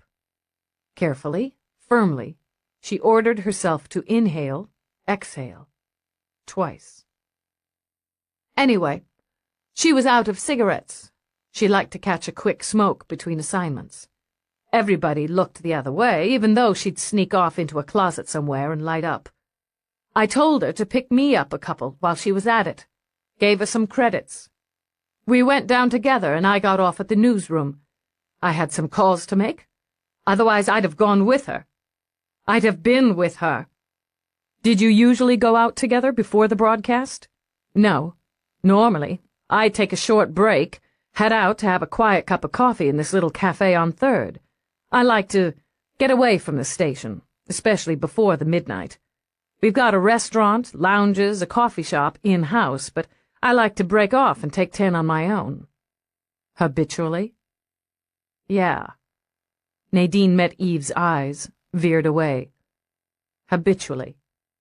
But I wanted to make those calls, and it was raining, so I didn't go out. I lent her my raincoat, and she went out.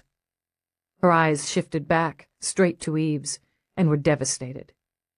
She's dead, instead of me. You know that, and I know that. Don't we, Dallas?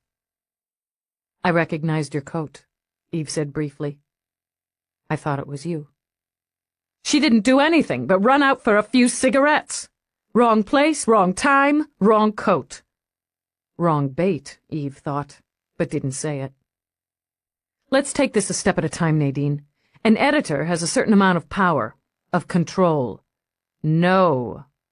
Slowly, methodically, Nadine shook her head. The sickness in her stomach had snuck into her throat and tasted foul. It's the story, Dallas, and the on-air personality. Nobody appreciates or even thinks of an editor but the reporter. She wasn't the target, Dallas. Let's not pretend otherwise. What I think and what I know are handled in different ways, Nadine. But let's go with what I think for now.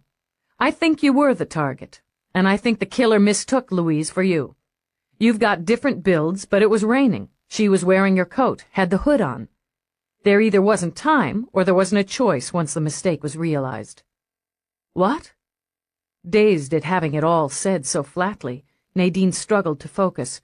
What did you say? It was over quickly. I've got the time she left from the security desk. She waved to the guard. We've got Morse stumbling over her 10 minutes later. Either it was timed extremely well, or our killer was cocky. And you can bet your ass he wanted to see it on the news before she'd gotten cold. We accommodated him, didn't we? Yeah, Eve nodded. You did. You think it was easy for me? Nadine's voice, raspy and thick, burst out. You think it was easy to sit there and give a report knowing she was still lying outside? I don't know, Eve said mildly. Was it? She was my friend. Nadine began to weep, tears rushing out, pouring down her cheeks and leaving trails in her camera makeup. I cared about her. Damn it, she mattered to me, not just a story. She wasn't just a fucking story. Struggling to carry her own guilt, Eve nudged the glass toward Nadine. Drink, she ordered. Take a minute. Nadine had to use both hands to keep the glass even partially steady. She would, she realized, have preferred brandy, but that would have to wait. I see this kind of thing all the time. Not so different from you. You saw the body, Eve snapped. You went out on the scene. I had to. With eyes still swimming, she looked back at Eve. That was personal, Dallas. I had to see. I didn't want to believe it when word came up. How did word come up? Somebody heard Morse yelling to the guard that somebody was dead, that somebody had been murdered right outside. That drew a lot of attention, she said, rubbing her temples. Word travels. I hadn't finished my second call before I caught the buzz. I hung up on my source and went down. And I saw her. Her smile was grim and humorless. I beat the cameras and the cops. And you and your pals risked contaminating a crime scene. Eve swiped a hand through the air. That's done. Did anybody touch her? Did you see anybody touch her? No, nobody was that stupid. It was obvious she was dead. You could see, you could see the wound, the blood. We sent for an ambulance anyway. The first police unit was there within minutes, ordered us back inside, sealed the door. I talked to somebody, Peabody. She rubbed fingers over her temples, not because they hurt, because they were numb. I told her it was Louise. Then I went up to prep for broadcast, and the whole time I was thinking it was supposed to be me. I was alive, facing the camera, and she was dead. It was supposed to be me. It wasn't supposed to be anyone. We killed her, Dallas. Nadine's voice was steady again. You and me. I guess we'll have to live with that. Eve drew a breath and leaned forward. Let's go over the timing again, Nadine. Step by step. Chapter 13. Sometimes, Eve thought, the drudge of routine police work paid off. Like a slot machine, fed habitually, mindlessly, monotonously, so that you're almost shocked when the jackpot falls in your lap. That's just the way it was when David Angelini fell into hers. She'd had several questions on small details of the Kursky case. The timing was one of them. Nadine skips her usual break. Kursky goes out instead, passing the lobby desk at approximately 23:04. She steps out into the rain and into the knife. Minutes later, running late, Morse arrives at the station lot, stumbles over the body, vomits, and runs inside to report a murder. All of it, she mused, quick, fast, and in a hurry. As a matter of course, she ran the discs from the security gate at Channel 75. It wasn't possible to know if the killer had driven through them, parked a car on the station's lot, strolled over to wait for Nadine, sliced Louise by mistake, then driven off again. An assailant could just as easily have cut across the property from 3rd on foot, just as Louise had intended to do. Gate security was to make sure that there were parking facilities for station employees, and that guests weren't infringed upon by every frustrated driver looking for a place to stick his car or mini-shuttle off the street. Eve reviewed the discs because it was a matter of routine, and because she admitted to herself she hoped Morse's story wouldn't gel. He'd have recognized Nadine's raincoat, and he'd have known her habit of cutting out for solo time before the midnight broadcast. There was nothing she'd have enjoyed more, on a basic, even primal personal level, than nailing his skinny butt to the wall. And that's when she saw the sleek little 2-passenger Italian model cruise like a shiny cat to the gate. She'd seen that car before, parked outside of the commander's home after the memorial service. Stop, she ordered, and the image on screen froze. Enhance Sector 23 through 30, full screen. The machine clicked, then clunked, wobbling the image. With an impatient snarl, Eve smacked the screen with the heel of her hand, jarring it back on course. Goddamn budget cuts, she muttered. And then her smile began, slow and savoring. Well, well, Mr. Angelini. She took a deep breath as David's face filled her screen. He looked impatient, she thought, distracted, nervous. What were you doing there? She murmured, flicking her glance down to the digital time frozen at the bottom left corner.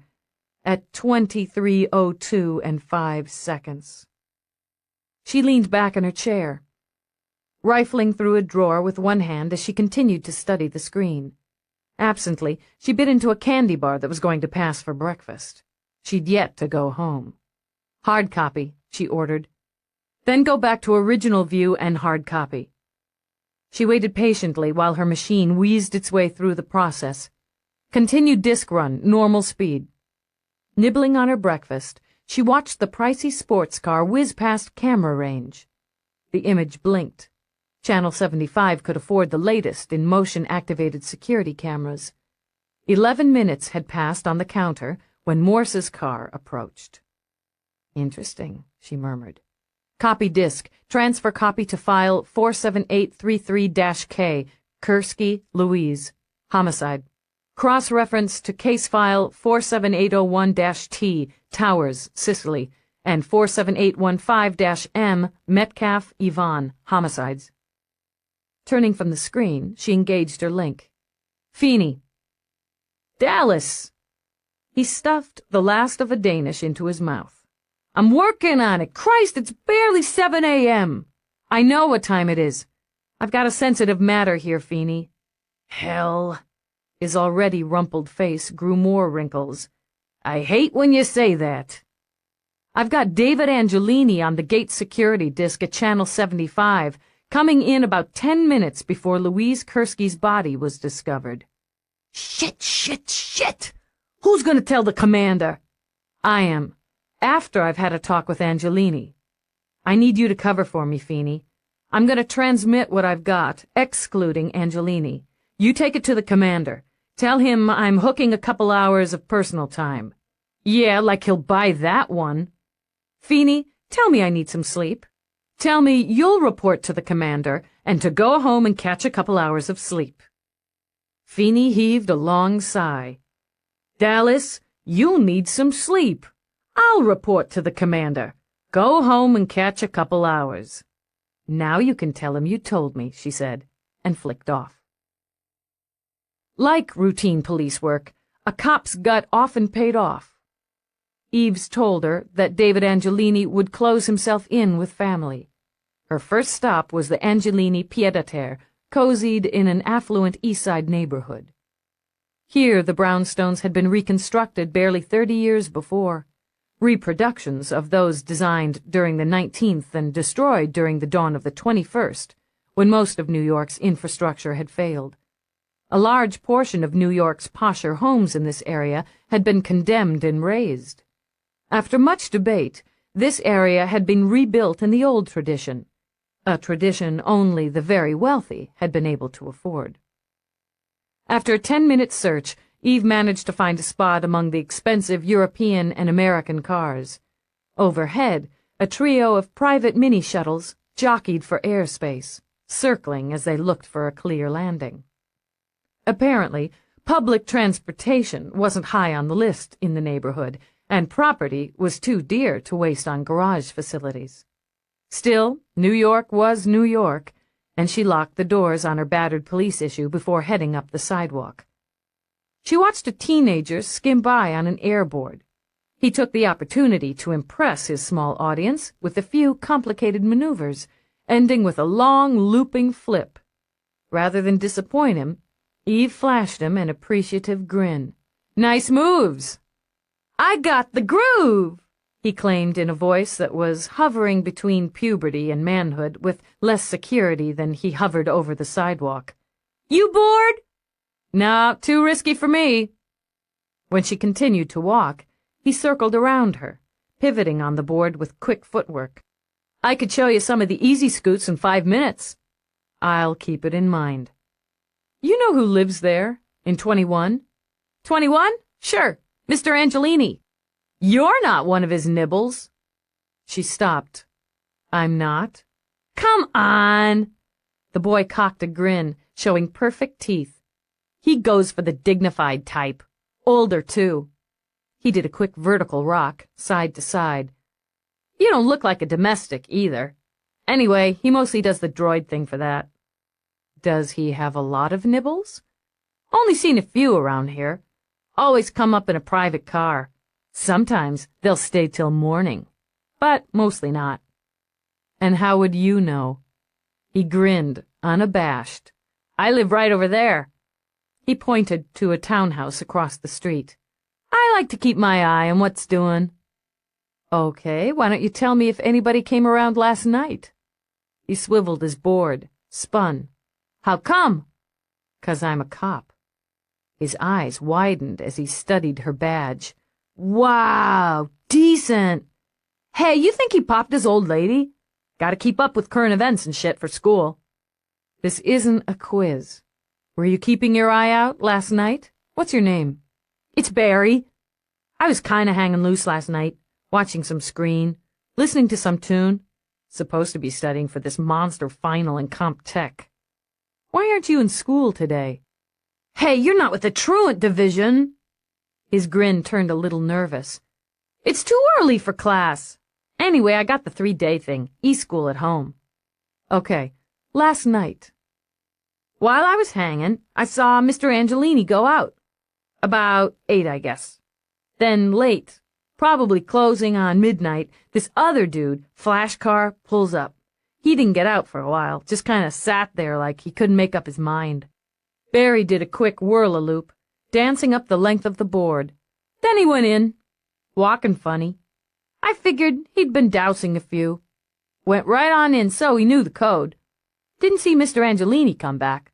I was probably Zing by then. You know, catching winks. Sleeping, yeah, I get it. Did you see anybody leave this morning? Nope, but the flash car's still there. I see. Thanks. Hey!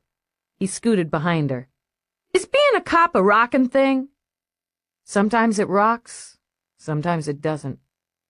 She climbed the short steps to the Angelini home and identified herself to the cool tones of the greeting scanner. I'm sorry, Lieutenant. There is no one at home. If you would like to leave a message, it will be returned at the first opportunity. Eve looked directly at the scanner. Process this. If there's no one at home, I'm going to walk back to my car, request an entry and search warrant. That should take about 10 minutes. She stood her ground and waited less than 2 before David Angelini opened the door. Lieutenant? Mr. Angelini. Here or Cop Central, your choice. Come in. He stepped back. I just arrived in New York last night. I'm still a bit disorganized this morning. He led Eve into a dark-toned, high-ceilinged sitting room and offered her coffee politely, which she declined with equal politeness.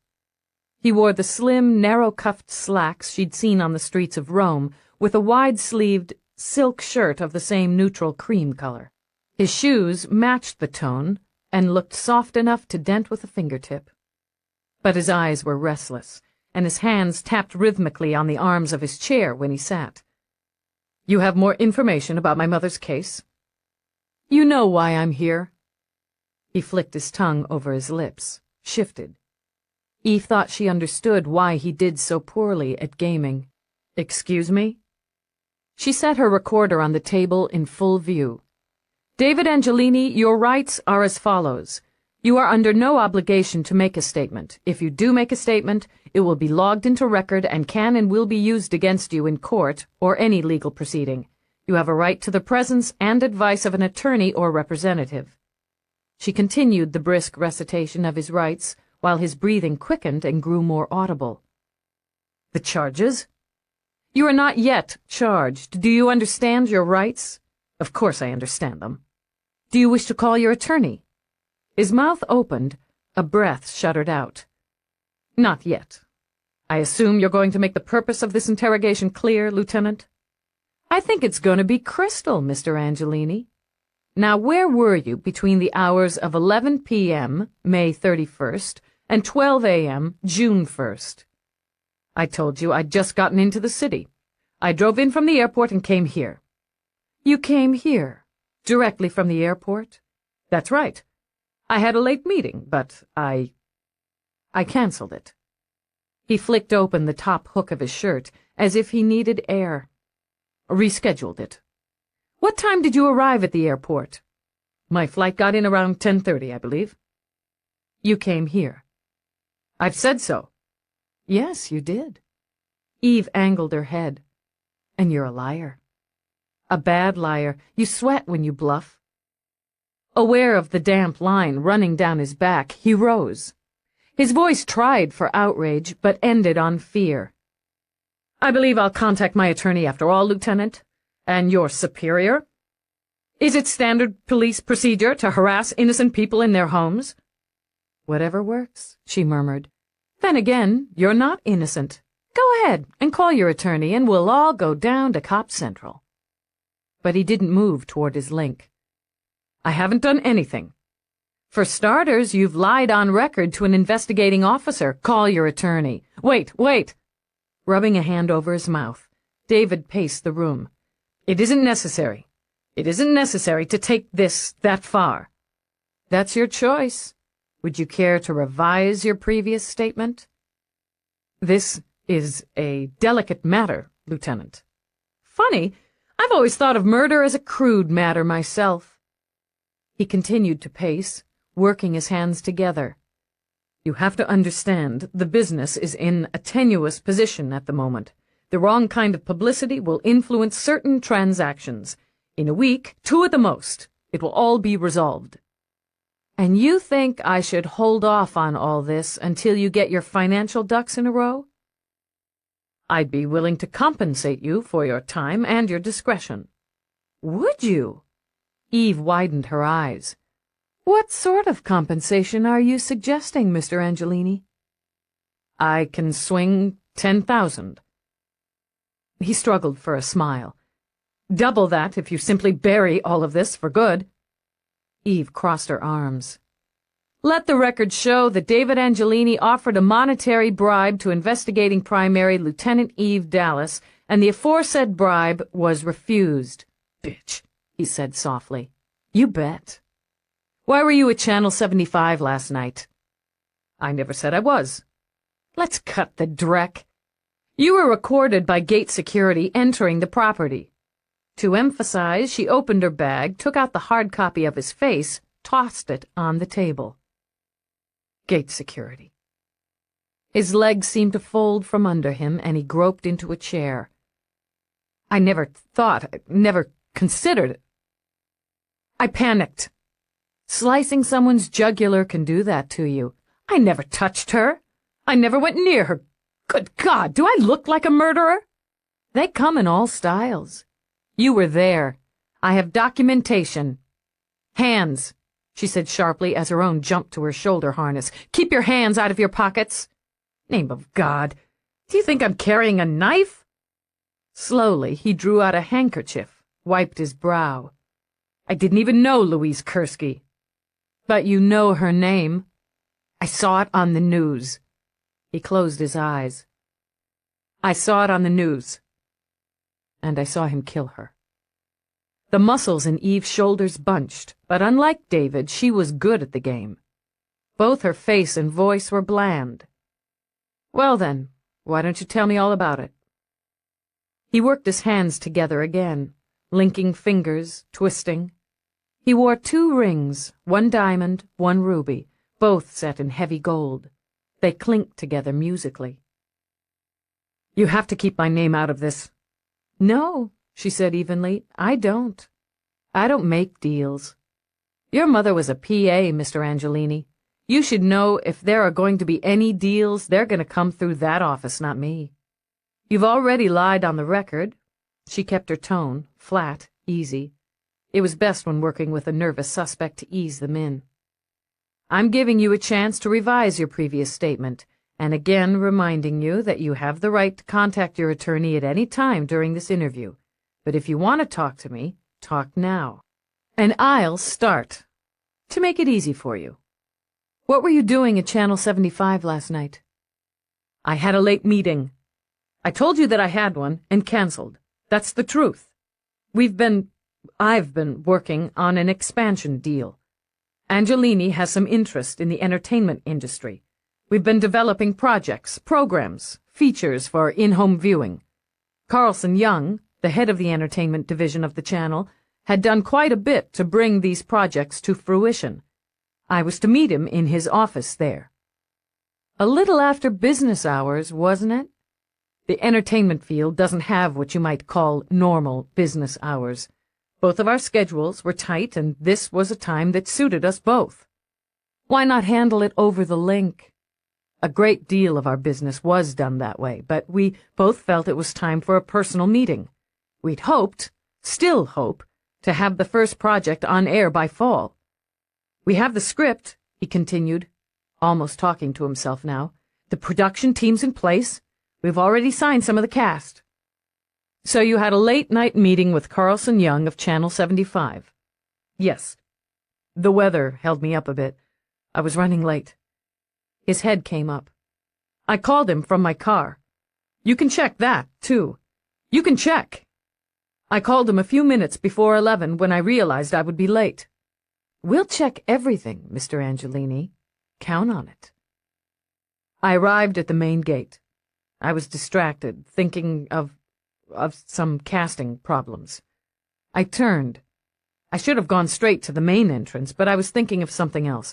I stopped the car, realized I'd have to backtrack. Then I saw... He used his handkerchief, rubbed at his mouth.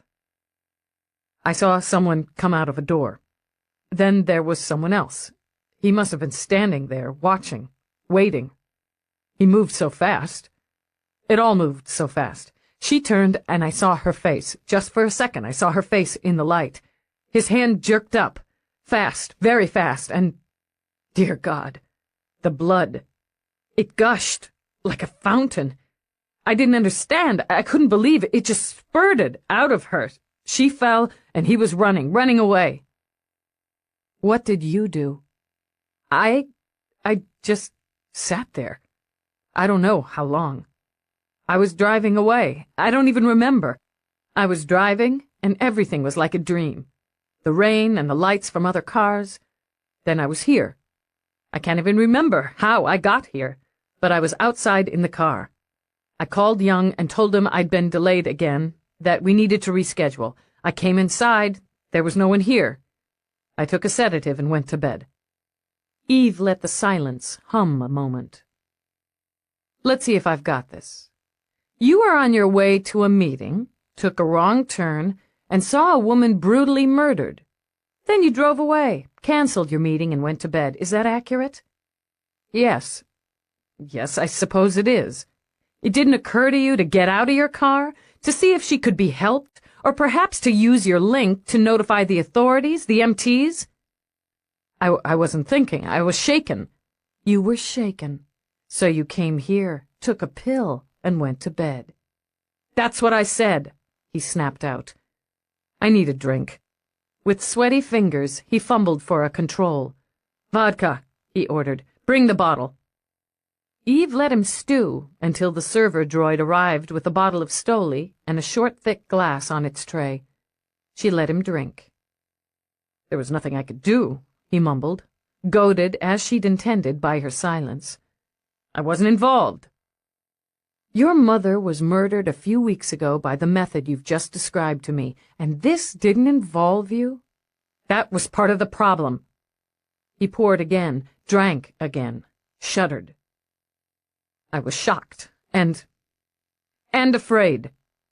Violence isn't a part of my life, Lieutenant. It was part of my mother's, a part I could never understand. She understood violence, he said quietly. She understood it.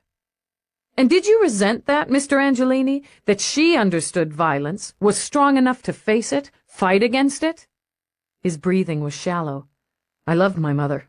When I saw this other woman murdered, as my mother had been murdered, all I could think of to do was run.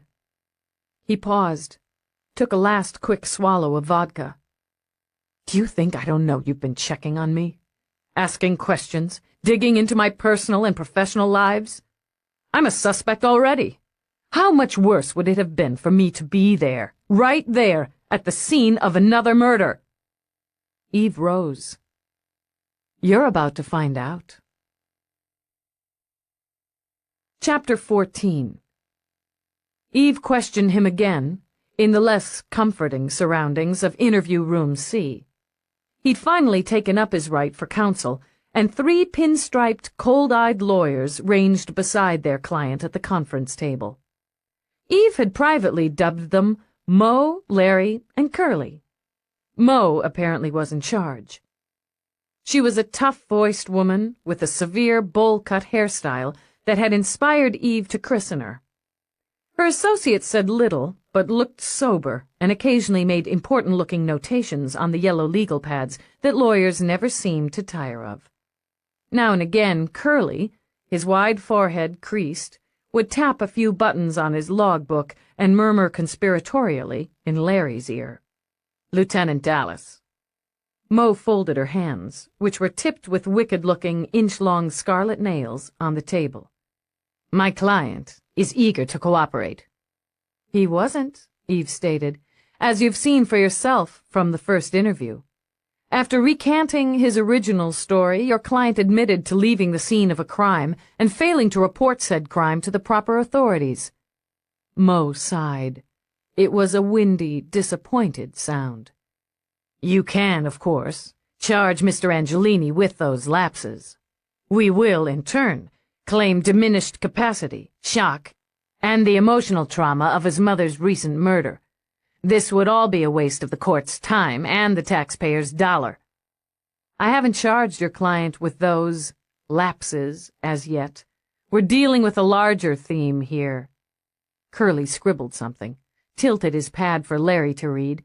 The two of them murmured together and looked grave. "You have confirmed my client's appointment at Channel 75. Yeah, he had an appointment, which he canceled at 11:35. Odd that his diminished capacity and his emotional trauma eased off enough for him to take care of business." Before Mo could speak again, Eve turned and pinned Angelini with one hard stare. "You know Nadine First?" "I know who she is. I've seen her on the news." He hesitated, leaned over to consult Mo. After a moment, he nodded. "I'd met her a few times socially, and spoke with her briefly after my mother's death." Eve already knew all of that, and circled her quarry. "I'm sure you've seen her reports. You'd have a vested interest, as she's been covering the recent murders. Your mother's murder." "Lieutenant, what does my client's interest in the news coverage of his mother's death have to do with the murder of Ms. Kursky?" "I'm wondering."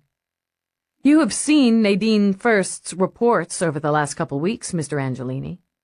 "Of course." He'd recovered enough to sneer. "You've gotten a lot of airtime out of it, Lieutenant." "Does that bother you?" "I think it's appalling that a public servant, paid by the city, would seek notoriety through tragedy." "Sounds like it pissed you off," Eve said with an easy shrug. "Ms. First has been getting plenty of notoriety out of it, too. One learns to expect someone like her to use someone else's pain for her own advancement." "You didn't like the coverage?" "Lieutenant," Mo said with her patience obviously straining, "what's the point in this?" "This isn't a trial yet. I don't need a point. Were you annoyed by the coverage, Mr. Angelini? Angry?" He broke off at a sharp look from Mo. "I come from a prominent family," he said more carefully. "We're accustomed to such things." "If we could get back to the business at hand," Mo requested. "This is the business at hand. Louise Kursky was wearing Nadine First's raincoat when she was killed. You know what I think, Mr. Angelini? I think the killer hit the wrong target. I think he was waiting for Nadine, and Louise just happened to choose the wrong time to go out in the rain for cigarettes. It doesn't have anything to do with me." His eyes darted toward his attorneys. "It still doesn't have anything to do with me. I saw it, that's all." "You said it was a man. What did he look like?" "I don't know. I didn't see him clearly. His back was to me. It happened so fast." "But you saw enough to know it was a man." "I assumed." He broke off, struggling to control his breathing, while Mo whispered in his ear. "It was raining," he began. "I was several meters away, in my car." "You said you saw the victim's face." "The light. She turned her head toward the light when when the killer went toward her." "And this killer, who might have been a man and who came out of nowhere. Was he tall, short, old, young? I don't know. It was dark. You said there was light. Just that circle of light. He'd been in the shadows. He was wearing black, David said on a burst of inspiration. A long black coat and a hat that drooped down low. That's convenient. He was wearing black. It's so original. Lieutenant, I can't advise my client to continue to cooperate if you persist in sarcasm. Your client's in hip deep. My sarcasm's the least of his worries. We've got the three big ones. Means, motive, opportunity. You have nothing but my client's admission that he witnessed a crime. Further, Mo went on, tapping those dangerous nails on the conference table, you have absolutely nothing to link him with the other murders. What you've got, Lieutenant, is a maniac on the loose and a desperate need to appease your superiors and the public with an arrest. It's not going to be my client. We'll have to see about that. Now, her communicator beeped, twice, a signal from Feeney. Her adrenaline surged and she masked it with a bland smile. Excuse me, I'll only be a moment. She stepped out of the room into the hallway. Behind her, through the one-way glass, a huddle was in progress. Give me good news, Feeney. I want to nail this son of a bitch. Good news? Feeney rubbed his chin. Well, you might like this. Yvonne Metcalf was in negotiations with our pal in there. Covert negotiations. 4. The lead in some flick. It was all on the QT because her contract for Tune In was coming up. I finally pinned her agent down. If she snagged the part, she was willing to ditch the sitcom. But they were going to have to up the ante, guarantee a 3-feature deal, international distribution, and 20 hours straight promo. Sounds like she wanted a lot. She was squeezing him some. My take from what the agent said is he needed Metcalf to guarantee some of the financial backing, but they wanted a chunk on the front end. He was scrambling to come up with it and save his project. He knew her, and she had the controls. According to the agent, he came in to meet Metcalf personally, several times. They had a couple of tete-a-tetes at her apartment. He got a little hot, but Metcalf laughed it off. She was banking that he'd come around. I love when it falls into place, don't you? She turned, studying Angelini through the glass. We've got a connection, Feeney. He knew them all. He was supposed to be on the coast when Metcalf got whacked. How much do you want to bet he's got a private plane? You know, something I've learned since Rourke, Feeney? Flight plans don't mean squat if you got money and your own transpo. No, unless he comes up with 10 witnesses who are kissing his ass when Metcalf went down, I've got him. Watch him sweat, she muttered, as she swung back into the interview room. She sat, crossed her arms on the table, and met Angelini's eyes. You knew Yvonne Metcalf. Off balance, David reached up, tugged at the collar of his shirt. Certainly, everyone did. You had business with her, met her personally. You'd been to her apartment. This was obviously news to Mo, who bared her teeth, tossed up a hand. One moment, Lieutenant. I'd like to speak to my client privately. All right. Obliging, Eve rose. Outside, she watched the show through the glass and thought it a pity that the law prevented her from turning on the audio. Still, she could see Mo fire questions at David and could gauge his stuttering responses while Larry and Curly looked grim and scribbled furiously on their pads. Mo shook her head at one of David's answers, stabbed him with one of her lethal red nails. Eve was smiling when Mo lifted a hand and signaled her back into the room.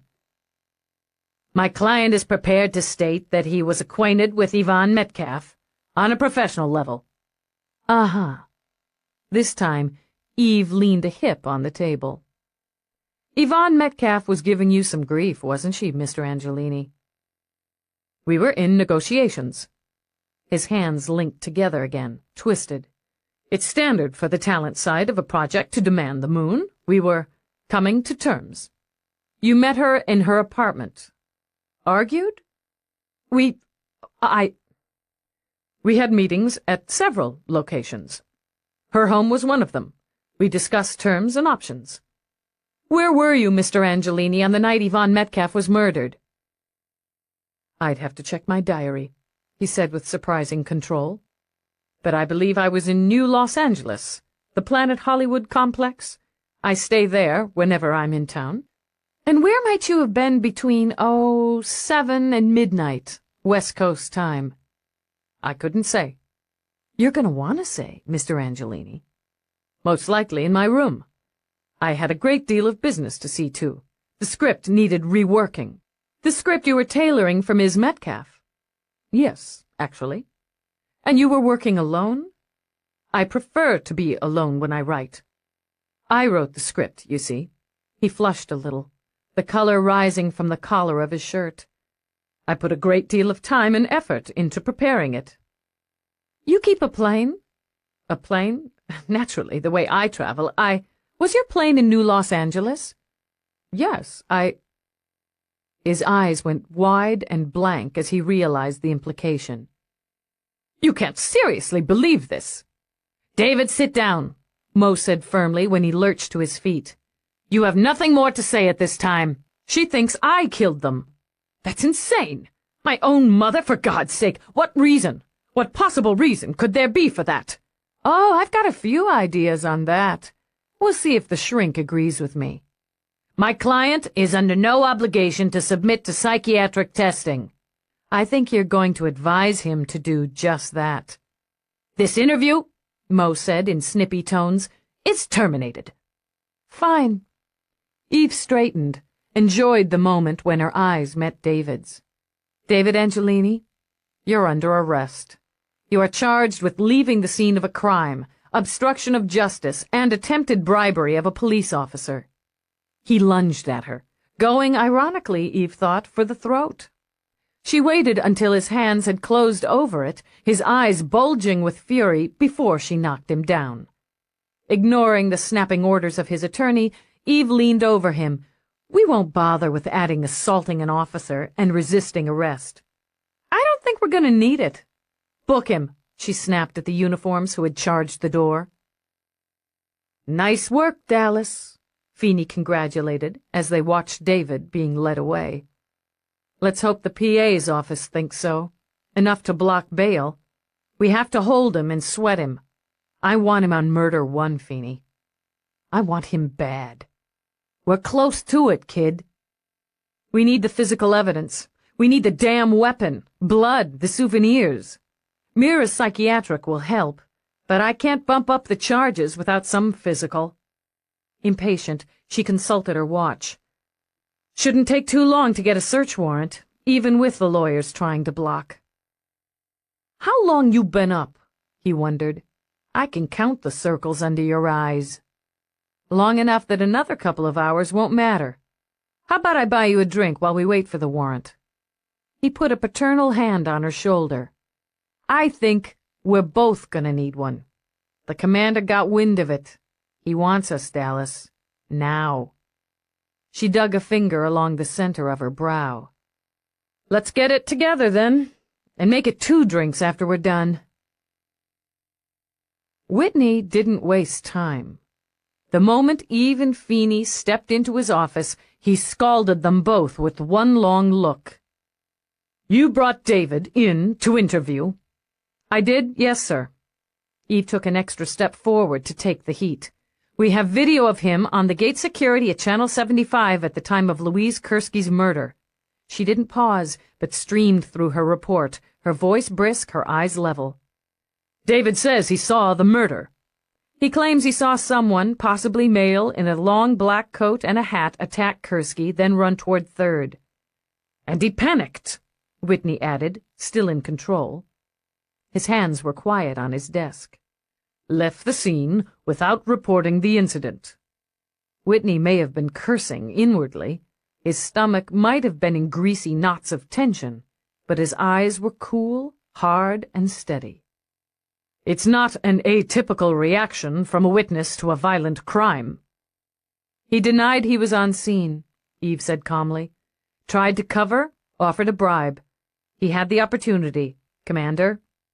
And he's linked to all 3 victims. He knew Metcalf, was working with her on a project, had been to her apartment. Whitney's only reaction was to curl his fingers, then uncurl them. Motive, Lieutenant? Money first, she said. He's having financial difficulties that will be eased after his mother's will is probated. The victims, or in the 3rd case, the intended victim, were all strong women in the public eye, were all, in some manner, causing him distress. Unless his lawyers try to block it, Dr. Mira will test him, determine his emotional and mental state, the probability factor of his aptitude toward violence. She thought of the press of his hands around her throat, and figured the probability was going to be nice and high. He wasn't in New York for the first 2 murders, sir. She felt a bolt of pity, but suppressed it. He has a private plane.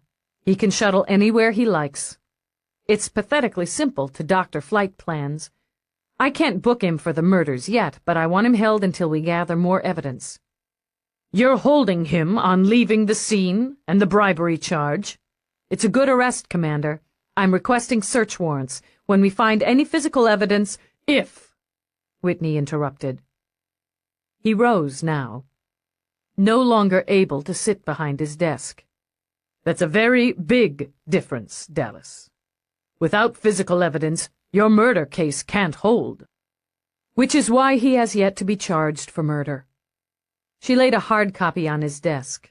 She and Feeney had taken the time to swing past her office and use her computer for the probability ratio. He knew the first 2 victims, and Nadine first, had contact with them, was on the scene of the last murder. We suspect that Towers was covering for someone when she zapped the last call on her link. She would have covered for her son, and their relationship was strained due to his gambling problem and her refusal to bail him out. With known data, the probability factor of guilt is 83.1%. You haven't taken into account that he's incapable of that kind of violence. Whitney laid his hands on the edge of his desk and leaned forward. You didn't factor that into the mix, did you, Lieutenant? I know David Angelini, Dallas. I know him as well as I know my own children. He isn't a killer. He's a fool, perhaps. He's weak, perhaps, but he isn't a cold-blooded killer. Sometimes the weak and the foolish strike out, Commander. I'm sorry. I can't kick him loose.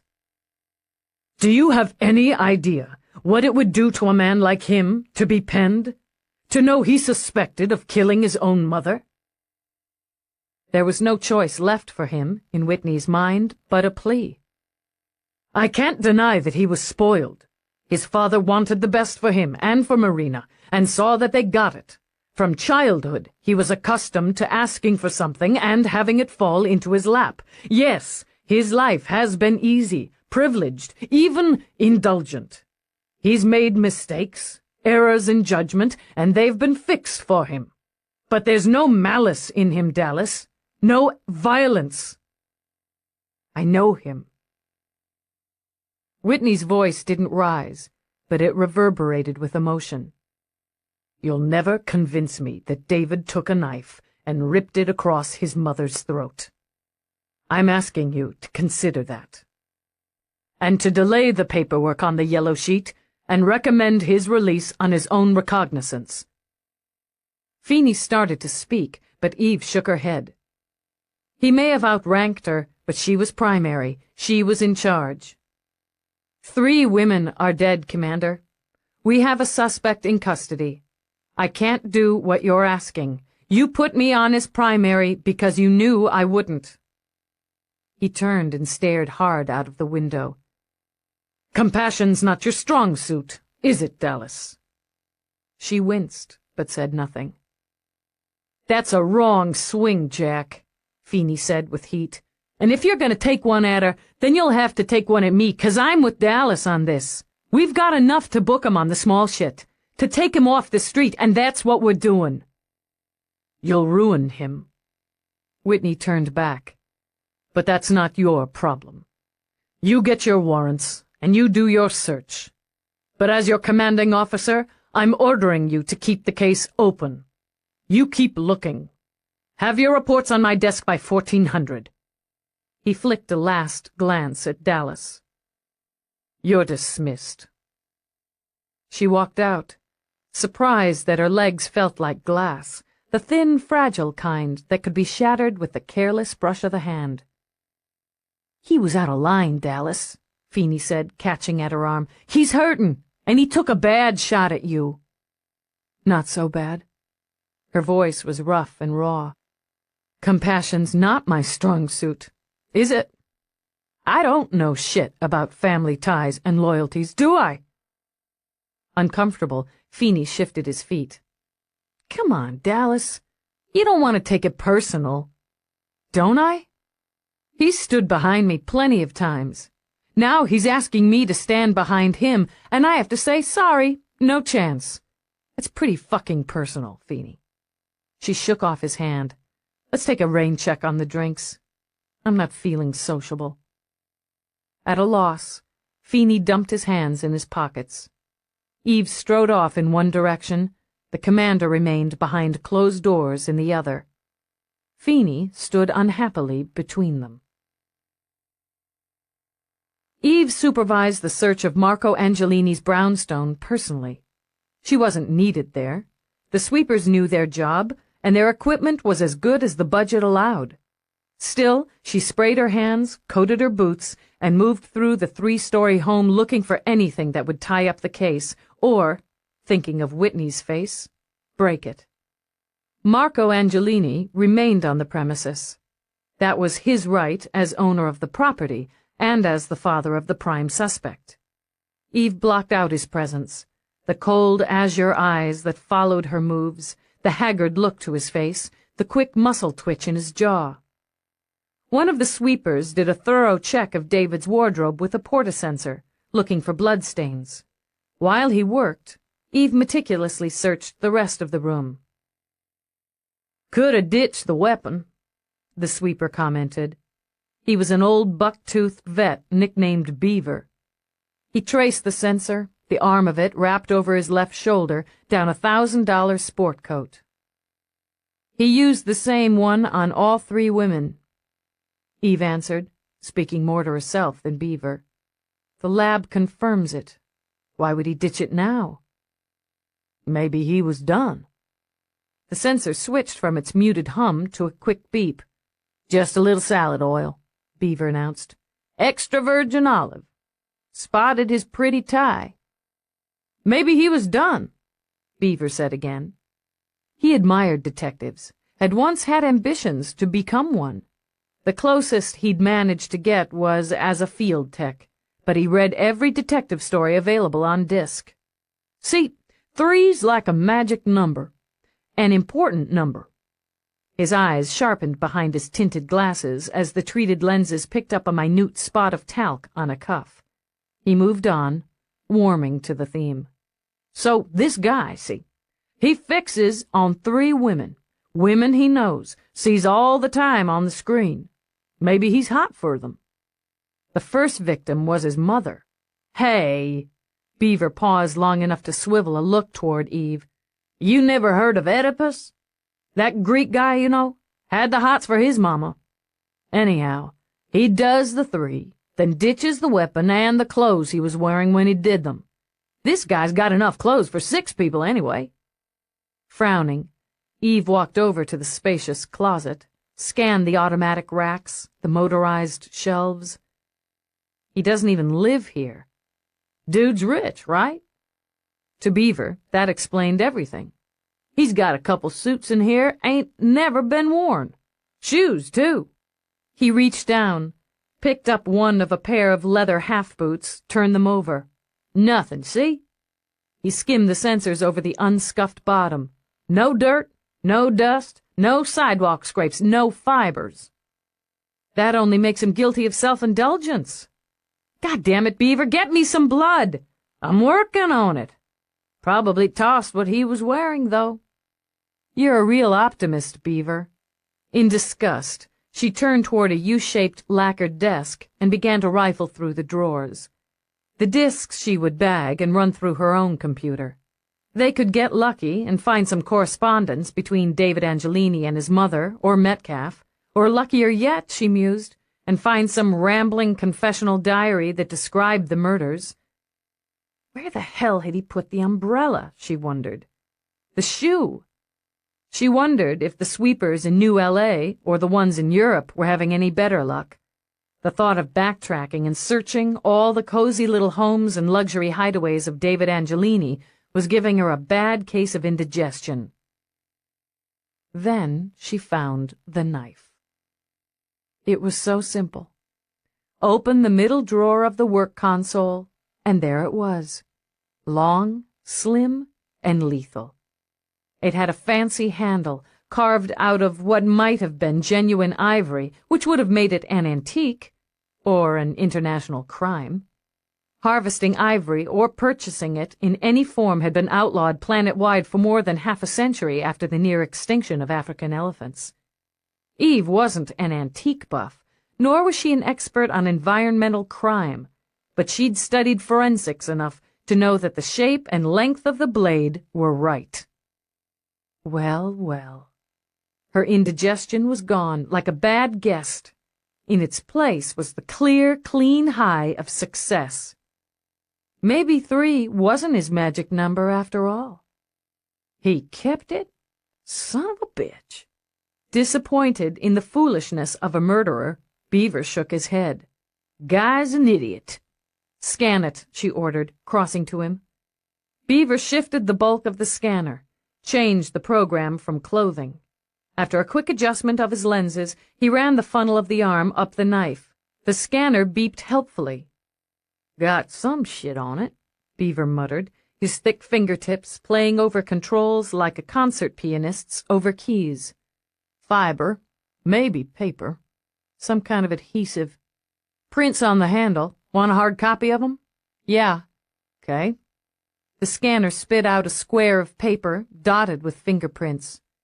Turn her over. And bingo, there's your blood. Not much of it.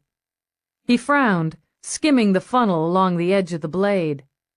Gonna be lucky if it's enough for typing, much less DNA. You keep that positive outlook, Beaver. How old's the blood? Come on, Lieutenant. Behind the sensor lenses, his eyes were huge and cynical. You know I can't give you that from one of the portables. Gotta take it in. All this little girl does is identify. No skin, he announced. Be better if you had some skin. I'll take the blood. As she sealed the knife into evidence, a movement caught her eyes. She looked up and into the dark, damning eyes of Marco Angelini. He glanced down at the knife, then back into her face. Something moved across his, something wrenching that had the muscle jerking in his jaw. I'd like a moment of your time, Lieutenant Dallas. I can't give you much more than that. It won't take long. His eyes flicked to Beaver, then back to the knife as Dallas slipped it into her bag. In private, please. All right. She nodded to the uniform who stood at Angelini's shoulder. Tell one of the team to come up and finish the hands-on search in here, she ordered Beaver, then followed Angelini out of the room. He turned toward a set of narrow, carpeted steps, his hand trailing along a glossy banister as he climbed. At the top, he shifted right and stepped into a room. An office, Eve discovered, sun-washed now in the brilliant afternoon. Light beamed and glinted off the surfaces of communication equipment, struck and bounced from the smooth semicircular console of sober black, flashed and pooled on the surface of the gleaming floor. As if annoyed with the strength of the sunlight, Angelini hit a switch that had the windows tinted to a soft amber. Now the room had shadows around pale gold edges. Angelini walked directly to a wall unit and ordered a bourbon on the rocks. He held the square glass in his hand, took one careful sip. You believe my son murdered his mother and 2 other women. Your son has been questioned on those charges, Mr. Angelini. He is a suspect. If you have any questions about the procedure, you should speak with his counsel. I've spoken with them. He took another sip. They believe There's a good chance you will charge him, but that he won't be indicted. That's up to the grand jury. But you think he will. Mr. Angelini, if and when I have arrested your son and charged him with 3 counts of first-degree murder, it will be because I believe he will be indicted, tried, and convicted on those charges, and that I have the evidence to ensure that conviction. He looked at her field bag, where she'd put some of that evidence. I've done some research on you, Lieutenant Dallas. Have you? I like to know the odds, he said with a humorless smile that came and went in a blink. Commander Whitney respects you, and I respect him. My former wife admired your tenacity and your thoroughness, and she was not a fool. She spoke of you, did you know that? No, I didn't. She was impressed by your mind. A clean cop's mind, she called it. You're good at your job, aren't you, Lieutenant? Yeah, I'm good at it. But you make mistakes. I try to keep them to a minimum. A mistake in your profession, however minimal, can cause incredible pain to the innocent. His eyes stayed on hers relentlessly. You found a knife in my son's room. I can't discuss that with you. He rarely uses this house, Angelini said carefully. 3 or 4 times a year, perhaps. He prefers the Long Island estate when he's in the area. That may be, Mr. Angelini, but he used this house on the night Louise Kursky was killed. Impatient now, eager to get the evidence to the lab, Eve moved a shoulder. Mr. Angelini, I can't debate the state's case with you, but you're very confident that the state has a good case, he interrupted.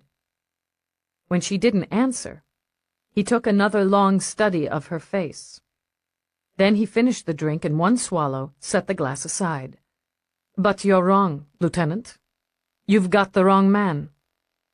You believe in your son's innocence, Mr. Angelini. I understand that. Not believe, Lieutenant, no. My son didn't kill those women. He took a breath like a diver about to plunge under the surface. I did. Chapter 15. Eve had no choice. She took him in and grilled him. After a full hour, she had a vicious headache and the calm, unshakable statement from Marco Angelini that he had killed 3 women. He refused counsel, and refused to, or was unable, to elaborate. Each time Eve asked him why he had killed, he stared straight into her eyes and claimed it had been impulse.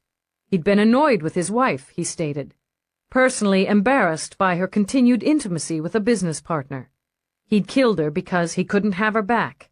Then he'd gotten a taste for it. It was all very simple, and to Eve's mind, very rehearsed. She could picture him repeating and refining the lines in his head before he spoke them. "This is bullshit," she said abruptly, and pushed back from the conference table. "You didn't kill anybody." "I say I did." His voice was eerily calm. "You have my confession on record." "Then tell me again." Leaning forward, she slapped her hands on the table. "Why did you ask your wife to meet you at the 5 Moons?" "I wanted it to happen somewhere out of our milieu. I thought I could get away with it, you see. I told her there was trouble with Randy. She didn't know the full problem of his gambling. I did. So, of course, she came. And you slit her throat." "Yes." His skin whitened slightly. "It was very quick." "What did you do then?" "I went home." "How?" He blinked. "I drove. I'd parked my car a couple of blocks away." "What about the blood?" She peered into his eyes, watching his pupils. "There'd have been a lot of it. She'd have gushed all over you." The pupils dilated, but his voice remained steady. "I was wearing a top coat, rain-resistant. I discarded it along the way." He smiled a little. "I imagine some itinerant found it and made use of it." "What did you take from the scene?" "The knife, of course." "Nothing of hers?" She waited a beat. "Nothing to make it look like a robbery? A mugging?" He hesitated. She could almost see his mind working behind his eyes. "I was shaken. I hadn't expected it to be so unpleasant. I had planned to take her bag, the jewelry, but I forgot and just ran. You ran, taking nothing, but were smart enough to ditch your blood-splattered coat. That's right. Then you went after Metcalf. She was an impulse. I kept dreaming about what it had been like, and I wanted to do it again. She was easy. His breathing leveled, and his hands lay still on the table. She was ambitious and rather naive. I knew David had written a screenplay with her in mind. He was determined to complete this entertainment project. It was something we disagreed over. It annoyed me, and it would have cost the company resources that are, at the moment, a bit strained. I decided to kill her, and I contacted her. Of course she agreed to meet me. What was she wearing? Wearing? He fumbled for a moment. I didn't pay attention. It wasn't important. She smiled, held out both of her hands as I walked toward her, and I did it. Why are you coming forward now? As I said, I thought I could get away with it. Perhaps I could have. I never expected my son to be arrested in my place. So you're protecting him? I killed them, Lieutenant. What more do you want? Why did you leave the knife in his drawer? In his room? His eyes slid away, slid back. As I said, he rarely stays there. I thought it was safe.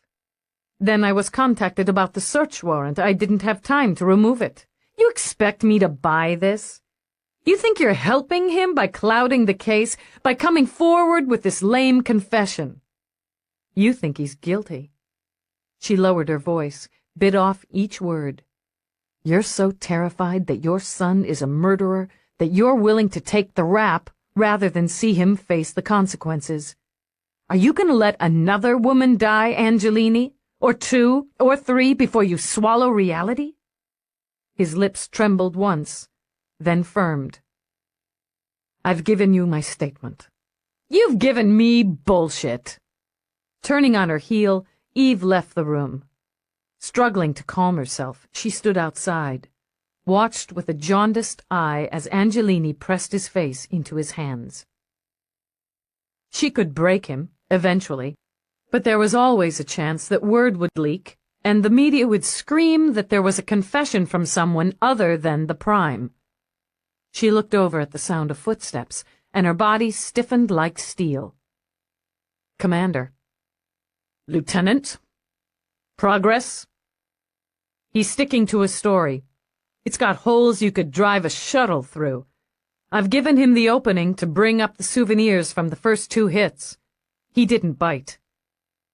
I'd like to talk to him. Privately, Lieutenant, and off the record. Before she could speak, he held up a hand. I realize it's not procedure. I'm asking you for a favor. And if he incriminates himself, or his son? Whitney's jaw tightened. I'm still a cop, Dallas. God damn it. Yes, sir. She unlocked the door, then, after only a faint hesitation, darkened the 2-way glass and shut off audio. I'll be in my office. Thank you. He stepped inside. He gave her one last look before shutting the door and turning to the man slumped on the table. Marco, Whitney said on a long sigh, what the fuck do you think you're doing? Jack. Marco offered a thin smile. I wondered if you'd be along. We never did make that golf date. Talk to me. Whitney sat down heavily. Hasn't your efficient and dogged lieutenant filled you in? The recorder's off, Whitney said sharply. We're alone. Talk to me, Marco. We both know you didn't kill Cicely or anyone else. For a moment, Marco stared up at the ceiling as if pondering. People never know each other as well as they believe, not even the people they care for. I loved her, Jack. I never stopped loving her. But she stopped loving me. Part of me was always waiting for her to start loving me again. But she never would have. Damn it, Marco. Do you expect me to believe that you slit her throat because she divorced you 12 years ago? Maybe I thought she might have married Hammett. He wanted that, Marco said quietly. I could see that he wanted that. Cicely was reluctant. His voice remained calm, quiet, faintly nostalgic. She enjoyed her independence, but she was sorry to disappoint Hammett. Sorry enough that she might have given in eventually. Married him. It would have really been over then, wouldn't it? You killed Cicely because she might have married another man? She was my wife, Jack, whatever the courts and the church said. Whitney sat a moment, silent. I've played poker with you too many times over the years, Marco. You've got tells. Folding his arms on the table, he leaned forward. When you bluff, you tap your finger on your knee. The finger stopped tapping. This is a long way from poker, Jack. You can't help David this way. You've got to let the system work. David and I... There's been a lot of friction between us in the last several months. Business disagreements and personal ones. For the first time, he sighed. Deep and long and wearily. There shouldn't be distance between father and son over such foolishness. This is hardly the way to mend fences, Marco. The steel came back into Angelini's eyes. There would be no more sighs. Let me ask you something, Jack, just between us. If it was one of yours, and there was the slightest chance, just the slightest, that they'd be convicted of murder, would anything stop you from protecting them? You can't protect David by stepping in with some bullshit confession. Who said it was bullshit? The words sounded like cream in Angelini's cultured voice. I did it. And I'm confessing because I can't live with myself if my own child pays for my crime. Now tell me, Jack, would you stand behind your son or in front of him? Ah, hell, Marco, was all Whitney could say. He stayed for 20 minutes, but got nothing more. For a time, he guided the conversation into casual lines, golf scores, the standings of the baseball team Marco had a piece of. Then, quick and sleek as a snake, he'd toss out a hard-leading question on the murders. But Marco Angelini was an expert negotiator, and had already given his bottom line. He wouldn't budge. Guilt, grief, and the beginnings of real fear made an unsettling stew in Whitney's stomach as he stepped into Eve's office. She was hunched over her computer, scanning data, calling up more. For the first time in days, his eyes cleared of their own fatigue and saw hers. She was pale, her eyes shadowed, her mouth grim. Her hair stood up in spikes as if she'd dragged her hands through it countless times. Even as he watched, she did so again, then pressed her fingers to her eyes as if they burned. He remembered the morning in his office, the morning after Cicely had been murdered, and the responsibility he'd hung around Eve's neck. Lieutenant. Her shoulders straightened as if she'd slammed steel poles into them. Her head came up, her eyes carefully blank. Commander. She got to her feet. Got to attention, Whitney thought, annoyed by the stiff and impersonal formality. Marco's in holding. We can keep him for 48 hours without charging him. I thought it best to let him think behind bars for a while. He still refuses counsel. Whitney stepped in while she stood there, and he looked around. He wasn't often in this sector of the complex. His officers came to him. Another weight of command. She could have had a bigger office. She'd earned one. But she seemed to prefer to work in a room so small that if 3 people crowded into it, they'd be in sin. Good thing you're not claustrophobic, he commented. She gave no response, didn't so much as twitch an eyebrow. Whitney muttered an oath. Listen, Dallas. Sir? Her interruption was fast and brittle. Forensics has the weapon retrieved from David Angelini's room. I'm informed that there will be some delay on the results as the blood traces detected by the sweepers are of an amount borderline for typing and DNA. So noted, Lieutenant. The fingerprints on the weapon and evidence have been matched to those of David Angelini. My report— We'll get to your report momentarily. Her chin jutted up. Yes, sir. God damn it, Dallas! Yank that stick out of your butt and sit down! Is that an order, Commander? Ah, hell! He began. Marina Angelini burst through the doorway in a clatter of high heels and a crackle of silk. "Why are you trying to destroy my family?" she demanded, shaking off the restraining hand of Slade who had come in behind her. Marina, this isn't going to help.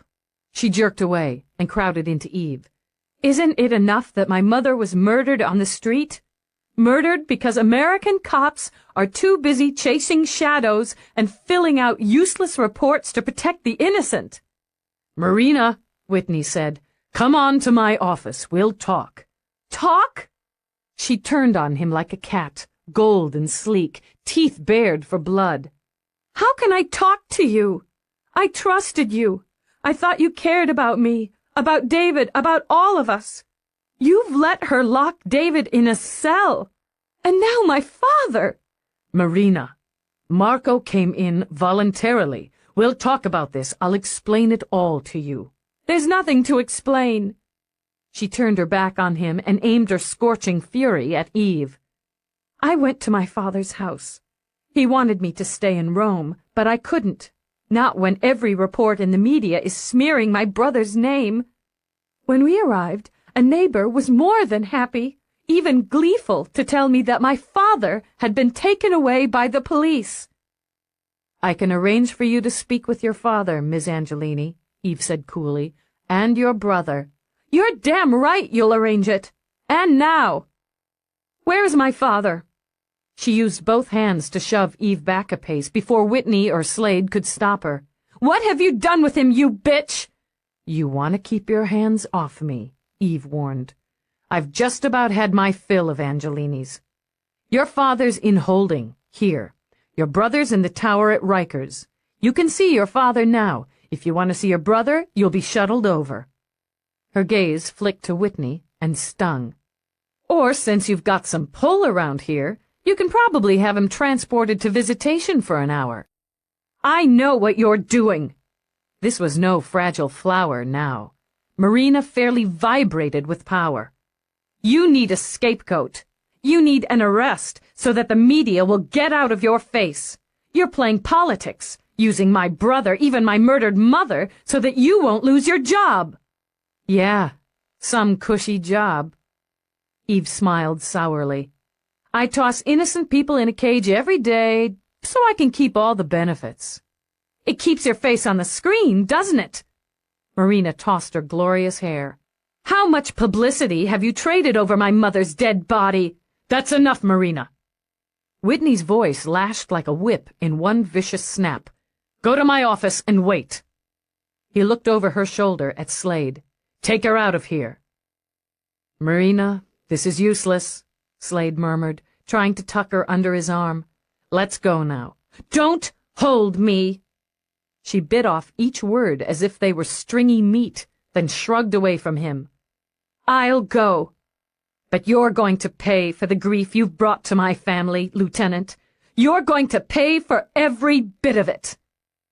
She stalked out, giving Slade time for only a muttered apology before he followed after her. Whitney stepped quietly into the silence.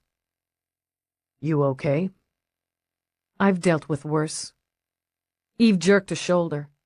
Inside, she was sick with anger and guilt, sick enough that she wanted badly to be alone behind closed doors.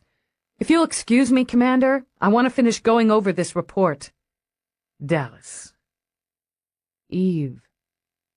It was the weariness in his tone that had her gaze lifting warily to his. "Marina's upset. Understandably so. But she was out of line. Way out of line." "She was entitled to a couple of shots at me. Because she wanted to press her hands to her throbbing head, she tucked them negligently into her pockets. I've just put what's left of her family in a cage. Who else is she going to be pissed at? I could take it. Her gaze remained cool, steely. Feelings aren't my strong suit. He nodded slowly. I had that coming. I put you on this case, Dallas, because you're the best I've got. Your mind's good, your gut's good, and you care. You care about the victim. Letting out a long breath, he dragged a hand over his hair. I was off base this morning, Dallas, in my office. I've been off base a number of times with you since this whole mess began. I apologize for it. It doesn't matter. I wish it didn't. He searched her face, saw the stiff restraint. But I see it does. I'll take care of Marina. Arrange the visitations. Yes, sir. I'd like to continue my interview with Marco Angelini. Tomorrow, Whitney said, and set his teeth when she didn't quite mask the sneer. You're tired, Lieutenant, and tired cops make mistakes and miss details. You'll pick it up tomorrow. He headed for the door, swore again, and stopped without looking back at her. Get some sleep. And for Christ's sake, take a painkiller for that headache. You look like hell. She resisted slamming the door after him, resisted because it would be petty and unprofessional. But she sat down, stared at the screen, and pretended her head wasn't shuddering with pain. When a shadow fell over her desk moments later, she looked up, eyes fired for battle. Well, Rourke said mildly, and leaned over to kiss her snarling mouth. That's quite a welcome. He patted his chest. Am I bleeding? Ha, ha. There's that sparkling wit I missed. He sat on the edge of the desk where he could look at her and catch a glimpse of the data on the screen to see if that was what had put the miserable anger in her eyes. Well, Lieutenant, and how was your day? Let's see.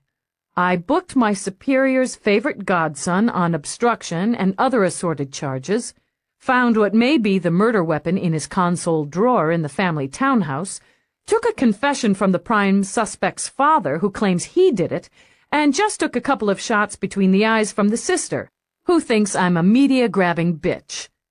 She tried on a small smile. Other than that, it's been pretty quiet. How about you? Fortune's won, fortune's lost, he said mildly, worried about her. Nothing nearly as exciting as police work. I wasn't sure you were coming back tonight. Neither was I. The construction on the resort's moving ahead well enough.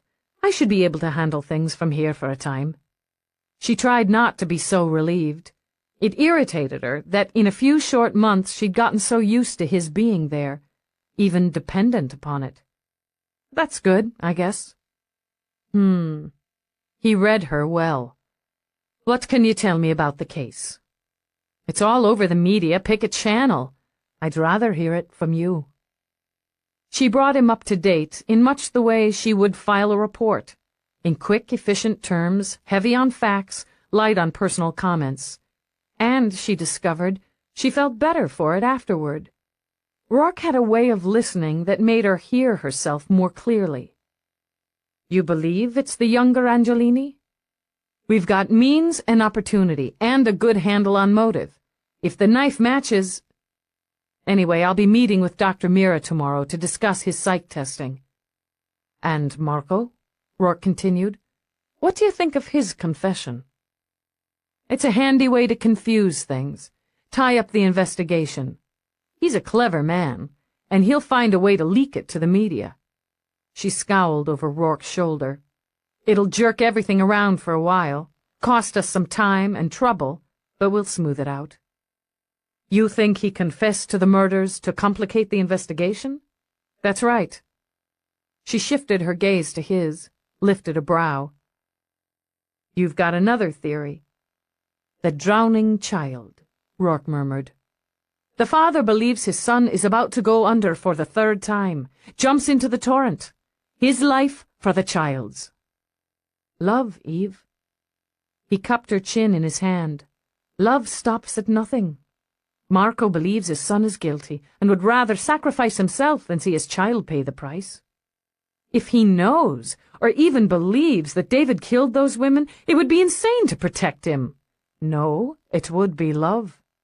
There's probably none stronger than a parent's for a child.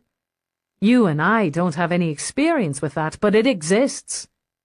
She shook her head. Even when the child's defective? Perhaps especially then. When I was a boy in Dublin, there was a woman whose daughter had lost an arm in an accident. There was no money for a replacement. She had 5 children and loved them all, but 4 were whole and 1 was damaged. She built a shield around that girl to protect her from the stares and the whispers and the pity. It was the damaged child she pushed to excel, who they all devoted themselves to. The others didn't need her as much, you see, as the one who was flawed. There's a difference between a physical defect and a mental one, Eve insisted. I wonder if there is, to a parent. Whatever Marco Angelini's motive, we'll cut through to the truth in the end. No doubt you will. When's your shift over? What? Your shift? He repeated. When is it over? She glanced at the screen, noted the time in the bottom corner. About an hour ago. Good. He rose and held out a hand. Come with me. Rourke, there are some things I should tie up here. I want to review the interview with Marco Angelini. I may find a hole. He was patient, because he had no doubt he'd have his own way. Eve, you're so tired you wouldn't see 100-meter hole until you'd fallen into it. Determined, he took her hand and pulled her to her feet. Come with me. All right. Maybe I could use a break. Grumbling a bit, she ordered her computer off and locked. I'm going to have to goose the techs at the lab. They're taking forever on the knife. Her hand felt good in his. She didn't even worry about the ribbing she'd take from the other cops who might see them in the hall or elevator. Where are we going? He brought their linked hands to his lips and smiled at her over them. I haven't decided. He opted for Mexico. It was a quick, easy flight, and his villa there on the turbulent West Coast was always prepared. Unlike his home in New York, he kept it fully automated, calling in domestics only for lengthy stays. In Rourke's mind, droids and computers were convenient, but impersonal. For the purposes of this visit, however, he was content to rely on them. He wanted Eve alone. He wanted her relaxed, and he wanted her happy. Jesus, Rourke! She took one look at the towering, multi-layered building on the brink of a cliff and goggled. It looked like an extension of the rock, as if the sheer glass walls had been polished from it. Gardens tumbled over terraces in vivid colors, shapes, and fragrances. Above, the deepening sky was devoid of any traffic, just blue, the swirl of white clouds, the flashing wings of birds. It looked like another world. She'd slept like a stone on the plane, barely surfacing when the pilot had executed a snazzy drop landing that had placed them neatly at the foot of zigzagging stone steps that climbed the towering cliff. She was groggy enough to reach up to be certain he hadn't slipped VR goggles on her while she'd slept. Where are we? Mexico, he said simply. Mexico? Stunned, she tried to rub the sleep and the shock from her eyes. Rourke thought with affection that she looked like a cranky child awakened from a nap. But I can't be in Mexico. I have to ride or walk, he asked, pulling her along like a stubborn puppy. I have to ride, he decided. You're still groggy. She could enjoy the climb later, he thought, and its many views of sea and cliffs. Instead, he nudged her into a sleek little air cart, taking the controls himself and shooting them up to vertical with a speed that knocked the rest of sleep out of her system. Christ, not so fast! Her instinct for survival had her clutching the side, wincing as rocks, flowers, and water whizzed by. He was roaring with laughter when he slipped the little cart into place at the front patio. Awake now, darling. She had her breath back, barely. I'm going to kill you as soon as I make sure all my internal organs are in place. What the hell are we doing in Mexico? Taking a break. I need one. He stepped out of the cart and came around to her side. "There's no doubt you do." Since she was still holding onto the side, knuckles white, he reached in, plucked her up, and carried her over the irregularly shaped stones toward the door. "Cut it out! I can walk!" "Stop complaining." He turned his head, expertly finding her mouth, deepening the kiss until her hand stopped pushing at his shoulder and began to knead it. "Damn it," she murmured. "How come you can always do that to me?" "Just lucky, I guess." "Rourke, disengage," he said, and the decorative bars across the entrance slid apart. Behind them, doors ornate with carving and etched glass clicked open and swung back in welcome. He stepped inside. "Secure," he ordered, and the doors efficiently closed while Eve stared. One wall of the entrance level was glass, and through it she could see the ocean. She'd never seen the Pacific, and she wondered now how it had earned its serene name when it looked so alive, so ready to boil. They were in time for sunset, and as she watched, speechless, the sky exploded and shimmered with bolts and streams of wild color, and the fat red globe of the sun sank slowly, inevitably toward the blue line of water. "You'll like it here," Rourke murmured. She was staggered by the beauty of an ending day. It seemed that nature had waited for her, held the show. "It's wonderful." "I can't stay. A few hours." He pressed a kiss to her temple. "Just overnight for now. We'll come back and spend a few days when we have more time." Still carrying her, he walked closer to the glass wall until it seemed to Eve that the entire world was made of frantic color and shifting shapes. "I love you, Eve." She looked away from the sun, the ocean, and into his eyes. And it was wonderful. And for the moment, it was simple. "I missed you." She pressed her cheek to his and held him tightly. "I really missed you. I wore one of your shirts." She could laugh at herself now because he was here. She could smell him, touch him. "I actually went into your closet and stole one of your shirts. One of the black silk ones you have dozens of. I put it on, then snuck out of the house like a thief so Somerset wouldn't catch me." Absurdly touched, he nuzzled her cheek. "At night, I'd play your transmissions over, just so I could look at you, hear your voice." "Really?" She giggled, a rare sound from her. "God, Rourke, we've gotten so sappy." "We'll keep it our little secret. Deal." She leaned back to look at his face. "I have to ask you something. It's so lame, but I have to." "What?" "Was it ever—" She winced, wished she could muffle the need to ask. "Before, with anyone else?" "No." He touched his lips to her brow, her nose, the dip in her chin. "It was never with no one else. Not for me, either." She simply breathed him in. "Put your hands on me. I want your hands on me." "I can do that." He did, tumbling with her to a spread of floor cushions while the sun died brilliantly in the ocean. Chapter 16.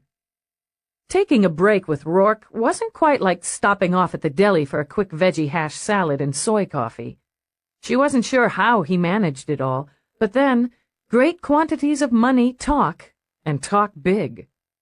They dined on succulent grilled lobster, drenched in real creamy, rich butter. They sipped champagne so cold it frosted Eve's throat.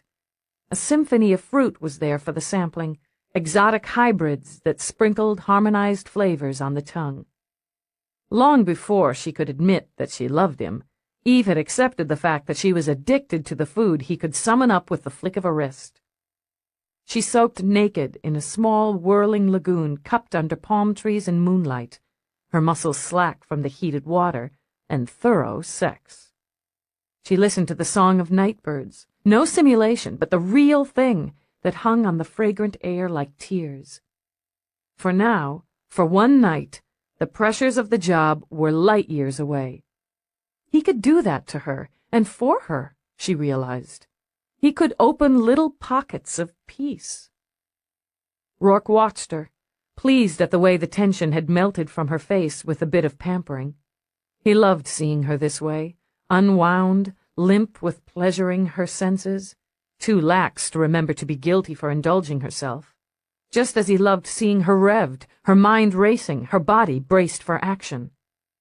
No, it had never been like this for him before with anyone. Of all the women he'd known, she was the only one he was compelled to be with, driven to touch. Beyond the physical, the basic and apparently unsatiable lust she inspired in him was a constant fascination. Her mind, her heart, her secrets, her scars. He had told her once they were two lost souls. He thought now he'd spoken no more than the truth, but with each other, they'd found something that rooted them. For a man who had been wary of cops all of his life, it was staggering to know his happiness now depended on one. Amused at himself, he slipped into the water with her. Eve managed to drum up enough energy to open her eyes to slits. "I don't think I can move." "Then don't." He handed her another flute of champagne, wrapping her fingers around the stem. "I'm too relaxed to be drunk." But she managed to find her mouth with the glass. "It's such a weird life." "Yours," she elaborated. "I mean, you can have anything you want, go anywhere, do anything. You want to take a night off, you zip over to Mexico and nibble on lobster and— what was that stuff again, the stuff you spread on crackers?" "Goose liver." She winced and shuddered. "That's not what you called it when you shoved it in my mouth. It sounded nicer." "Foie gras. Same thing." "That's better." She shifted her legs, tangled them with his. "Anyway, most people program a video or take a quick trip with their VR goggles, maybe plug a few credits into the simulation booth down at Times Square. But you do the real thing." "I prefer the real thing." "I know. That's another odd piece of you. You like old stuff. You'd rather read a book than scan a disc. Rather go to the trouble to come out here when you could have programmed a simulation in your hollow room." Her lips curved a little, dreamily. "I like that about you." "That's handy. When you were a kid and things were bad for you, is this what you dreamed about?" "I dreamed about surviving, getting out, having control. Didn't you?" "I guess I did." Too many of her dreams were jumbled and dark. "After I was in the system, anyway. Then what I wanted most was to be a cop, a good cop, a smart cop." "What did you want?" "To be rich, not to be hungry." "We both got what we wanted, more or less." "You had nightmares while I was gone." She didn't have to open her eyes to see the concern in his. She could hear it in his voice. "They aren't too bad. They're just more regular." "Eve, if you'd work with Dr. Mira, I'm not ready to remember it, not all of it. Do you ever feel the scars from what your father did to you?" Restless with the memories, he shifted and sank deeper in the hot, frothy water. "A few beatings, careless cruelty. Why should it matter now? You shrug it off." Now she opened her eyes, looked at him, saw that he was brooding. "But it made you, didn't it? What happened then made you." "I suppose it did, roughly." She nodded, tried to speak casually. "Rourke, do you think if some people lack something, and that lack lets them brutalize their kids, the way we were, do you think it passes on? Do you think—" "No. But no." He cupped a hand over her calf and squeezed. "We make ourselves in the long run. You and I did. If that wasn't true, I'd be drunk in some Dublin slum looking for something weaker to pummel, and you, Eve, would be cold and brittle and without pity." She closed her eyes again. "Sometimes I am." "No, that you never are. You're strong, and you're moral, and sometimes you make yourself ill with compassion for the innocent." Her eyes stung behind her closed lids. "Someone I admire and respect asked me for help. Asked me for a favor. I turned him down flat. What does that make me? A woman who had a choice to make. Rourke, the last woman who was killed, Louise Kursky, that's on my head. She was 24, talented, eager, in love with a second-rate musician. She had a cluttered one-room apartment on West 26th and liked Chinese food. She had a family in Texas that will never be the same. She was innocent, Rourke. And she's haunting me. Relieved, Eve let out a long breath. I haven't been able to tell anyone that. I wasn't sure I could say it out loud. I'm glad you could say it to me. Now listen. He set his glass down, scooted forward to take her face in his hands. Her skin was soft, her eyes a narrow slant of dark amber. Fate rules, Eve. You follow the steps, and you plan, and you work, then fate slips in laughing and makes fools of us. Sometimes we can trick it or outguess it, but most often it's already written. For some it's written in blood. That doesn't mean we stop, but it does mean we can't always comfort ourselves with blame. Is that what you think I'm doing? Comforting myself? It's easier to take the blame than to admit there was nothing you could do to stop what happened. You're an arrogant woman, Eve. Just one more aspect of you that I find attractive. It's arrogant to assume responsibility for events beyond our control. I should have controlled it. Ah, yes, he smiled. Of course. It's not arrogance, she insisted, miffed. It's my job. You taunted him, assuming he'd come after you. Because the thought of that still twisted in his gut like hissing snakes, Rourke tightened his grip on her face. Now you're insulted, annoyed that he didn't follow your rules. That's a hideous thing to say. God damn you, I don't— She broke off, sucked in her breath. You're pissing me off, so I'll stop feeling sorry for myself. It seems to have worked. All right. She let her eyes close again. All right. I'm not going to think about it any more right now. Maybe by tomorrow I'll have a better shot at sorting it out. You're pretty good, Rourke, she said with the ghost of a smile. Thousands concur, he murmured, and caught her nipple lightly between his thumb and forefinger. The ripple effect made it all the way down to her toes.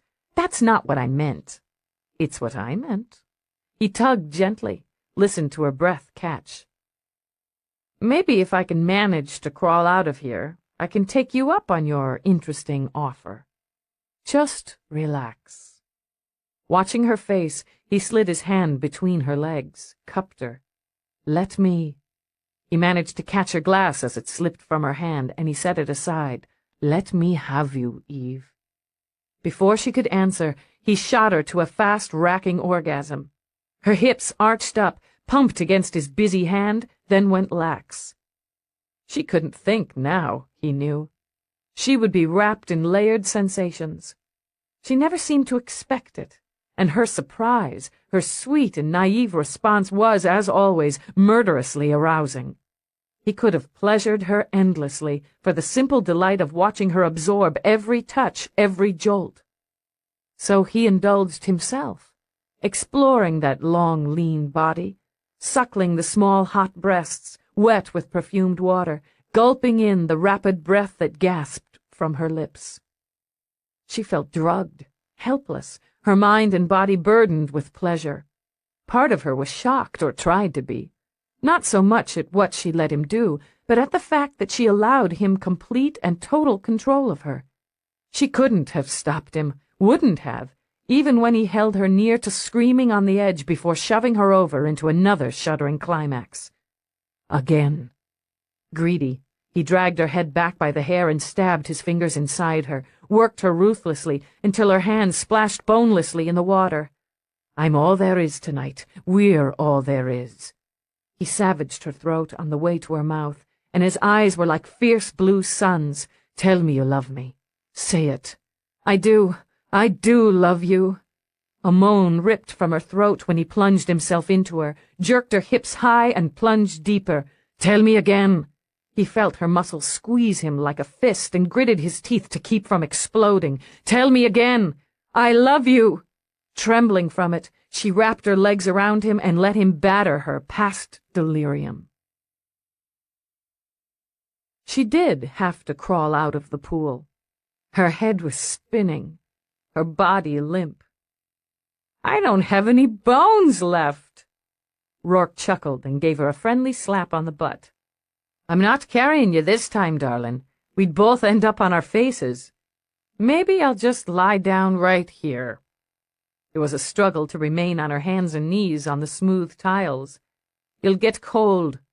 With an effort, he summoned the strength to drag her to her feet where they rocked together like drunks. She began to snicker, teetering. What the hell did you do to me? I feel like I've downed a couple of free birds. He managed to grip her waist. Since when did you play with illegals? Standard police training.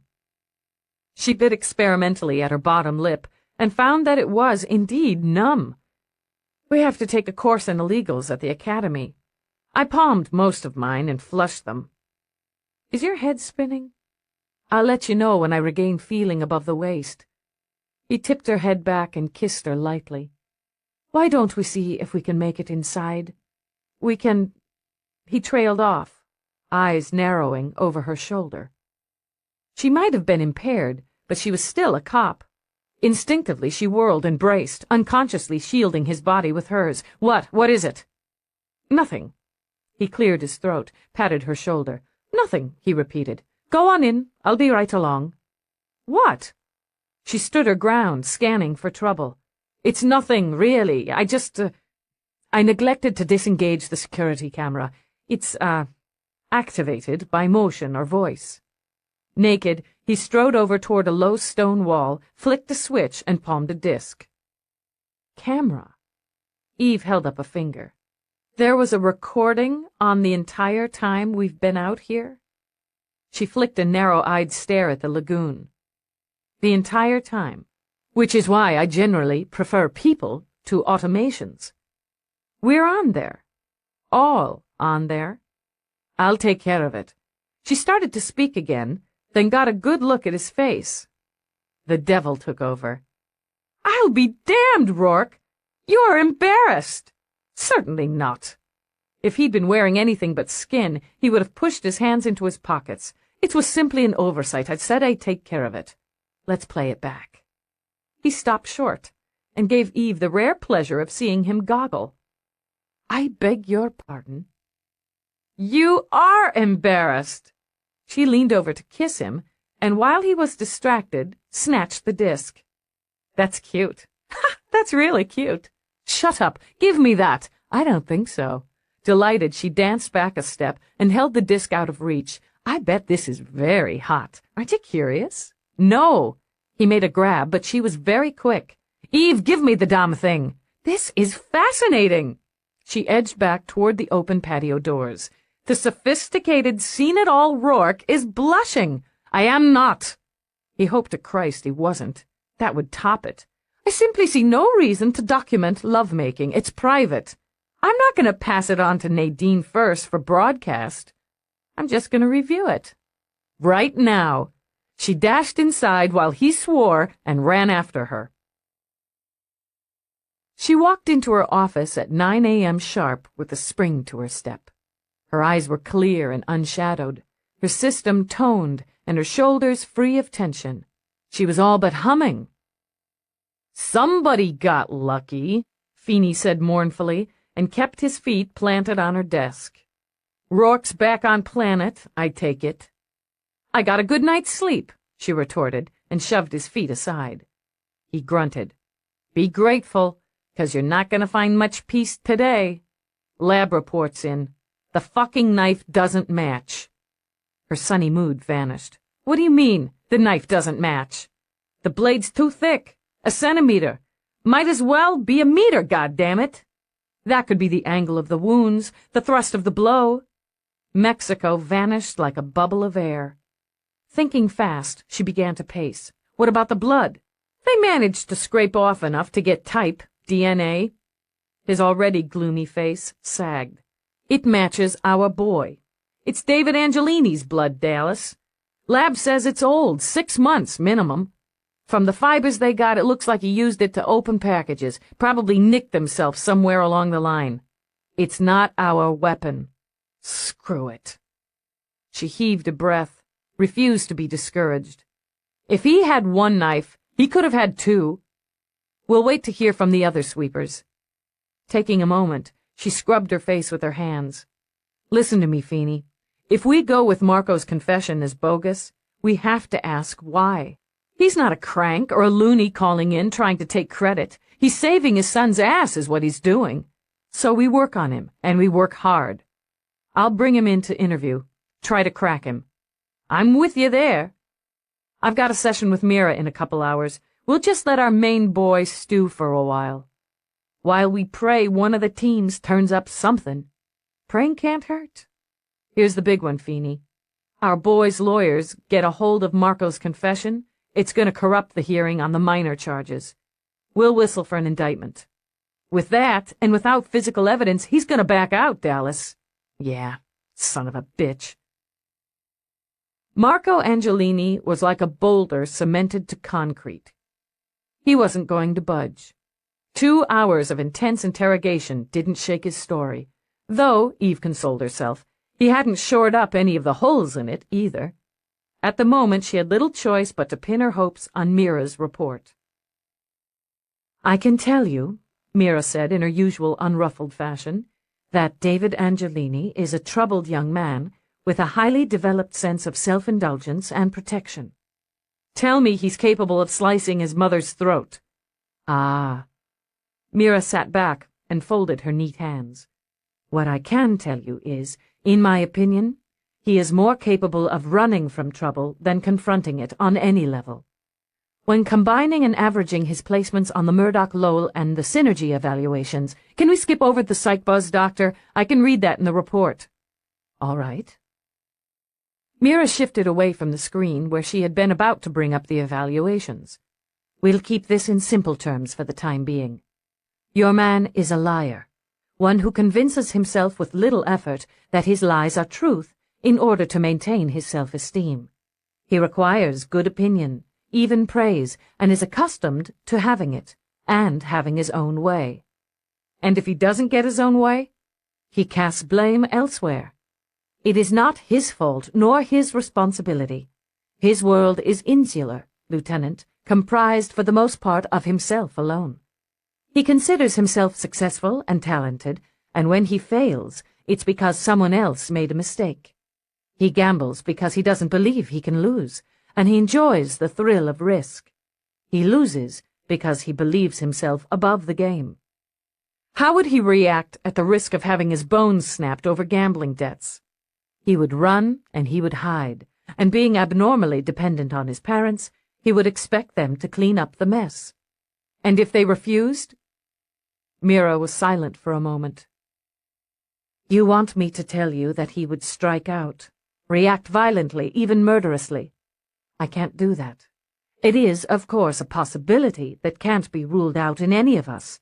No test, no evaluation can absolutely conclude the reaction of an individual under certain circumstances. But in those tests and those evaluations, the subject reacted consistently by covering, by running, by shifting blame, rather than by attacking the source of his problem. And he could be covering his reaction to skew the evaluation. It's possible, but unlikely. I'm sorry. Eve stopped pacing and sank into a chair. You're saying that in your opinion, the murderer may still be out there. I'm afraid so. It makes your job more difficult. If I'm looking in the wrong place, Eve said, where's the right place, and who's next? Unfortunately, neither science nor technology is yet able to forecast the future.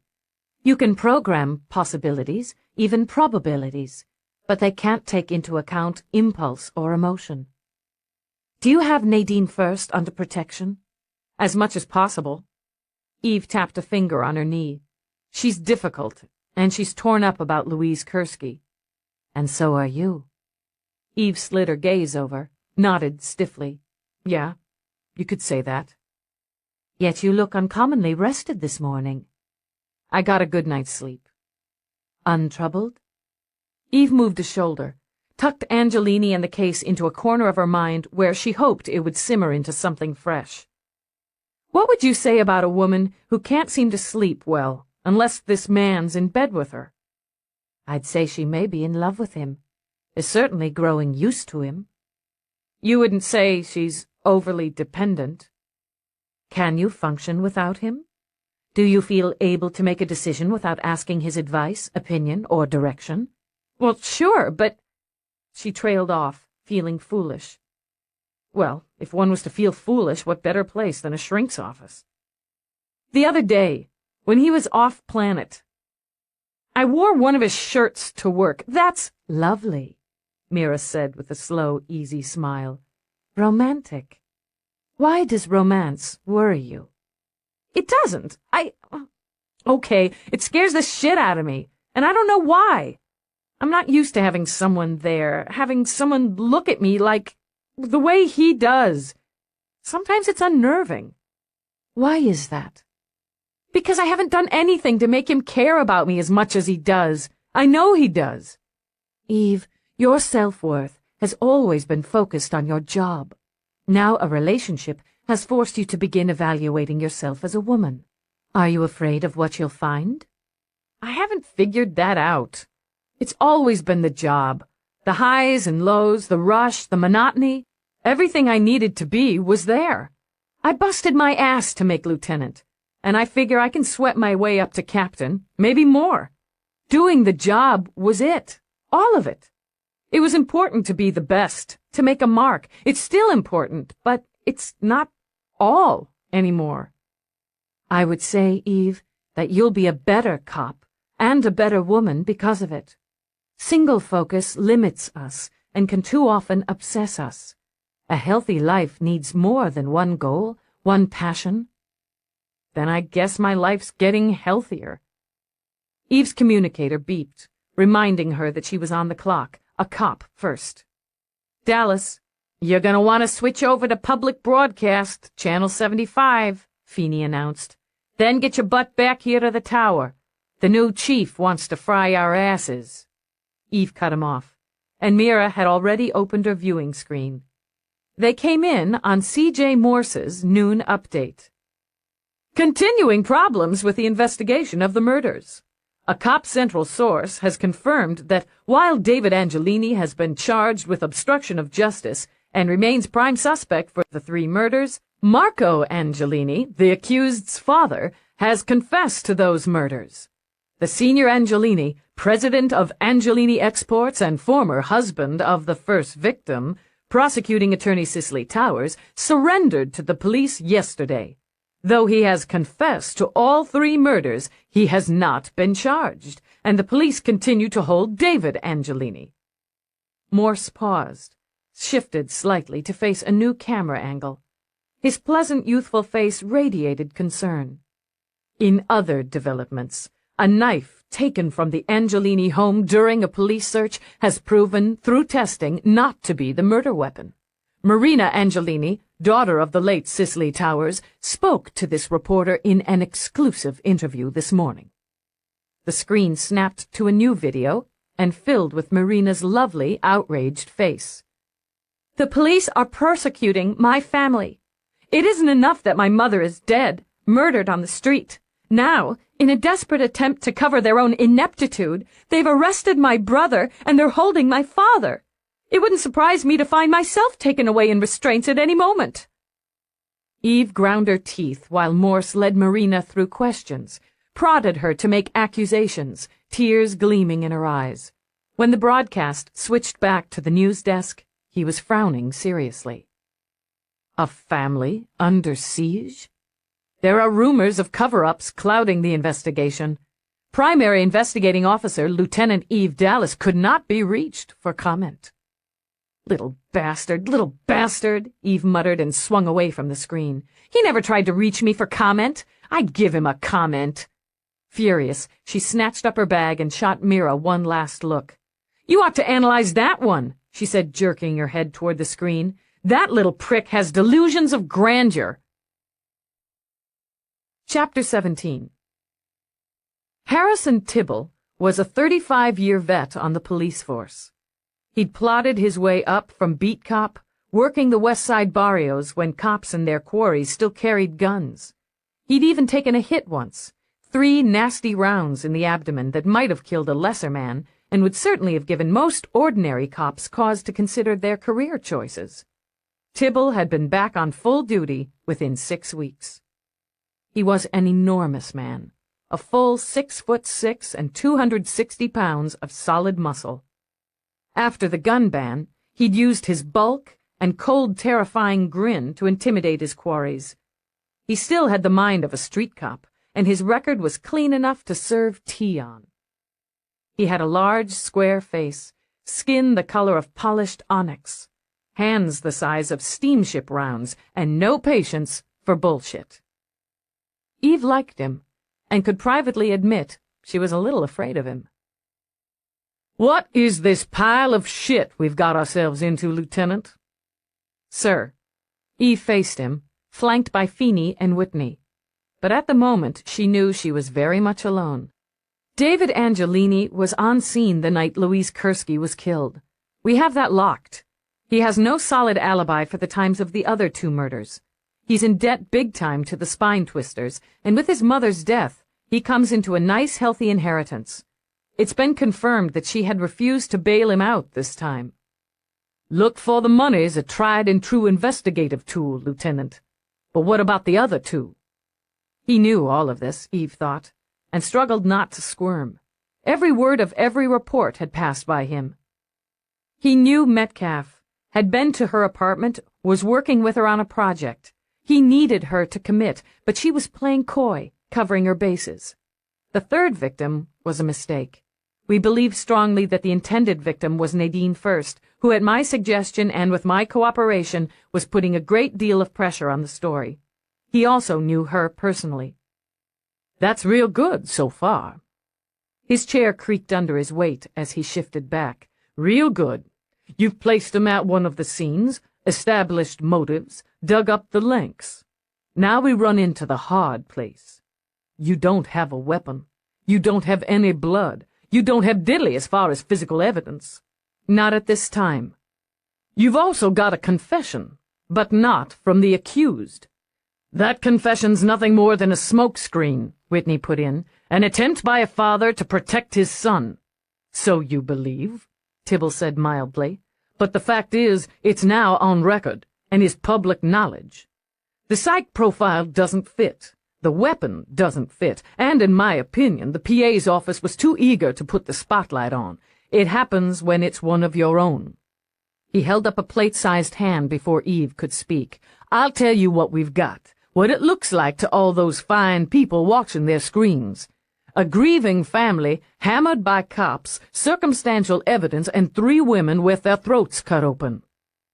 "No one's throat's been cut open since David Angelini's been locked up," Eve said, "and the charges filed against him are clean." "True enough. But that handy fact won't get an indictment on the lessers, not when the jury's gonna feel sorry for him and the council starts hawking diminished capacity." He waited, scanning faces, tapped his fingers when no one disagreed with him. "You're the number whiz, Feeney, the electronic genius. What are the odds on the grand jury if we send our boy over tomorrow on the obstruction and bribery charges?" Feeney hunched his shoulders. 50-50, he said mournfully. "At the outside, considering that idiot Morse's latest news flash. That's not good enough. Spring him. Spring him? Chief Tibble, all we're going to get if we push those charges is bad press and public sympathy for the son of a martyred public servant. Cut him loose, Lieutenant, and dig deeper." "Put someone on him," he ordered Whitney, "and on his daddy. I don't want them to fart without hearing about it. And find the fucking leak," he added, his eyes going hard. "I want to know what asshole fed that idiot Morse data." His grin spread suddenly, terrifyingly. "Then I want to talk to him, personally." "Keep your distance from the Angelinis, Jack. This isn't any time for friendship." "I'd hoped to talk to Marina. I might be able to persuade her not to give any more interviews. It's a little late for damage control there," Tibble considered. "Hold off on that. I've worked hard to get the stink of the word cover-up out of this office. I want to keep it that way. Get me a weapon. Get me some blood. And for Christ's sake, do it before somebody else gets sliced." His voice boomed out, fingers jabbing as he snapped orders. "Feeney, work some of your magic. Go over the names from the victims' diaries again. Cross them with firsts. Find me somebody else who had an interest in those ladies. That'll be all, gentlemen." He got to his feet. "Lieutenant Dallas, another moment of your time." "Chief Tibble," Whitney began formally, "I want it on record that as Lieutenant Dallas's commanding officer, I consider her pursuit of this investigation to be exemplary. Her work has been top-rate despite difficult circumstances, both professional and personal, some of which I have caused." Tibble cocked a bushy brow. "I'm sure the lieutenant appreciates your review, Jack." He said nothing more, waiting until the men left. "Me and Jack, we go back a ways," he began conversationally. "Now, he thinks, since I'm sitting here where that corrupt pie-faced sucker Simpson used to rest his sorry ass, I'm going to use you as a handy scapegoat and feed you to the media dogs." He held Eve's eyes steadily. "Is that what you think, Dallas?" "No, sir. But you could." "Yeah." He scratched the side of his neck. "I could. Have you bumbled this investigation, Lieutenant?" "Maybe I have." It was a hard one to swallow. "If David Angelini is innocent, the courts decide innocence or guilt," he interrupted. "You gather evidence. You gathered some nice evidence, and the jerk was there for Kursky. If he didn't kill her, the bastard watched some woman get slaughtered and walked away. He don't win any prizes in my book." Tibble steepled his fingers and peered over them. "You know what would make me take you off this case, Dallas? If I thought you were carrying around too much baggage about Kursky." When she opened her mouth, then shut it again, he gave her a thin-lipped smile. "Yeah, best to keep it shut. You laid out some bait, took a chance. There was a pretty good shot he'd come after you. I'd have done the same in my glory days," he added, with some wistful regret that they were over. "Problem is, he didn't, and some poor woman with a tobacco habit gets hit instead. You figure you're responsible for that?" She struggled with the lie, gave up to the truth. "Yes." "Get over it," he said with a snap. "The trouble with this case is there's too much emotion. Jack can't get past his grief. You can't get past your guilt. That makes the two of you useless. You want to be guilty? You want to be pissed? Wait till you nail him. Clear?" "Yes, sir." Satisfied, he leaned back again. "You walk out of here, the media's going to be all over you like lice." "I can handle the media." "I'm sure you can." He blew out a breath. "So can I. I've got a fucking press conference. Clear out." There was only one place to go, and that was back to the beginning. Eve stood on the sidewalk outside the 5 Moons and stared down. Playing the route back in her mind, she strode to the subway entrance. It was raining, she remembered. I'd have a hand on my umbrella, my purse over my shoulder with a good grip on that, too. Bad neighborhood. I'm pissed. I walk fast, but I keep an eye shifting for anybody who wants my purse as much as I do. She walked into the 5 Moons, ignoring the quick glances and the bland face of the droid behind the bar as she tried to read Cicely Towers' thoughts. Disgusting place. Dirty. I'm not going to drink, not even going to sit down. God knows what I'd pick up on my suit. Check the watch. Where the hell is he? Let's get this over with. Why the hell did I meet him here? Stupid, stupid. Should have used my office, my turf. Why didn't I? Because it's private, Eve thought, closing her eyes. It's personal. Too many people there, too many questions, not city business, her business. Why not her apartment?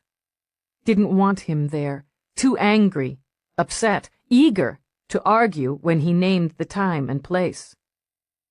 No, it's just angry, impatient, Eve decided, remembering the droid's statement. She'd checked her watch again and again. She'd frowned, she'd given up and walked out. Eve followed the route, remembering the umbrella, the purse. Quick steps, heels clicking. Someone there. She stops. Does she see him? Recognize him? Has to, it's face to face.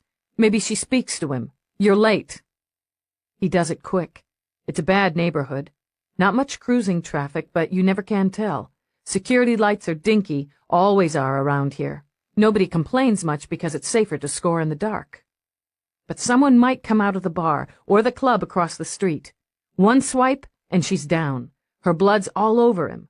The fucking blood's got to be all over him. He takes her umbrella. An impulse, or maybe for a shield. Walks away, fast.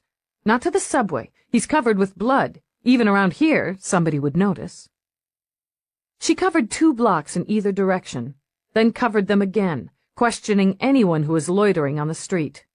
Most of the responses were shrugs, angry eyes. Cops weren't popular on the West End.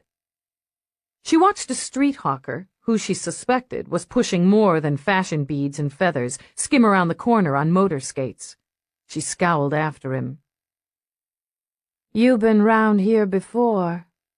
Eve glanced over. The woman was so white she was next to invisible. Her face was like bleached putty, her hair cropped so close it showed her bone-white scalp, and her eyes were colorless down to the pinprick pupil. Funky junkie, Eve thought. They popped the white tablet that kept the mind misted, and pigments bleached. "Yeah, I've been around." "Cop." The junkie jerked forward, stiff-jointed like a droid coming up on maintenance, a sign she was low on a fix. "Seen you talking with Crack a while ago. He's some dude." "Yeah, he's some dude. Were you around the night that woman got whacked down the street?" "Fancy lady. Rich, fancy lady. Caught it on the screen in Detox." Eve bit back an oath, stopped, and backtracked.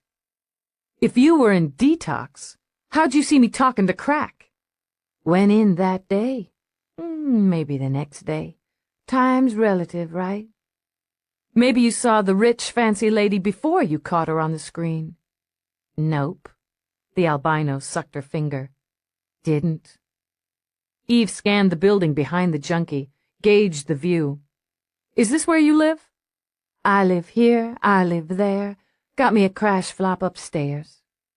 "You were there the night the lady got slashed?" "Probably. Got a credit problem." She flashed tiny round teeth in a smile, and her breath was awesome. "Not much fun on the street when you ain't got a credit." "It was raining," Eve prompted. "Oh, yeah, I like the rain." Her muscles continued to jerk, but her eyes went dreamy. "I watch it out the window." "Did you see anything else out of the window?"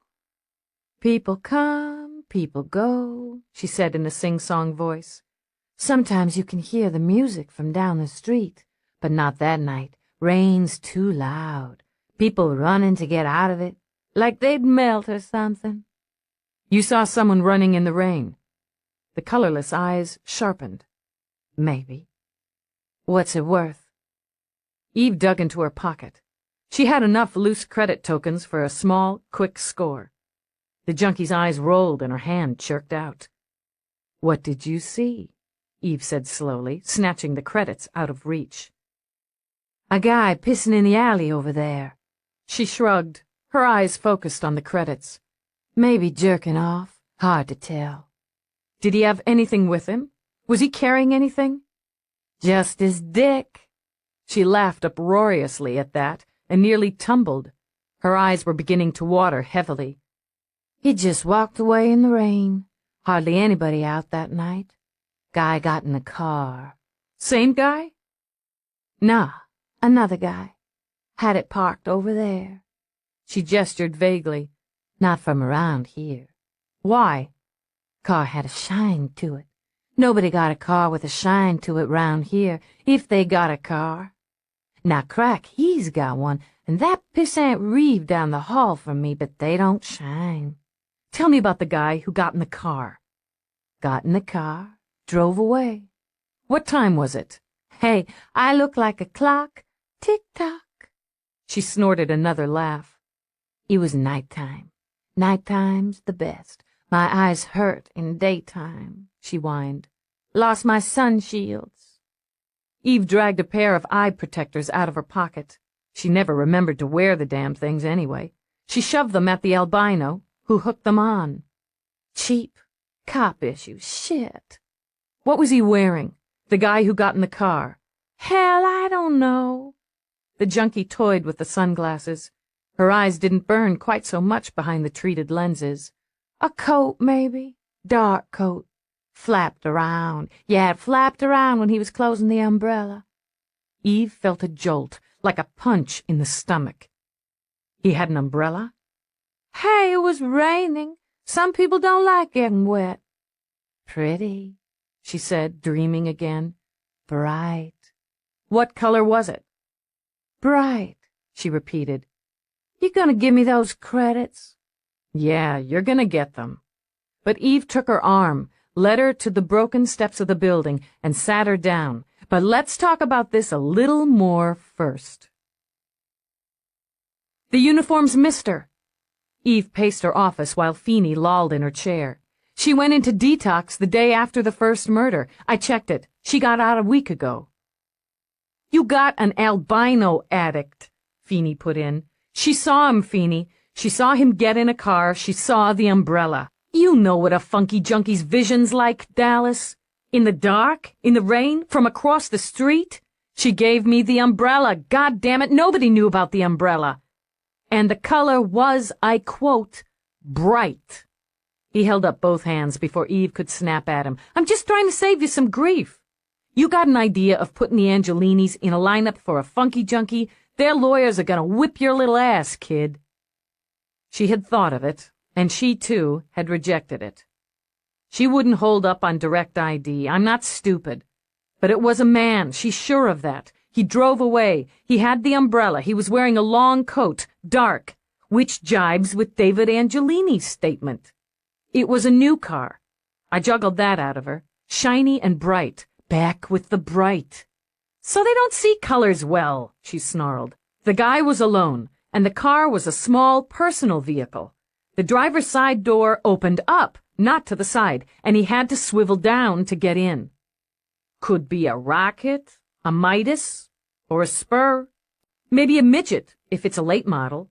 She said new, and she's got a thing for cars, likes to watch them. Okay, I'll run it. He gave a sour smile. Any idea how many of those models have been sold in the last 2 years in the 5 boroughs alone? Now, if she'd come up with an ID plate, even a partial, quit bitching. I've been back over Metcalf's.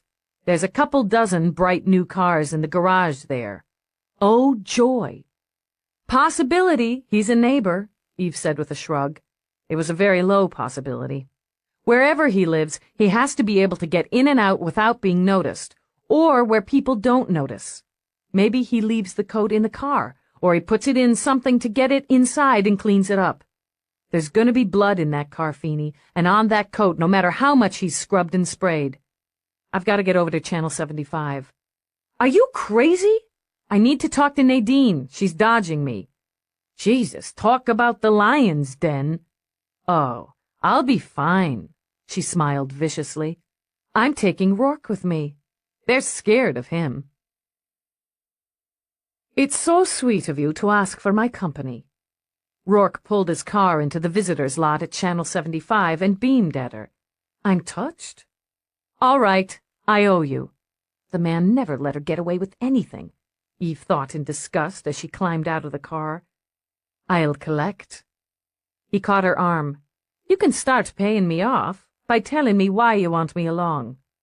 I told you, it'll save time since you want to go to this opera thing.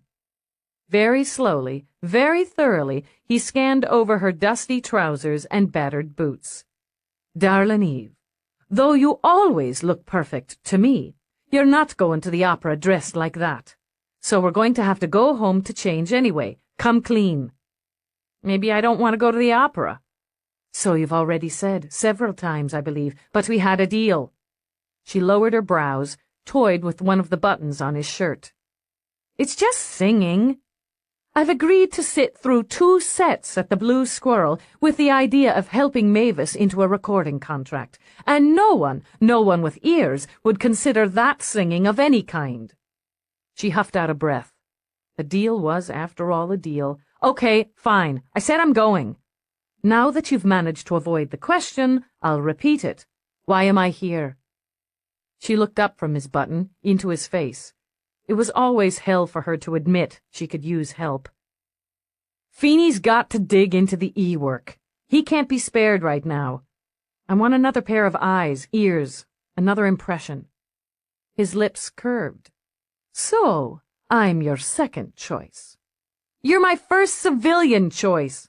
You read people well. I'm flattered. And perhaps while I'm here, I could break Morse's face for you. Her grin came quickly. I like you, Rourke. I really like you. I like you too. Is that a yes? I'd enjoy it very much. She laughed, but there was a part of her that warmed foolishly over the idea of having an avenger.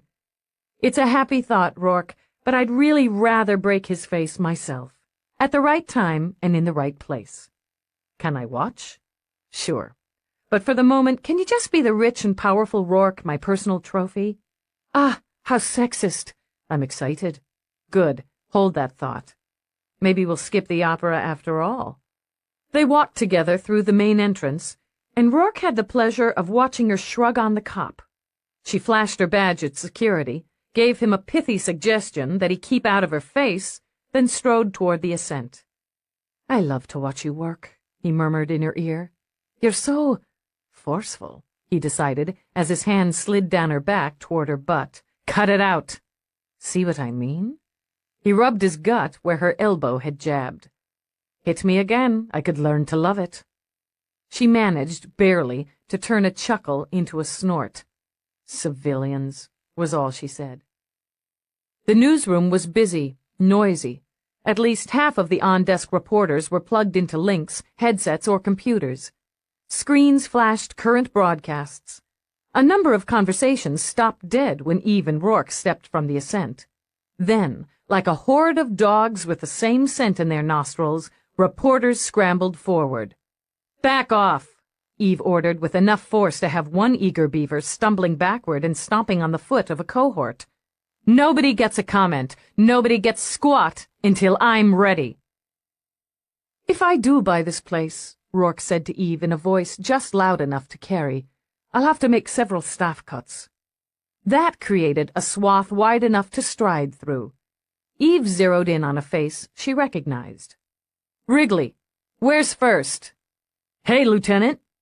He was all teeth and hair and ambition. If you'd like to step into my office, he invited, gesturing toward his console. First, she repeated in a voice like a bullet. Where?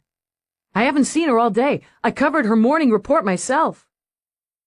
She called in. Beaming smiles, Morse sauntered over. Taking some time off, he explained, and his mobile face shifted to sober lines. She's pretty ripped up about Louise. We all are. Is she at home? Said she needed some time, is all I know. Management cut her a break. She's got a couple of weeks coming. I'm taking over her beat. His smile flashed again. So, if you'd like a little airtime, Dallas, I'm your man. I've had plenty of your airtime, Morse. Well, then. He dismissed her and shifted toward Rourke. His smile bumped up in wattage. It's a pleasure to meet you. You're a difficult man to contact. Deliberately insulting, Rourke ignored Morse's offered hand. I only give time to people I consider interesting. Morse lowered his hand, but kept his smile in place. I'm sure if you spared me a few minutes, I'd find several areas of interest for you. Rourke's smile flashed, quick and lethal. You really are an idiot, aren't you? Down, boy, Eve murmured, patting Rourke's arm. Who leaked confidential data? Morse was obviously struggling to recover his dignity. He veered his gaze to hers and nearly managed an arrogant sneer. Now, sources are protected. Let's not forget the Constitution. Patriotically, he laid his palm over his heart. Now, if you wish to comment on, contradict, or add to any of my information, I'd be more than happy to listen. Why don't we try this? Eve said, shifting gears. You found Louise Kursky's body, while it was still warm. That's right. He folded his mouth into grim lines. I've given my statement. You were pretty upset, weren't you? Jittery. Shot your dinner in the bushes. Feeling better now? It's something I'll never forget, but yes, I'm feeling better, thanks for asking. She stepped forward, backing him up. You felt good enough to go on air within minutes, to make sure there was a camera out there, getting a nice close-up of your dead associate. Intimacy is part of the business. I did what I was trained to do. That doesn't mean I didn't feel. His voice trembled and was manfully controlled.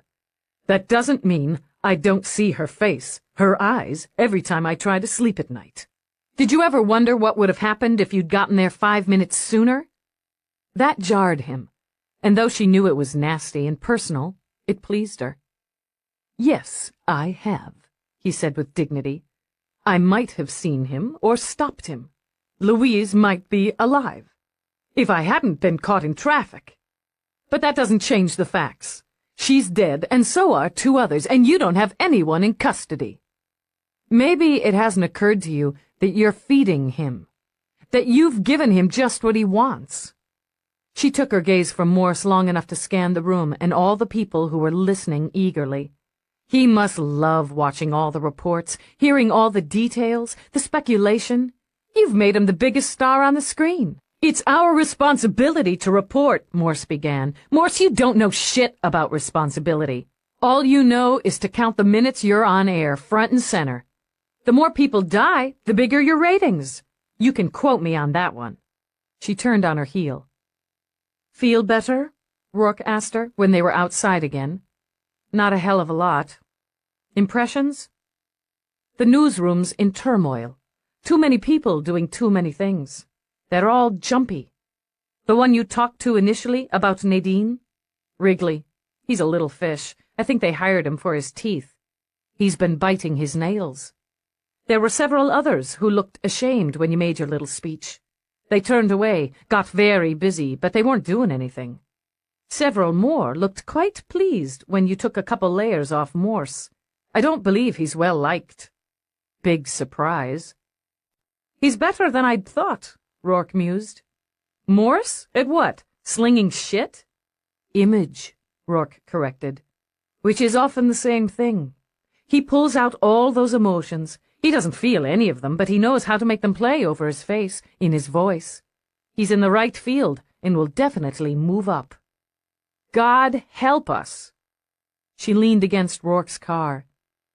Do you think he knows more than he's put on air? I think it's possible. Highly possible. He's enjoying stringing this out, particularly now that he's in charge of the story. And he hates your guts. Oh, now I'm hurt. She started to open the door, then turned back. Hates me? He'll ruin you if he can. Watch yourself. He can make me look foolish, but he can't ruin me. She wrenched the door open. Where the hell is Nadine? It's not like her, Rourke. I understand how she feels about Louise, but it's not like her to take off, not to tell me. To hand a story this size to that bastard? People react in different ways to shock and grief. It's stupid. She was a target. She could still be a target. We have to find her. Is that your way of squirming out of the opera? Eve got in the car, stretched out her legs. No, that's just a little side benefit. Let's run by her place, okay? She's on 80th, between 2nd and 3rd. All right, but you have no excuse to squirm out to the cocktail party tomorrow night. Cocktail party? What cocktail party? The one I arranged fully a month ago, he reminded her as he slipped in beside her, to kick off the fundraiser for the Art Institute on Station Grimaldi, which you agreed to attend and to help host. She remembered all right. He'd brought home some fancy dress she was supposed to wear. Wasn't I drunk when I agreed? The word of a drunk is worthless. No, you weren't. He smiled as he skimmed from the visitors' lot. You were, however, naked, panting, and I believe very close to begging. Bull. Actually, she thought, folding her arms, he may have been right. The details were hazy. Okay, I'll be there. I'll be there with a stupid smile in some fancy dress that cost you too much for too little material. Unless something comes up. Something? She sighed. He only asked her to do one of his silly gigs when it was important to him. Police business. Only if it's urgent police business. Barring that, I'll stick for the whole fussy mess. I don't suppose you could try to enjoy it. Maybe I could. She turned her head and on impulse lifted a hand to his cheek. A little. Chapter 18. No one answered the buzzer at Nadine's door. The recording requested simply that the caller leave a message, which would be returned at the earliest possible time. She could be in there brooding, Eve mused, rocking on her heels as she considered. Or she could be at some Tony resort. She slipped her guard plenty over the past few days. She's a slick one, our Nadine. And you'll feel better if you know. Yeah. Brow furrowed, Eve considered using her police emergency code to bypass security. She didn't have enough cause, and she balled her hands in her pockets. Ethics, Rourke said. It's always an education to watch you struggle with them. Let me help you out. He took out a small pocket knife and pried open the handplate. Jesus, Rourke! Tampering with security will get you 6 months house arrest. Mm-hmm. Calmly, he studied the circuits. I'm a bit out of practice. We make this model, you know. Put that damn thing back together and don't... But he was already bypassing the main board, working with a speed and efficiency that made her wince. Out of practice my butt, she mumbled, when the lock light went from red to green. I always had a knack. The door slid open, and he tugged her inside. Security tampering, breaking and entering, private property trespass. Oh, it's just mounting up. But you'll wait for me, won't you? With one hand still on Eve's arm, he studied the living area. It was clean, cool, spare in furnishings, but with an expensive, minimalistic style.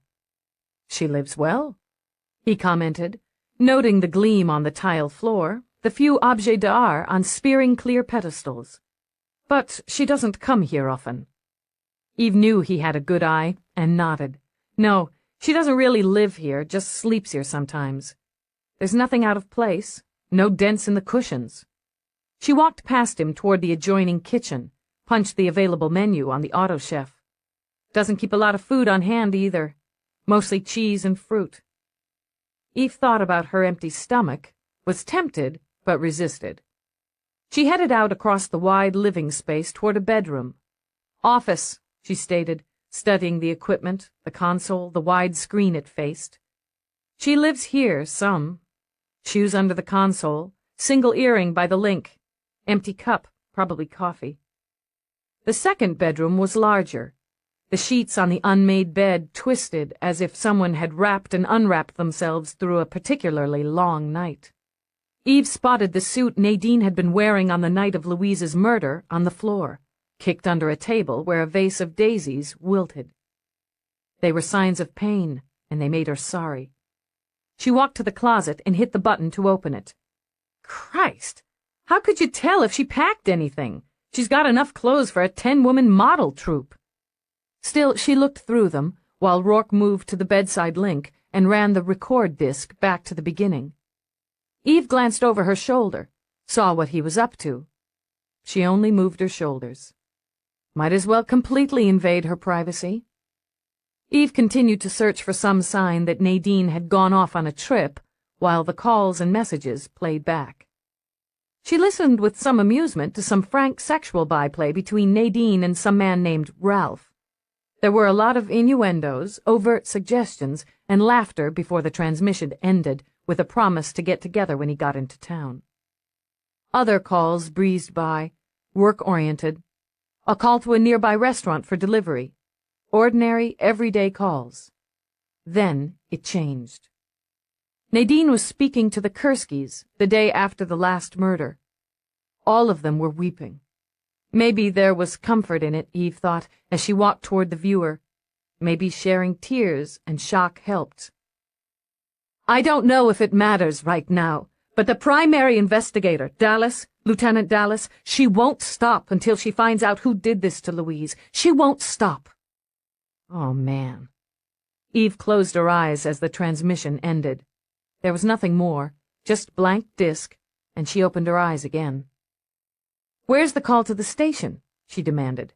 Where's the call? Moore said she called in and requested time off. Could have done it from her car, from a portable, in person. Let's find out. She whipped out her communicator. Feeney, I need make, model, and ID number on Nadine First's vehicle. It didn't take long to access the data, or to read the garage inventory and discover her car had been logged out the day before and hadn't been returned. I don't like it, Eve fretted as she sat back in Rourke's car. She'd have left me a message. She'd have left word. I need to talk to some brass at the station, find out who took her call. She started to key it into Rourke's car link, then stopped. One other thing. Taking out her log, she requested a different number. Kursky, Deborah and James, Portland, Maine. The number beeped on, and she transferred it to the link. It was answered quickly by a pale-haired woman with exhausted eyes. Mrs. Kursky, this is Lieutenant Dallas, NYPSD. Yes, Lieutenant, I remember you. Is there any news? There's nothing I can tell you right now, I'm sorry. Damn it, she had to give the woman something. We're pursuing some new information. We're hopeful, Mrs. Kursky. We said goodbye to Louise today. She struggled to smile. It was a comfort to see how many people cared for her. So many of her friends from school, and there were flowers, messages from everyone she worked with in New York. She won't be forgotten, Mrs. Kursky. Could you tell me if Nadine First attended the memorial today? We expected her. The swollen eyes looked lost a moment. I'd spoken with her at her office only a few days ago to give her the date and the time of the services. She said she would be there, but something must have come up. She didn't make it? A sour feeling spread in Eve's stomach. You haven't heard from her? No, not for a few days. She's a very busy woman, I know. She has to get on with her life, of course. What else can she do? Eve could offer no comfort without adding worry. I'm sorry for your loss, Mrs. Kursky. If you have any questions or need to speak with me, please call. Anytime. You're very kind. Nadine said you wouldn't stop until you'd found the man who did this to my girl. You won't stop, will you, Lieutenant Dallas? No, ma'am, I won't. She broke transmission, let her head fall back, closed her eyes. I'm not kind. I didn't call her to say I was sorry, but because she might have given me an answer. But you were sorry. Rourke closed his hand gently over hers. And you were kind. I can count the people who mean something to me without coming close to double digits. The same thing with the people I mean something to. If he'd have come after me, like the bastard was supposed to, I would have dealt with him, and if I hadn't— Shut up! His hand viced over hers with a force that had her muffling a yelp, and his eyes were fierce and angry. Just shut up! Absently, she nursed her hand as he raced along the street. You're right. I'm doing it wrong. I'm taking it in, and that doesn't help anything. Too much emotion on the case, she murmured, remembering the chief's warning. I started out today thinking clean, and that's what I've got to keep doing. Next step is to find Nadine. She called dispatch and ordered an all points on the woman and her vehicle. Calmer, with the twist of her earlier words unraveling in his gut, he slowed, glanced at her. How many homicide victims have you stood for in your illustrious career, Lieutenant? Stood for? That's an odd way of putting it. She moved her shoulders, trying to focus her mind on a man in a long dark coat with a shiny new car. I don't know. Hundreds. Murder never goes out of style. Then I'd say you're well past the double digits, on both sides. You need to eat. She was too hungry to argue with him. The trouble with the cross-check is Metcalf's diary, Feeney explained. It's full of cutesy little codes and symbols, and she changes them so we can't work a pattern. We've got names like Sweet Face, Hot Buns, Dumbass. We got initials. We got stars, hearts, little smiley faces or scowly faces. It'll take time, and lots of it, to cross it with a copy of Nadine's or the prosecutor's. So what you're telling me is you can't do it. I didn't say can't. He looked insulted. Okay, sorry. I know you're busting your computer chips on this, but I don't know how much time we've got. He's got to go for somebody else. Until we find Nadine. You think he snatched her? Feeney scratched his nose, his chin, reached for his bag of little candied nuts. That breaks pattern, Dallas. And all 3 bodies he hit, he left where someone was going to stumble over them pretty quick. So he's got a new pattern. She sat on the edge of the desk and immediately shifted off, too edgy for stillness. Listen, he's pissed. He missed his target. It was all going his way, then he fucks up, downloads the wrong woman. If we go with Mira, he got plenty of attention, hours of airtime, but he failed. It's a power thing. She wandered to her stingy window, stared out, watched as an Airbus rumbled past at eye level like an awkward, overweight bird. Below, people were scattered like ants, rushing on the sidewalks, the ramps, the handy glides to wherever their pressing business took them. There were so many of them, Eve thought. So many targets. It's a power thing, she repeated, frowning down at the pedestrian traffic. This woman's been getting all the attention, all the glory, his attention, his glory. When he takes them out, he gets the kick of the kill, all the publicity. The woman's gone, and that's good. She was trying to run everything her way. Now the public is focused on him. Who is he? What is he? Where is he? You're sounding like Mira, Feeney commented, without the 1,000-credit words. Maybe she's nailed him. The what is he, anyway? She thinks male. She thinks unattached, because women are a problem for him. Can't let them get the upper hand like his mother did, or the prominent female figure in his life. He's had some success, but not enough. He can't quite get to the top. Maybe because a woman's in the way. Or women. She narrowed her eyes, closed them. Women who speak, she murmured. Women who use words to wield power. That's a new one. That's mine, she said, turning back. He cuts their throats. He doesn't rough them up, doesn't sexually assault or mutilate. It's not about sexual power, though it's about sex, if you term it as gender. There's all sorts of ways to kill, Feeney. Tell me about it. Somebody's always finding some new inventive way to ditch somebody else. He uses a knife, and that's an extension of the body, a personal weapon. He could stab them in the heart, rip them in the gut, disembowel. Okay. He swallowed a nut manfully and waved a hand. You don't have to draw a picture. Towers made her mark in court. Her voice a powerful tool. Metcalf, the actress, dialogue. First, talking to viewers. Maybe that's why he didn't go after me, she murmured. Talking isn't my source of power. You're doing all right now, kid. It doesn't really matter, she said with a shake of the head. What we've got is an unattached male in a career where he's unable to make a deep mark, one who had a strong, successful female influence. Fits David Angelini. Yeah, and his father, if we add in the fact that his business is in trouble. Slade, too. Marina Angelini isn't the fragile flower I thought she was. There's Hammett.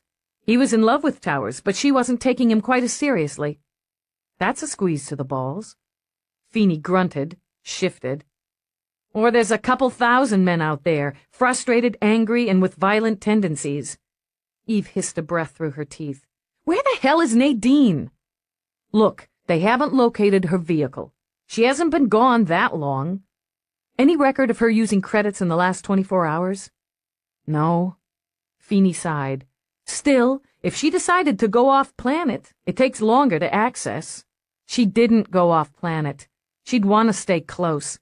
Damn it, I should have known she'd do something stupid. I could see how ripped she was. I could see it in her eyes. Frustrated, Eve dragged her hands through her hair. Then her fingertips curled in, went tense. I could see it in her eyes, she repeated slowly. Oh, my Jesus, the eyes. What? What? The eyes. He saw her eyes. She leaped toward her link. Get me Peabody, she ordered. Field officer at the... what is it? The 402. What have you got, Dallas? Let's wait. She rubbed her fingers over her mouth. Let's just wait. Peabody, The officer's face flipped on screen, irritation showing around the mouth. There was a riot of noise on audio, voices, music. Christ, Peabody, where are you? Crowd control. Irritation edged toward a sneer. Parade on Lex. It's some Irish thing. Freedom of the Six Counties Day, Feeney said with a hint of pride. Don't knock it. Can you get away from the noise? Eve shouted. Sure, if I leave my post and walk 3 blocks cross town. She remembered herself. Sir. Hell, Eve muttered and made do. The Kursky homicide, Peabody. I'm going to transmit a picture of the body. You take a look. Eve called up the file, flipped through, sent the shot of Kursky sprawled in the rain. Is that how you found her? Exactly how you found her? Eve demanded over audio. Yes, sir. Exactly. Eve pulled the image back, left it in the bottom corner of her screen. The hood over her face. Nobody messed with the hood? No, sir. As I stated in my report, the TV crew was taking pictures. I moved them back, sealed the door. Her face was covered to just above the mouth. She had not been officially identified when I arrived on scene. The statement from the witness who found the body was fairly useless. He was hysterical. You have the record. Yeah, I've got the record. Thanks, Peabody. So? Feeney began when she ended the transmission. What does that tell you? Let's look at the record again. Morse's initial statement. Eve eased back so that Feeney could bring it up. Together they studied Morse. His face was wet with what looked like a combination of rain and sweat, possibly tears. He was white around the lips, and his eyes jittered. Guy shook, Feeney commented. Dead bodies do that to some people. Peabody's good, he added, listening. Slow. Thorough. Yeah, she'll move up, Eve said absently. They listened as Morse spoke. Then I saw it was a person. A body. God! All the blood. There was so much blood. Everywhere. And her throat. I got sick. You could smell. I got sick. Couldn't help it. Then I ran inside for help. That's the gist of it. Eve steepled her hands, tapped them against her jaw. Okay, run through to where I talked to him after we shut down the broadcast that night. He still looked pale, she noted, but he had that little superior smirk around his mouth. She'd run him through the details much the same as Peabody had and received basically the same responses. Calmer now. That was expected. That was usual. Did you touch the body? No, I don't think so. She was just lying there, and her throat was wide open. Her eyes. No, I didn't touch her. I got sick. You probably don't understand that, Dallas. Some people have basic human reactions. All that blood. Her eyes. God. He said almost the same thing to me yesterday, Eve murmured. He'd never forget her face. Her eyes. Dead eyes are spooky. They can stay with you. Yeah. Hers have stayed with me. She shifted her gaze to Feeney's, but nobody saw her face until I got there that night, Feeney. The hood had fallen over it. Nobody saw her face before I did. Except the murderer. Jesus, Dallas. You don't seriously think some little media creep like Morse is slicing throats in his off time? He probably added it for impact, to make himself more important. Now her lips curved, just a little, in a smile more feral than amused. Yeah, he likes being important, doesn't he? He likes being the focus. What do you do when you're an ambitious, unethical second-string reporter, Feeney, and you can't find a hot story? He let out a low whistle. You make one. Let's run his background, see where our pal comes from. It didn't take Feeney long to pull up a basic sheet. C.J. Morse had been born in Stamford, Connecticut, 33 years before. That was the first surprise. Eve would have pegged him as several years younger.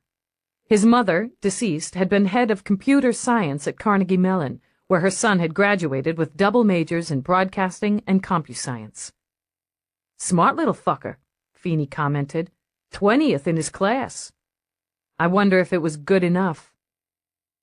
His employment record was varied. He'd bumped from station to station. 1 year at a small affiliate near his hometown, 6 months with a satellite in Pennsylvania, nearly 2 years at a top-rated channel in New Los Angeles, then a stretch in a half-baked independent in Arizona before heading back east. Another gig in Detroit before hitting New York. He'd worked on All News 60, then made the lateral transfer to Channel 75, first in the social data unit, then into hard news. Our boy doesn't hold down a job long. Channel 75's his record with 3 years, and there's no mention of his father in family data. Just Mama, Feeney agreed. A successful, highly positioned mama. A dead mama, Eve thought. They'd have to take time to check on how she died. Let's check criminal. No record, Feeney said, frowning at the screen. A clean-living boy. Go into juvie.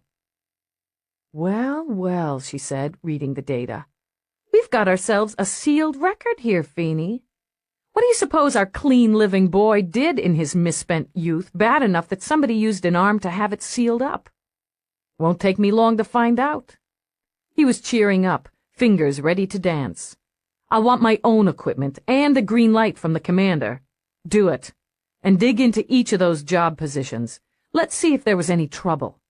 I think I'll take a swing by Channel 75, have a nice fresh chat with our boy. We're gonna need more to take him down than a possible match with a psych profile. Then we'll get it. She shrugged into her shoulder harness.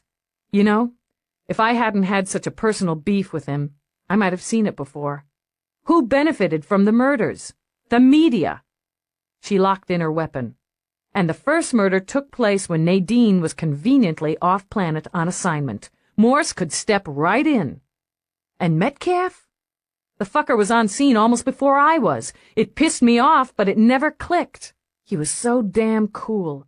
And then who finds Kursky's body? Who's on air in minutes giving his personal report? It doesn't make him a killer. That's what the PA's office is gonna say. They want a connection. Ratings, she said as she headed for the door. There's the goddamn connection. Chapter 19. Eve did a quick pass through the newsroom, studied the viewing screens. There was no sign of Morse, but that didn't worry her. It was a big complex, and he had no reason to hide, no reason to worry. She wasn't going to give him one. The plan she'd formulated on the trip over was simple. Not as satisfying as hauling him out by his camera-friendly hair and into lockup, but simpler. She talked to him about Nadine, let it leak that she was worried. From there, it would be natural to steer things to Kursky. She could play good cop for a good cause. She could sympathize with his trauma, add a war story from her first encounter with the dead to nudge him along. She could even ask him for help in broadcasting Nadine's picture, her vehicle, agree to work with him. Not too friendly, she decided. It should be grudging, with underlying urgency. If she was right about him, he'd love the fact that she needed him, and that he could use her to pump up his own airtime. Then again, if she was right about him, Nadine could already be dead. Eve blocked that out. It couldn't be changed, and regrets could come later. Looking for something? Eve glanced down. The woman was so perfect, Eve might have been tempted to check for a pulse. Her face could have been carved from alabaster, her eyes painted with liquid emerald, her lips with crushed ruby. On-air talents were often known to leverage their first 3 years' salaries against cosmetic enhancement. Eve figured unless this one had been born very lucky, she'd bet the first 5. Her hair was gold-tipped bronze, swept up and away from that staggering face. Her voice was trained to a throaty purr that transmitted competent sex. Gossip line, right? Social information. Lorinda Mars. She offered a perfect, long-fingered hand with tapered scarlet tips. And you're Lieutenant Dallas.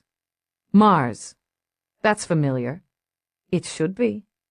If Lorinda was irked that Eve didn't place her instantly, she hid it well behind a dazzling white-toothed smile and a voice that held the faintest whiff of upper-class Brit. I've been trying for weeks to nail down an interview with you and your fascinating companion. You haven't returned any messages. Bad habit of mine. Just like thinking my personal life is personal. When you're involved with a man like Rourke, personal life becomes public domain. Her gaze skittered down, latched like a hook on a point between Eve's breasts. My, that's quite a little bauble. A gift from Rourke? Eve bit off an oath, closed her hand over the diamond. She'd taken to playing with it while she was thinking and had forgotten to shove it back under her shirt. I'm looking for Morse. Lorinda had already calculated the size and value of the stone. It would make a nice side piece for her broadcast. Cop wears billionaire's ice. I might be able to help you with that, and you'll return the favor. There's a little soiree at Rourke's tonight. She fluttered her incredible two-layer, two-toned lashes. My invitation must have been lost. That's Rourke's deal. Talk to him. Oh. An expert on button-pushing, Lorinda leaned back. So, he runs the show, does he? I suppose when a man's so used to making decisions, he wouldn't consult the little woman. I'm nobody's little woman, Eve shot back, before she could stop herself. She took a breath for control, re-evaluated the eerily beautiful face. Nice one, Lorinda. Yes, it was. So, how about a pass for tonight? I can save you a lot of time looking for Morse, she added, when Eve sent a new narrow-eyed stare around the room. Prove it, and we'll see. He left 5 minutes before he walked in. Without looking, Lorinda punched the call coming in on her link to hold. Practically, she used a slim pointer rather than her expensive manicure. In a hurry, I'd say, as he nearly knocked me off the ascent. He looked quite ill, poor baby. The venom there had Eve feeling more in tune with Lorinda. You don't like him. He's a pussball, Lorinda said in her melodious voice. This is a competitive business, darling, and I'm not against stepping on someone's back now and then to get ahead. Morse is the kind who'd step on you, then sneak in a nice kick to the crotch and never break a sweat. He tried it with me when we were on the social beat together. And how did you handle that? She rolled a gorgeous shoulder. Darling, I eat little weenies like him for breakfast. Still, he wasn't altogether bad. A whiz with research and a good camera presence. He just thought he was too manly to scoop up gossip. Social information, Eve corrected with a thin smile. Right. Anyway, I wasn't sorry to see him shift over to hard news. You won't find that he's made many friends there, either. He's cut Nadine. What? Bells rang in Eve's head. He wants to anchor, and he wants it solo. Every time he's on the news desk with her, he pulls little shit, steps on her lines, adds a few seconds to his own time, cuts her copy. Once or twice the teleprompter's been screwed up on her copy, too. Nobody could prove it, but Morse is the boy genius with electronics. Is he? We all hate him, she said cheerfully, except upstairs. The brass think he's good ratings and appreciate his killer instinct. I wonder if they do, Eve murmured. Where did he go? We didn't stop to chat, but the way he looked, I'd say home and bed. He looked really sagged. She moved her curvy shoulders, sent some classy fragrance wafting up. Maybe he's still shaking about finding Louise. And I should have more sympathy, but it's tough when it's Morse. Now, about that invitation. Where's his station? Lorinda sighed, flipped her call onto message mode, and rose. Over here. She glided through the aisles, proving that her body was every bit as impressive as her face. Whatever you're looking for, you won't find it. She sent a wicked smile over her shoulder. Did he do something? Did they finally pass a law making pussball tendencies a crime? I just need to talk to him. Why won't I find anything? Lorinda paused at a corner cubicle, the console facing out so that anyone sitting behind it had his back to the wall and his eyes on the room. Nice little sign of paranoia, Eve thought. He never leaves anything out. Not the tiniest memo, the bitsiest note. He locks down his computer if he stands up to scratch his butt.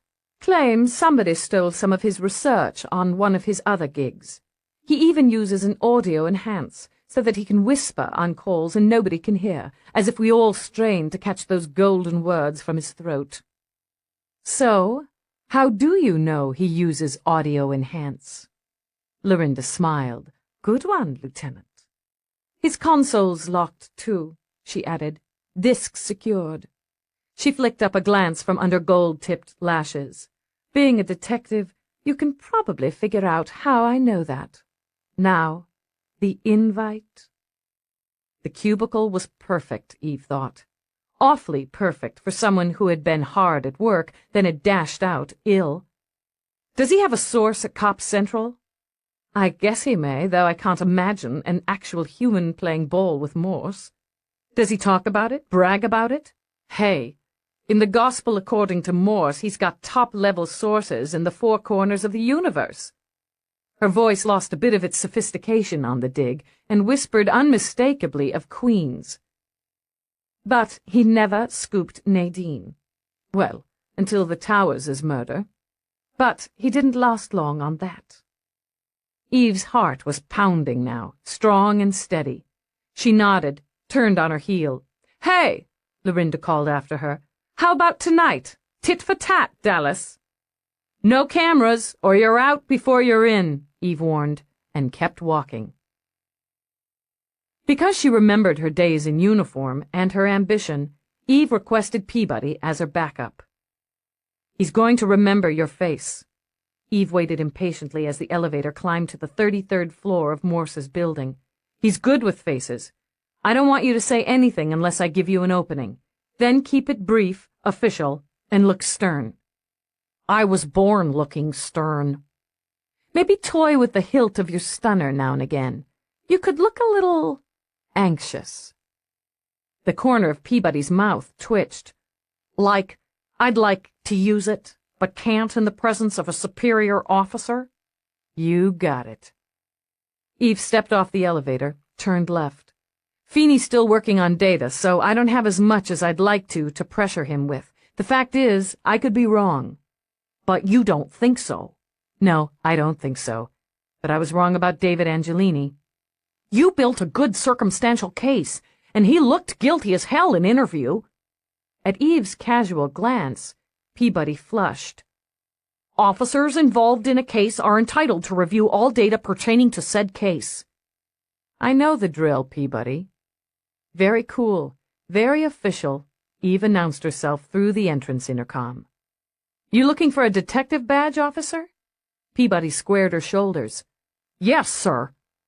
Eve merely nodded, announced herself again, and waited. Walk down the hall, Peabody. See if the emergency exit is secure. Sir? Walk down the hall, Eve repeated, holding Peabody's baffled gaze. That's an order. Yes, sir. The minute Peabody's back was turned, Eve took out her master code and disengaged the locks.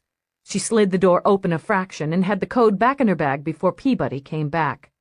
Secured, sir. Good. Doesn't look like he's home unless... Well, look here, Peabody. The door isn't fully secured. Peabody looked at the door, then back at Eve, and pursed her lips. I would consider that unusual. We could have a break-in here, Lieutenant. Mr. Morse may be in trouble. You've got a point, Peabody. Let's put this on record. While Peabody engaged her recorder, Eve slid the door open, drew her weapon. Morse? This is Lieutenant Dallas, NYPSD. The entrance is unsecured. We suspect a break-in and are entering the premises. She stepped in, signaled for Peabody to stand tight. She slipped into the bedroom, checked closets, and skimmed a glance over the communications center that took up more room than the bed. No sign of an intruder, she said to Peabody, then ducked into the kitchen. Where has our little bird flown, she wondered. Pulling out her communicator, she contacted Feeney. Give me everything you've got so far. I'm in his apartment, and he's not. I'm only about halfway there, but I think you're gonna like it. First, the sealed juvie record, and I had to sweat for this one, kid. Little CJ had a problem with his social science instructor when he was 10. She didn't give him an A on an assignment. Well, that bitch. That's what he figured, apparently. He broke into her house, wrecked the place, and killed her little doggie. Jesus, killed her dog? Sliced its throat, Dallas, ear to floppy ear. Ended up with mandatory therapy, probation, and community service. That's good. Eve felt the pieces shifting into place. Keep going. Okay, I'm here to serve. Our pal drives a brand new 2-passenger rocket. God bless you, Feeney. More, he said, preening a bit. His first adult job was on dispatch at a little station in his own hometown. He quit when another reporter jogged ahead of him to an on-air assignment. A woman. Don't stop now, I think I love you. All the gold shields do. It's my pretty face. Got on air on the next gig, weekends only, subbing for the first and second string. Left in a huff, claiming discrimination. Assignment editor, female. Better and better. But here's the big one. Station he worked at in California. He was making it pretty good there. Scrambled up from third string, got a regular spot on the midday co-anchoring. With a woman? Yeah, but that's not the big guns, Dallas. Wait for it. Pretty little weather girl that was pulling in all the mail. Brass liked her so much, they let her do some of the soft features on the midday. Ratings went up when she was on, and she started to get press of her own. Morse quit, citing he refused to work with a non-professional. That was just before the little weather girl got a big break, a recurring bit part in a comedy. Wanna guess her name? Eve closed her eyes. Tell me it's Yvonne Metcalf. Give the lieutenant a cigar. Metcalf had a notation about meeting the dumbass from the Partly Sunny days. I'd say it's a good bet our boy looked her up in our fair city. Funny he never mentioned they were old pals in his reports. Would have given them such a nice shine. I do love you desperately. I'm going to kiss your ugly face. Hey, it's lived in. That's what my wife tells me. Yeah, right. I need a search warrant, Feeney, and I need you here at Morse's to break down his computer. I've already requested the warrant. I'll have it transmitted to you as soon as it comes in. Then I'm on my way. Sometimes the wheels moved smoothly. Eve had the warrant and Feeney within 30 minutes. She did kiss him, enthusiastically enough to have him going red as a hybrid beet. Secure the door, Peabody. Then take the living area. Don't bother to be neat. Eve swung into the bedroom, 2 steps ahead of Feeney. He was already rubbing his hands together. That's a beautiful system, he said. Whatever his faults, the asshole knows his computers. It's gonna be a pleasure to play with her. He sat down as Eve started to hunt through drawers. Obsessively trendy, she commented. Nothing that shows too much sign of wear, nothing too expensive. He's putting all his money in his toys. Feeney hunched over, brows knit. This guy respects his equipment, and he's careful. There are code blocks everywhere. Jesus, he's got a fail-safe. What? Eve straightened up. On a home unit? He's got one, all right. Gingerly, Feeney eased back. If I don't use the right code, the data's zapped. Odds are, it's voice printed, too. It's not going to let me in easy, Dallas. I'm going to have to bring in some equipment, and it's going to take time. He's on the run. I know he's on the run. He knew we were coming after him. Rocking back on her heels, she considered the possibilities. Leaks. Human or electronic leaks. Call in your best man to come over here. You take the computer at the station. That's where he was when he ran. It's gonna be a long night. Lieutenant! Peabody came to the door. Her face was impassive, but for the eyes, and the eyes were on fire. I think you'd better see this. In the living room, Peabody gestured to the blocky platform sofa. I was giving it the once-over. Probably would have missed it, except my dad likes to build stuff. He was always putting in hidden drawers and hidey holes. We got a kick out of it. Used to play hidden treasure. I got curious when I saw the knob on the side. It looks like an ordinary decorative device that simulates old-fashioned turn bolts. She stepped around the front of the couch and gestured. Eve could almost feel the vibrations rising from her skin. Peabody's voice rose slightly in octave. Hidden treasure! Eve felt her heart kick once, hard. There, in a long, wide drawer that slid from under the cushions, lay a purple umbrella and a high-heeled red and white striped shoe. Got him! Eve turned to Peabody with a fierce and powerful grin. "Officer, you've just taken one giant step toward your detective shield." "My man says you're harassing him." Eve scowled at Feeney's face in her communicator. "I'm simply asking him for periodic updates." She paced away from the sweepers who were scanning the living area of Morse's apartment. They had the lights on high. The sun was going down. "And interrupting his flow, Dallas. I told you this would be slow work. Morse was an expert on compuscience. He knew all the tricks. He'd have written it down, Feeney, like a fucking news report. And if he's got Nadine, that's on one of those damn discs, too. I'm with you on that, kid, but breathing down my man's neck isn't going to free up the data any quicker. Give us some space here, for Christ's sakes. Don't you have a fancy do tonight?" "What?" She grimaced. "Oh, hell. Go put on your party dress and leave us alone. I'm not going to dress up like some brainless idiot and eat canapes while he's out there. He's gonna be out there, whatever you're wearing. Listen up. We've got a citywide net out on him. His car. His apartment's under heavy surveillance, so's the station. You can't help us here. This part's my job. I can slow up the process by making me talk to you," he snapped. "Go away, Dallas. The minute I get anything, the first bite, I'll call you in." "We've got him, Feeney. We've got the who, the what. Let me try to find the where. If Nadine First is still alive, every minute counts." That was what haunted her. She wanted to argue, but there was no ammunition. "Okay, I'll go, but don't call me," Feeney interrupted. "I'll call you." He broke transmission before she could swear at him. Eve was trying hard to understand relationships, the importance of balancing lives and obligations, the value of compromise. What she had with Rourke was still new enough to fit snugly, like a vaguely uncomfortable shoe, and lovely enough to keep wearing it until it stretched to accommodate. So she dashed into the bedroom at a full run, saw him standing in the dressing area, and launched into the offense strategy. "Don't give me any grief about being late. Somerset already handled that." She whipped off her harness, tossed it on a chair. Rourke finished securing a square of gold to his cuff, hands elegant, steady. "You don't answer to Somerset." He looked at her then, a brief flick of the eyes as she tugged off her shirt. "Nor to me." "Look, I had to work." Naked from the waist up, she dropped into a chair to pull off her boots. "I said I'd be here, and I'm here. I know guests are going to be arriving in 10 minutes. She heaved a boot aside as Somerset's abrasive words scraped through her head. "I'll be ready. I don't take hours to put some dress on and trowel a bunch of gunk on my face." Boots disposed of, she arched her hips and wiggled out of her jeans.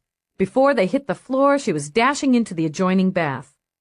With a smile for the exit, Rourke followed her. "There's no hurry, Eve. You don't clock in to a cocktail party or get docked for tardiness. I said I'd be ready." She stood in the crisscrossing sprays of his shower, lathering pale green liquid into her hair. Suds dripped into her eyes. "I'll be ready." "Fine. But no one will be offended if you come down in 20 minutes or 30 for that matter. Do you expect me to be annoyed with you because you have another life?" She swiped at her stinging eyes, tried to see him through suds and steam. "Maybe." "Then you're doomed to disappointment. If you recall, I met you via that other life, and I have a number of other obligations as well." He watched her rinse her hair. It was pleasant to see the way she tilted her face back, the way water and soap sleeked down and away from her skin. "I'm not trying to box you in.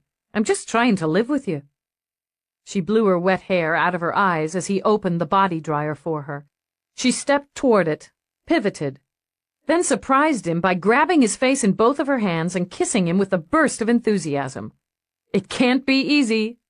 She stepped into the tube and hit the power that swirled warm, dry air over her. "I can have a hard time living with myself. Sometimes I wonder why you don't just deck me when I start on you. It's occurred to me, but you're so often armed." Dry and fragrant from the perfumed soap, she stepped out. "I'm not now." He caught her by the waist, then stroked his hands down over her firm, muscled bottom. "Other things occur to me when you're naked." "Yeah." She wrapped her arms around his neck, enjoying the fact that by rising slightly on her toes, they were eye to eye, mouth to mouth. "Like what?" With more than a little regret, he eased her back to arm's length. "Why don't you tell me why you're so revved? Maybe it's because I like seeing you in a fancy shirt." She moved away, tugged a short dressing robe off a hanger. "Or maybe it's because I'm stimulated by the idea of wearing shoes that will make my arches scream for the next couple hours." She peered into the mirror and supposed she was obliged to put on a little of the paint Mavis was always pushing off on her.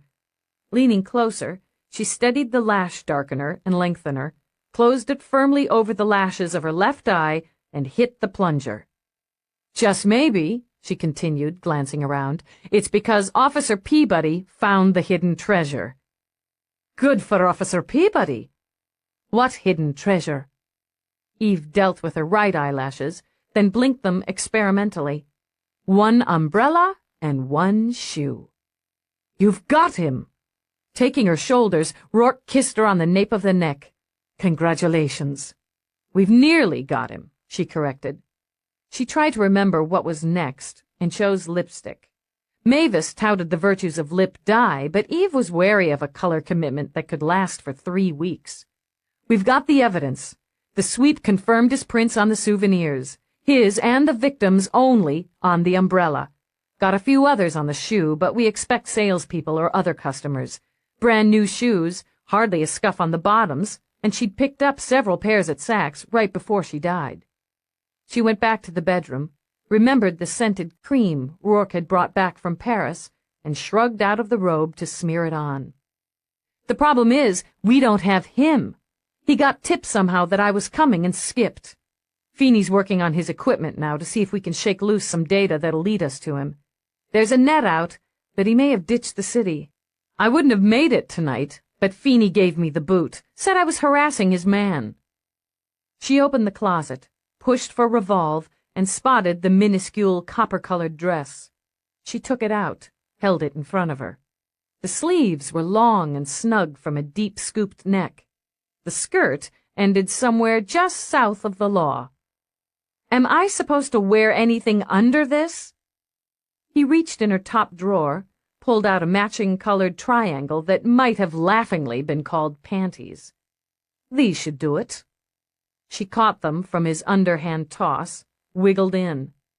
"Jesus," she said after a quick look in the mirror. "Why bother?" Since it was too late to debate, she stepped into the dress and began to tug the clingy material up. "It's always entertaining to watch you dress, but I'm distracted at the moment." I know. Go on down. I'll be right there." "No, Eve. Who?" "Who?" She snapped the low shoulders into place. "Didn't I say?" "No," Rourke said with admirable patience. "You didn't." "Morse." She ducked into the closet for shoes. "You're joking." "C.J. Morse." She held the shoes as she might hold a weapon, and her eyes went dark and fixed. "And when I'm finished with the little son of a bitch, he's going to get more airtime than he ever dreamed of." The in-house link beeped. Somerset's disapproving voice floated out. "The first guests are arriving, sir." "Fine. Morse?" he said to Eve. "That's right. I'll fill you in between canapes." She scooped a hand through her hair. "Told you I'd be ready. Oh, and Rourke?" She linked fingers with him as they started from the room. "I need you to pass a last-minute guest through for me. Lorinda Mars." Chapter 20. Eve supposed there could have been worse ways to wait through the last stages of an investigation. The atmosphere had it all over her cramped office at Cop Central, and the food was certainly a long leg up from the eatery. Rourke had opened up his dome-ceilinged reception room with its glossy wood floors, mirrored walls, and sparkling lights. Long, curved tables followed the rounded walls and were artistically crowded with exotic finger foods. Colorful, bite-sized eggs, harvested from the dwarf pigeons of the Moon's farm colony, delicate pink shrimp from the Sea of Japan, elegant cheese swirls that melted on the tongue, pastries pumped with pâtés or creams in a menagerie of shapes, the gleam of caviar heaped on shaved ice, the richness of fresh fruit with frosty sugar coating. There was more. The hot table across the room steamed with heat and spices. One entire area was a treasure trove for those of a vegetarian persuasion, with another, at a discreet distance, decked out for carnivores. Rourke had opted for live music rather than simulation, and the band out on the adjoining terrace played quiet, conversation-enhancing tunes. They would heat up, as the night went on, to seduce dancers. Through the swirl of color, of scent, of gleam and gloss, waiters in severe black wandered with silver trays topped with crystal flutes of champagne. "This is so decent." Mavis popped a black-button mushroom in her mouth. She dressed conservatively for the occasion, which meant a great deal of her skin was actually covered, and her hair was a tame medium red. Being Mavis, so were her irises. "I can't believe Rourke actually invited me." "You're my friend." "Yeah." "Hey, you think if later on, after everybody's imbibed freely, could I ask the band to let me do a number?" Eve scanned the rich, privileged crowd, the glint of real gold and real stones, and smiled. "I think that would be great." "Superior!" Mavis gave Eve's hand a quick squeeze. "I'm gonna go talk to the band now, sort of worm my way into their hearts." "Lieutenant!" Eve shifted her gaze from Mavis's retreating form over and up into Chief Tibble's face. "Sir?" "You're looking unprofessional tonight." When she squirmed, he laughed. "That was a compliment. Rourke puts on quite a show." "Yes, sir, he does. It's for a worthy cause." But she couldn't quite remember what that worthy cause was. "I happen to think so. My wife is very involved." He took a flute from a passing tray and sipped. "My only regret is that these monkey suits never go out of style." With his free hand, he tugged at his collar. It made her smile. "You should try wearing these shoes." "There's a heavy price for fashion." "I'd rather be dowdy and comfortable." But she resisted, tugging at her butt-molding skirt. "Well," he took her arm, eased her toward a shielding arborvitae. "Now that we've exchanged the obligatory small talk, I'd like to tell you you've done an excellent job on the investigation." "I bumped with Angelini." "No, you pursued a logical line, then you backtracked and found pieces others had missed." "The albino junkie was a fluke, sir. Just luck." "Luck counts. So does tenacity and attention to detail. You cornered him, Dallas." "He's still at large." "He won't get far. His own ambition will help us find him. His face is known." Eve was counting on it. "Sir, Officer Peabody did fine work. She has a sharp eye and good instincts." "So you noted in your report. I won't forget it." When he glanced at his watch, she realized he was as edgy as she. "I promised Feeney a bottle of Irish whiskey if he broke it by midnight. If that doesn't do it, nothing will." She put on a smile. There was no use reminding the chief that they hadn't found the murder weapon in Morse's apartment. He already knew. When she spotted Marco Angelini step into the room, her shoulders stiffened. "Excuse me, Chief Tibble. There's someone I have to speak to." He laid a hand on her arm. "It isn't necessary, Dallas." "Yes, sir, it is." She knew the moment he became aware of her by the quick upward jut of his chin. He stopped, linked his hands behind his back, and waited. "Mr. Angelini?" "Lieutenant Dallas." "I regret the difficulties I caused you and your family during the investigation." "Do you?" His eyes were cool, unblinking. "Accusing my son of murder, subjecting him to terror and humiliation, bringing more grief upon already impossible grief, putting him behind bars when his only crime was witnessing violence?" She could have justified her actions. She could have reminded him that his son had not only witnessed violence, but had turned away from it without a thought but to his own survival, and had compounded his crime by attempting to bribe his way out of involvement. I regret adding to your family's emotional trauma.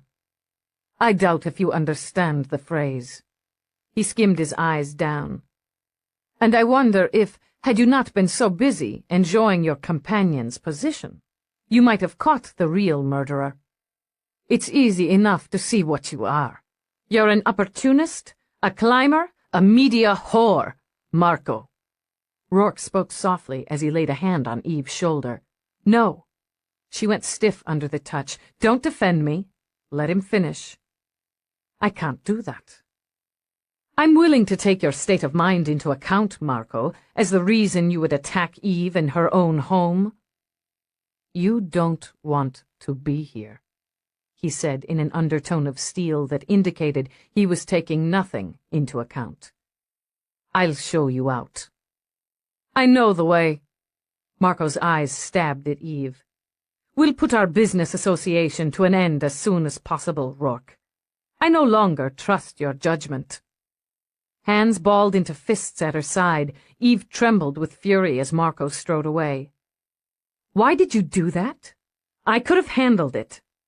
You could have, Rourke agreed, and turned her to face him. But that was personal. No one, absolutely no one, comes into our home and speaks to you that way.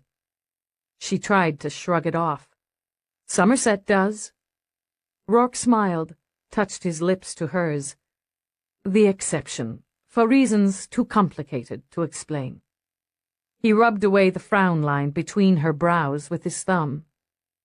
Okay. I guess I'm not going to be exchanging Christmas cards with the Angelinis. We'll learn to live with it. How about some champagne? In a minute. I'm going to go freshen up. She touched his face. It was getting easier to do that, to touch him when they weren't alone. I guess I should tell you that Mars has a recorder in her bag. Rourke gave the dent in her chin a quick flick. She did. I have it in mine now, after I let her crowd me at the vegetarian table. Very slick. You never mentioned pickpocketing as one of your skills. You never asked. Remind me to ask, and ask a lot. I'll be back. She didn't care about freshening up. She wanted a few minutes to simmer down, and maybe a few more to call Feeney, though she imagined he'd bite her head off for interrupting his CompuSearch.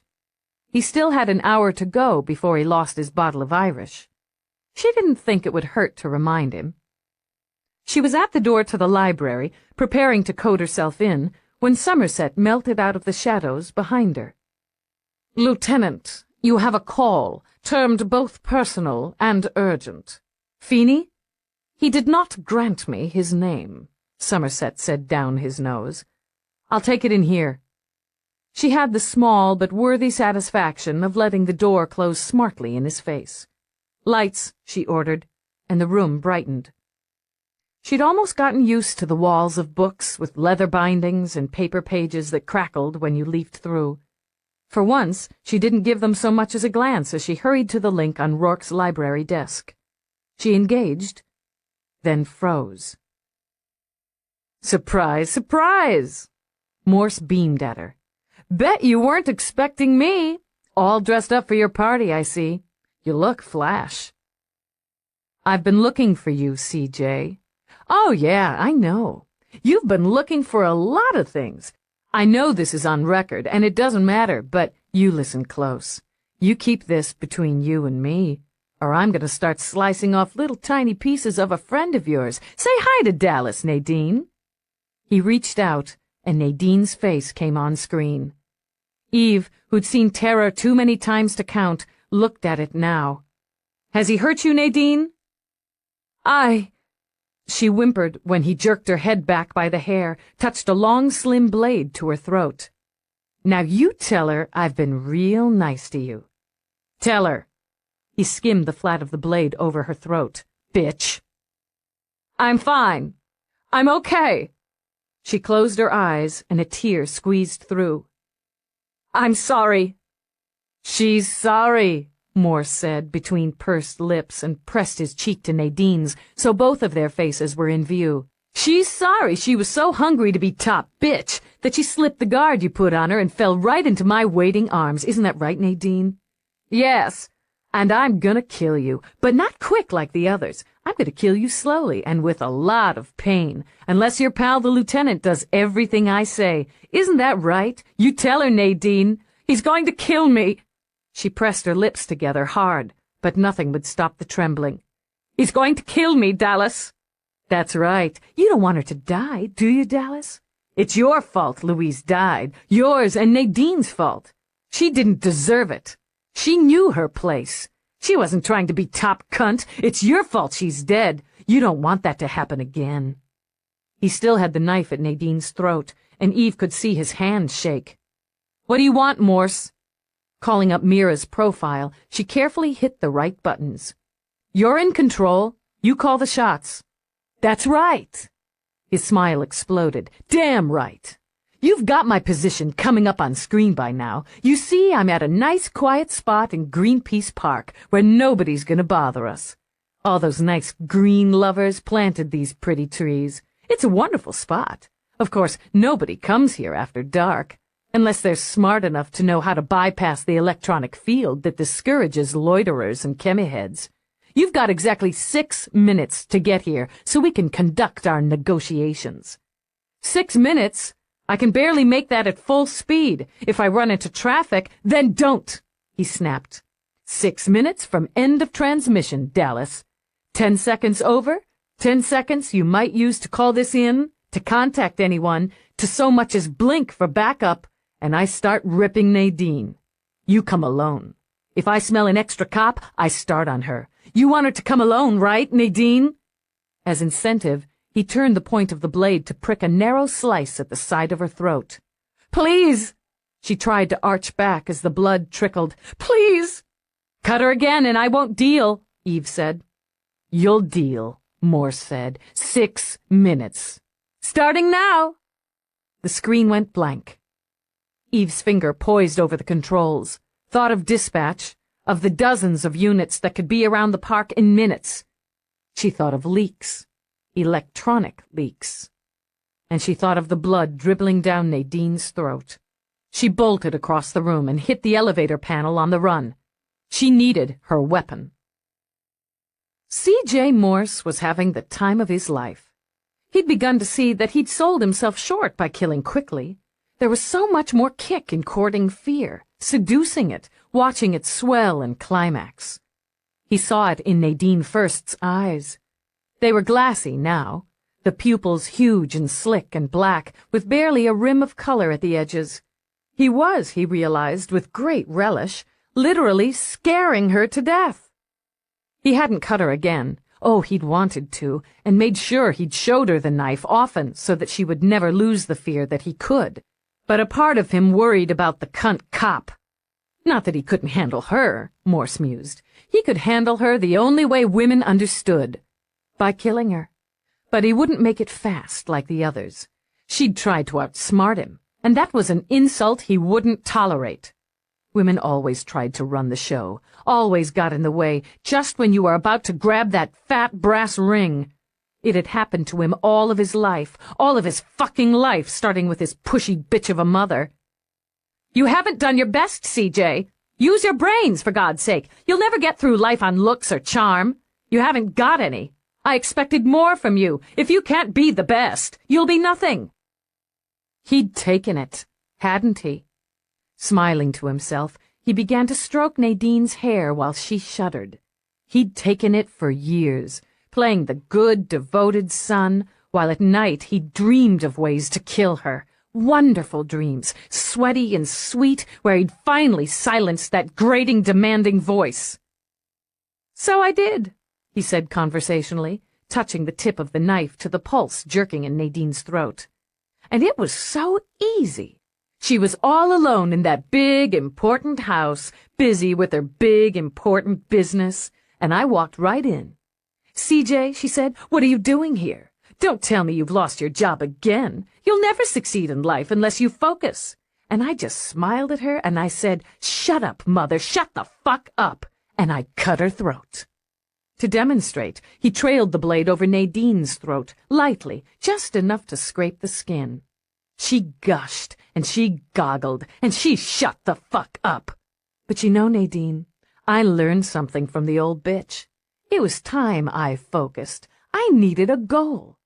And I decided that goal would be to rid the world of loud-mouthed, pushy women, the ball-breakers of the world, like Towers and Metcalf. Like you, Nadine. He leaned over, kissed her dead center of the forehead. Just like you. She was reduced to whimpers. Her mind had frozen. She'd stopped trying to twist her wrists out of the restraints, stopped trying anything.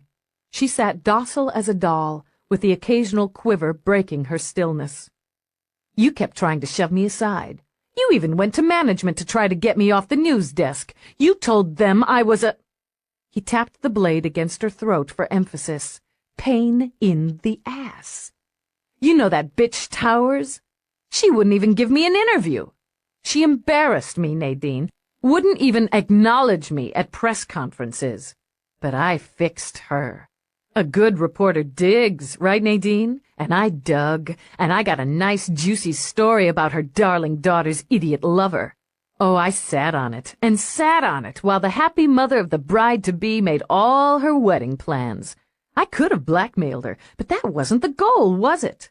She was so ticked when I called her that night, when I dumped it all in her face. His eyes narrowed. They gleamed. She was gonna talk to me then, Nadine. Oh, you bet she was gonna talk. She'd have tried to ruin me, even though I was only going to report the facts. But Towers was a big fucking deal, and she would have tried to squash me like a bug. That's exactly what she said over the link. But she did exactly what she was told, and when I walked toward her on that nasty little street, she sneered at me. The bitch sneered at me, and she said, "You're late. Now, you little bastard, we're gonna set things straight."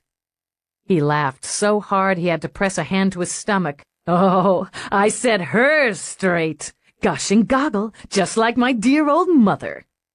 He gave Nadine a quick slap on the top of the head, rose, and faced the camera he had set up. This is C.J. Morse reporting.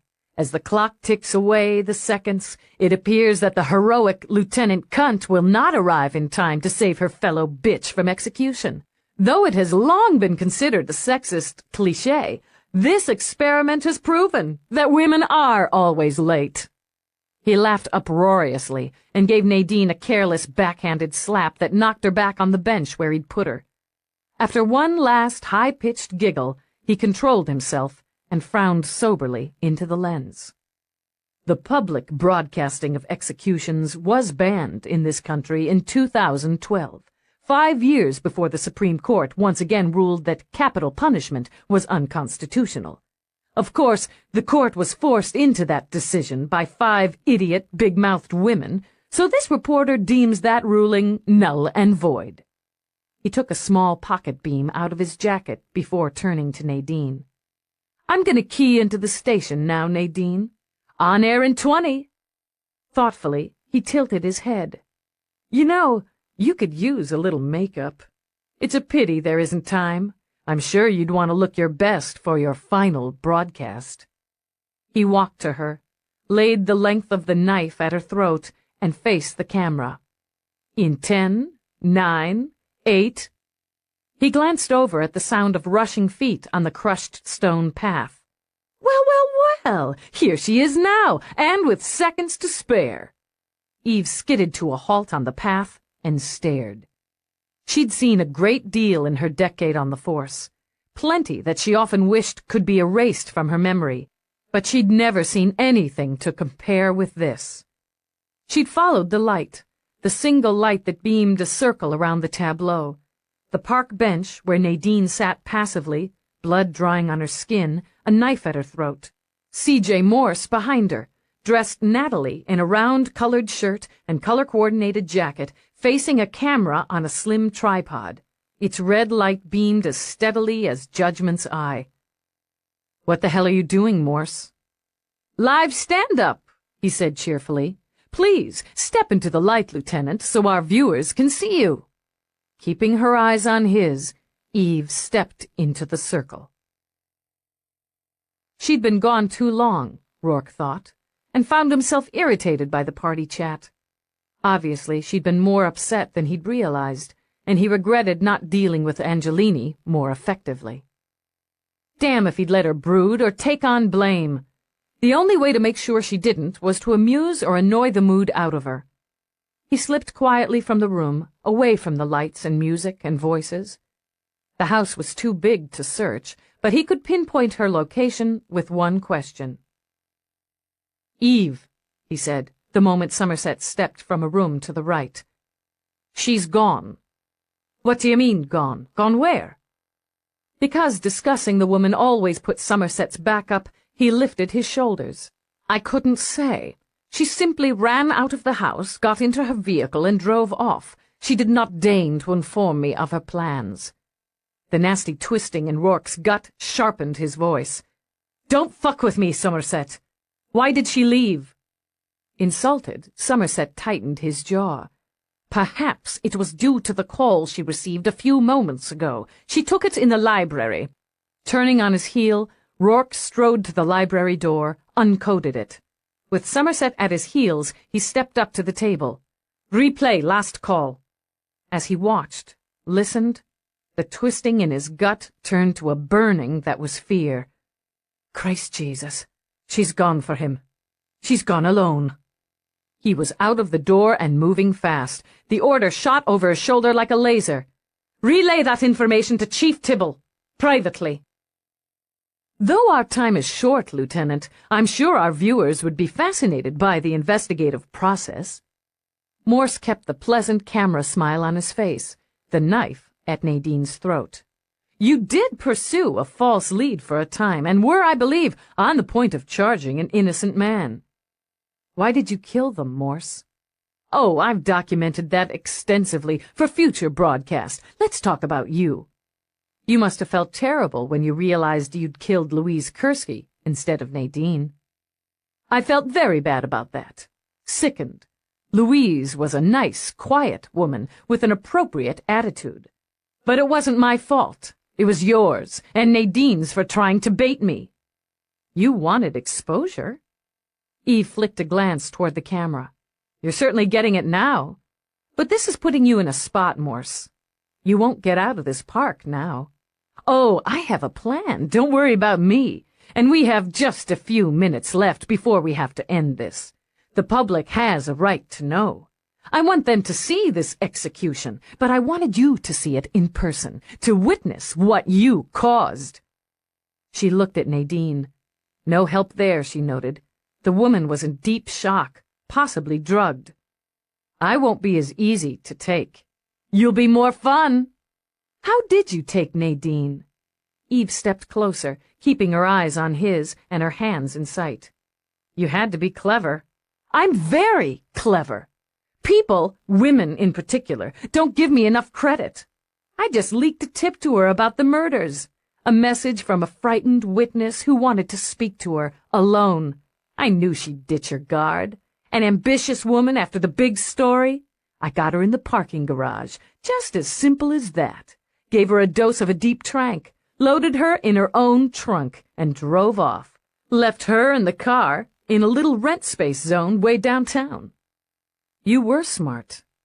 She stepped closer, stopping when he lifted his brows and pressed the knife more firmly. "Really smart," she said, lifting her hands up. "You knew I was coming for you." "How did you know?" "You think your wrinkled pal Feeney knows everything about computers? Hell, I can run rings around that hacker.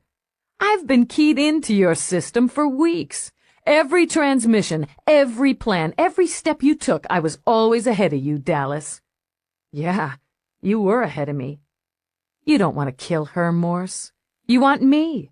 I'm the one who ragged on you, gave you all the grief. Why don't you let her go? She's zoned anyway. Take me on." He flashed his quick, boyish smile. "Why don't I kill her first, then you?" Eve lifted a shoulder. "I thought you liked a challenge. Guess I was wrong. Towers was a challenge. You had to do a lot of fast talking to get her where you wanted her, but Metcalf was nothing." "Are you serious?" She thought I was pus. He bared his teeth, hissed through them. She'd still be doing weather if she hadn't had tits. And they were giving her my airtime. My fucking airtime. I had to pretend I was a big fan. Tell her I was going to do a 20-minute feature on her. Just her. Told her we had a shot at international satellite, and she bit good. So she met you that night on the patio. Yeah, she got herself all slicked up. Was all smiles and no hard feelings. Tried to tell me she was glad I'd found my niche. My goddamn niche. Well, I shut her up. You did. I guess you were pretty smart with her, too. But Nadine, she's not saying anything. She can't even think right now. She won't know you're paying her back. I'll know. Time's up. You might want to stand to the side, Dallas, or you're going to get blood all over your party dress. Wait. She took a step, and fainting to the side and reaching a hand to the small of her back, she whipped out her weapon. Blink, you bastard, and I'll fry you. He did blink, several times. It seemed to him the weapon had come from nowhere. You use that. My hand's going to jerk. She'll be dead before I am. Maybe, Eve said steadily. Maybe not. You're dead either way. Drop the knife, Morse. Step away from her or your nervous system's gonna go on fast overload. Bitch! You think you're gonna beat me? He jerked Nadine to her feet, shielding himself from a clean shot, then shoved her forward. Eve caught Nadine with one arm while she aimed with her weapon hand, but he was already into the trees. Seeing no choice, Eve slapped Nadine hard, front-handed, then back. Snap out of it! God damn it! He's killing me! Nadine's eyes rolled back, then forward when Eve hit her again. Get moving, do you hear me? You get moving, call this in, now! Call it in. That way. Eve gave Nadine a shove toward the path, hoped she'd stay on her feet, and dashed toward the trees. He'd said he had a plan, and she didn't doubt it. Even if he'd managed to get out of the park, they'd bring him in, eventually. But he was primed to kill now. Some woman walking her dog on the sidewalk, or someone coming home from a late date. He'd use the knife on anyone now because he'd failed again. She stopped in the shadows, ears straining for sounds, breath rigidly controlled. Dimly, she could hear the sounds of street and air traffic, could see the lights of the city beyond the thick border of trees. A dozen paths spread out before her that would wind through the glade and the gardens so lovingly planted, so carefully designed. She heard something. Perhaps a footstep, perhaps a bush rustled by some small animal. With her weapon blinking ready, she stepped deeper into the shadows. There was a fountain, its waters silent in the dark. A small children's playground, with glide swings, twisty slides, and foamy jungle gyms that prevented little climbers from bruising shins and elbows. She scanned the area, cursing herself for not grabbing a search beam out of her car. There was too much dark pouring dangerously out of the trees, too much silence hanging on the air like a shroud. Then she heard the scream. He'd circled back, she thought. The bastard has circled back and gone for Nadine after all. Eve spun around, and her instinct to protect saved her life. The knife caught her on the collarbone, a long, shallow cut that stung ridiculously. She blocked with her elbow, connected with his jaw, spoiled his aim. But the blade flew out, slicing her just above the wrist. Her weapon spun uselessly out of her wounded hand. You thought I was gonna run! His eyes glowed sickly in the dark as he circled her. Women always underestimate me, Dallas. I'm gonna cut you to pieces. I'm gonna rip your throat. He jabbed, sending her back a step. I'm gonna rip your guts. He swung again, and she felt the wind from the blade. I'm in charge now, aren't I? Like hell. Her kick was well aimed, a woman's ultimate defense. He went down, air bursting through his lips like a popped balloon. The knife clattered on stone, and she was on him. He fought like what he was, a madman. His fingers tore at her, his teeth snapped as they sought flesh to sink into. Her wounded arm was slick with blood and slipped off him as she struggled to find the point under his jaw that would immobilize him. They rolled over the crushed stone and trimmed sod, viciously silent but for grunts and labored breathing. His hand dug along the path for the hilt of the knife, hers clawing after it. Then stars exploded in her head as he pumped his fist into her face. She was dazed for only an instant, but she knew she was dead. She saw the knife and her fate and sucked in her breath to meet it. Later, she would think it had sounded like a wolf. That howl of rage, a blood cry. Morse's weight was off of her, his body spinning away. She rolled to her hands and knees, shaking her head. The knife, she thought frantically, the goddamn knife. But she couldn't find it, and crawled toward the dull gleam of her weapon. It was in her hand, poised, when her mind cleared enough to understand. 2 men were fighting, grappling like dogs in the pretty playground, and one of them was Rourke. "Get away from him!" She scrambled to her feet, teetered, braced. "Get away from him so I can get a shot!" They rolled again, end over end. Rourke's hand gripped Morse's, but Morse's held the knife. Through the rage, the duty, the instinct, came a titanic, jittering fear. Weak, still losing blood, she leaned back on the padded bars of the gym, steadied her weapon hand with the other. In the dappled moonlight, she could see Rourke's fist plunge, hear the crack of bone on bone, the knife strained, the blade angling. Then she watched it plunge, watched it quiver as it found its home in Morse's throat. Someone was praying. When Rourke got to his feet, she realized it was herself. She stared at him, let her weapon lower. His face was fierce, his eyes hot enough to burn. There was blood soaking his elegant dinner jacket. "You're a goddamn mess," she managed. "You should look at yourself." His breathing was labored, and he knew from experience that he would feel every miserable bruise and scrape later. "Don't you know it's rude to leave a party without making your excuses?" Legs trembling with reaction, she took a step toward him, then stopped, swallowing the sob that was bubbled in her throat.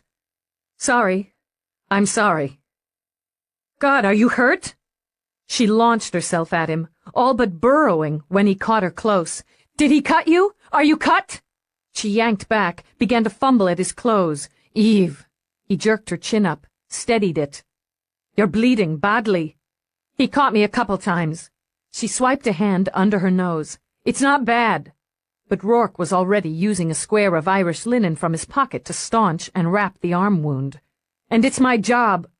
She took a deep breath, felt the black edges around her vision creeping back until she could see clearly. "Where are you cut?"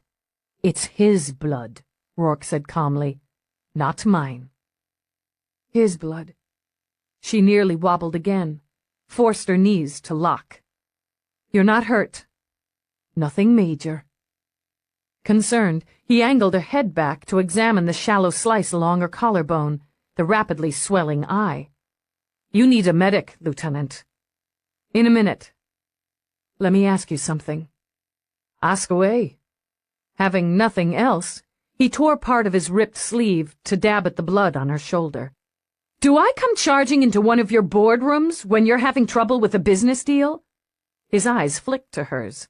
Some of the fierceness died out of them into what was almost a smile. "No, Eve, you don't. I don't know what got into me." "It's okay." Since there was nowhere else to put it, she jabbed her weapon onto her lower back where she'd fixed it with adhesive. "This once," she murmured, and caught his face in her hands. "It's okay. It's okay. I was scared when I couldn't get past you for a shot. I thought he would kill you before I could stop him." "Then you should understand the feeling." Giving her a supporting arm around the waist, they began to limp off. After a moment, Eve realized she was limping primarily because she'd lost a shoe. Hardly breaking stride, she stepped out of the other. Then she spotted lights up ahead. "Cops?" "I imagine. I ran into Nadine as she was stumbling along the path toward the main gate. He'd given her a pretty rough time, but she'd pulled it together enough to tell me which direction you'd gone off in." "I could probably have dealt with the bastard on my own," Eve murmured, recovered enough to worry about it. But you sure handled yourself, Rourke. You got a real knack for hand-to-hand. Neither of them mentioned how the knife had come to be planted in Morse's throat. She saw Feeney in the circle of light near the camera, with a dozen other cops. He merely shook his head and signaled for the med team. Nadine was already on a stretcher, pale as wax. Dallas. She lifted a hand, let it fall. I blew it. Eve leaned over as one of the medics dispensed with Rourke's first aid on her arm and began his own. He pumped you full of chemicals. I blew it, Nadine repeated as the stretcher lifted toward a med unit. Thanks for the rest of my life. Yeah. Eve turned away, sat heavily on the cushioned support in the triage area. You got something for my eye? She asked. It's throbbing bad. Gonna be black, she was told cheerfully as an ice gel was laid over it. There's good news. No hospitals, she said, firm. The medic just clucked his tongue and began work on cleaning and closing her wounds. Sorry about the dress. She smiled up at Rourke and fingered a tattered sleeve. It didn't hold up very well. Getting to her feet, she brushed the fussing medic aside. I'm gonna need to go back and change, then go in to file my report. She looked steadily into his eyes. It's too bad Morse rolled on his knife. The PA's office would have loved to bring him to trial. She held out a hand, then examined the raw knuckles of Rourke's and shook her head. Did you howl? I beg your pardon? She chuckled, leaned on him as they headed out of the park. All in all, it was a hell of a party. We'll have others. But there's one thing. She flexed her fingers, relieved that they seemed to be back in full working order. The MTs knew their stuff. I want you to marry me. Uh-huh. Well, we'll... She stopped, nearly stumbled, then gaped at him with her good eye. You want what? I want you to marry me. He had a bruise on his jaw, blood on his coat, and a gleam in his eye. She wondered if he'd lost his mind. We're standing here, beat to shit, walking away from a crime scene where either or both of us could have bought it, and you're asking me to marry you? He tucked his arm around her waist again, nudged her forward. Perfect timing. This book is over, but the story continues. Keep listening after the credits to hear the beginning of Immortal in Death, Book 3 in the In Death series. Free. We hope you have enjoyed our presentation of Glory in Death by J.D. Robb. Copyright 1995 by Nora Roberts. Read by Susan Erickson. Performance copyright 2004 by Brilliance Audio. All rights reserved. For further information concerning this program or other Brilliance Audio titles, please call the following toll-free number, 1-800-222-3225, or visit our website at brillianceaudio.com. No part of this recording may be played for an audience or reproduced in any form. It may not be streamed, downloaded, broadcast, or copied without written permission. Address all inquiries to Brilliance Audio, P.O. Box 887, Grand Haven, Michigan, 49417. And now, a free preview of Immortal in Death, Book 3 in the In Death series. The Fatal Gift of Beauty. Byron. Make me immortal with a kiss. Christopher Marlowe. Chapter 1. Getting married was murder. Eve wasn't sure how it had happened in the first place. She was a cop, for God's sake. Throughout her 10 years on the force, she'd firmly believed cops should stay single, unencumbered, and focused utterly on the job. It was insane to believe one person could split time, energy, and emotion between law, with all its rights and wrongs, and family, with all its demands and personalities. Both careers, and from what she'd observed, marriage was a job, had impossible demands and hellish hours. It might have been 2058, an enlightened time of technological advancement, but marriage was still marriage. To Eve, it translated to terror. Yet here she was, on a fine day in high summer, one of her rare and precious days off, preparing to go shopping. She couldn't stop the shudder. Not just shopping. she reminded herself as her stomach clutched. Shopping for a wedding dress.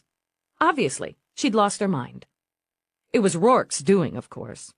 He'd caught her at a weak moment, both of them bleeding and bruised and lucky to be alive. When a man is clever enough and knows his quarry well enough to choose such a time and place to propose marriage, well, a woman was a goner. At least a woman like Eve Dallas. You look like you're about to take on a gang of chemi thugs bare-handed. Eve tugged on a shoe, flicked her gaze up and over. He was entirely too attractive, she thought. Criminally so. The strong face, poet's mouth, killer blue eyes, the wizard's mane of thick black hair. If you managed to get past the face to the body, it was equally impressive. Then you added that faint wisp of Ireland in the voice and, well, you had one hell of a package. What I'm about to take on is worse than any chemihead. Hearing the whine in her own voice, Eve scowled. She never whined. But the truth was, she'd have preferred fighting hand-to-hand with a souped-up addict than discussing hemlines. Hemlines, for sweet Christ's sake! She bit back an oath, watching him narrowly as he crossed the spacious bedroom. He had a way of making her feel foolish at odd times, like now, as he sat beside her on the high, wide bed they shared. He caught her chin in his hand. I'm hopelessly in love with you. There he was.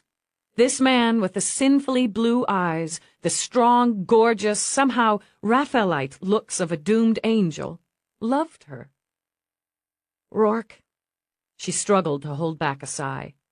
She could and had faced an armed laser in the hands of a mad mutant mercenary with less fear than she faced such unswerving emotion. I'm going through with it. I said I would. His brow quirked, dark and wry.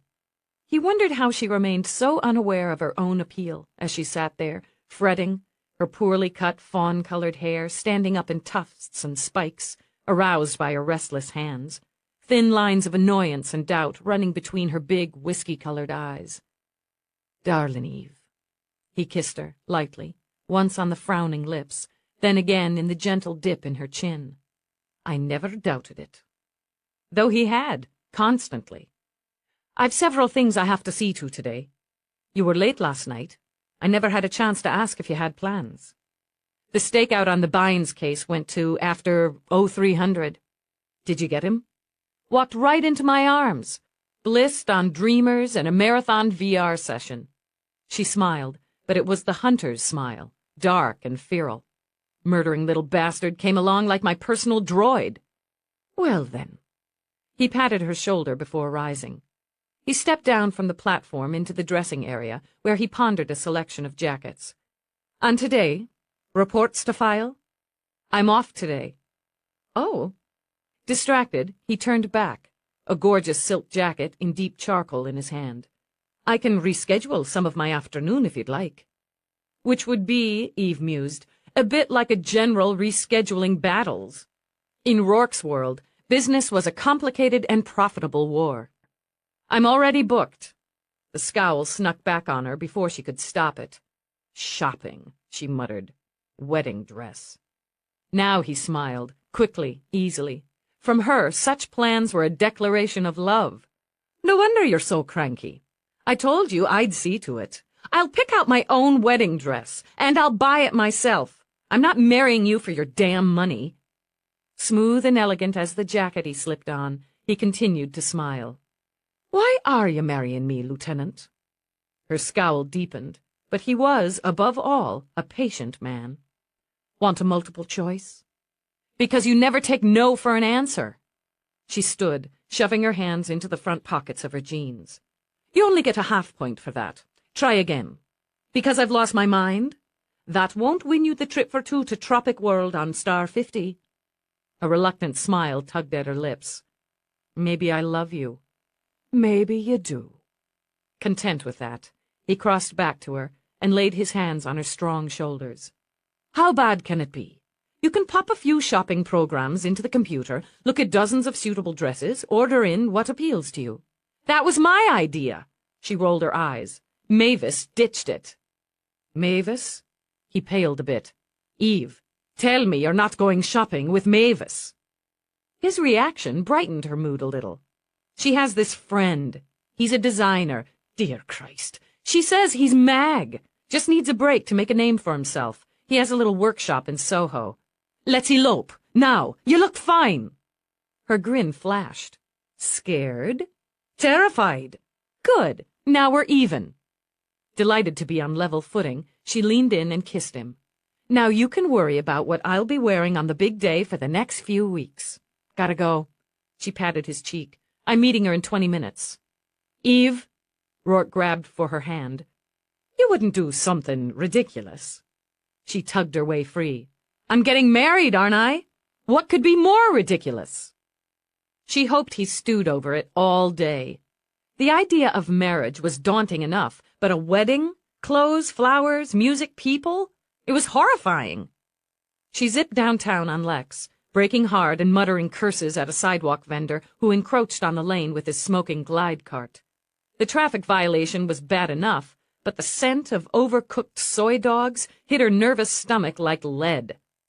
The rapid cab behind her broke the inner-city noise pollution code by blasting his horn and shouting curses through his speaker.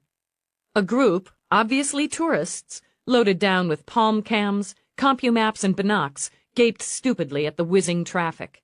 Eve shook her head as a quick-fingered street thief elbowed through them. When they got back to their hotel, they were going to find themselves several credits poorer. If she'd had the time and a place to pull over, she might have given the thief a chase. But he was lost in the crowd and a block across town on his air skates before she could blink. That was New York, she thought with a faint smile. Take it at your own risk. She loved the crowds, the noise, the constant frantic rush of it. You were rarely alone, but never intimate. That's why she'd come here so many years ago. No, she wasn't a social animal, but too much space and too much solitude made her nervous. She'd come to New York to be a cop, because she believed in order, needed it to survive. Her miserable and abusive childhood, with all its blank spaces and dark corners, couldn't be changed. But she had changed. She had taken control, had made herself into the person some anonymous social worker had named Eve Dallas. Now she was changing again. In a few weeks, she wouldn't just be Eve Dallas, lieutenant, homicide. She'd be Rourke's wife. How she would manage to be both was more of a mystery to her than any case that had ever come across her desk. Neither of them knew what it was to be family, to have family, to make a family. They knew cruelty, abuse, abandonment. She wondered if that was why they had come together. They both understood what it was to have nothing, to be nothing, to know fear and hunger and despair, and both had remade themselves. Was it just mutual need that attracted them? Need for sex, for love, and the melding of the two that she had never thought was possible before Rourke? A question for Dr. Mira, she mused, thinking of the police psychiatrist she often consulted. But for now, Eve determined that she wasn't going to think about the future or the past. The moment was complicated enough. 3 blocks from Green Street, she seized her chance and squeezed into a parking space. After searching through her pockets, she found the credit tokens the aging meter demanded in its moronic and static jumbled tones, and plugged in enough for 2 hours. If it took any more than that, she'd be ready for a trank room, and a parking citation wouldn't bother her in the least. Taking a deep breath, she scanned the area. She wasn't called this far downtown often. Murders happened everywhere, but Soho was an arty bastion for the young and struggling, who more often debated their disagreements over tiny glasses of cheap wine or cups of café noir. Just now, Soho was full of summer. Flower vendors burst with roses, the classic reds and pinks vying with the hybrid stripes. Traffic droned and chugged on the street, rumbled overhead, puffed a bit on the rickety passovers. Pedestrians stuck mostly to the scenic sidewalks, though the people glides were busy. The flowing robes, currently hot from Europe, were much in evidence, with arty sandals, headdresses, and shiny ropes swinging from earlobes to shoulder blades. Oil, watercolor, and compu artists hawked their wares on corners and in storefronts, competing with food vendors who promised hybrid fruits, iced yogurts, or vegetable purees uncontaminated by preservatives.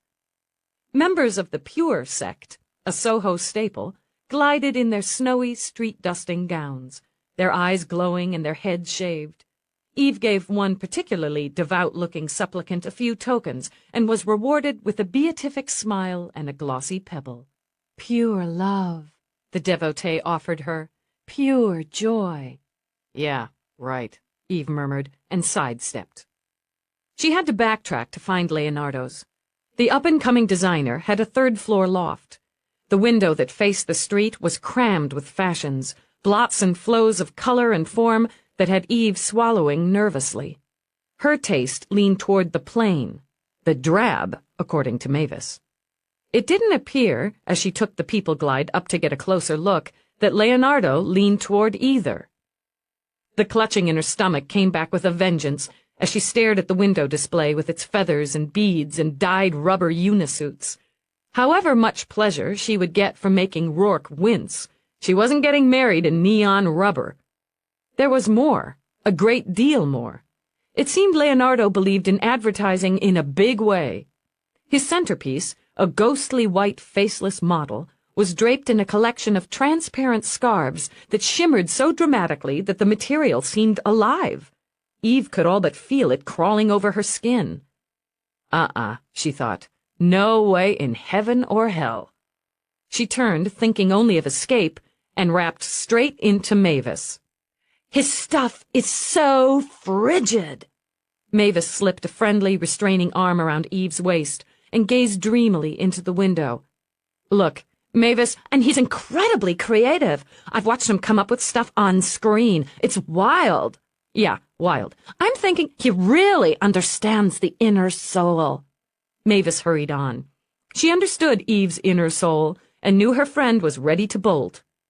Mavis Freestone, slim as a fairy in her white and gold rompers and 3-inch air platforms, tossed back her curling mane of white-streaked black hair, judged her opponent, and grinned.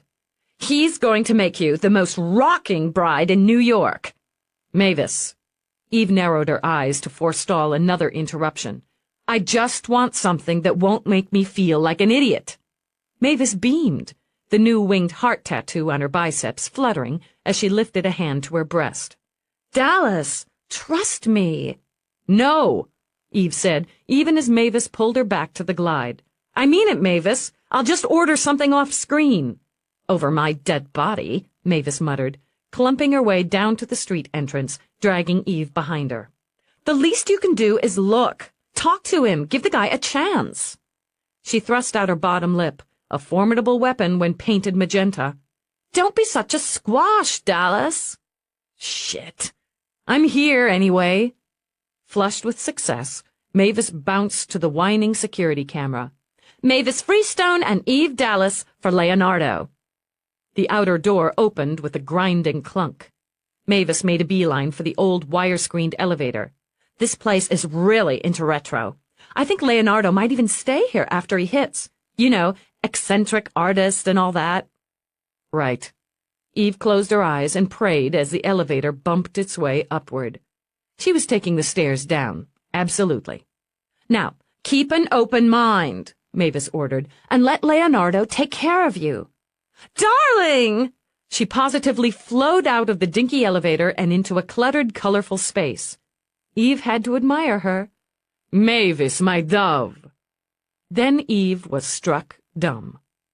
The man with the artist's name was 6'5" if he was an inch, and built like a maxi bus.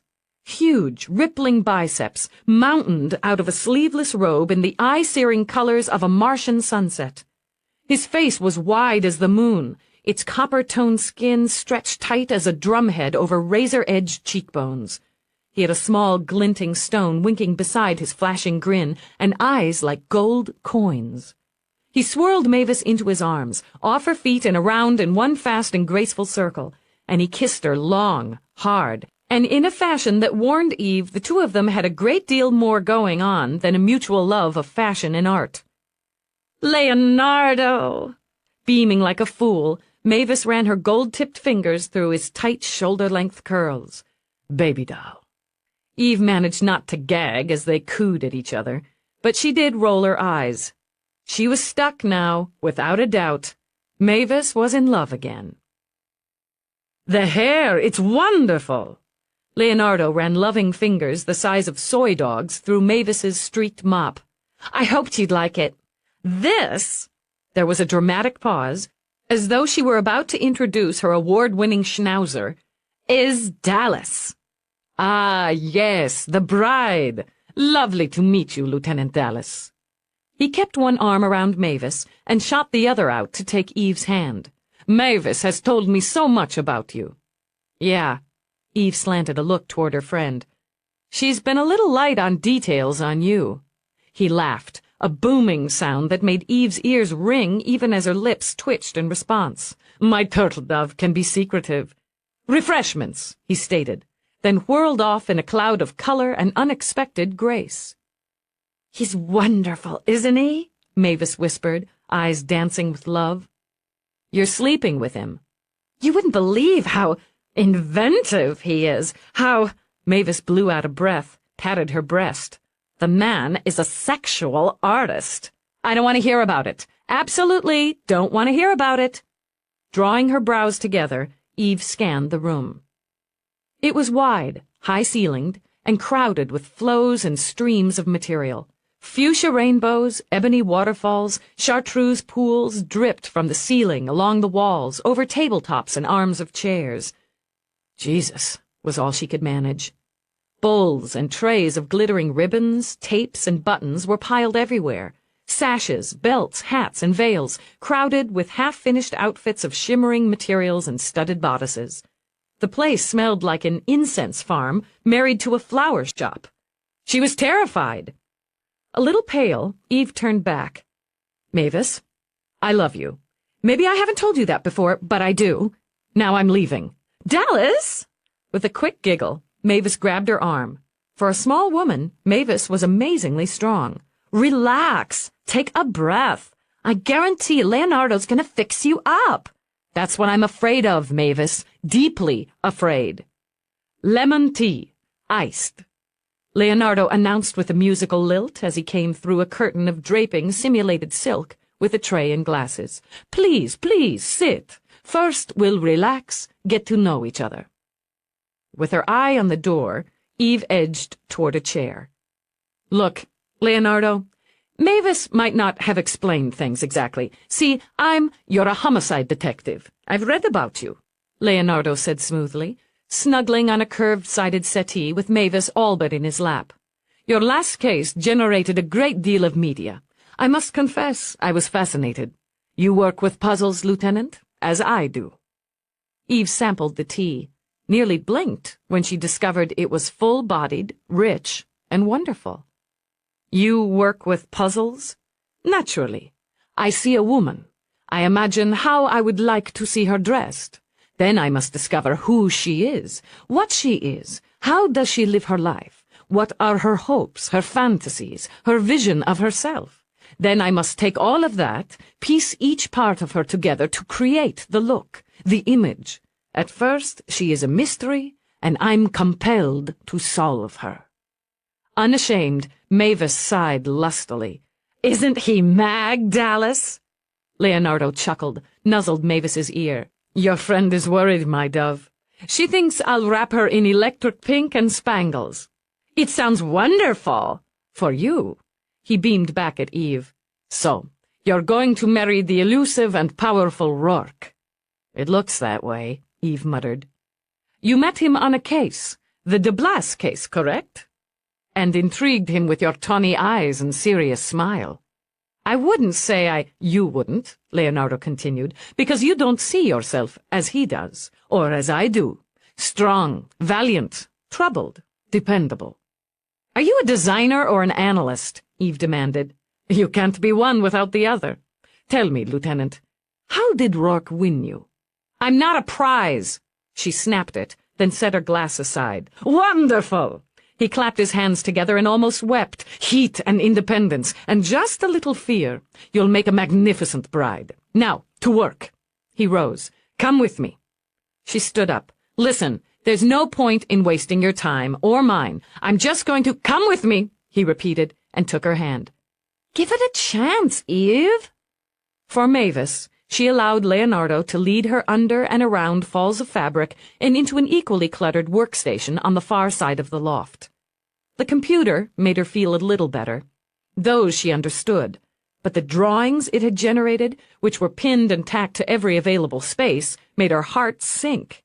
Fuchsia and spangles would have been a relief. The models, with their long, exaggerated bodies, looked like mutants. Some were sporting feathers, others stones. A few were wearing what could have been clothes, but in such outrageous styles: pointed collars, skirts the size of washcloths, unisuits snug as skin. They looked like participants in a Halloween parade. Examples for my first show. High fashion is a twist on reality, you see. The bold, the unique, the impossible. I love them! Eve curled her lip at Mavis and folded her arms. It's going to be a small, simple ceremony at home. Leonardo was already at his computer, using the keyboard with impressive skill. Now this, he brought up an image that made Eve's blood chill. The dress was the color of fresh urine, ringed with flounces of mud brown from its scalloped neck to its knife-point hem that dripped with stones the size of a child's fist. The sleeves were so snug, Eve was certain anyone wearing it would lose all feeling in their fingers. As the image turned, she was treated to a view of the back, dipping past the waist and trimmed in floaty feathers. "Is not for you at all," Leonardo finished, and indulged in a deep belly laugh at Eve's blanched skin. "I apologize. I couldn't resist. For you, just a sketch, you understand. Slim, long, simple. Only a column. Not too delicate." He continued to speak as he worked. On the screen, lines and shapes began to form. Sticking her hands in her pockets, Eve watched. It looked so easy, Eve mused. Long lines, the most subtle of accents at the bodice. Sleeves that came to soft, rounded points just at the back of the hand. Still uneasy, she waited for him to start to add the gingerbread. "We'll fuss with it a bit," he said absently, and again turned the image to show a back as sleek and elegant as the front, with a slit to the knees. "You wouldn't want a train." "A train?" No, he only smiled, flicking a glance up at her. "You wouldn't. A headdress. Your hair." Used to derogatory comments, Eve ran her fingers through it. "I can cover it up if I have to." No, it suits you." Her hand dropped in shock. "It does?" "Indeed. You need a bit of shaping. I know someone." He flicked that aside. "But the color, all those tones of brown and gold. And the short, not quite tame style is very good on you. A couple of snips." Eyes narrowed, he studied her. No headdress, no veil. Your face is enough. Now, color and material. It must be silk, of a good weight." He grimaced a little. "Mavis tells me Rourke will not be paying?" Eve's back went up. "It's my dress." "She's dug in on this one," Mavis commented. "Like Rourke would notice a few thousand credits. That's not the point." "No, indeed not." Leonardo smiled again. "Well, we'll manage. Color? I don't think white. Too stark for your skin tone." Pursing his lips, he went to his palette key and experimented. Fascinated despite herself, Eve watched the sketch turn from snowy white to cream, to pale blue, to vivid green and a rainbow between. Though Mavis oohed and awed over several choices, he only shook his head. He settled on bronze. Yes, oh yes, your skin, your eyes, your hair, you'll be radiant, majestic, a goddess. With it, you'll need a necklace, at least 30-inch length. Better yet, 2 lengths, 24 and 30 inches. Copper, I think, with colored stones. Rubies, citrine, onyx. Yes, and carnelian, perhaps some tourmaline. You'll speak to Rourke about the accessories." Clothes never meant a damn to her, but Eve caught herself yearning. "It's beautiful," she said cautiously, and began to calculate her credit situation. "I'm just not sure. You know, silk, it's a little out of my range. You'll have the dress at my cost and for a promise." He enjoyed watching the wariness come into her eyes. "That I will be allowed to design Mavis's dress as your attendant, and you will use my designs for your trousseau." I haven't thought about a trousseau. I've got clothes. Lieutenant Dallas has clothes, he corrected. Rourke's partner in marriage will need others. Maybe we can make a deal. She wanted that damn dress, she realized. She could feel it on her. Wonderful. Take off your clothes. She snapped back like a spring. Okay, asshole, for the measurements, Leonardo said quickly. The look in her eye had him rising, stepping back. He was a man who adored women and understood their wrath. In other words, he feared them. You must consider me as you would your health provider. I can't design the dress properly until I know your body. I'm an artist and a gentleman, he said with dignity. But Mavis can stay if you feel uneasy. Eve tilted her head. I can handle you, pal. If you get out of line, even think about it, you'll find out for yourself. I'm sure of it. Cautiously, he picked up a device. My scanner, he explained. It will measure you very accurately, but you have to be naked for a true reading. Stop snickering, Mavis. Go get us some more of that tea. Sure. I've already seen you naked anyway. Blowing kisses to Leonardo, she headed off. I have other ideas. About clothes, Leonardo said, when Eve narrowed her eyes. The under foundation for the dress, of course. Evening and day wear, the formal, the casual. Your honeymoon is where? I don't know. I haven't thought about it. Resigned, she took off her shoes, unhitched her jeans. Rourke will surprise you then. Computer, create file. Dallas, first doc. Measurements, coloring, height, and weight. After she'd tossed her shirt aside, he stepped forward with the scanner. Feet together, please. Height, 5'9". Weight, 120. How long have you been sleeping with Mavis? He rattled off more data. About 2 weeks. She's very dear to me. Waist, 26.2 inches. Did you start sleeping with her before or after she told you her best friend was marrying Rourke? He stopped cold, and his brilliant gold eyes glittered with temper. I am not using Mavis for a commission, and you insult her by thinking it. Just checking. She's very dear to me, too.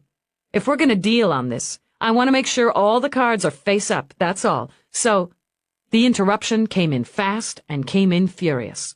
A woman in skin-tight, unadorned black burst in like a comet, perfect teeth bared, lethal red nails curled into talons. You two-timing, backstabbing, motherfucking son of a bitch! She made her leap, rather like a gorgeous mortar locked on target, and with a speed and grace brought on by pure fear, Leonardo evaded. Pandora, I can explain this! Turning her wrath on Eve, she swiped out, barely missing, scooping Eve's eyes out of their sockets. There was only one thing to do. Eve decked her. Oh, Jesus! Oh, Jesus! Leonardo hunched his huge shoulders and wrung his ham-size hands. We hope you enjoyed this free preview of Immortal in Death, Book 3 in the In Death series. To keep the story going, get the complete book today. Audible hopes you have enjoyed this program.